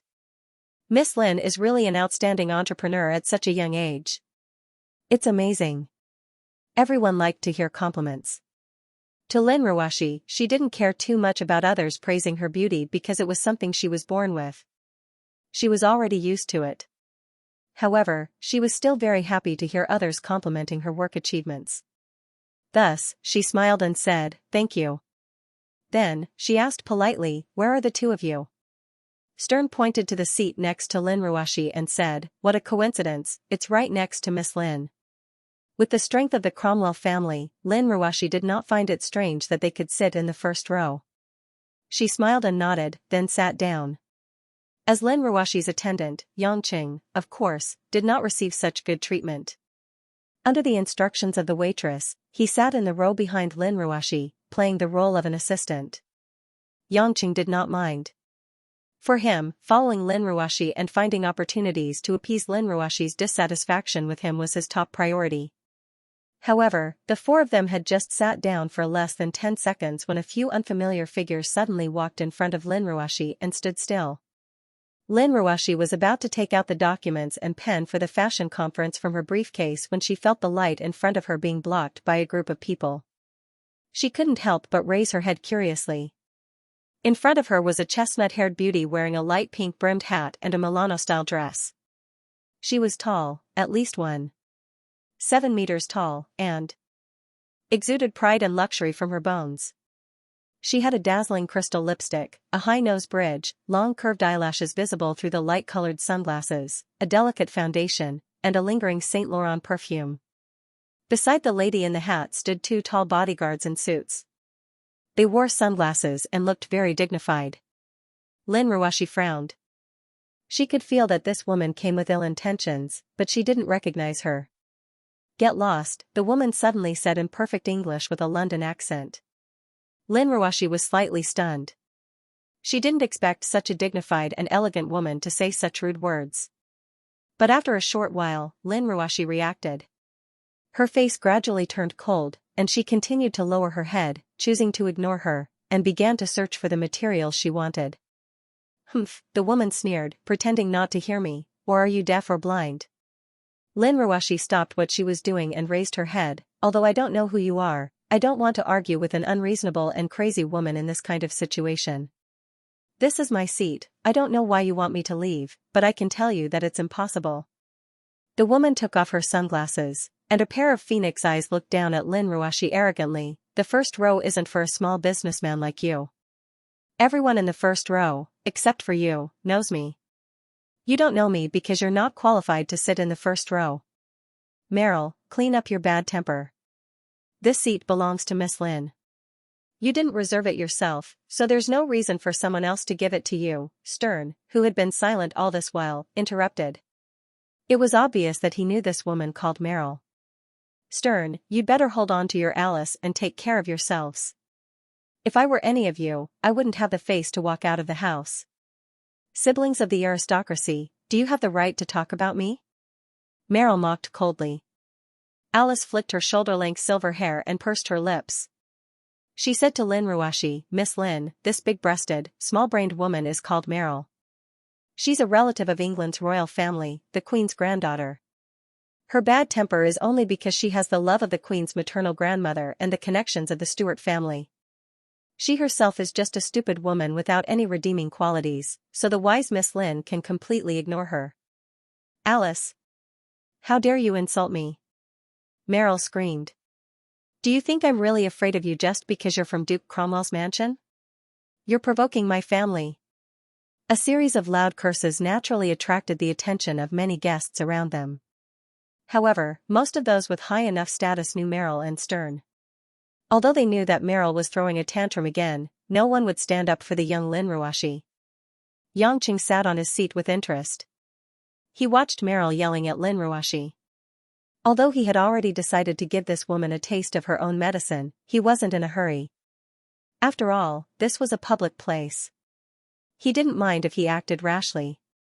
However, Lin Ruashi had to do business with many people present. If she acted too violently, she would definitely face a lot of headaches. However, the staff of the venue didn't dare to make a scene. Immediately, a man in a white suit who was in charge of maintaining order humbly ran to Lin Ruashi and Meryl's side. He bowed and greeted Meryl before asking, Miss Sturt, may I know what has made you so angry? Meryl was obviously a regular guest that she had known for a long time. Her tone was extremely flattering. I didn't expect that after a year, the first row of Tillery's garden would be so degraded. Who does this woman think she is? What right does she have to sit in the first row? Meryl pointed at Lin Ruashi. The person in charge smiled stiffly. Miss Stewart, please listen to my explanation. This seat was originally yours, but you went to Sweden and said that you weren't free. So we arranged for Miss Lin, the CEO of Ulay International, to sit here. Miss Lin's Ulay International is currently one of the largest fashion companies in the world, and she's also our distinguished guest. Please understand. Haha, Ulay International? What a joke. It's just a lousy company, and you guys are treating this woman like a treasure? Ridiculous. Meryl ridiculed, it's true that I went to Sweden to attend the Crown Prince's wedding, but I'm already back here. Don't tell me that you guys want me to sit behind this woman? The person in charge's forehead was covered in cold sweat. He didn't know what to do. He looked at Meryl, then at Lin Ruashi. He didn't dare to offend either side. Lin Ruashi had been quietly listening to Meryl's unreasonable request. In the end, she revealed a sneer and said with a cold gaze, I'll sit here because this is my job, and this is where I should sit. What you think and want to do has nothing to do with me. After that, Lin Ruashi ignored Meryl. She took out a document from her briefcase and started reading it. Meryl flew into a rage after being ignored by Chi Luoluo. Lowly commoner. Lowly commoner. Do you really think that I won't dare to do anything to a lowly woman like you? Meryl, enough is enough. Otherwise, you'll suffer. Stern smiled mischievously. Shut up. It's not your place to scare me. Meryl clenched her teeth and said, since the person in charge doesn't dare, I'll kick you out myself. You asked for it. Originally, everything would have been fine if you had just obediently given up the seat that doesn't belong to you. Why must you use your lowly status to challenge the glory of the Stuart family? Hua Xiao's woman, don't think that you have any status just because you've earned some money. I'll let you know how lowly you are. After that, Meryl clapped her hands and said to the 4 bodyguards beside her, throw this woman into the Seine River and let her swim far away. I'll take responsibility for all the consequences. Yes, miss. The 4 bodyguards answered in a loud voice. They were very decisive. They must have done this kind of thing often, so they were not surprised at all. Lin Ruashi didn't expect this woman named Meryl to be this crazy. She actually dared to do such a thing in this venue with so many famous people watching. Lin Ruashi finally panicked when she heard the 4 bodyguards' response. She was just an ordinary girl, how could she possibly defend herself against these tall and burly white bodyguards? Looking around, she noticed that the stern siblings were sitting there with a strange expression on their faces. She couldn't tell what they were thinking about, while the other guests and staff all pretended not to see anything. Some of them were whispering to each other, waiting to see Lin Ruashi thrown into the river. No one was willing to step forward to stop Meryl. For a moment, Lin Ruashi's heart sank. Her only hope was Yangqing, who was behind her. However, when Lin Ruashi turned around, she saw Yangqing with his arms crossed in front of his chest. He looked like he was watching a good show. He even raised his eyebrows at her. This despicable guy, is he going to watch me get thrown into the river too? Is it because I'm dissatisfied with what happened in the morning? Or is he afraid too? Ah! Suddenly, a scream came from behind Lin Ruashi. Lin Ruashi abruptly turned around, only to be shocked to find that one of the 4 bodyguards who was about to step forward had a hideous expression on his face as he cried out in pain. Then, he softly fell to the ground. A tall and burly red-haired man appeared behind the bodyguards. It was his hand that had quietly grabbed the back of the bodyguard's neck just now. He directly used his grip to cause the bodyguard's arteries and blood vessels to be on the bed, causing the bodyguard to faint in an instant. TSK, what a wonderful capture. Stern, who was watching this scene, clapped his hands in praise and broke the silence of the scene. The remaining 3 bodyguards turned around and saw the red-haired middle-aged man. They were so scared that their legs turned to jelly and they retreated to the side with pale faces. When Meryl saw who it was, her beautiful face turned pale as well. Her lips trembled as she forced herself to say, Sauron. The sudden change in the scene caused many of the guests to be in a daze. However, most of them were experienced in such situations. Fainting a bodyguard would not excite or frighten them. On the contrary, those who did not know Sauron began to talk about who this red-haired man was. Sauron? He's here too. What's going on? Why would he come to a place like this?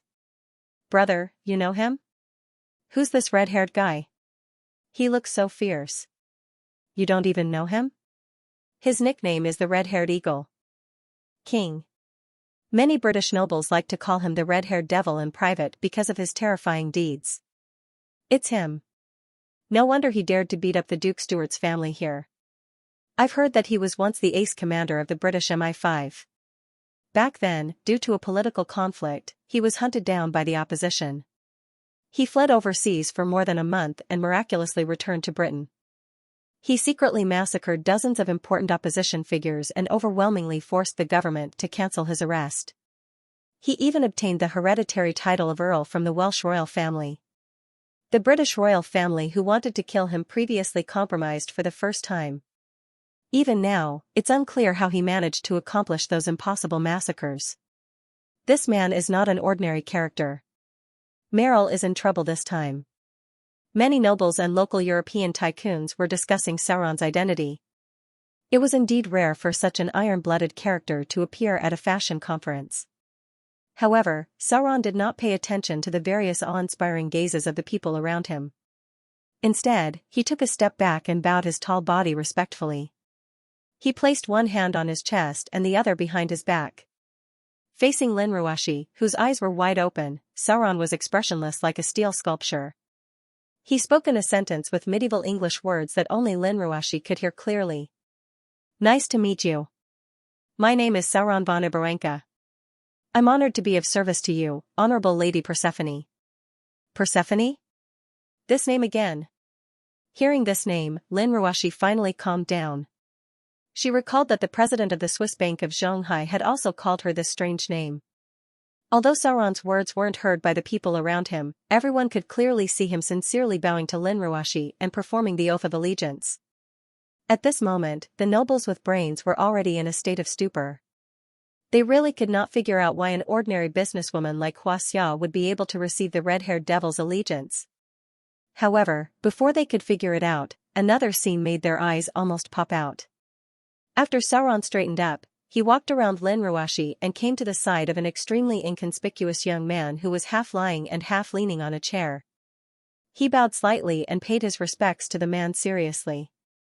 The series of scenes that left the guests and the person in charge bewildered made it so that even though it was already time for the fashion launch, no one dared to start.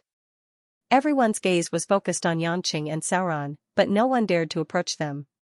They could only try their best to listen to what Sauron and Xianxia were saying. Compared to Sauron's prominent bandit nickname in Europe's upper-class society, no one knew who Xianxia was. Some even suspected that this man might be a member of the secret royal family of Wales. After all, Sauron was most loyal to the royal family of Wales. Seriously, although I know you'll make a move, there's no need to knock her out right from the start. This guy's brain is congested.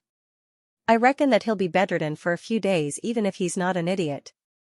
Xianxia was also a little helpless about Sauron's method of attack, but he did not blame him as he said this with a smile. Sauron's face was indifferent as he asked with a straight face, "Sir, should we kill this lady from the Stewart family here, or when we get out?" Sauron's question sent chills down the spines of everyone who heard him, and their bodies went limp. Kill her here, or when they get out? The young lady of the Stewart family had actually fallen to the point where she was at the mercy of someone else, and was only considering the place to kill her? Devil, this man was indeed a devil. However, what made everyone feel even more pitiful was that Meryl, who had been acting all high and mighty just a moment ago, had completely lost the strength to resist after recognizing that this person was Sauron. The remaining 3 bodyguards had already retreated to some unknown place, and they had completely lost their professionalism. Compared to their work, they valued their lives more. "Please. I beg you, please don't kill me. I know I was wrong, Sir Earl. Please let me off this time." Meryl stood there all alone. She wanted to escape, but she did not have the courage to do so. Even her feet were glued to the ground, and she could not take another step. Looking at Meryl, who had tears welling up in her eyes, many guests could not help but sigh. A noble lady who used her strength to bully the weak was nothing more than this. He simply ignored Meryl's pleading and waited for Xianxia's instructions. Xianxia thought for a moment, then leaned over to Lin Ruashi and smiled gently. "Darling Ruashi, this woman bullied you just now, so I'll let you decide. Do you want to kill her here or outside? Do you want to shoot her? Or do you want to run me over with a car? If it's not enough, you can throw it into the shark pool. My old friend Sauron raises many great white sharks, and they love to eat human flesh. You can put her into the pool starting from her feet and let the sharks bite her from the bottom to the top. Let her watch her own body, starting from her feet, slowly becoming shorter." Xianxia intentionally spoke in English without concealing his words. Many of the people present heard it clearly. Many of the women started to feel nauseous, while the men's faces turned pale. Their gazes towards Xianxia became fearful. Lin Ruashi did not care who Sauron was, nor did she remember that she was determined to not be nice to Xianxia. Seeing Xianxia's cheeky face and saying such words, her heart was in a mess. After hesitating for a while, she said as calmly as possible, "There's no need to do that, right? She didn't do it that badly." "That's hard to say. She wanted to throw you into the Seine today. If that's the case, the people she met earlier, if they were of a lower status than you, they might have been killed by her. Besides, with that temper of hers, it's not just a matter of 1 or 2 years. You're not the only one she's hurt," Xianxia said. Hearing that, Lin Ruashi knew that Xianxia was speaking the truth. If she was really thrown into the Seine in front of everyone, it would be more painful than death. Meryl thought that Lin Ruashi would let her go, but when she saw Lin Ruashi's silence, she almost went crazy. Her legs turned to jelly, and she fell to her knees, wailing loudly. Although the person in charge of the scene was extremely afraid, he thought that Xianxia was just spouting nonsense. Thus, he walked up and said in a low voice, "Sir, please don't joke around like this. Miss Meryl has already begged for a sincere apology, so that everyone can be more harmonious." Scram. Without waiting for the person in charge to continue, Sauron had already stepped in front of him. His huge, dark body stood in front of the person in charge, and he uttered a cold word.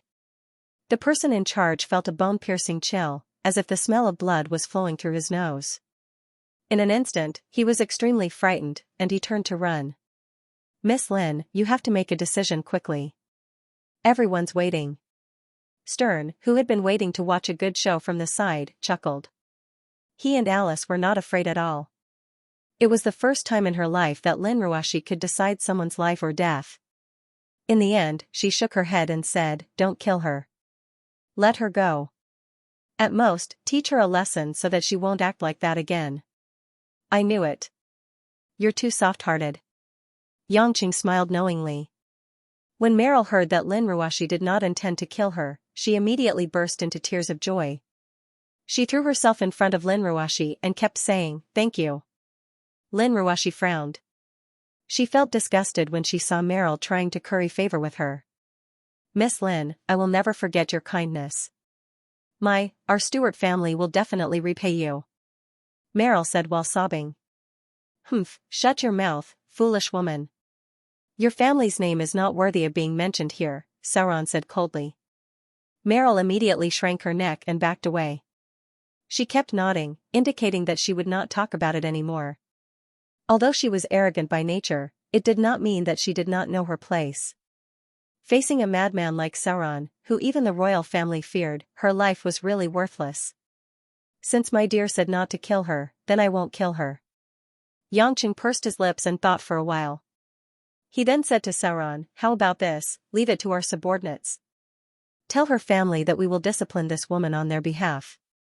"Your Excellency, how do you want to discipline her?" Sauron asked. "There's no need to be too bloody or violent. My wife said that. She wants a small punishment, so just crush all of her fingers and toes," Yangqing said casually. Meryl, who had just caught her breath, suddenly felt as if she had fallen into a bottomless abyss again. She was so stunned that she forgot to breathe. Yangqing was not done yet. He continued, "Don't crush all of her fingers and toes in one day. Crush one every day, every 20 days. This way, she can recover as she breaks them. Let's make it 3 rounds. That's exactly 2 months. Remember to get a doctor to keep an eye on her. Don't let her die." "Understood," Sauron agreed without hesitation.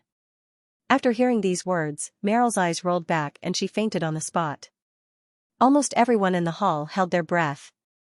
The small punishment that Yangqing mentioned made their scalps go numb. Out of nowhere, 2 well-built soldiers in blue uniforms carried the unconscious Meryl out of the hall. Along the way, no one dared to stop them. Lin Ruashi watched the series of events unfold in front of her. She had mixed feelings. She stole a glance at Yangqing and happened to see Yangqing smiling at her. "Let's find a quiet place and have a chat," Yangqing said with a smile. Without waiting for Lin Ruashi's reply, he walked to a resting area by the river. Lin Ruashi bit her lips and took a deep breath. She got up, put her bag and documents on a chair, and followed Yangqing. The people in the hall no longer dared to ignore the identities of Yangqing and Lin Ruashi after what happened just now. As soon as the 2 of them walked to the resting area, the guests who were originally sitting there dispersed. Yangqing walked to the railing by the river and looked at it for a while. He only turned around when Lin Ruashi walked to his side. "Do you think I'm too cruel, or do you have a lot of questions?" Yangqing asked. Lin Ruashi ran her fingers through her hair that was messed up by the wind and shook her head. "I don't know. I don't know if I should be happy that you did this for me, or regret that I didn't stop you." "That's it? You don't have any other questions?" Yangqing laughed self-deprecatingly. "To be honest, I've always been curious. Baby, do you have any curiosity at all? I remember telling you that if you want to tell me, you'll naturally tell me. If you don't want to say it, I won't ask," Lin Ruashi said faintly. Yangqing smiled bitterly. "But I don't think that's good. If you don't ask, I won't explain." "Alright then. What do you think I should ask you?" Lin Ruashi sorted out her feelings and asked. Yangqing was slightly stunned. He thought for a while and pouted at Sauron, who was standing not far behind him. "For example, who this guy is. For example, why I know him. For example, why I don't take killing seriously. Also, aren't you curious about the woman who walked out of my room this morning? Actually, you should have asked these questions earlier. So what if I got the answer? Lin Ruoshi's eyes turned sour. Actually, even if you don't say it, I can feel it. You're not an ordinary person. The more time I spend with you, the more I feel that you and I don't belong in the same world. You can casually take out 100 billion euros from a Swiss bank. You're much richer than me. My money may be an astronomical figure in the eyes of ordinary people, but it's just a small amount of money to you. In terms of power, you don't even need to think about it.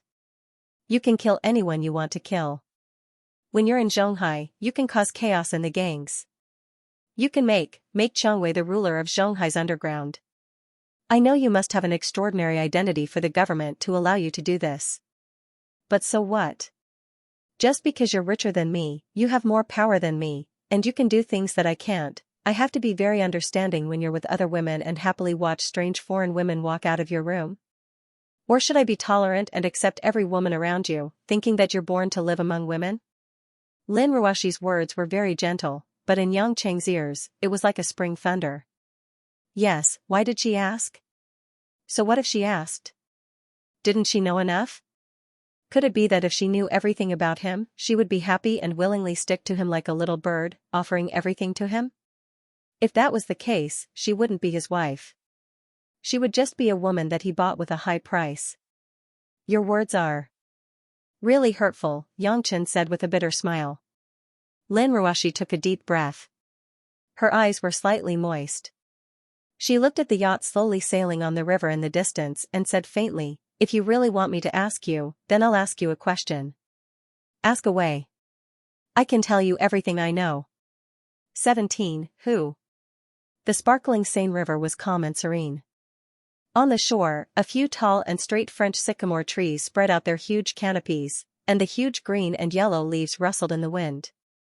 The leaves of this kind of sycamore could often survive the cold winter, and only around spring would they waver and wither. At this moment, there were a few yellow leaves that were blown down by the wind. As they fluttered, they finally landed on the railing of the garden and rested quietly.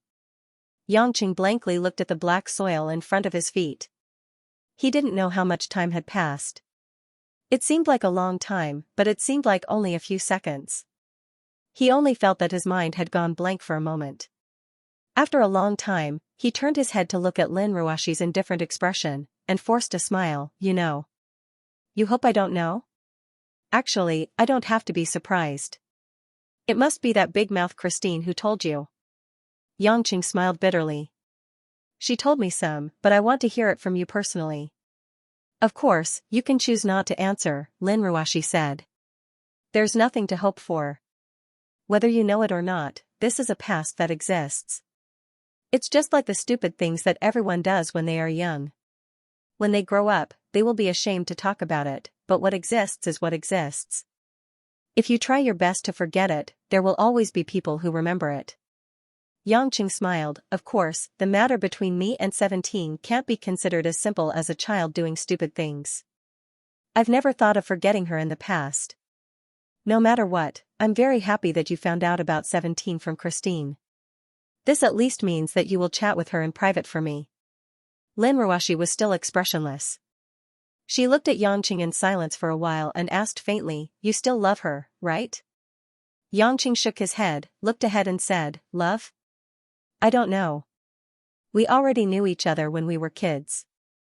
In the 21 or 22 years before I returned to Xianxia, she had always been the most special existence by my side. She's not my friend, because her feelings are deeper than that of a friend. We can fight for each other. She is not my lover, because we have never been in love, not even sent each other any keepsake. She's also not my lover. She never listens to me. Otherwise, she wouldn't have willfully left my side. She is such a special woman." Lin Ruoshi listened quietly. Looking at Yang Cheng's face that was sometimes smiling and sometimes in pain, Lin Ruoshi didn't know why, but she felt that her heart was aching, as if countless needles were constantly pricking the tender flesh of her heart. However, Lin Ruoshi couldn't tell whether it was for him or for herself. "If you want to ask me if I still love her, I don't know how to tell you. I've never said I love you to 17. I've said more words of love to her than I've said to you in one day. I've always felt that she is like the other half of my life. When I'm with her, even if I know that my world is dark, I will still feel at ease. This is how I feel about her. Does that count as an answer to your question? Xianxia finished speaking and asked with a smile. Lin Ruoxi didn't answer, but continued to ask, Kristen told me that I look very similar to 17. Is that true? Yes, your temperament and your eyes are very similar to 17's, very similar. However, 17 isn't as beautiful as you. Kristen has only met 17 once, when she was in America. She doesn't know much about her. If she's just spouting nonsense, you can completely ignore it, Xianxia said. Lin Ruoxi grabbed the railing in front of her with her fair hands and couldn't help but tremble. She calmed the waves in her heart and asked, in your eyes, am I a substitute for 17? After asking this question, Lin Ruoxi seemed to have exhausted all her strength. However, she still stood up firmly and looked into Xianxia's eyes with her bright eyes. Xianxia's mind quivered.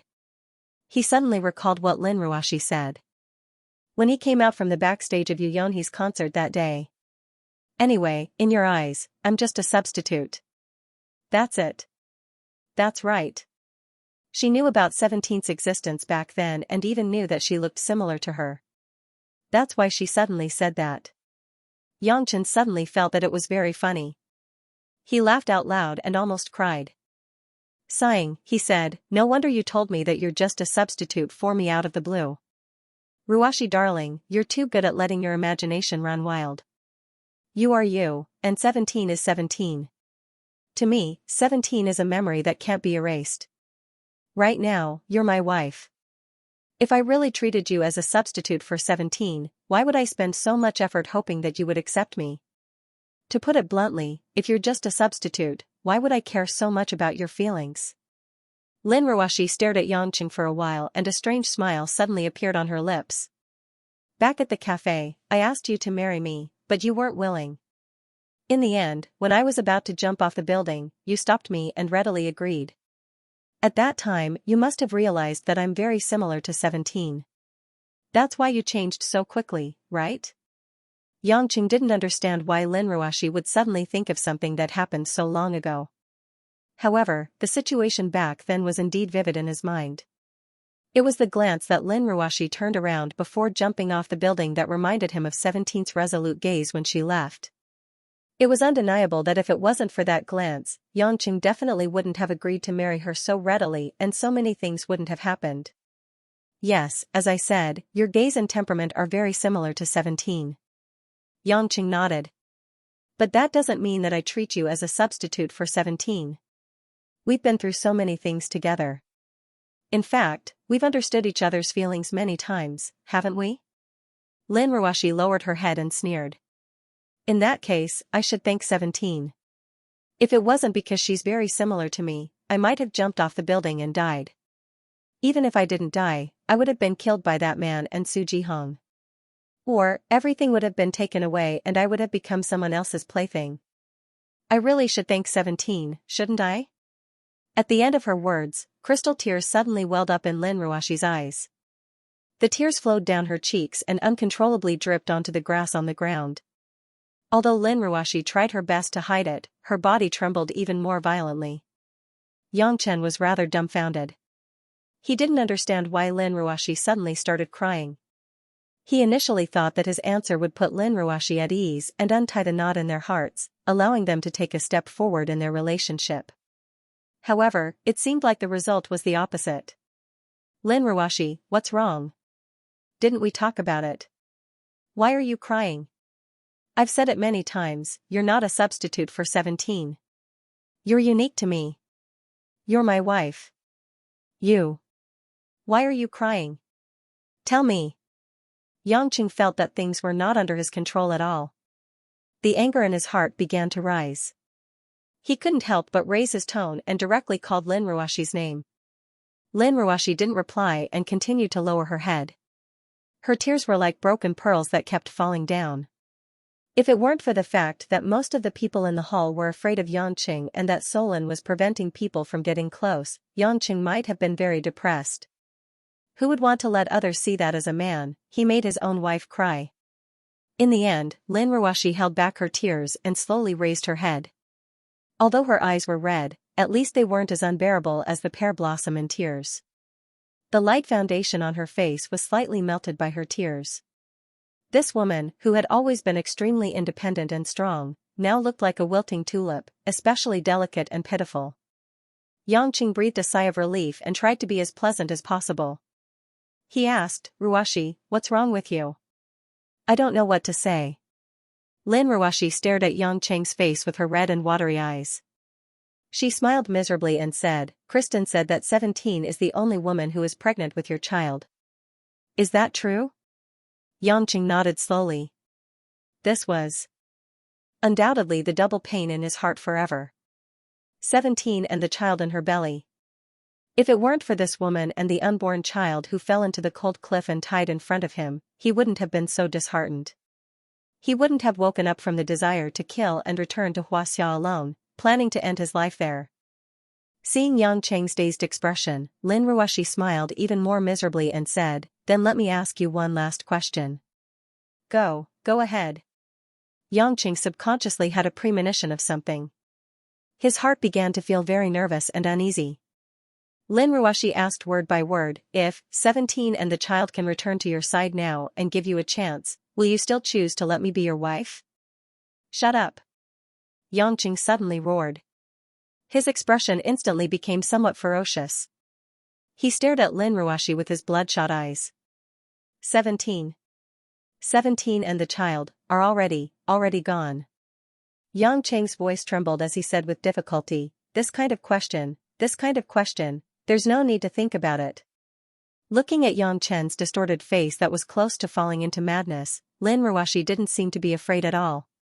Instead, she relaxed a little, and softly said, I knew it would be like this. Although you said that I'm not a substitute for 17 in your eyes. But in fact, from the moment you agreed to marry me, that's what you thought subconsciously. In your heart, you never really separated me and 17. If it wasn't for 17, I wouldn't have the chance to be your wife. Lin Ruoshi's words seemed to have stirred up the past that he had sealed away for too long, as well as too many thoughts that he didn't dare to touch, all of which started to rapidly ferment and expand. Shut up. Shut up. How many times do I have to tell you before you believe that it's not like what you think? Yangqing's head felt like it had exploded.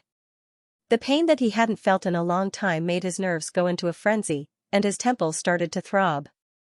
Yangqing didn't know why he was so angry, and why he couldn't control himself and shouted at Lin Ruoshi. He didn't want to, but he couldn't control himself. Lin Ruoshi's gaze became cold, as if she could see through everything. Don't lie to yourself, Yangqing. In fact, you always knew that you would never be able to separate me and 17. You thought that we were different because you wanted to convince yourself and numb yourself. You didn't want to be a weak person in love, and you didn't want to be unable to walk out of that shadow. You tried to make yourself a new person, and not a pitiful person who was depressed because of 17's departure. To you, I'm just an excuse to cover up your guilt. You're lying to yourself, and in fact, everything between us started with 17. Lin Ruoshi's words were like icy rain, falling into Yangqing's ears, freezing his body. If it's really like what you said, and you can separate me and 17, then why isn't Xianxia your wife? Don't you love her?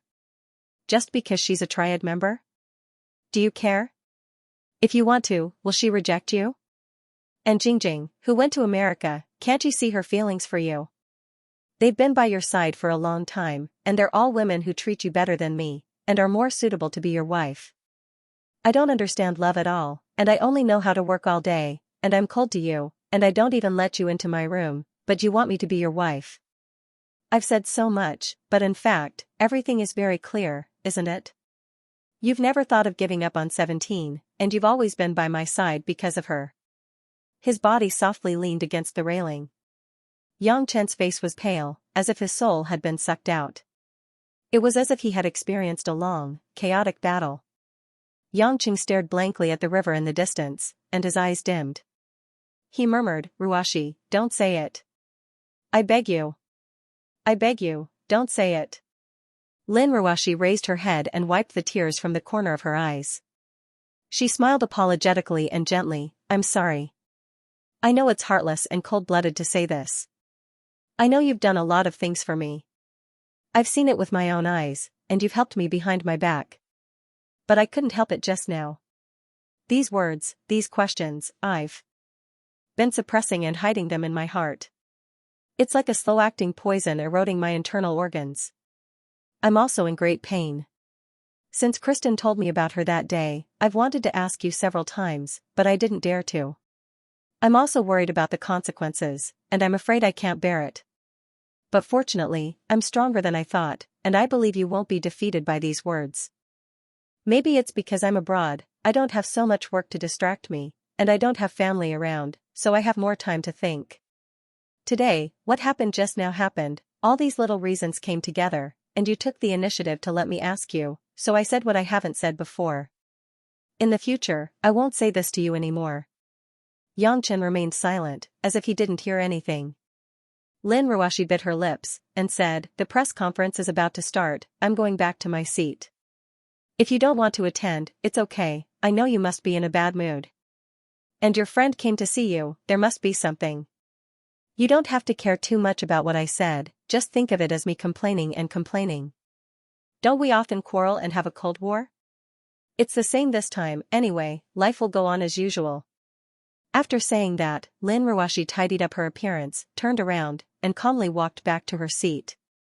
When she passed by Solon, Solon nodded respectfully, and Lin Ruoshi also smiled politely at him. Everyone present saw Lin Ruoshi walk back to her seat, and they discussed what had happened. After all, anyone with a discerning eye could see that Lin Ruoshi had cried. Stern and Alice, the siblings, were much quieter. Seeing Lin Ruoshi's expression, they just looked at her worriedly and didn't say anything. Lin Ruoshi didn't care too much about the discussions and gazes of others. She quickly got into work mode, picked up the document and looked at it carefully. At this time, the person in charge who ran away just now walked in front of Lin Ruoshi with a flattering smile, and asked in a low voice, Miss Lin, may I ask, can the press conference begin? Lin Ruoshi was stunned and wondered, why ask me, this shouldn't be decided by me. The person in charge smiled and said, if you're not ready, we can wait for you. By the way, Mr. Yang hasn't returned to his seat yet, should we wait for him to come back before we start? As the person in charge said that, he looked at Yangqing who was still standing on the shore with awe in his eyes. Lin Ruoshi suddenly understood and thought it was a little ridiculous. Everyone present was actually afraid of Yangqing's mysterious identity, and all the decision-making power was given to Yangqing and herself. You don't have to be so nervous. What happened just now was a personal grudge, don't affect the progress of the fashion week, Lin Ruoshi advised. The person in charge immediately nodded to show that he understood, Miss Lin is really magnanimous. At the reception later at noon, please do us the honor. It's your first time attending the fashion week, we must do our best as a host. Lin Ruoshi casually responded with a few words, indicating for them to hurry up and start. She wasn't interested in the reception at all. However, she couldn't help but look at the back of the figure standing by the river. The feeling in Lin Ruoshi's heart was indescribably complicated.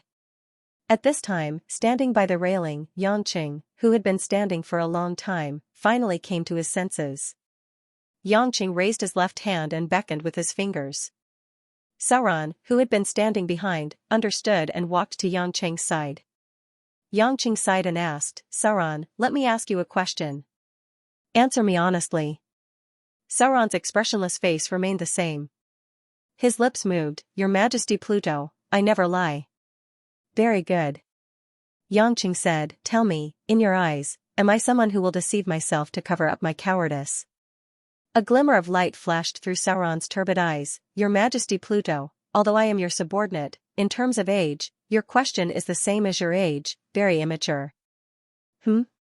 Yangqing couldn't help but laugh, now that you mention it, it seems that my question is very stupid. Sauron replied directly, I believe that deceiving and confessing are just methods. As long as you admit your feelings, that is the performance of an expert. A true expert doesn't depend on his own strength, but whether he can face and work hard to solve problems in adversity. Yangqing narrowed his eyes, thought for a moment, and laughed self-deprecatingly, it seems that my question is indeed stupid. Yes, whether I am really cowardly or strong, as long as I face the problem, I have a clear conscience. Sauron didn't say anything, but there was a hint of a smile in his eyes. Although it couldn't be said that he had thrown away all his worries, Xianxia pulled his heart back and turned to ask Sauron, suddenly coming to a place like this to find me, I don't think it's just to see me, right? You saw it too, when you appeared, the situation almost went out of control. Sauron's expression became more solemn, and he nodded, indeed, there is something important. I believe Your Majesty Pluto has heard about it. The International Special Organization secret meeting organized by France's External Security Bureau will be held in Paris. Xianxia frowned, I have heard about it. It seems to be a terrorist organization that is fighting against the realm of gods, and the leader is Apollo. I actually have some dealings with people from this organization. I was kidnapped as soon as I arrived in France, and it was done by an affiliated organization. That's right, I didn't expect Your Majesty to have already come into contact with them. However, I came to see Your Majesty specifically because, other than to see Lady Persephone, there is another matter that I urgently want to tell Your Majesty, Sauron said. What? Don't tell me that you already know whether Apollo is real or not. Xianxia laughed. Sauron shook his head, whether Apollo is real or not is not something that we care about, and it is not something that we can determine. What I want to tell Your Majesty Pluto is that in the secret meeting tomorrow night, apart from discussing how to find Apollo and the realm of gods, there is another matter that is closely related to Your Majesty. It is about the fight for the ownership of a divine artifact. Divine artifact? Xianxia was stunned for a moment, and then he laughed, you can't be talking about the one that the previous Pluto lost, right? That is no ordinary divine artifact. I fought with Ares a while ago, and the power of a divine artifact in the possession of a Lord God is indeed astonishing. Ares' spear can actually free space, and I believe that the power of the other Lord God's divine artifacts must be extraordinary. If such an item really appeared, there is no way that I wouldn't have sensed it. Sauron was slightly surprised, as if he did not know about the battle between Xianxia and Ares. However, he did not ask further, and continued to explain that divine artifact is indeed not in the possession of the 12 main gods, but its owner is closely related to Your Majesty Pluto. Don't keep me in suspense. Who is it, and what divine artifact? Xianxia asked helplessly. It is the weapon of the Grim Reaper Thanatos, the Sword of Thanatos. Grim Reaper Thanatos? Xianxia did not expect it to be that god. According to Xianxia's understanding, other than the 12 gods, there were actually countless other gods. However, as time went on, almost all the gods had gradually died out except for the 12 gods. There were also some who, like the previous Pluto, had lived for too long and had no interest in life, so they had long abandoned their self-consciousness and did not choose to reincarnate. The two brothers of Pluto, the goddess of night Nyx, are also known as the twin gods. Thanatos, the god of death, and Hypnos, the god of sleep. I believe that Your Majesty Pluto should be very familiar with these two gods even if you haven't personally taught them. Although their artifacts can't be compared to the Helmet of Invisibility originally owned by the First Lord Hades, they are definitely not ordinary goods, Sauron said solemnly. Xianxia pondered for a while and said, the Sword of Thanatos. It is said that as long as the sword touches any part of a human's body, even if it cuts off a strand of hair, it can immediately suck away the person's soul. In the current myths, Thanatos would cut off a strand of hair of a dying person and take away the person's soul when they were asleep. It is considered to be more realistic. However, I have not seen the sword before. As far as I know, Thanatos has disappeared for nearly 1,000 years like most other gods. Why would the sword appear here? Sauron said, this matter itself is very sudden. The current owner of the sword is actually the French External Security Service. However, the French did not reveal the source of the sword. They only said that through this secret meeting, they would find a good home for the sword. After all, the French do not have a strong enough special force. In the field of international special forces, they are not too competitive. Therefore, if they did not have the Sword of Thanatos as a bargaining chip this time, they would not have gathered the elites and representatives of so many organizations in Paris. I was wondering, how was it possible for the French Security Bureau to gather the entire world here?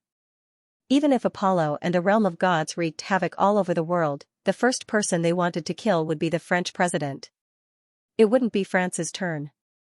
Xianxia smiled and said, "Before I came to Paris this time, the Yellow Flame Iron Brigade's representative mentioned the secret meeting, but they didn't mention the Sword of Thanatos. I think they don't want me to fight with them for it. They're really thoughtful. Are they afraid that I'll just take the divine artifact away? It's highly possible. After all, Your Excellency is currently residing in Xianxia. Any action that you take could put Xiaoxia's Yellow Flame Iron Brigade under more pressure," Sauron said. Xianxia thought for a moment and said, "I'm actually not that interested in the sword, but, if that sword is real, then even if I don't fight for it, I have to see it live." "Why?" "Your Excellency Pluto can totally retrieve that sword." Sauron was puzzled and asked, "That's a divine artifact that belongs to the god of death. It's more than appropriate to return the god of death's weapon to you now that you've become Pluto. Although I don't know if it's real or not, since so many organizations have gathered here, it's definitely not groundless. If Your Excellency Pluto thinks that it's too troublesome to deal with the small fries, I can totally send the Sea Eagles to deal with them quickly. You won't understand. To me, the divine artifact isn't that useful anymore."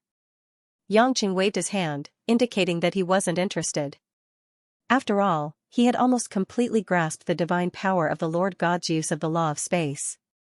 The only thing that made Xianxia feel that there was room for improvement was the mysterious world that he had yet to comprehend after entering the innate realm from the 9th stage of the Endless Resolve Restoration Scripture, Rebirth.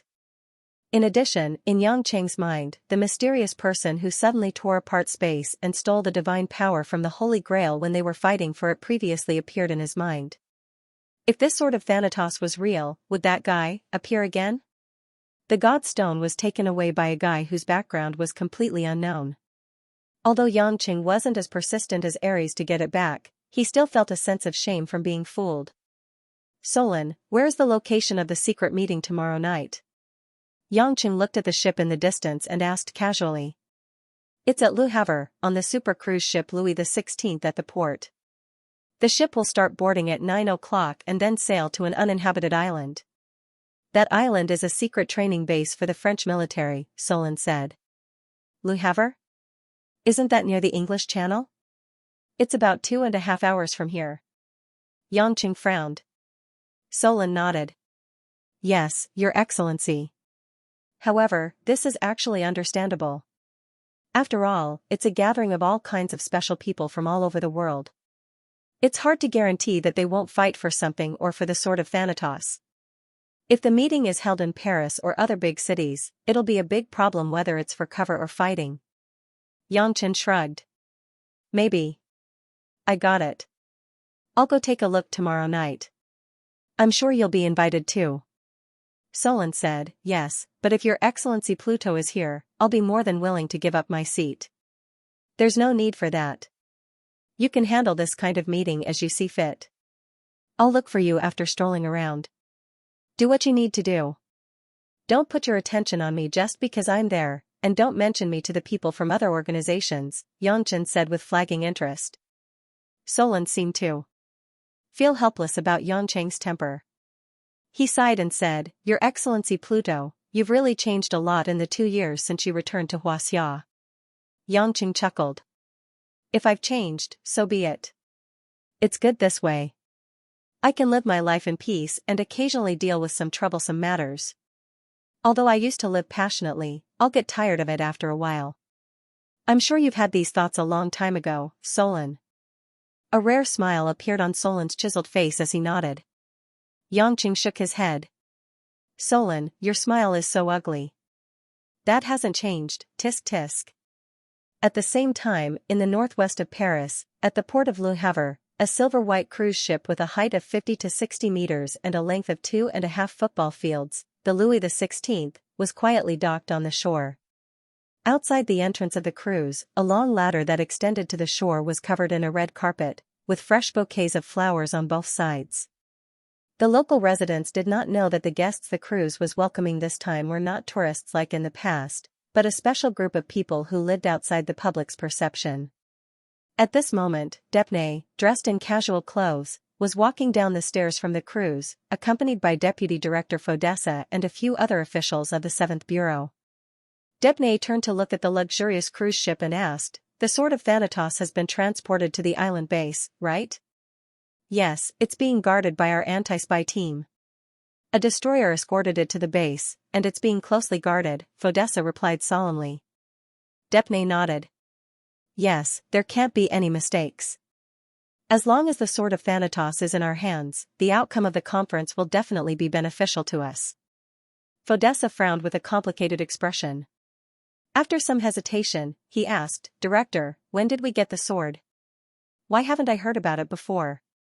"Humph," Debnay sneered. "Who do you think you are? Do you really think you can know everything about the 7th Bureau just because you're a deputy director? Fodessa, do your job well. I'll be in the temporary base in Le Havre to host the conference tomorrow night. As for the work on the island, you have to be careful. There can't be any mistakes." Fodessa was stunned. "Director, you're not going to the island?" "Nonsense. If I were to host the conference, why would I need you as a deputy director? In a few years, I'll have to retire to the second line of work. It's not every year that I get the experience of hosting a conference like this." "What, you don't want the chance?" Debnay asked coldly. Fodessa hurriedly shook his head. "I understand. Thank you, Director, for your guidance." Debnay's expression turned slightly better. He left with a few of his men. After Debnay and his men had left, Bolton, who had been following behind Fodessa, came forward and whispered angrily, "Deputy Director, the director's decision is obviously because he's afraid of the members of the various organizations on the island. He's pushed you into the eye of the storm. If there's any argument, you'll definitely be in danger. Furthermore, the responsibility of guarding the Sword of Thanatos has fallen on your shoulders. This is too despicable. How could he do this to you?" Fodessa glared at Bolton. "Shut up. You can't talk about the director behind his back like this." Bolton could only swallow his anger and nodded. Fodessa turned around and gazed at the azure sea. "Actually, although the director said that with the Sword of Thanatos, we'll be able to take the initiative in this conference. However, I've always felt that this conference shouldn't be organized by us at all. Although the treasure is in our hands, it doesn't mean that we have the ability to protect it. Why don't we hand it over to England and America, who were also attacked by Apollo, and have our assistance? That's a better choice. Is it because England has the sword and the stone and America has the blue storm?" Bolton raised his eyes and said bitterly, "Compared to them, we're indeed too weak." Fodessa closed his eyes and said, "Regardless of whether this decision is right or wrong, since the conference will be held tomorrow night, we can only try our best to treat it well. Although the elites of the various countries are powerful, they won't be the first to stand out due to their fear of each other. As long as we make good use of this, we'll definitely be able to reap the benefits. I only hope that the Sword of Thanatos will be able to bring us sufficient benefits in the process of discussing how to deal with the realm of God." Fodessa muttered to himself. His grayish-blue eyes gazed at the distant skyline, as if he was deep in thought. By noon, the Tuileries Garden Fashion Conference was almost over, and several brands had released their new products. In fact, due to the appearance of that arrogant woman, Meryl, there was chaos and delays in the conference. Several designers, unfortunately, couldn't show their works on stage. After Xianxia and Sauron finished discussing the conference, Sauron excused himself. Xianxia wandered around the venue and drank a cup of coffee. He didn't return to his seat to watch the Fashion Week. He wasn't thinking about Thanatos' Sword of Thanatos, nor the secret meeting. Instead, he was thinking about how to mend his relationship with Lin Ruashi. Lin Ruashi was right. No matter what the two of them thought, they still had to live their lives. They weren't like when they first met. They were more like strangers than husband and wife. At that time, they could still talk about divorce and contract. Now, they definitely couldn't. Although they knew that there was a strait or even 1,000 mountains between them, they couldn't deny that if they were to really separate, it would cause a lot of trouble in each other's lives. At the very least, Wang Ma, Guishuihua, and other elders, as well as Huilin and Xianxia, who were inextricably linked to each other, would not be able to accept it. Their work and life would also be disrupted, and their originally stable lives would become a mess. After watching the press conference, Lin Ruashi packed up the documents in her hands and put them into her bag. Just as she was about to get up, she realized that Stern and Alice, who were beside her, had already fallen asleep. Stern had his arm around Alice's slender waist, and Alice was like a kitten leaning on the shoulder of her brother's lover. Her silver hair was scattered like silk, and the expression of this handsome man and beautiful woman was charmingly naive. Ever since she was young, the person that Lin Ruoxi interacted with the most was Xianxia. However, she didn't expect to meet such a wonderful pair of siblings in France. At first, she thought that the siblings were a bit disgusting. But after 2 days of interaction, it seemed that as top nobles, they had a cute side that other nobles didn't have. Lin Ruoxi hesitated for a moment, then stepped forward and patted Stern's shoulder. "Mr. Stern, you'll catch a cold." Stern was in a deep sleep and didn't even open his eyes. "How can you wake them up like this? They're making out in their dreams." Xianxia suddenly walked forward. Lin Ruoxi looked up at Xianxia. Their eyes met, and Lin Ruoxi's face was a bit hot. Thinking of their conversation before, Lin Ruoxi felt a bit awkward and uncomfortable facing Xianxia again. Xianxia smiled understandingly. This feeling was like a couple having a quarrel, and the wife felt that her words were too harsh, but couldn't bring herself to ease the relationship. The man, on the other hand, didn't know where to start, so he could only talk about it from another angle. "Watch me." Xianxia stepped forward, raised his leg, and kicked the back of Stern's chair. Shit. The back of the chair was kicked and it tilted forward. Stern fell to the ground in an unsightly manner. "Who kicked me?" Stern finally woke up. Normally, such a scene would have caused a roar of laughter at such a fashionable occasion. But the surrounding guests saw Stern's embarrassed look, and they pretended not to see anything. They didn't dare to make any special comments, and started to leave the venue one after another. Obviously, the people present were afraid of the two mysterious guests, Xianxia and Lin Ruoxi. No matter how funny something was, they were afraid of getting burned if they laughed. As Stern fell forward, Alice, who was in his arms, almost fell flat on her face. She hurriedly stabilized her chair, then pouted and glared at Xianxia. "Mr. Xianxia, you're too rude. For the sake of your health, and so that you don't catch a cold, I can only ruin my noble character a bit," Xianxia said. Stern stood up from the ground, dusted off his knees, and said with a pout, "Seeing that Miss Lin is treating me and Alice to lunch, we won't mind." "What? I'm treating you to lunch?" Xianxia looked at Lin Ruoxi, puzzled. Lin Ruoxi also seemed a little confused. Stern hadn't mentioned this before, but when she thought of the two siblings being penniless, she nodded. "Mr. Stern, they lost their belongings. It's only right to help them." "Help what?" "They're from the Cromwell family. How can they starve to death? Besides, the people attending the fashion week can go in and out of the banquet restaurant at will. They can go to the buffet themselves. I'm just about to shamelessly break in the relationship between husband and wife." "What are you guys doing? Buffet? Oh my God, Mr. Yang, can you bear to see us, the one and only pair of siblings, being stared at by a group of people? We're Miss Lin's loyal supporters. I believe Miss Lin would never treat us so cruelly." Stern said righteously. "Don't be so shameless. You siblings didn't care about being stared at before, but now you care." Xianxia raised his voice. Alice suddenly flattened her mouth and squeezed out a few tears. She cried to Lin Ruoxi, "Miss Lin, Mr. Yang is too fierce. We're not cheating for food and drinks. We'll definitely repay Miss Lin." Lin Ruoxi was about to go crazy. Why does this Xianxia have to be so calculative over such a small matter? He's not poor, but he's so stingy. He's not uncultured, but he's so vulgar. Rolling her eyes at Xianxia, Lin Ruoxi said softly, "Don't worry about him. What do you two want to eat? I'm actually not familiar with Paris, so I'll leave it to you two to recommend." Alice immediately raised her hand.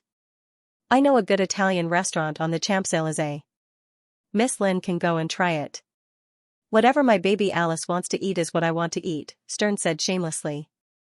Xianxia touched his face gloomily and secretly cast a contemptuous look at the unscrupulous siblings. The siblings pretended not to see it and began to thank Lin Ruoxi. Lin Ruoxi didn't notice anything unusual and said to Xianxia lightly, "Then let's go. We have a press conference in the afternoon." You're really desperate, Yangqing said helplessly. I'm here to work. Lin Ruoxi was unhappy with Yangqing's sloppiness.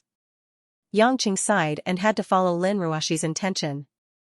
The four of them were still driven by Yangqing, and it didn't take long before they arrived at the world-famous Champs-Élysées. After getting out of the car, the siblings were like happy birds and directly dispersed. Yangqing and Lin Ruoxi followed behind and slowly walked on the street. On both sides of the Champs-Élysées, under the cover of the thick French plane trees, it was leisurely and leisurely. The life and romance of Parisians were wantonly revealed in various famous roadside shops, fashion stores, and cinemas. Gorgeous, elegant, leisurely, beautiful, had become synonymous with this street. Although Yangqing had been here many times, it was the first time he felt leisurely and elegant here. And Lin Ruoxi herself was a leader in the fashion and culture industry. Naturally, she was particularly fascinated by the various forms of expression on this avenue. Among the people, some were well-dressed, some were simple and elegant, some were youthful and enthusiastic, and some were simple and casual, but none of them were arrogant or pretentious. Watching Stern singing and dancing in front with Alice in his arms, and kissing each other affectionately from time to time, Lin Ruoxi couldn't help but cover her mouth and chuckle. Walking beside the woman, Yangqing naturally saw it clearly. He couldn't help but laugh. Why? Are you envious of their good relationship? Actually, there's no need to be envious. I don't mind letting you kiss and hug me. Vulgar, Lin Ruoxi threw a supercilious look at Yangqing. Yangqing smiled. What does it matter if it's vulgar or not? Look at people like Stern and Alice. I don't think there are many people in the world who can understand them, but aren't they still living their own exciting lives? A few rays of light flashed across Lin Ruoxi's eyes. After a moment of silence, she said, Do you know, Champs-Élysées also has another name, Élysée Garden Avenue. Huh? Yangqing blinked. I don't know, what does it mean? The meaning of Élysée is pure land of bliss. In the eyes of the French, this is their paradise. Lin Ruoxi said with a lot of emotion. Yangqing nodded. Now that you mention it, this street does look better. It's a pity. Hearing Yangqing's pause, Lin Ruoxi looked back in confusion. Unfortunately what? Unfortunately, in my eyes, this street still has some incomplete beauty. Yangqing frowned, looking regretful. Why? Lin Ruoxi's interest was also piqued, and she rarely asked. Yangqing turned his face and showed a slightly naughty smile. The next second, his right hand grabbed Lin Ruoxi's empty left hand from behind. Lin Ruoxi felt her left hand was grabbed by Yangqing's rough and hot hand. She suddenly blushed and struggled a few times, but she couldn't get rid of it. What are you doing? Lin Ruoxi was anxious. She was not used to being grabbed by a man on the street like this. Holding hands. Don't you see the men and women around you walking like this? Yangqing pouted at the couples walking on both sides. Lin Ruoxi bit her lower lip, breathing a little fast. She lowered her head and didn't dare to face the people walking on the street, although no one would stare at them impolitely. To me, this street is the real paradise when I hold your hand and walk on this street. Hearing Yangqing's low voice, Lin Ruoxi's face became even redder. She knew that Yangqing was indirectly expressing his feelings, but she could only pretend that she didn't know. After a long time, Lin Ruoxi spat out two words, hypocrite. Yangqing could tell that Lin Ruoxi said this word with a smile, so he laughed indifferently and pulled Lin Ruoxi's hand. Let's go quickly. The shameless siblings are already waiting for us in front. Do you want them to laugh at you? We're already an old couple, what are you afraid of? Who's an old couple with you? Lin Ruoxi finally raised her head. She opened her eyes wide and pouted her lips. Her expression was extremely cute. A goddess also had a cute side to her, but only to special people. Whether it's a substitute or not, I'll just put it aside for this afternoon. Lin Ruoxi muttered in her heart. The two of them held hands and followed the Stern siblings. After walking for a few minutes, they arrived at the Italian restaurant they were talking about. The Baroque design of the restaurant was integrated with the surrounding shops, exuding a luxurious and restrained atmosphere. Even if they weren't here to eat expensive food, there were still many people who stopped to take pictures. Seizing the opportunity, Lin Ruoxi quietly pulled her hand out of Yangqing's. The blush on her face faded as if nothing had happened. Yangqing secretly admired the natural acting talent of women. Just as he was about to enter the restaurant with Stern and the others, a small figure ran in front of him and blocked his way. "Uncle, do you want to buy flowers?" a boy asked crisply in English with a French accent. Yangqing lowered his head. The little boy in front of him was about 10 years old. Because he hadn't reached puberty yet, his body was particularly small and thin. He had a head of yellow hair, thick eyebrows, big eyes, a dignified appearance, and freckles on his cheeks. He looked very obedient. The boy was holding a few bouquets of flowers tied with a red string. These flowers weren't roses, tulips, or lilies that were commonly seen in flower shops. Instead, they were flowers that could be found in flower beds and roadsides all over France. Simply put, they were wildflowers picked from roadsides. Without waiting for Yangqing to speak, Lin Ruoshi squatted down and approached the boy. With a gentle smile, she asked, "Little friend, what flowers are you selling? How much?" Looking at Lin Ruoshi's rare gentle expression, Yangqing rubbed his eyes and smiled bitterly. This woman hadn't visited the orphanage for a long time. It seemed that the hidden love was about to overflow in Paris. Lin Ruoshi was usually intimidating because of her cold temperament. But once she met children, her whole body would be like melted chocolate, which was very popular with children. Otherwise, she wouldn't be so popular in the orphanage in Zhonghai. Sure enough, the little boy's bright eyes flashed with a few traces of splendor. He said with a tender voice, "Sister, you're so beautiful." Hearing the boy's praise, Lin Ruoshi smiled even more brightly. She reached out and touched the boy's curly yellow hair intimately. "You're also very cute. What's your name?" "Harry, my name is Harry." "Sister, are you a foreigner?" little Harry asked. "Yes, I'm from Xianxia," Lin Ruoshi said. "Where is Xianxia?" Harry asked curiously. Lin Ruoshi thought for a moment and said, "Somewhere far away, you have to take a plane to get there." "Plane?" Harry said excitedly, "Sister, is it fun to take a plane? I always wanted Dad to take me on a plane, but he was so busy that he seldom took me out to play. But Dad said he's going to take me to Disneyland in a few days. We can watch a flying car show there." I don't know if flying cars are like airplanes. Have you seen one before?"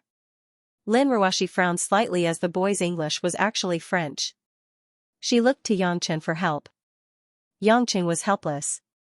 It would be great if this woman's attitude towards children was half the way she treated him, but he still translated for Harry. Lin Ruoshi understood and continued, "Sister hasn't seen Disney's flying car show, but I believe it's very good. Harry will definitely have a good time." Harry nodded vigorously. "I think so too. When the time comes, Mom will go too. Our family can go on a pirate ship and ride a roller coaster. But I'm a little scared. I don't know if the roller coaster is high. What if Dad says I'm a coward?" "Little guy, didn't you say you were going to sell flowers? Why are you talking about roller coasters?" Looking at Harry mumbling to himself, Yangqing couldn't stand it anymore. Lin Ruoshi turned around and glared at him. "Why are you interrupting? The child is talking to me, not to you. Why are you venting your anger on the child?" "I'm not venting my anger on him. Don't we still need to eat lunch?" Yangqing was depressed. "If you want to eat, go in and eat first. I'm not stopping you." Lin Ruoshi was dissatisfied with Yangqing's impatience. She smiled at Harry and said, "Harry, don't mind this bad uncle. If you have anything to say, just say it to sister." Harry blinked and stuck his tongue out at Yangqing. He made a face and said to Lin Ruoshi, "Sister is the best." Yangqing felt like his lungs were going to explode. This little brat, calling Lin Ruoshi sister and me uncle. Doesn't that mean I'm Lin Ruoshi's elder? However, Harry didn't want to continue talking. After Yangqing reminded him, he picked up the bouquet in his hand. "Sister, what flowers do you like?" The bouquet in front of them was simply a bunch of wild flowers. Lin Ruoshi didn't recognize any of them. She randomly picked up a bunch of blue-purple flowers and asked with a smile, "What flower is this?" "It's pretty. I'll take this one." Harry beamed. "It's only €1. Yangqing clicked his tongue. Little brat, you're selling roadside flowers for €1. You'll definitely become a small profiteer in the future. Why are you still standing here? You can enter the restaurant now. Lin Ruoxi turned around and said to Yangqing coldly. She then took out her wallet from her bag and took out a dark brown €5 note. Lin Ruoxi took the flowers but didn't give the money to Harry. Instead, she asked, Sister can buy the flowers, but can Harry tell Sister how you earn money from selling flowers? If Harry tells Sister, I'll give all €5 to Harry. Such a young child was selling wildflowers on the street and trying his luck to earn money. Lin Ruoxi couldn't help but wonder if the child had been kidnapped and was being manipulated by some illegal gang. Harry stared at the €5 note in Lin Ruoxi's hand and replied softly, I saw that one of Dad's socks was torn. Dad was still wearing it, so I wanted to buy a sock for Dad. But I wanted to give Dad a surprise, so I couldn't ask Mom for pocket money.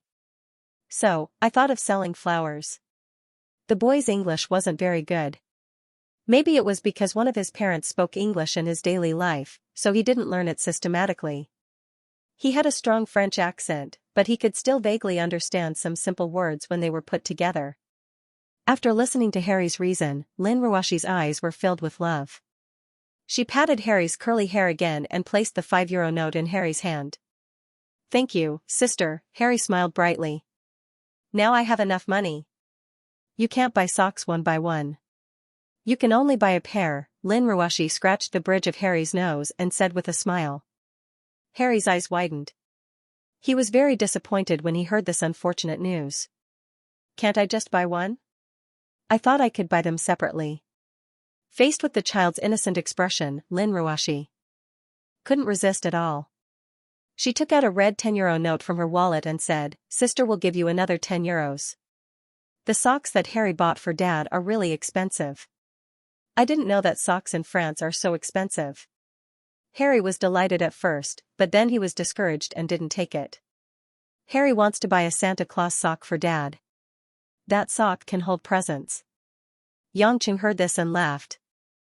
Christmas sock? Your dad's feet are really big. Dad's feet have always been big, Harry argued stubbornly. Lin Ruoxi didn't laugh at Harry's choice, but she understood why he spent so much money to buy a pair of socks. It was a Christmas present. Although Christmas had long passed, it wasn't a big deal for children to pick a time. This money is for Harry. Treat it as a gift from Sister. Lin Ruoxi stuffed the €10 note into Harry's hand. Harry stammered, Mom told me that I can't just take other people's gifts. Looking at the little boy's distressed expression, Lin Ruoxi thought for a moment and said, How about this? Harry kisses Sister, treat it as a trade. When Yangqing heard this, he immediately wanted to cry. He pulled a long face and said, Wifey, you can't play like this. Why do you have to pay for this little brat to kiss you? As your husband, if I want to kiss you, I have to approve it for a long time, and it still doesn't pass. Lin Ruoxi looked left and right at the passers-by. Fortunately, no one noticed this guy's loud shouting. She stared at Yangqing with her almond-shaped eyes and blushed. Why are you shouting? Why are you arguing with a child? An adult does such shameless things all day long. The children in the orphanage are much more likable than you. You can kiss me if you want, but I'll think about it when you're as obedient as Harry. Yangchen was on the verge of breaking down after hearing what she said. At this time, Harry moved closer to Lin Ruoxi's cheek and kissed her. Sister, I kissed you. Is that right? Harry said happily. Lin Ruoxi nodded. Harry is so obedient. This time, our deal is successful. Harry can go buy socks for Dad without worry. Harry nodded excitedly and stuffed the €15 into his trouser pocket. It was bulging there, and Harry guessed that it was the coins he got from selling flowers. Sister, Uncle, goodbye. Harry waved at Lin Ruoxi and Yangqing respectively. Lin Ruoxi watched Harry run away and stood up. She waited until Harry ran far away before turning around and entering the dining room. Yangqing couldn't help but laugh. Since you like children so much, why don't you just have one? Lin Ruoxi's heart trembled. Although she really liked children, she didn't dare to think about having one herself. She was so shy that she didn't know what to say. She just pretended that she didn't hear anything and walked into the dining room to look for the Stern siblings. Yangqing didn't care, but he suddenly had some doubts in his heart. Although it was not very realistic to have a child with Lin Ruoxi, after all, they hadn't even shared a room. But when he had sex with Cheng Wei, Mo Qianni, Lu Mingyu, and An Xin, he actually didn't take any safety measures. Especially for Cheng Wei, if she could really have a child, it would be extremely satisfying. Moreover, she didn't have the hidden danger of having enemies in the underworld like before. However, it seemed that as his strength grew, his ability to have children was inexplicably hindered. Otherwise, Yangqing couldn't understand why in the past years, only 17 had been pregnant with his child. He didn't always have a foolproof plan every time he did it with a woman. Could it be, really because of the influence of the God's stone on him? Thinking of these things, Yangqing couldn't help but have a headache. The interior of the restaurant was decorated with a medieval gloomy atmosphere. Even during the day, the lighting was as dim as night. Incense candles were lit everywhere, as well as rose petals that seemed to be placed randomly but were full of artistic beauty. Old newspapers and periodicals, old-fashioned phonographs, posters of outdated celebrities, and all kinds of accessories that seemed to have nothing to do with the restaurant were ingeniously arranged around the restaurant. Lin Ruoxi didn't take much effort to find the Stern siblings. Because it was already past dinner time and there weren't many customers, the waiter standing beside the two who were ordering was particularly conspicuous. "Hey, Miss Lin, we're here." Alice waved her hand excitedly. "The butter garlic lobster here is very famous. We've already ordered one. Should we order another one? The beef here is also flown in from Kobe, Japan. It's very fresh, and the beef stew with mushrooms is also very good." Stern grinned and introduced. Lin Ruoxi walked to the seat opposite the two and sat down. She looked a little helpless. "I'm not very familiar with food, you guys can order." "Miss Lin, you're such a kind person," Alice said, feeling touched as she clutched her chest with both hands. Lin Ruoxi looked at her mischievous look and chuckled. Miss Alice is also a person who is easily satisfied. As they became more familiar with each other, Lin Ruoxi also relaxed and made a joke. "Ruoxi baby, you're looking down on them too much." Yangqing sat next to Lin Ruoxi and said gloomily, "They're not people who are easily satisfied. Do you know how much the 2 dishes they just ordered cost? They're completely extorting us. Do you think they ordered casually?" Hey, Mr. Yang, Miss Lin has already promised us. Do you want Miss Lin to go back on her words?" Stern said with a sense of justice. Yangqing picked up a knife from the table and was about to throw it at Stern's head. Stern hurriedly got up and made a Bruce Lee pose. He exclaimed loudly and even wiped his nose. He looked at Yangqing provocatively, daring him to throw the knife if he had the guts. "Enough. What are you guys doing?" Lin Ruoxi almost fainted when she saw this scene. It was one thing for Yangqing to scare Stern, but this Englishman even cooperated and filmed an action movie. Fortunately, the waiters in such a high-class restaurant were well-trained. When they saw the customers making such a magical move, they still stood aside with a smile and waited for their orders. Lin Ruoxi smiled apologetically at the waiter and signaled for him to serve the dishes according to Stern's instructions. Only then did the waiter respectfully retreat. Naturally, Yangqing wouldn't really throw a knife at him. After scaring Stern, he curled his lips and said, "The lobsters here are shipped from Canada, and the price of one is more than 500 euros. If you want 4 servings of Kobe beef, it'll be at least 800 euros. This meal will cost you tens of thousands of Huaxia dollars, and that's not including the drinks." Lin Ruoxi was stunned. She really didn't know that the 2 dishes ordered by the Stern siblings were so expensive. TSK, Mr. Yang seems to have eaten quite a lot. He's actually so familiar with the price. Alice looked at Yangqing with disdain. "Mr. Yang has eaten it himself, so you won't let your wife try it?" Women don't like men who only think about saving money. When Lin Ruoxi heard this, her pretty face turned red. She asked doubtfully, "Miss Alice. How do you know that this person and I have that kind of relationship?" Alice chuckled. "Miss Lin, when you're with Mr. Yang, whether it's the words or the look in your eyes, anyone who observes carefully can see that your relationship isn't ordinary. And you don't feel like you're in a relationship, it's more like you're a family. Miss Lin, you're too confident in your acting skills. My dear, and I found out about your relationship last night, Stern echoed. Haha, treating you guys to this meal is worth it. It turns out that you guys also know how to say nice things. Yangqing was happy to hear this. He leaned back on the chair and said leisurely. Lin Ruoshi stretched out her hand and pinched Yangqing's thigh. She wanted to rush out the door.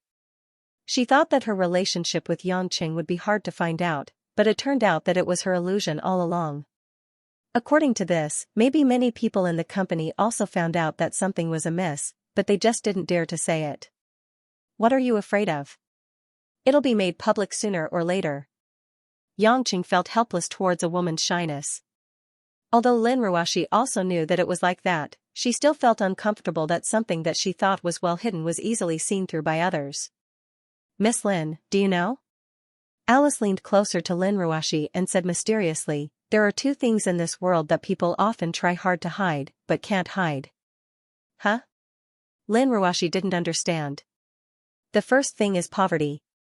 No matter how hard poor people try, they can't change the fact that it's not a sin. But sometimes it's more terrifying than a sin. Alice's beautiful eyes revealed a trace of mockery. She continued, the second thing is that a person loves someone's heart. A burning sensation burned Lin Ruoshi's ears. Alice's words were like a thin needle that pierced into her heart, causing Lin Ruoshi to lose her cold protective shell. Oh yeah. Miss Lin blushed. It seems that Alice's guess is right. Alice smiled coquettishly and threw herself into Stern's arms, kissing him a few times in celebration. Lin Ruoshi touched her cheeks with one hand. Her cheeks were as red as an apple. She lowered her head and pursed her lips. This time, it was her turn to take a knife and fly over. Although Yangqing heard Alice's words, he didn't continue to tease Lin Ruoshi. He only quietly watched Lin Ruoshi's reaction. Lin Ruoshi also secretly looked at Yangqing from the corner of her eyes. When she found that Yangqing was looking at her with a smile that wasn't a smile, Lin Ruoshi quickly turned her head away, not daring to look anymore. For the rest of the time, other than Stern and Alice, who continued to discuss where to go after Fashion Week, Yangqing quietly drank the restaurant's special lemon black tea and looked out the window at the passers-by and street view. Lin Ruoshi sat quietly in her seat, sometimes talking to the Stern siblings, but most of the time, she was in a daze. After more than half an hour, the lobster and beef were finally served.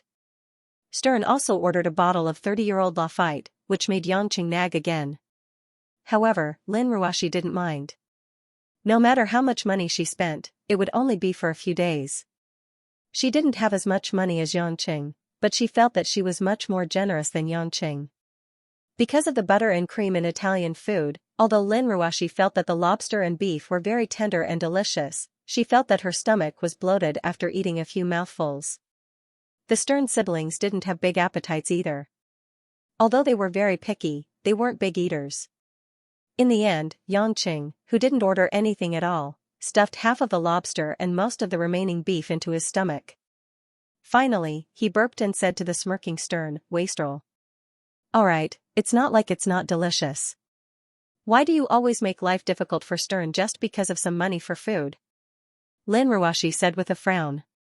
Don't you know that your husband, came from selling mutton skewers? Yangqing said shamelessly. How can I compare to capitalists and nobles like you? Lin Ruoshi gritted her teeth and said in a low voice, can't you restrain yourself a little? I want to feel embarrassed for you. Are you mocking us? You're obviously the richest, so why is it that you're the most humble one in the end? No matter what, it was time to pay the bill. After the waiter printed the bill, he looked at the customers on the table and placed it in front of the manliest Yangqing. Yangqing looked at the bill in front of him. 2,486 euros? Yangqing blinked to make sure he didn't see it wrong. He immediately pushed the bill in front of Lin Ruoshi and said with a smile, honey, you do it. Lin Ruoshi seemed to know that Yangqing didn't have any money on him. She took out her wallet from her bag and took out 5 purple 500-euro notes.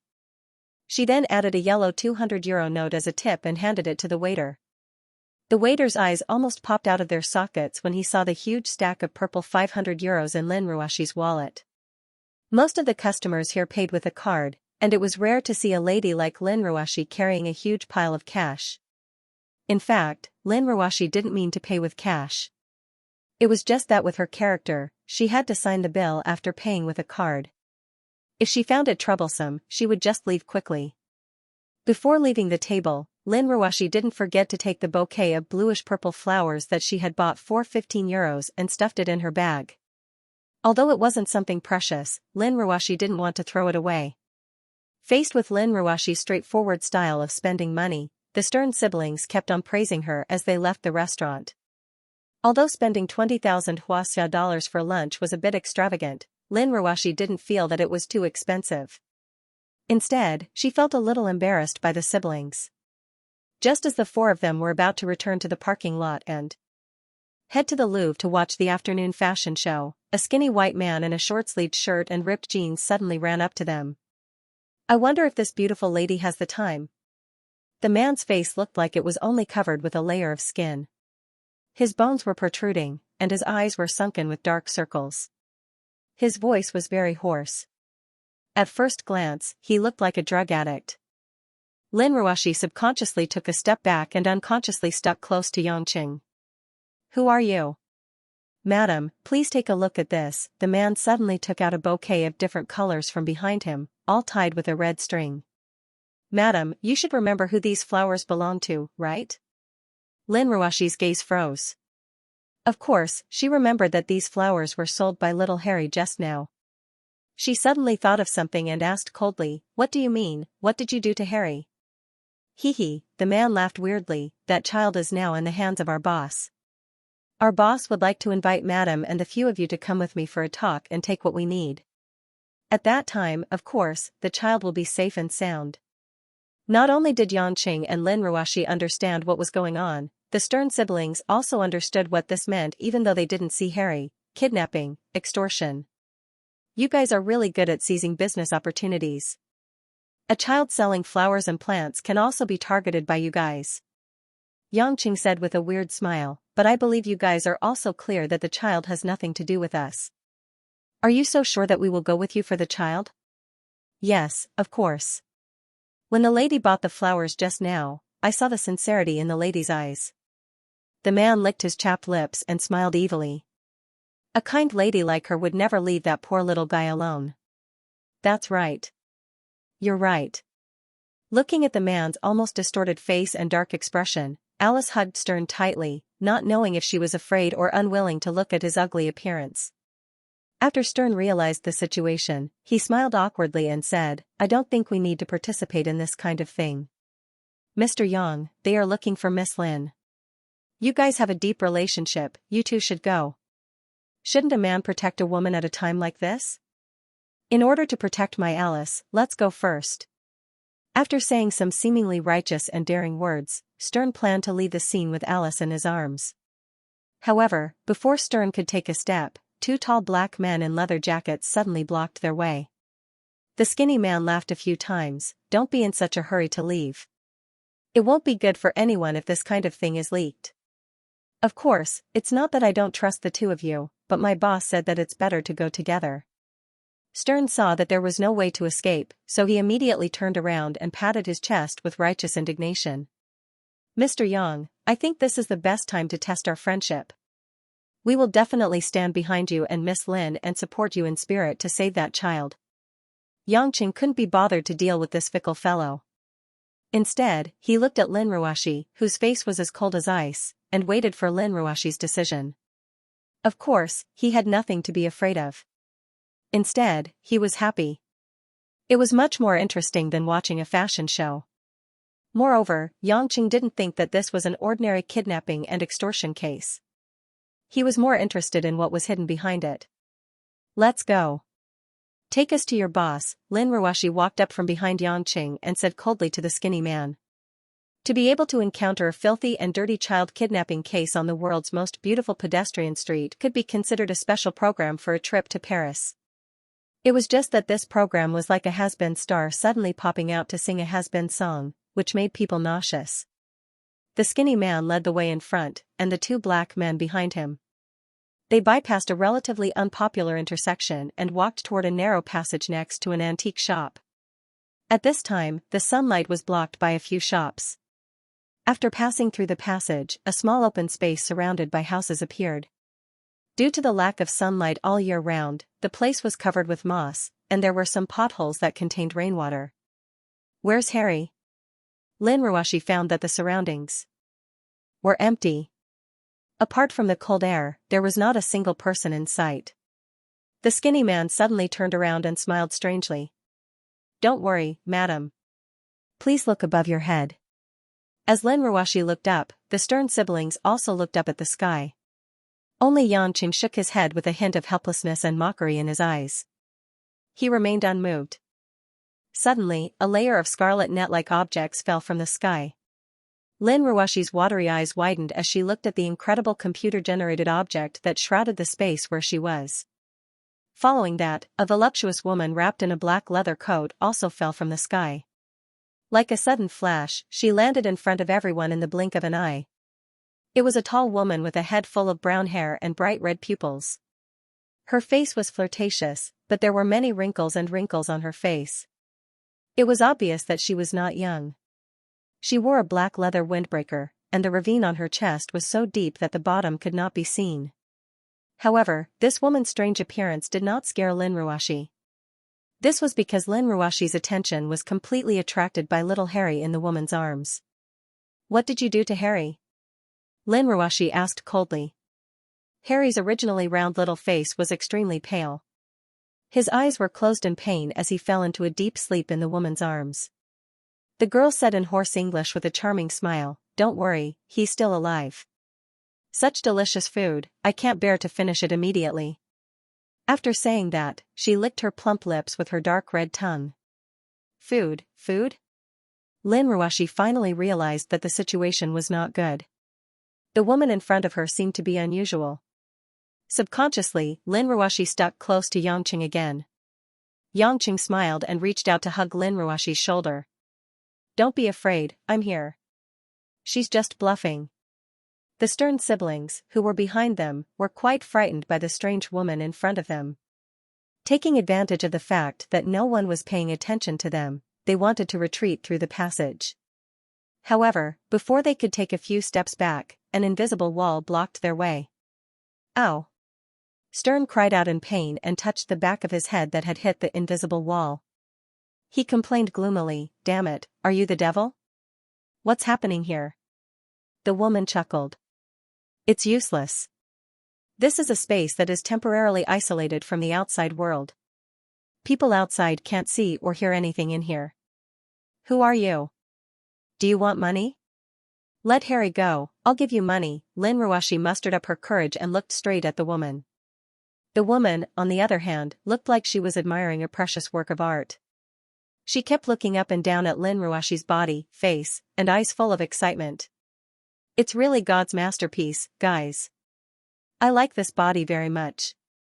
"You've done well," the woman said to the skinny man beside her. Guys laughed sinisterly. "Lord Viscount, I want that golden-haired man's body. This body of mine is about to rot." As he spoke, he pointed at Stern, who was looking around for a way to escape. "Humph, take it if you want it. However, I'll keep that silver-haired woman's body for the other old women in the clan. It should be a good gift." The woman glanced at Alice and sneered. Hearing the woman's conversation with guys, Lin Ruashi frowned. She couldn't understand at all. What body? What clan? At this moment, Xianxia finally spoke. He excitedly gestured with his thumb and asked, "What about me? Both Stern's and Alice's bodies are useful. You guys also want my wife's body. What do you plan to do with mine?" The woman was slightly surprised by Xianxia's calmness. She sneered. "Human, do you know what you're talking about? However, you don't need to know. I can be merciful and tell you that in your current state, you're only fit to be food for my servants." As soon as she finished speaking, the woman opened one hand towards Xianxia and the others. A pink mist suddenly flourished. The mist was like pollen, passing through the entire space that was sealed by the transparent wall. Before the four of them could react, it had already been sucked into their noses. Almost at the same time, the siblings, Lin Ruashi and Stern, closed their eyes and fell to the ground in a daze. Yangqing didn't let Lin Ruashi lie directly on the ground. Instead, he waited for the siblings to lie down before supporting Lin Ruashi and placing her on top of them so that their clothes wouldn't get dirty. Seeing that nothing had happened to Yangqing, the woman, guys, and the two black men were all shocked and speechless. You. Who are you? Impossible. How is this possible? The woman still couldn't believe that Yangqing wasn't affected by the mist. Yangqing turned around and shrugged. Although I don't know exactly what you do, you seem to have chosen the wrong prey. A hint of viciousness appeared in the woman's eyes. Nonsense. Kill him. Following the command, the eyes of the two black men behind Yangqing suddenly turned scarlet as if they were filled with blood. Following that, they grinned, revealing their sharp fangs. Roaring, they pounced towards Yangqing's neck and the back of his heart like lightning. However, before they could reach 3 feet behind Yangqing, the two strong black men seemed to be frozen in the air. Pfft. The two men spat out blood at the same time. Then, they were pushed back by a huge and inexplicable force. When the two men landed heavily on the ground, the woman who saw everything was still in disbelief. Her eyes widened in shock. It's fine for a hunter to hunt in the forest, but if he chooses the wrong prey, then he might become the prey himself. Yangqing smiled. Don't look down on people. The corner of the woman's mouth twitched. Although I don't know who you are, you've disrupted my plan. Today, I'll leave your life here. After saying that, the lady revealed even sharper fangs. Her pair of scarlet eyes looked as if blood was about to flow out. Her brown hair danced in the wind along with her aura. Her body that was wrapped in a leather windbreaker began to swell, revealing her explosive muscles. Yangqing narrowed his eyes. Blood breed? It was just a guess. After all, this guy called Guys had the faint aura of a vampire. But now, it seemed that these guys were indeed vampires, and a special one at that. Compared to the graceful nobles from the Middle Ages, these vampires were even more brutal and ugly. At this time, the black men at the back also stood up, and the murderous aura around them was especially thick, like shadows immersed in the dark night. This time, Yangqing was a little surprised. He had shattered their hearts just now, which should be the weakness of vampires. These two guys should be dead. Were they not vampires? The middle-aged lady called Viscount threw Harry in her arms to Guys, who was hunched over beside her. Guys caught little Harry nimbly and immediately retreated to the side, as if he was watching a good show. You've interrupted our afternoon tea and dessert time, you damned bug, the lady muttered. Her right hand gradually glowed red, and in the blink of an eye, a blood-red knight's sword was already in her hand. This was not the first time Yangqing had seen vampires using blood spells. This confirmed his guess that these people should be vampires, but they were a little special. Even if their hearts were shattered, they could still come back to life. This is going to be troublesome, Yangqing thought. In the next second, the Viscount's figure appeared right above Yangqing, and the scarlet sword went straight for the top of Yangqing's head. Yangqing's left hand seemed slow, but it was actually fast as it met the tip of the sword. The sharp blood sword could cut through gold and jade, but as soon as it touched Yangqing's hand, it shattered into a bloody flower. The Viscount's figure swayed, and she returned to her original position. She looked at her right hand in disbelief. Her blood sword was shattered by a human's hand? Together. The Viscount let out a shrill whistle and commanded the two black vampire servants to pounce at Yangqing once more. This time, the female vampire directly condensed a bloody claw on her fingertips and used all her strength to claw at Yangqing ruthlessly like a shroud of black shadow. The strength of the blood race was astonishing to begin with. Normally, blood race members with noble titles were monsters that had lived for at least several hundred years. At this moment, when she used all her strength, even though she was only a woman, she could exert a pressure of several dozen tons. Bang! A muffled noise shook the space around them. The Viscount's bloody claws grabbed Yangqing's shoulder tightly, producing a deafening sound. The ground beneath Yangqing's feet had sunk into a huge pit. To the Viscount's horror, Yangqing just looked at him indifferently. He was not moved at all, let alone injured. This made the Viscount, who thought that he could remove one of Yangqing's arms, feel that the contrast was too great. For a moment, he forgot what to do next. "Let's see if you can still die this time," Xianxia said lightly. Suddenly, he turned around and kicked at the chests of the two black men who were about to sneak up on him from behind without batting an eyelid.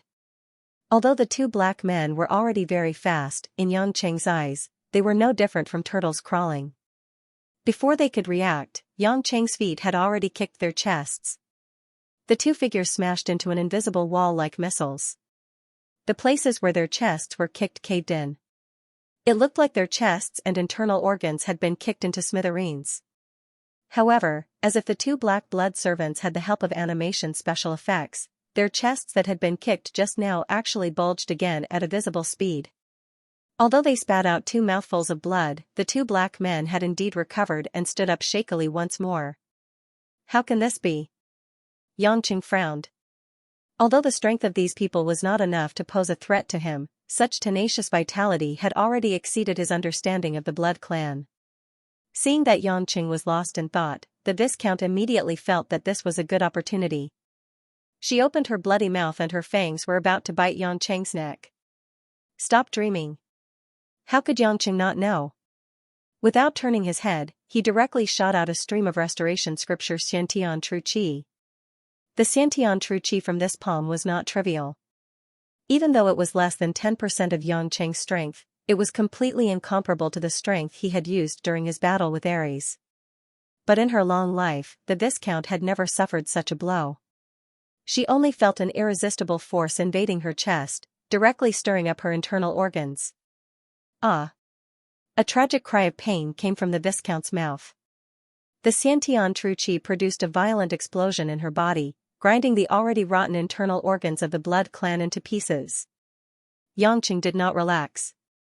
After watching the woman gradually fall to the ground, as he expected, after 20 seconds or so, the female Blood Clan, who had fallen to the ground and could not get up, raised her head again. "Damn it. You can't kill me, I will definitely torture you to death." Looking at the female Blood Clan's ferocious face, Xianxia's expression finally sank. The self-recovery ability of these Blood Clan was far beyond his imagination. Even if their internal organs were crushed, they could still recover.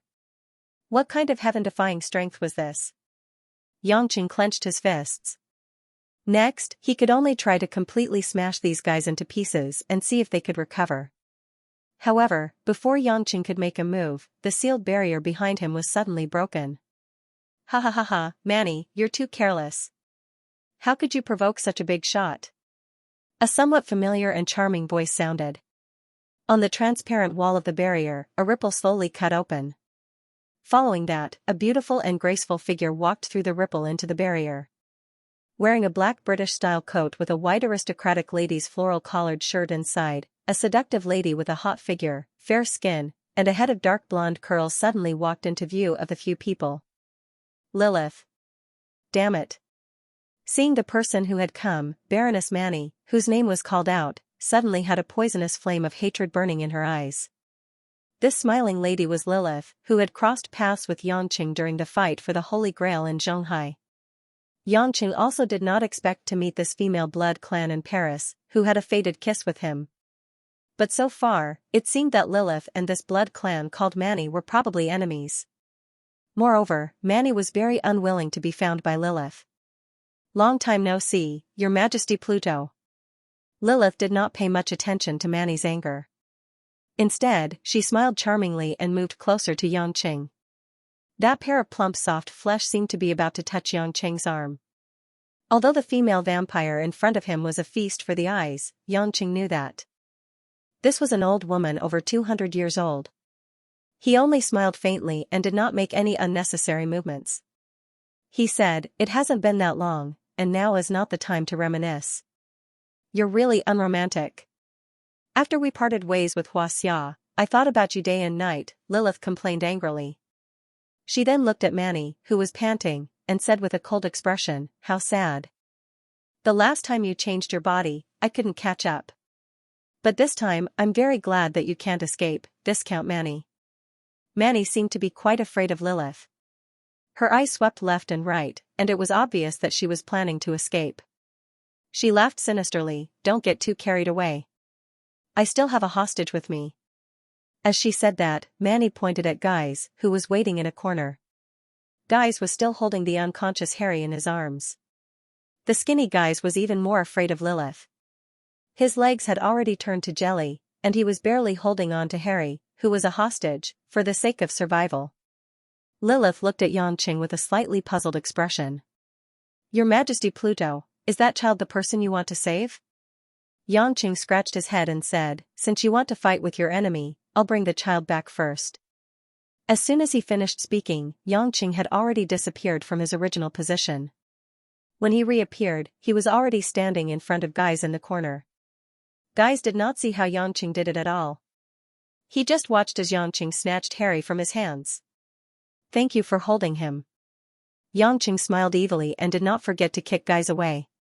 At the side, Manny's eyes were filled with fear. Only now did she realize that she had underestimated this mysterious Eastern man. His speed had already surpassed her imagination. It turned out that she had never had a hostage in the first place. Xianxia carried Harry back to where Lin Ruashi and the others were lying. He clapped his hands and said to Lilith, "Now that there's nothing to worry about, you can make your move. It's quite strenuous for me to fight, and I want to see how you do it. I won't let you down." Lilith gave him a coquettish look. At the same time, she stretched her hand behind her, and in a knife-drawing posture, she strangely took out the moonlight-like machete from the void. Xianxia remembered that this was one of the 13 magic weapons of the Blood Clan, the Butcher's Knife. Previously, in the battle in the deep forest of Zhonghai, Lilith had used this sharp weapon that had been stained with blood countless times to kill everyone present. In the end, if he had not made a move, she would have almost cut Kaining in half. The surging smell of darkness and blood instantly filled the surroundings. The butcher's knife flashed with a soul-stirring light, causing Manny and the others to tense up almost at the same time. Seeing Lilith approaching her with the butcher's knife in her hand, Manny retreated and shouted, "Stop her! Hurry up!" Even though the two black blood slaves knew that they were no match for Lilith, the absolute class rule of the Blood Clan made them pounce on Lilith without hesitation. Lilith did not even turn her head. She waved the butcher's knife behind her, and a blood-colored flame mixed with black suddenly sprayed out in the air like the spray of a tide. After drowning the two black blood slaves, they instantly burned them. This time, the two black blood slaves only let out 2 low growls before turning into dust and disappearing into the air. Xianxia was stunned. If he remembered correctly, this move was an extremely high-end blood flame among the blood spells. This kind of flame was cold and had no temperature, but it could disintegrate any living body cells it touched. It was extremely terrifying. Previously, Lilith had used the extremely high-end blood spell Blood Clone to deceive Kaining. Now, she had used another ultimate move. The strength of a pure-blood blood clan was indeed extraordinary. Looking at the black blood slaves that could recover no matter how he hit them, it seemed that he had to burn them. No wonder it was useless no matter how he smashed them. On the other side, Manny watched as her servants were burned just like that. She became more and more panicked and wanted to escape as soon as possible. Just as she turned around, she saw that Xianxia, who was still behind her, had appeared in front of her again. Xianxia grinned bashfully. "So you will only die if I burn you. I also have a fire, so I'll use you as a test subject." After saying that, Xianxia's right hand was already in front of Manny's eyes, and a ball of green flame suddenly bloomed. Manny didn't even have the time to react. She could only feel the cyan flames jumping around like flowing water. However, this seemingly soft flame, which didn't even have any heat, was causing her body to gradually melt, starting from the head closest to the flames. When Manny came back to her senses, the flame in front of her had already expanded and engulfed her entire body. Before she could even let out a scream, Manny's body was completely vaporized in a ball of green flames. So it really works. Xianxia looked at his right hand. Just now, he thought of using innate true qi to simulate the form of the flame, which could be called true fire. He didn't expect it to really work. Not far away, Lilith's butcher knife gently swung down, and Guys, who was already so scared that his legs turned to jelly, was also taken away from this world by the blood flame. In the blink of an eye, the surrounding enchantment was also broken, and everything returned to normal. The butcher knife in Lilith's hand disappeared in the blink of an eye. Smiling, she walked in front of Xianxia and asked curiously, "Your Majesty Pluto, what kind of spell was that green flame you used just now?" As creatures that had lived for more than 200 years, the vampires were very curious about the unknown because there were very few things that they didn't know. Xianxia smiled and didn't answer immediately. Instead, he walked to little Harry's side, squatted down, and carefully examined Harry's unconscious state.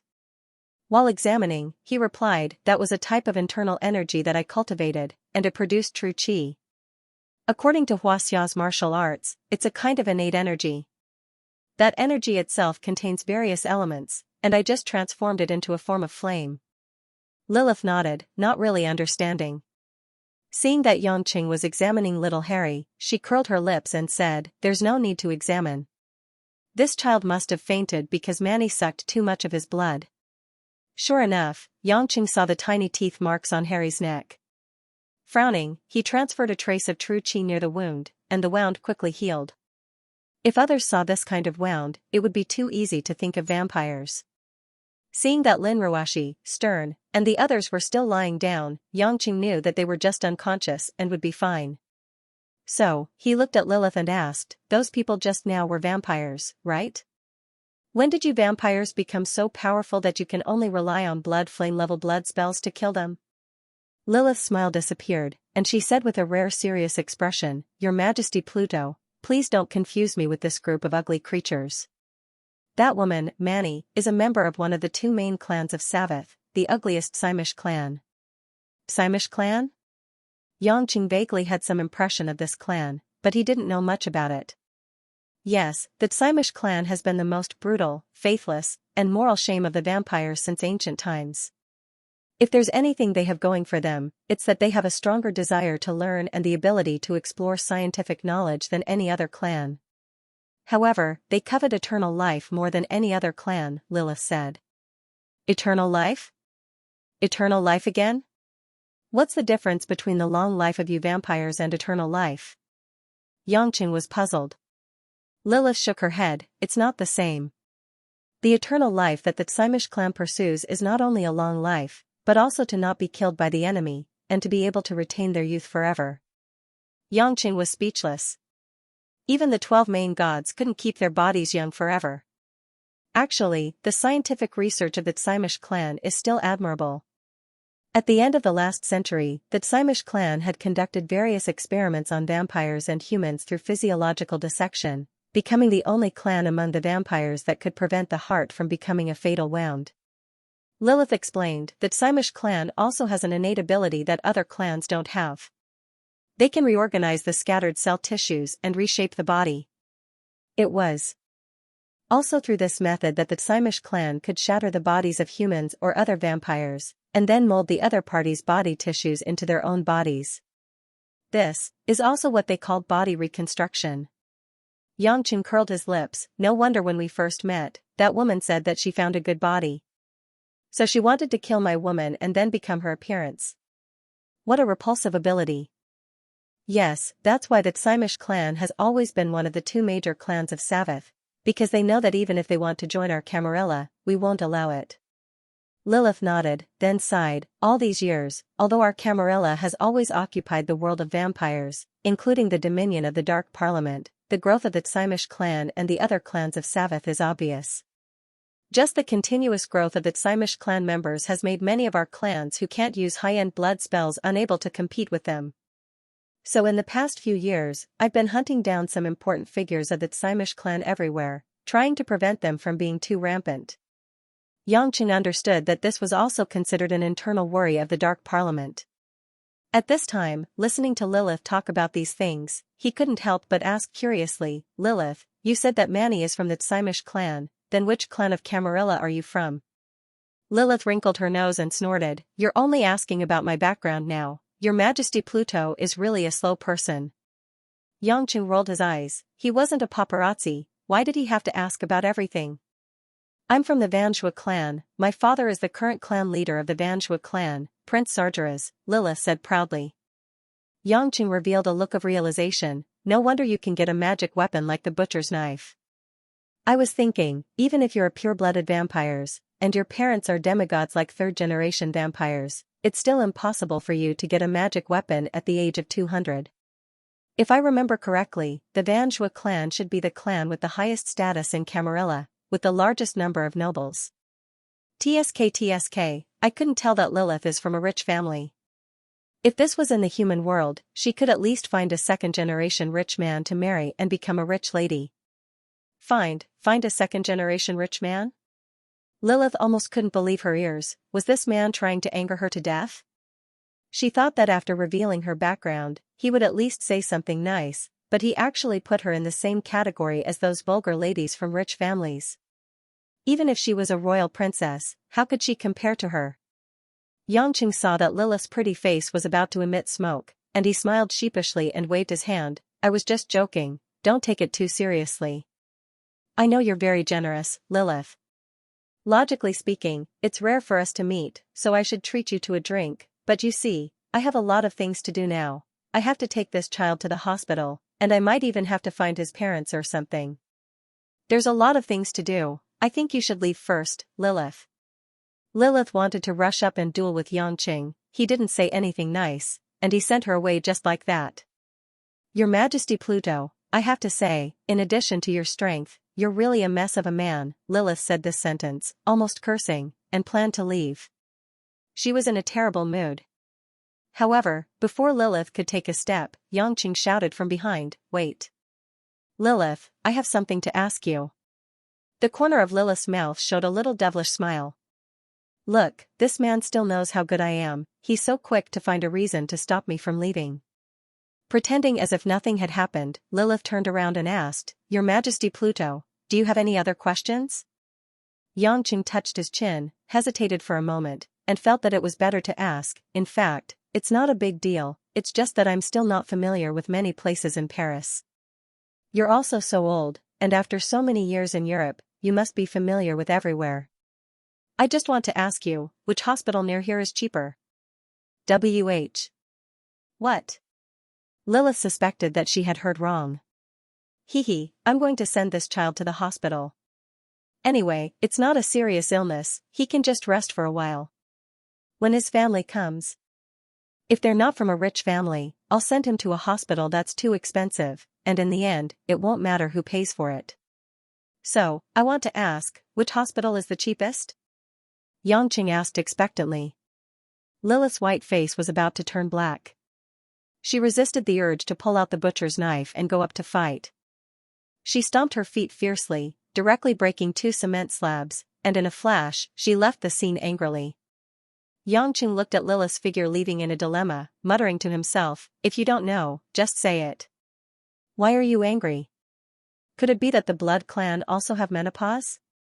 An hour later, in a hospital ward in the center of Paris, Xianxia and Lin Ruashi stood by the bed where Harry was lying. At this moment, Harry's mother rushed over after receiving the notification. After the doctor's examination, the cause of Harry's coma was determined to be anemia. In fact, the doctor couldn't give any other diagnosis. Harry had already woken up at this time. Seeing his mother by the bed with tears in her eyes, he whispered, Mom, don't cry. Dad hates crying kids the most. If Mom cries, Dad won't like Mom. Okay, Mom won't cry. The woman wiped the corner of her eyes and showed a smile. She turned her head and looked at Xianxia and Lin Ruashi. I really want to thank the both of you. Our Harry has always been fine. I really don't know why he suddenly became like this. Xianxia said, it's not a big problem. The doctor said there won't be any sequelae. Children always have some unexpected situations when they are young. Just pay attention to your health in the future. Lin Ruashi secretly glanced at Xianxia. Of course, she wouldn't believe that Harry really had a sudden anemia. She just roughly understood the reason why Xianxia hid it. However, seeing that Xianxia lied without batting an eyelid, her heart was a little complicated. The woman thought of something and said to Harry, Harry, thank Uncle and Auntie. They saved you. Harry didn't remember anything. In his mind, he fainted on the street, so he wasn't afraid. He said obediently, thank you Uncle, thank you Sister. Harry's voice was still a little soft. After all, his body hadn't recovered. However, Yangqing heard it and his teeth itched. Damn it, didn't your mom tell you to call uncle and auntie? Why did you change it to sister? Lin Ruoshi's eyes were slightly red. She pitifully stepped forward and touched Harry's baby fat cheeks. Harry is so good. Miss Lin, Mr. Yang, Harry's father is very busy with work and rarely comes home. I should have called him to thank you, but I can't contact him now. Why don't the two of you stay for a while? It's almost dinner time, and I'll treat you to a nearby French restaurant. The woman said earnestly. I don't think it's necessary. Since the doctor said that Harry has to stay in the hospital for a day of observation, you should stay here and take care of him. We still have 2 friends waiting outside, so it's not very convenient, Lin Ruoshi said. The woman was troubled for a while and finally apologized. If that's the case, I can only say thank you again. Lin Ruoshi pursed her lips and smiled, indicating that it was nothing. Suddenly, she thought of something. She grabbed her bag and took out the blue-purple flowers she bought from Harry. The flowers were a little wilted because they had been placed for a long time, but it didn't affect their appearance too much. I'll keep these flowers here and give them back to Harry so that he can get better soon. Lin Ruoshi placed the flowers beside Harry's bed. Harry blinked and said, but I've already sold these flowers to you. How can I take them back? Since they're already mine, you can give them to Harry if you want, right? Lin Ruoshi said. At this moment, the woman heard the word sold and asked curiously, Miss Lin, from what you said, did Harry sell these iris flowers to you? Lin Ruoshi was stunned. She didn't know the word iris flower, so she looked at Yangqing inquiringly. This is actually the national flower of France, iris flower. Yangqing translated it in Mandarin. Lin Ruoshi heard the name and silently repeated it a few times. She smiled and said, Harry happened to sell them to me when he was selling flowers to buy a new pair of socks for his father. Harry might have hidden it from you on purpose, but it's not to do anything bad. I hope you don't mind. The woman sighed emotionally. His father is rarely at home. He can only see him once a week when he's busy. I can't take care of the child all the time. It's our fault. Of course, we won't blame Harry. After chatting for a while, Harry unknowingly fell asleep on the bed. A lot of blood had been taken from his little body, so it wouldn't recover so quickly. Although Lin Ruoshi was a little reluctant, she knew that she couldn't stay any longer. Thus, she said goodbye to the woman and told her that she would visit Harry again tomorrow. Then, she left the ward with Yangqing. Walking along the corridor of the hospital, Lin Ruoshi whispered, Iris flower. Iris flower, I didn't know those flowers had such a beautiful name. Yangqing said mysteriously, Wife, do you know what iris flower represents? Why are you keeping me in suspense? Lin Ruoshi rolled her eyes at him unhappily. If you want to say it, then say it. If you don't want to say it, then forget it. Can't I find it out myself? Yangqing said disappointedly, You really don't have any mood. Yes, I don't have any mood. You can play with other women. I've developed a bad temper since I was young. I can't change it in this lifetime, Lin Ruoshi said coldly. Yangqing was helpless. Was this woman acting like it's Sundara or was it her period? He never would have thought that Lin Ruoshi was still bothered by Yangqing's lying skills. Seeing that Yangqing didn't even blink when he lied, Lin Ruoshi had a feeling that this guy was lying to her. Naturally, she wasn't in the mood. Iris dectorum, this is the Latin name of the iris flower. It means rainbow, and the iris flower has a lot of colors. In French, it also means flower of light. So those few flowers that I gave Harry were quite suitable. Yangqing said it himself.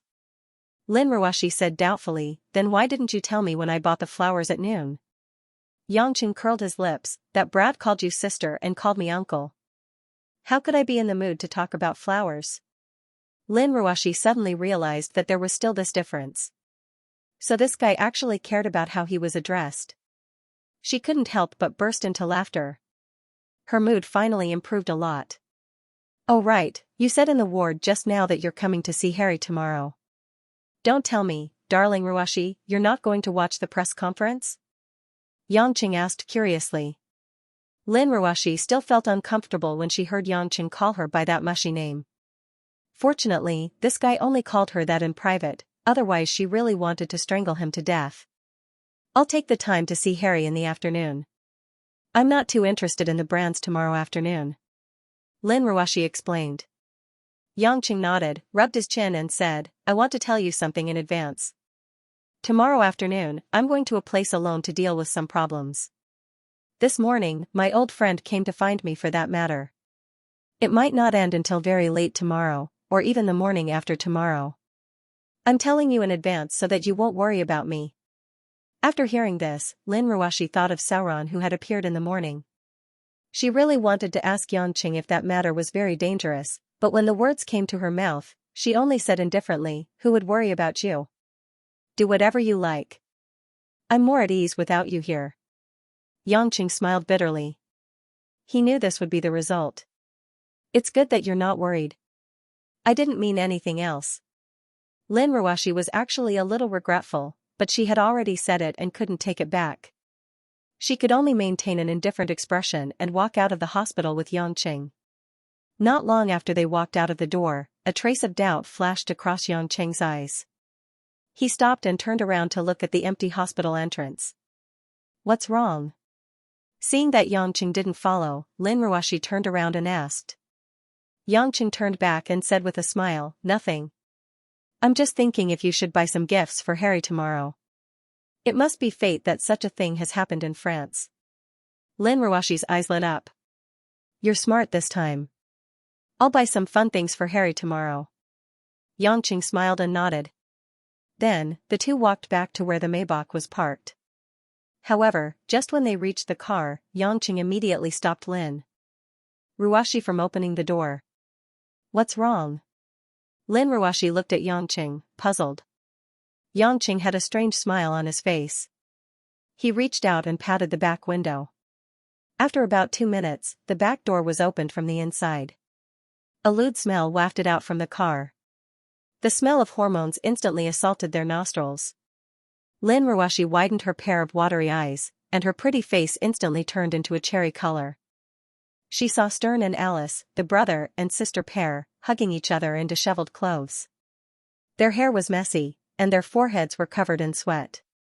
Stern was wearing a white shirt, but the buttons on the chest were crooked.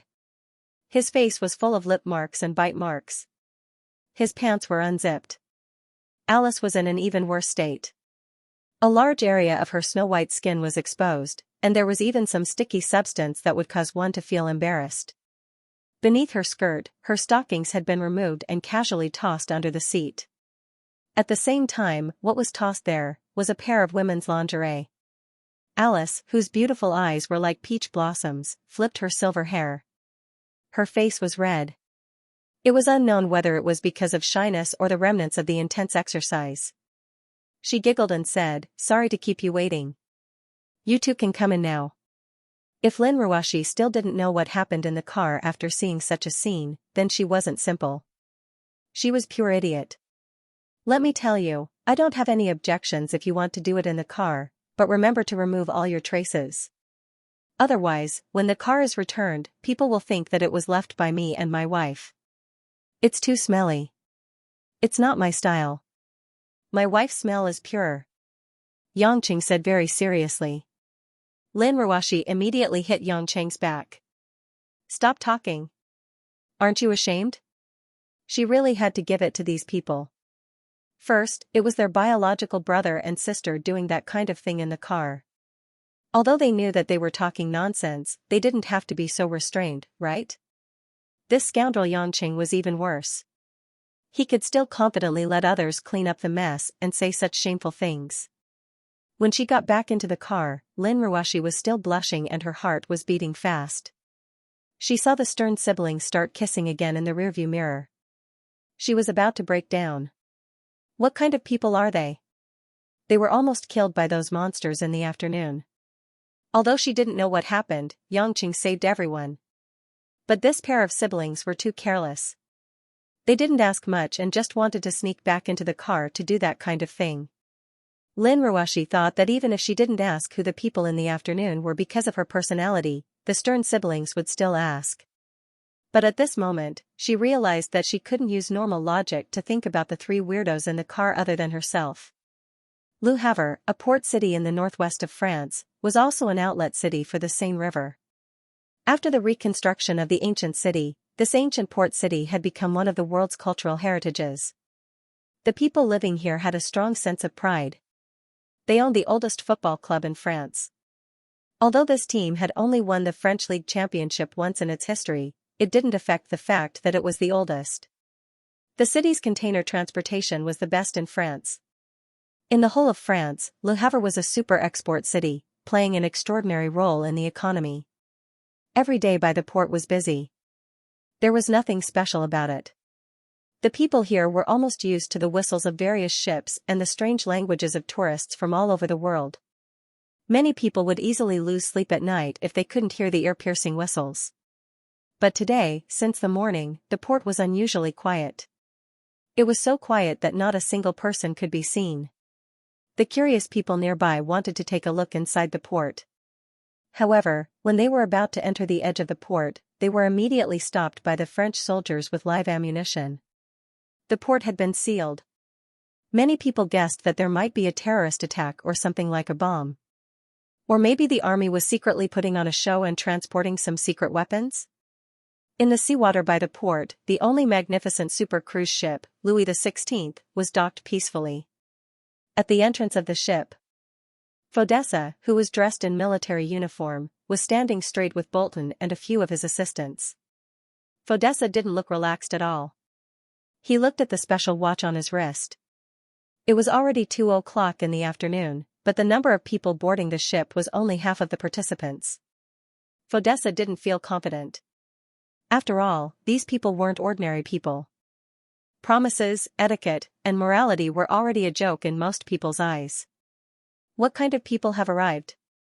Fodessa asked one of his assistants who was in charge of taking notes. The deputy immediately turned on the tablet in his hand and replied, reporting, Deputy Director, the internationally renowned large-scale organizations have arrived.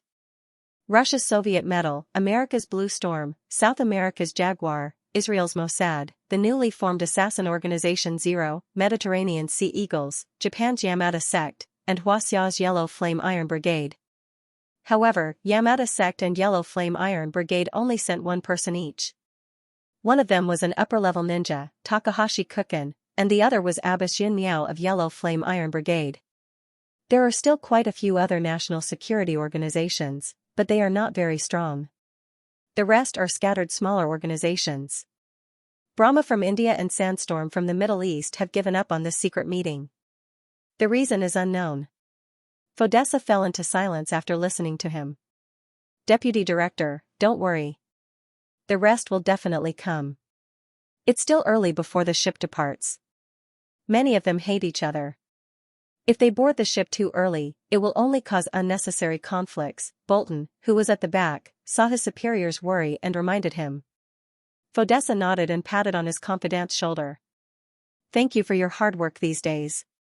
Once this meeting is over and we've found a way to deal with the realm of God, everyone can rest for a while.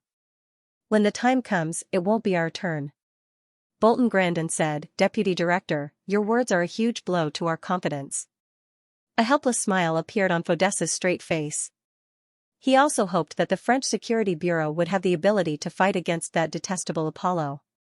However, reality was cruel. They indeed didn't have the ability to participate. At this moment, a few dark clouds suddenly floated over from the sky. As the clouds gathered, a light drizzle fell from the sky, then simply turned into raindrops. Why is it raining all of a sudden? Someone asked in surprise as he touched the water stains on his face. Fodessa also felt that the rain was too strange. It was sunny just a moment ago. Why did it suddenly rain? Deputy Director, someone else is coming. One of his subordinates reminded Fodessa. Fodessa turned around and saw a few silhouettes in different clothes walking towards the boarding gate.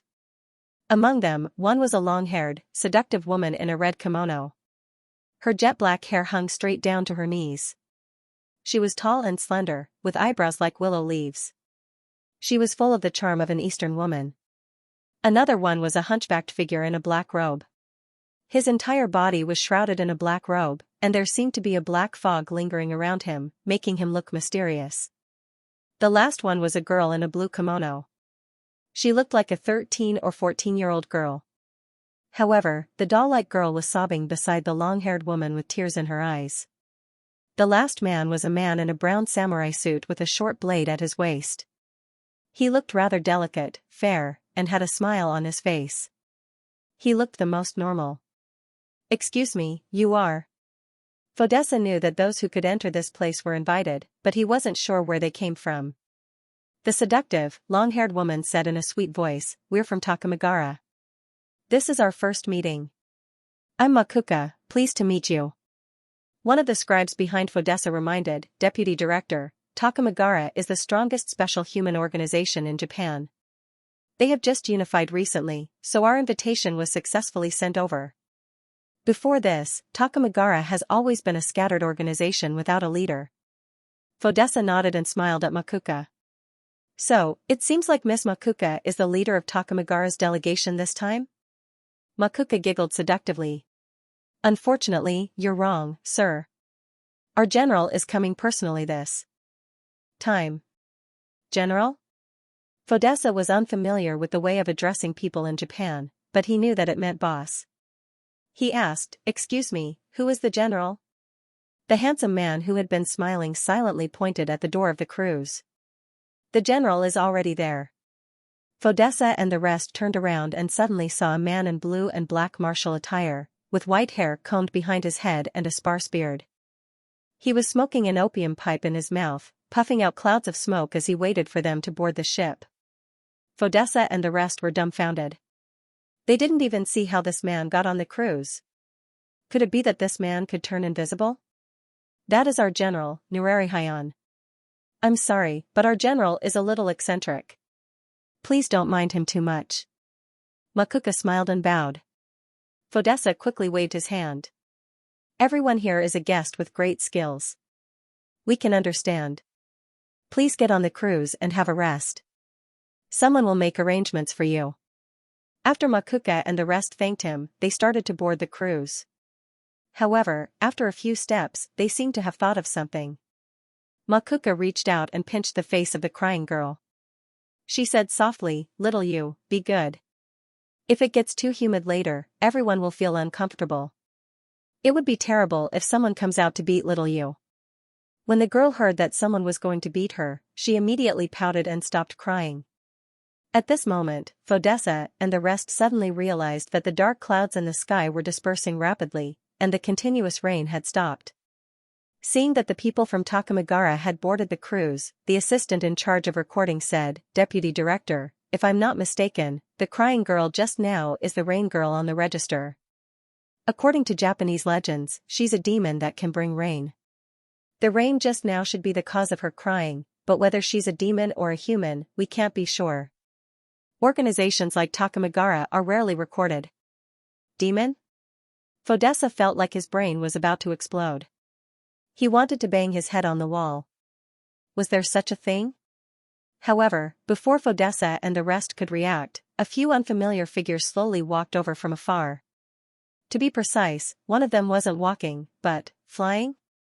A graceful lady in black tights with light blonde hair danced in the wind. Her feet were about 10 centimeters off the ground. Her body was as smooth as a feather, as if she was floating in space. The lady revealed a cold smile. "You must be Deputy Director Fodessa. We're the delegation sent by England's Sword in the Stone. My name is Lola." "Lady Stormsword?" The assistant immediately recalled the origin of the name. After all, England and France were separated by the sea. The Sword in the Stone was England's trump card, so the French Security Bureau knew more about it. Lola didn't respond. Instead, she turned her body and introduced the other members behind her. "Our Sword in the Stone is divided into the Merlin Magic Association and the Knights of the Round Table.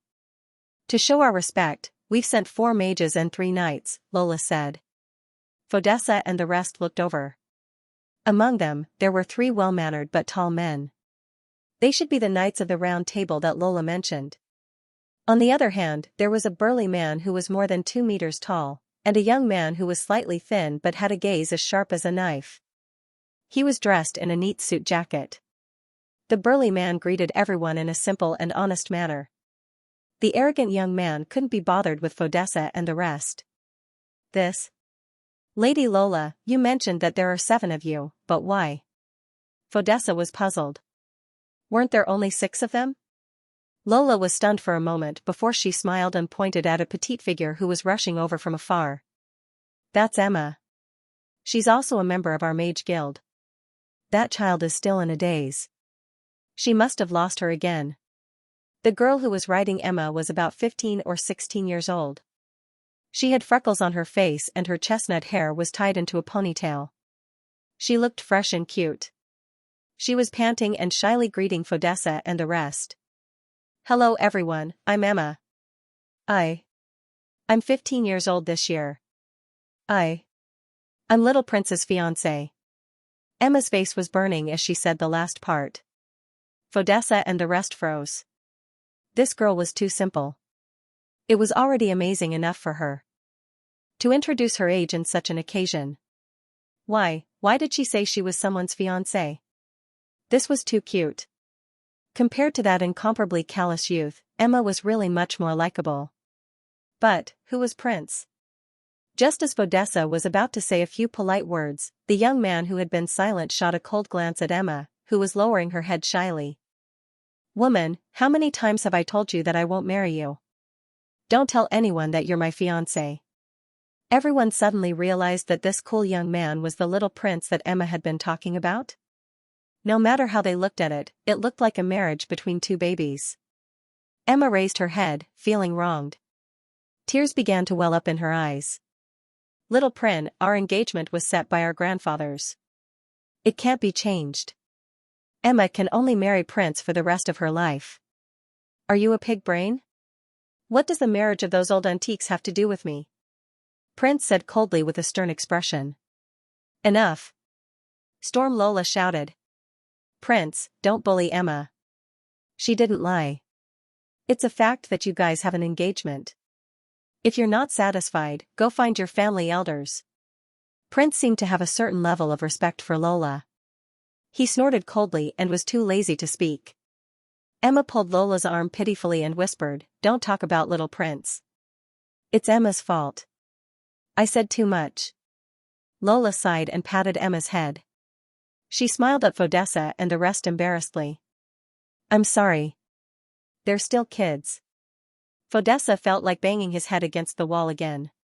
One of the strongest Esper organizations in the world, the Sword in the Stone, had such a bunch of idiots in it. At this moment, the cool young man, Prince, who had been silent, frowned. He raised his head and looked to his right. Baring his teeth, Prince said fiercely, It's you? You devil, I've waited for you for so many years. You finally appeared. Devil? Everyone was puzzled. They followed Prince's gaze and saw a figure walking towards them from afar. It was exactly noon outside the Louvre, the famous museum on the north bank of the Seine in Paris. After watching the fashion show in the morning from the Carousel Hall, Lin Ruashi strolled past the famous glass pyramid with her bag. She wore a black short-shoulder pleated skirt and black crystal high heels. Her fine black hair swayed gently in the wind. The simple cut and simple matching took away the attention of the surrounding passers-by.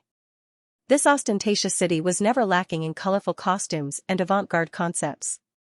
However, it was also because of this that people's aesthetic standards were particularly picky.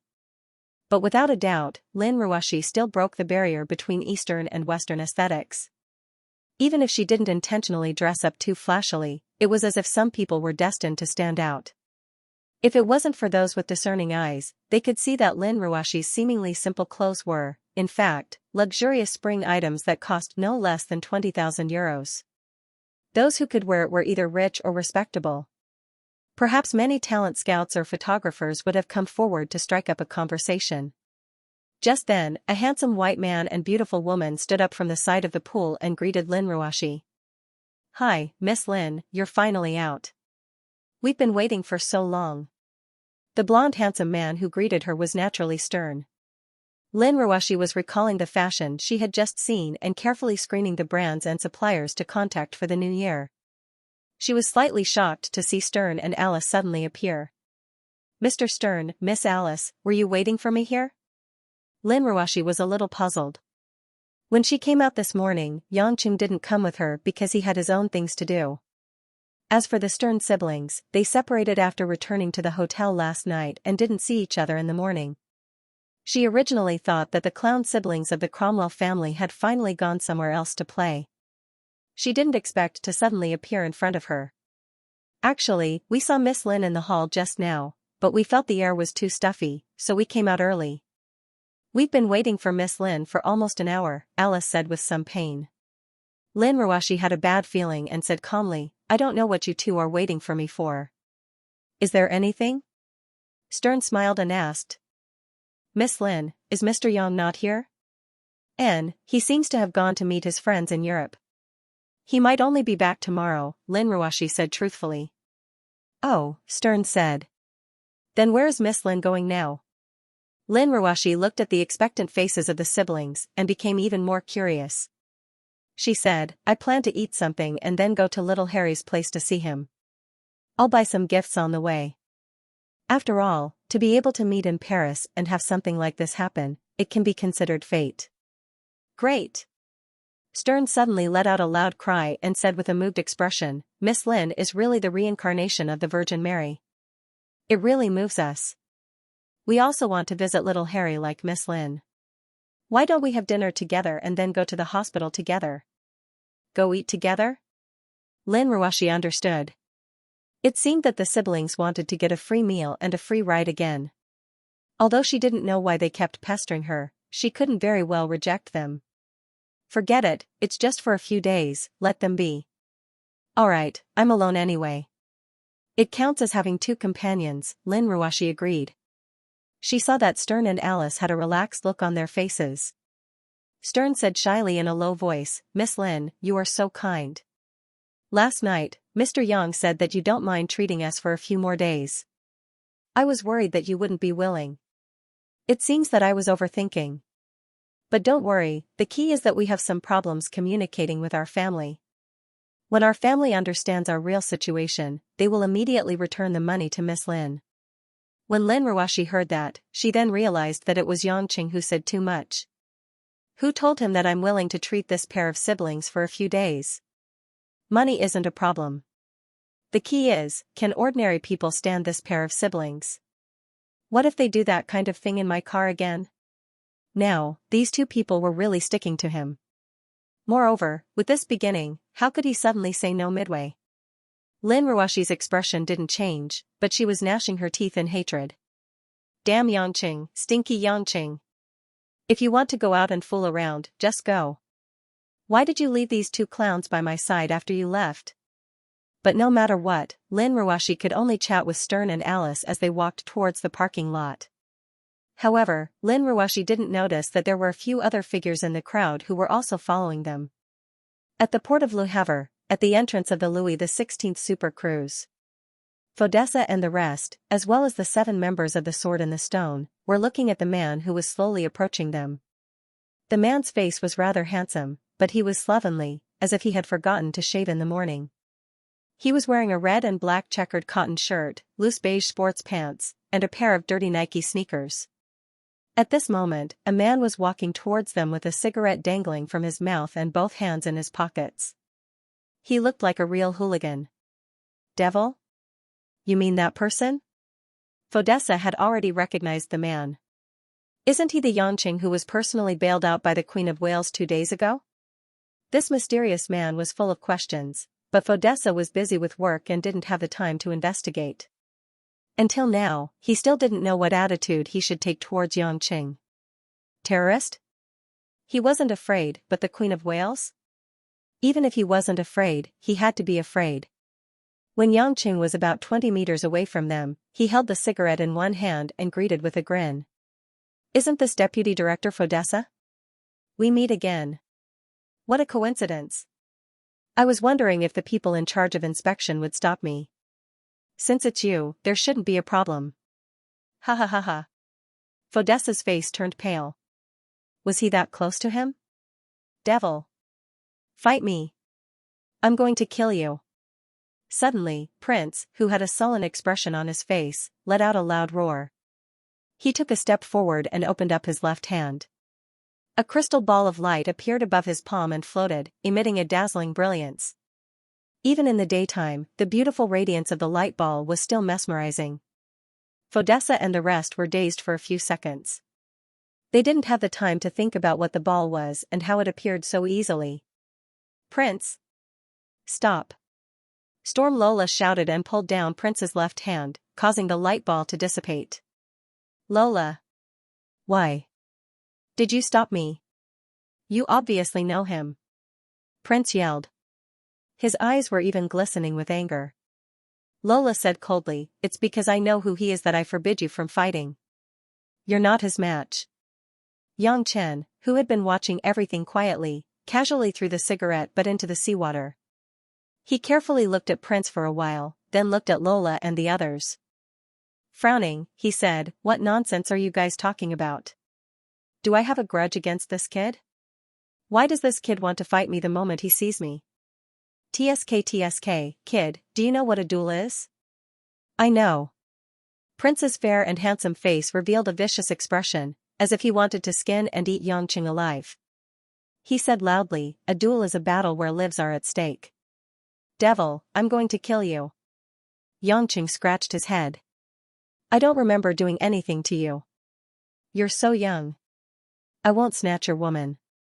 I don't lack money, so I won't snatch your pocket money. Why do you hate me so much?" Prince was furious. He hissed, "Devil, don't you dare run away. You definitely know who I am. Don't you dare run away." Emma, who had been looking at Prince worriedly, stepped forward and held his shoulder. She advised weakly, "Little Prince, don't be like this. You're so scary. Mind your own business. Woman, get lost." Prince waved his hand and pushed Emma away. Emma could only look at Prince pitifully after being pushed away, but she didn't dare to say anything. Lola, on the other hand, patted Emma's head sympathetically to comfort her. Fodessa and the rest broke out in cold sweat when they saw Prince, who had been cold just a moment ago, suddenly turn into such a crazy person. If it wasn't for Lady Storm's word stopping them, they would have really started fighting. Speaking of which, what was the relationship between this cool guy and the ruffian Yangqing? Yangqing curled his lips and rolled his eyes. "How would I know what I did if you don't tell me? I don't even remember the last time I took a dump." "Pluto, you don't know Prince, but you definitely know his father, inner demon, Les Winter." Lola's eyes were filled with hatred as she said each word slowly. However, it was easy to see that she was suppressing her anger. Yangqing was stunned. He stared at the seven of them more carefully. After thinking for a while, he laughed at himself and slapped his forehead. "I'm really sorry. I've been living a comfortable life for too long. I almost didn't recognize you guys. You're actually from the Sword and the Stone. I've had many dealings with you guys over the years. However, because I've met too many people, I can't remember." Yangqing paused and smiled. "Les Winter. I remember that man quite clearly. After all, he was the man who almost killed me. But I still killed him in the end. Haha, it's a duel. Someone has to die." Yang Chen then looked at the aggressive Prince, and clicked his tongue as he sighed. "I was wondering why that move of yours felt so familiar. It seems like your father is a soul mage, and your son is a soul mage too, huh? Not bad, not bad. Judging from your magic, you don't seem to be any weaker than your father. I've already surpassed my father. I can definitely kill you, you demon." "I'll avenge my father," Prince said in a deep voice. At this time, the burly man from the Sword and the Stone, Wood, stood up and said to Yangqing in a loud voice, "Your Majesty Pluto, do you still remember me?" Yangqing looked up and thought carefully. He asked suspiciously, "You're the stone man from back then? You didn't die?" Wood grinned. "Back then, I watched as your Majesty Pluto single-handedly massacred the elites of our Sword and the Stone Guild, including 11 special ability users. Perhaps it was God's blessing, but I managed to survive despite being seriously injured." At that time, Prince had just entered the Merlin Magic Association as an apprentice. He only saw the first few scenes of the battle before he was dragged away by our people. However, he still remembered your appearance. It was you who killed his father in front of him. Yangqing fell silent. He could not help but recall the days of bloodshed in England. After agreeing to Catherine's request, he almost single-handedly turned the English royal family upside down. After killing all the main members of the royal family who wanted to kill Catherine and her daughter, the Queen of England finally could not sit still and let the sword in the stone make an exception to participate in the battle for the position of the royal family. In The Sword in the Stone, the leader of the elite team from the Merlin Magic Association was the mind mage known as the Heart Demon, Les Winter. Les Winter's mastery of mind magic was extremely high. He summoned the negative emotions in Xianxia's body, causing intense pain in his soul. Thus, his body was also stimulated in an unconventional way. His brain was unable to control it, and it produced all kinds of unbearable pain. Xianxia already had an extremely dark side to him. After being stimulated by the mind magic, he almost fell into an abyss in an instant. However, a true powerhouse would always be able to fight back in a desperate situation. With the last bit of clarity, Xianxia forcefully activated the Endless Resolve Restoration scripture to stabilize his mind and get rid of all distracting thoughts. He seized the opportunity and killed Les Winter, who did not have the ability to fight back, on the spot. That was the battle that Xianxia was the closest to death. However, it had been 7 or 8 years, so Xianxia did not immediately remember it. The scene was a little cold. The 7 members of the Sword in the Stone were filled with hatred for Xianxia, but they did not dare to make a move. Xianxia, on the other hand, was immersed in his thoughts of the past, which made him feel a lot of emotions. The ones who were the most shocked and unable to calm down were Fodessa and the others. Although they did not know what the title Pluto represented, this man had actually slaughtered the elite team of the Sword in the Stone alone? In that case, the mysterious person who helped the Queen of Wales regain her throne and established the true hegemony of the British royal family was this unattractive man called Xianxia? If that was the case, then the reason why the Queen of Wales was willing to come to the police station to bail him out would make sense. Fodessa thought to himself, cold sweat dripping down his back. If this man was really angered, wouldn't the French security service be overturned? After a while, Xianxia chuckled and raised his head. Now that you mention it, I remember. Do as you please. I've killed so many of your men, so it's understandable that you hate me. However, it doesn't mean that I'll let you kill me. Come and take revenge if you can. I've been meditating recently, so I probably won't kill you for no reason. But now, I have to get on the boat. Seeing that Xianxia was about to get on the boat, Fodessa was shocked and asked, Mr. Yang, may I ask if you're one of the participants this time? Xianxia smiled awkwardly. Although I wasn't invited, it didn't say that I had to be invited. Look, I've already come all the way here. You don't want me to run back to Paris. I've driven for almost 3 hours and searched for quite a while before I found this place. We have guards at every entrance. Without a permit, you can't enter. Mr. Yang, did you? Fodessa felt suffocated and annoyed, but he did not dare to lash out at this man. Xianxia quickly waved his hand. Absolutely not. He just fainted. Fodessa's face twitched. He didn't know what to do. It seemed extremely dangerous for this man to stop him. But if he were to go up, would it disrupt the secret meetings plan? Deputy Director Fodessa, let this man go up. Don't force him to go up by force. That would only be humiliating yourself. A refined baritone voice suddenly came from behind them. Xianxia wasn't surprised. He turned his head and saw 2 figures walking towards him. He grinned and even waved at one of them. The man who walked over was wearing a black gentleman's overcoat with exquisite golden buttons. He was about 1.9 meters tall and had combed light blonde hair. The man was handsome and calm. His eyebrows were like swords, and his skin was as white as a woman's. No matter how one looked at him, he was a handsome, mature man. Beside the man was a sexy lady who was pouting as if she was mad at someone. She looked similar to the man, and it was easy to tell that she was the man's daughter and not his partner. You're Prince Sargeras?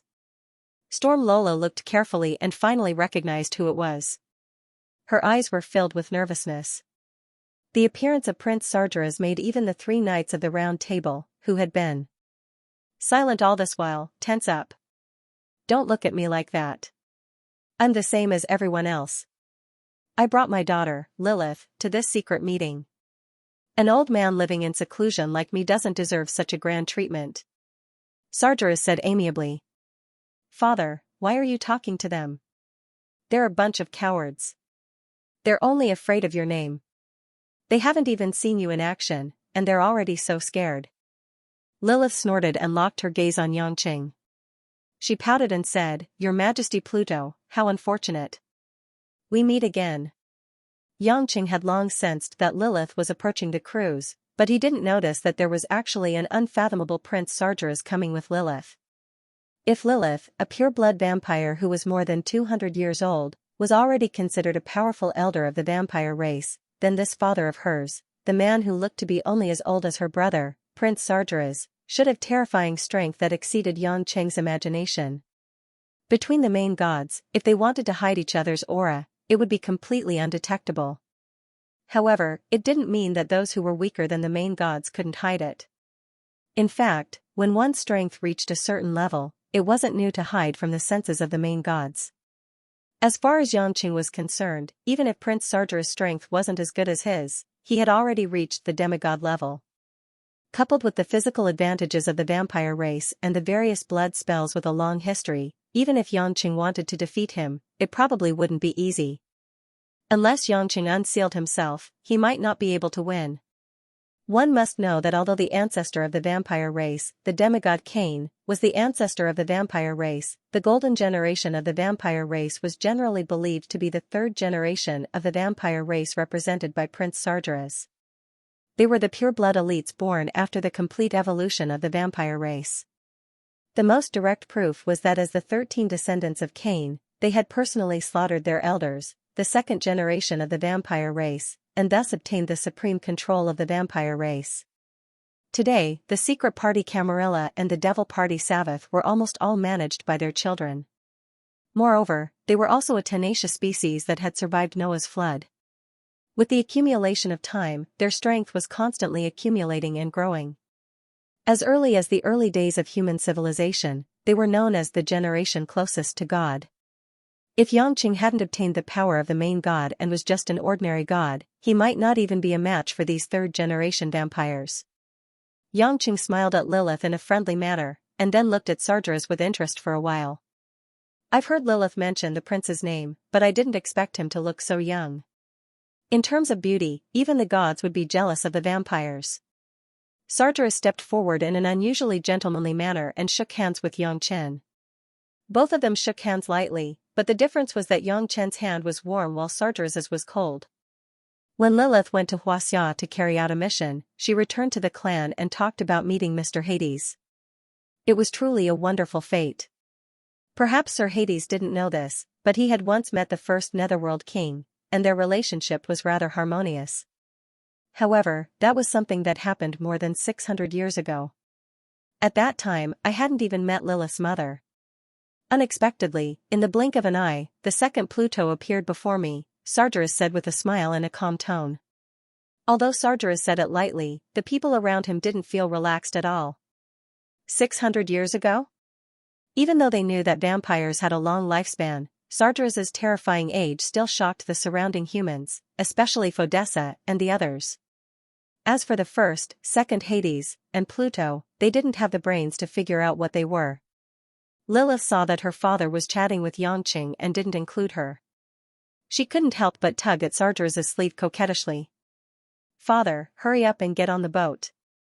It's so boring standing here. Sargeras looked at his daughter helplessly. He stroked Lilith's soft long hair with a doting expression and smiled. All right, my little princess. You're really too impatient. Your Majesty Pluto, get on the boat too. These people from the Sword and the Stone are really boring. They're not worth talking to, Lilith said to Xianxia. Lola and the rest who were at the back had an ugly expression. Although they knew that the other party was powerful, it was still embarrassing to be looked down upon like that. Humph, witch from the Covenant of Darkness, don't be too arrogant. You vampires may be powerful, but it doesn't mean we're afraid of you. The world is now ruled by us humans, Prince said as he stepped forward and glared at Lilith's back. Lilith turned around and glanced at him with disdain. Talk to me when you're fully grown, kid. You, Prince's face turned red. He wanted to flare up, but was stopped by Storm Lola again. Lola said to Sargeras with a humble smile, "Prince, as far as I know, you're no longer directly in charge of the secret party's operations. Why did you come all the way from your territory to attend this secret meeting?" What a boring question. Isn't it obvious? The Sword and the Stones people are here, and so are the Vatican. Aren't they here to seize the Sword of Thanatos? On the surface, they're here to deal with Apollo, but who doesn't know what they're up to? Lilith interrupted before Sargeras could reply.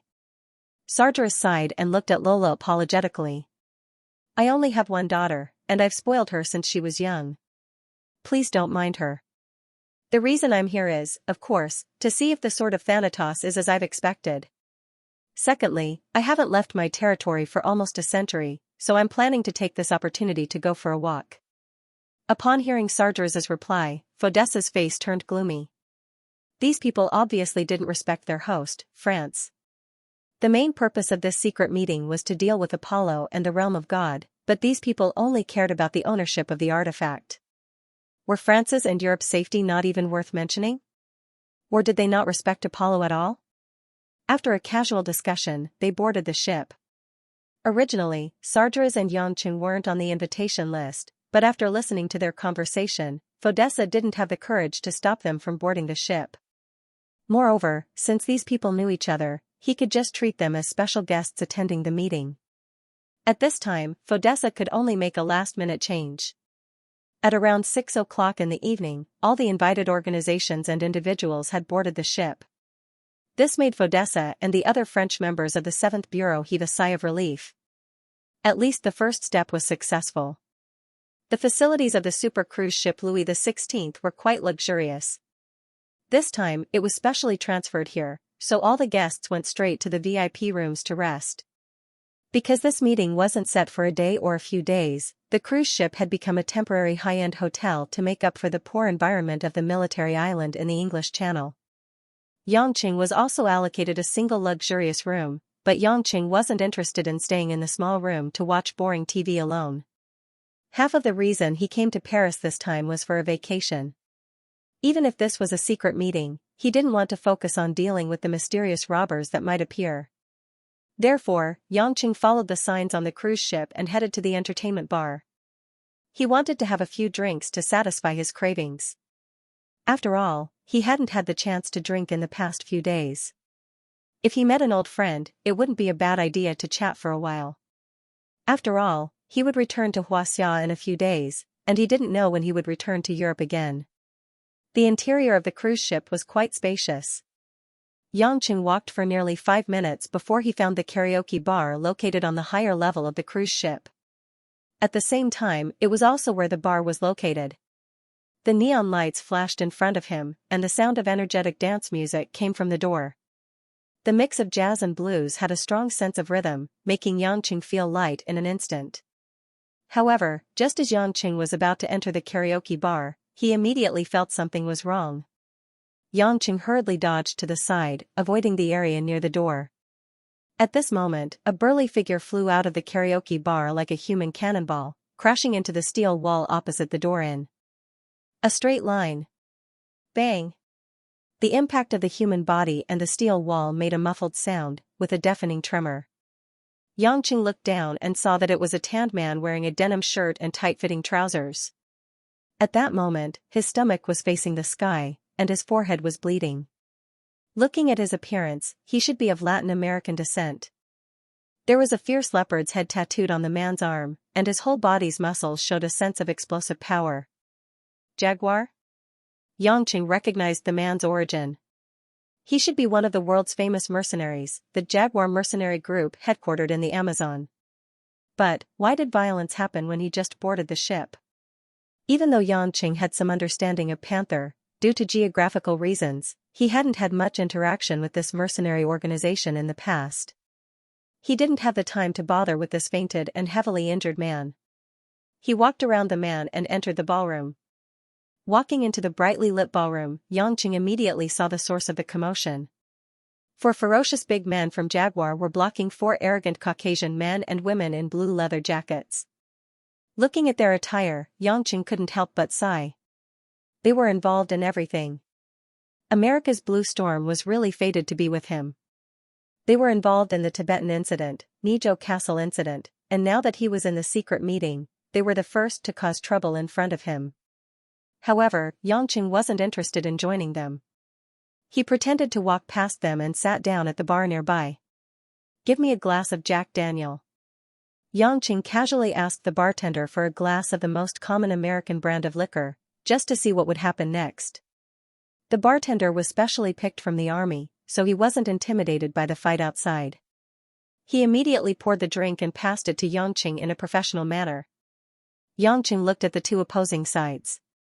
Seeing that the four of them were arguing about something, he found it rather boring. They had already started fighting, so why were they still dilly-dallying and not continuing? "Your eyes are really gloating." Suddenly, a familiar female voice sounded from the side to Xianxia. Xianxia turned his head to take a look, and immediately widened his eyes in disbelief. "Abbess?" 2 seats away, a beautiful middle-aged woman in a black and red dress was sitting quietly with a glass of champagne in her hand. It was Abbess Xianxia, whom he had just met before leaving the country. The reason why Xianxia didn't realize that Abbess Xianxia was so close to him was because of her attire. Xianxia couldn't recognize her at first glance. At this moment, Abbess Xianxia's original Taoist nun style was nowhere to be seen. Her cloud-like hair was tied up behind her head, and she had put on some makeup to hide the wrinkles on her face. A string of exquisite pearls hung in front of her chest, and she was wearing a black and red chiffon dress that accentuated her elegance. Even though Abbess Xianxia was in her 60s, her strong internal energy helped her retain her youthful looks. It wouldn't be an exaggeration to say that she was a mature woman in her 40s. Xianxia took a closer look and felt pity for that old man Lin Jigua. "She's such a beautiful first wife. Why don't you cherish her?" Abbess Xianxia blushed when she saw Xianxia staring at her. "Brat, don't think too much. I'm from your grandmother's generation. How can you stare at me like that?" Xianxia waved his hands and smiled bitterly. "Abbess, don't think too much. Even if you're really beautiful, I wouldn't have those thoughts. Don't worry, or it would be a huge misunderstanding. It's just my first time seeing you dressed like that, so I took a few more glances." Humph, Abbess Xianxia was relieved. She knew how much of a playboy Xianxia was. She had always felt that sending her granddaughter, Huilin, to Xianxia's side was a huge mistake on her part. But what was done couldn't be undone, and she felt that she owed senior brother Song Tianqing, which was why she had endured it until now. But if Xianxia was really so ridiculous that he even had thoughts about her, then Abbess Xianxia would definitely bring Huilin back to her side even if it meant falling out with him. "This time I'm basically the only representative of the Yellow Flame Iron Brigade to participate in this secret meeting, so it doesn't matter how I look. If I were to walk around in a Taoist robe, it would only stand out. It's better to change into a normal attire like this to look more ordinary," Abbess Xianxia explained. Xianxia nodded. It made sense.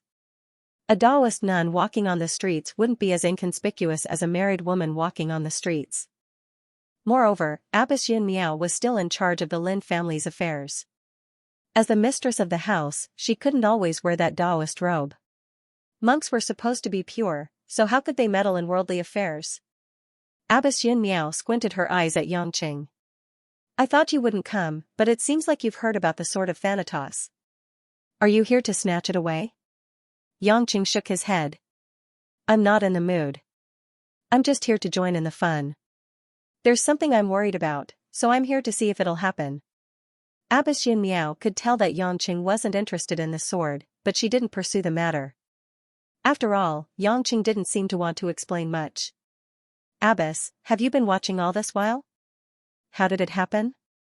Xianxia asked casually. Abbess Xianxia raised her head and gestured to the Jaguar mercenaries. The big guy who was kicked out just now wanted to hook up with the woman from Blue Storm. But she didn't appreciate it and even joked with the other 3 Americans, which angered the big guy. In the end, the big guy wanted to make a move, but he wasn't a match for the 4 from Blue Storm. "When you arrived, you were kicked out by the tallest American." "Oh," Xianxia said meaningfully. He glanced at the few guests who were sitting around the hall. Smiling, he said, "Everyone is sitting so calmly. It looks like you're all waiting for a good show." These boorish fellows from the Jaguars can't beat the 4 from Blue Storm. They're all genetically mutated mutants. I really don't understand what they're arguing about. Sigh. Hearing Abbess Xianxia sigh, Yangqing took a sip of his wine and mumbled, that might not be the case. Abbess Xianxia vaguely heard what Yangqing said, but she didn't take it seriously. She looked at the 4 from the Jaguars and shook her head. At this moment, the 4 from the Jaguars were burning with rage. Faced with Blue Storm's unapologetic and uncompromising attitude, even if they didn't want to cause trouble on the ship, they couldn't bring themselves to back down. Damned American ****. Do you really think we Jaguars are so easy to bully? I'll give you one last chance. Kneel down and apologize to Sloth. One of the bald men pointed at the man who had just woken up from his coma. The tanned man's codename was Sloth. He sat on a chair by the door, panting and clutching his chest as he glared at the 4 from Blue Storm. Are you an idiot? Or have you all turned into gorillas after spending too much time in the jungle? The brunette from Blue Storm laughed mockingly. Trash that can be sent flying with a single kick wants to strike up a conversation with me? Are you even qualified to talk to us about the conditions of an apology or not? Mealy, let's not waste our breath on them, the tall American who had kicked them said coldly. Move, or I'll send you all flying like that guy. The eyes of the 4 were burning with rage. You've gone too far. Sloth only said a few words, and you guys were so ruthless. Don't think that we'll be afraid of you just because you're from America. If you don't give us justice today, we'll fight you to the death. As soon as the bald man finished speaking, a figure flashed in front of him. A hand suddenly grabbed the bald man's shoulder, but it was only a light grasp before it let go immediately. Ah! The bald man let out a blood-curdling scream and fell to the ground, his other hand clutching his shoulder that had been grabbed. Alan, don't you think you're talking too much? Do it. The man who flashed in front of the bald man was wearing sunglasses. He was lean and had a beard. He curled his lips and said to the tall American. Bastard! What did you do to Rhino? The remaining 3 immediately questioned the man in sunglasses when they heard Rhino's blood-curdling scream. The man in sunglasses snorted coldly. Nothing, just a few broken bones in his shoulder. This sentence immediately enraged the remaining 3 Jaguar warriors. The 3 of them almost simultaneously lunged at the Blue Storm members in a fighting stance. Unfortunately, although the 3 of them were elite mercenaries with top-notch combat skills, the 4 Blue Storm mutants were clearly much stronger than them. The tall American man didn't wait for one of the warriors to reach him. He raised his leg and kicked the warrior's chest from a meter away. Whoosh! The warrior was inexplicably sent flying by an invisible force, drawing a straight line and crashing into a steel wall more than 10 meters away, just like the sloth from before. The woman named Millie also appeared to be very relaxed. Facing the warrior who lunged at her, she only opened her mouth and said something. As for the burly man who was about to touch Millie, his body suddenly froze. He covered his ears with both hands and fell to the ground in pain, rolling on the ground. The last soldier was originally pouncing towards the sunglasses man. Unexpectedly, as soon as his hand grabbed the sunglasses man's shoulder, his hand emitted a caw-caw sound of bones cracking. The bones in his entire hand had shattered in an instant. Seeing the Jaguar mercenaries wailing in pain, Abbess Xianxia's brows furrowed. The difference is too big. These Blue Storm mutants are using sound waves that stimulate the brain, vibrations that are enough to shatter bones, and air manipulation abilities. One of them didn't even make a move. No matter how good these mercenaries are at fighting in the wild and using firearms, there's no way they can defeat them in close combat. Many of the onlookers felt that it was pointless, but they weren't too surprised. After all, although the American Blue Storm's abilities weren't as strong as those in the original Sword in the Stone, they relied on genetic technology and many high-tech products. But that didn't mean that the Blue Storm's people were the world's leading combatants. Most of the Sword in the Stone's ability users were born with bloodline and talent. But the Blue Storm's ability users, even normal people, had a chance of succeeding. They had the advantage in numbers. Yangqing hadn't said a word. Now, he gulped down the wine in his glass and smacked his lips. Don't underestimate the Jaguar guys. There's no way they only sent 5 people. The key figures should be arriving soon. Abbess Xianxia was stunned. She didn't understand what Yangqing meant. Look, they're here. Yangqing pointed at the door. Abbess Xianxia looked over, her eyes filled with doubt. It was a woman who was dressed rather oddly. Her skin was the color of wheat, and there were colorful feathers on both sides of her black hair. The woman, on the other hand, was wearing a colorful dress that was similar to that worn by Chinese minority girls. What was even more puzzling was that there were a few different colored lines drawn on her face. Football fans often did this, but while they were drawing a national flag, this woman was scribbling on it. Some of the more observant people noticed that the woman didn't even wear shoes, and walked into the hall barefoot. End of chapter 527. Don't forget to subscribe, like, and share the video to support the channel.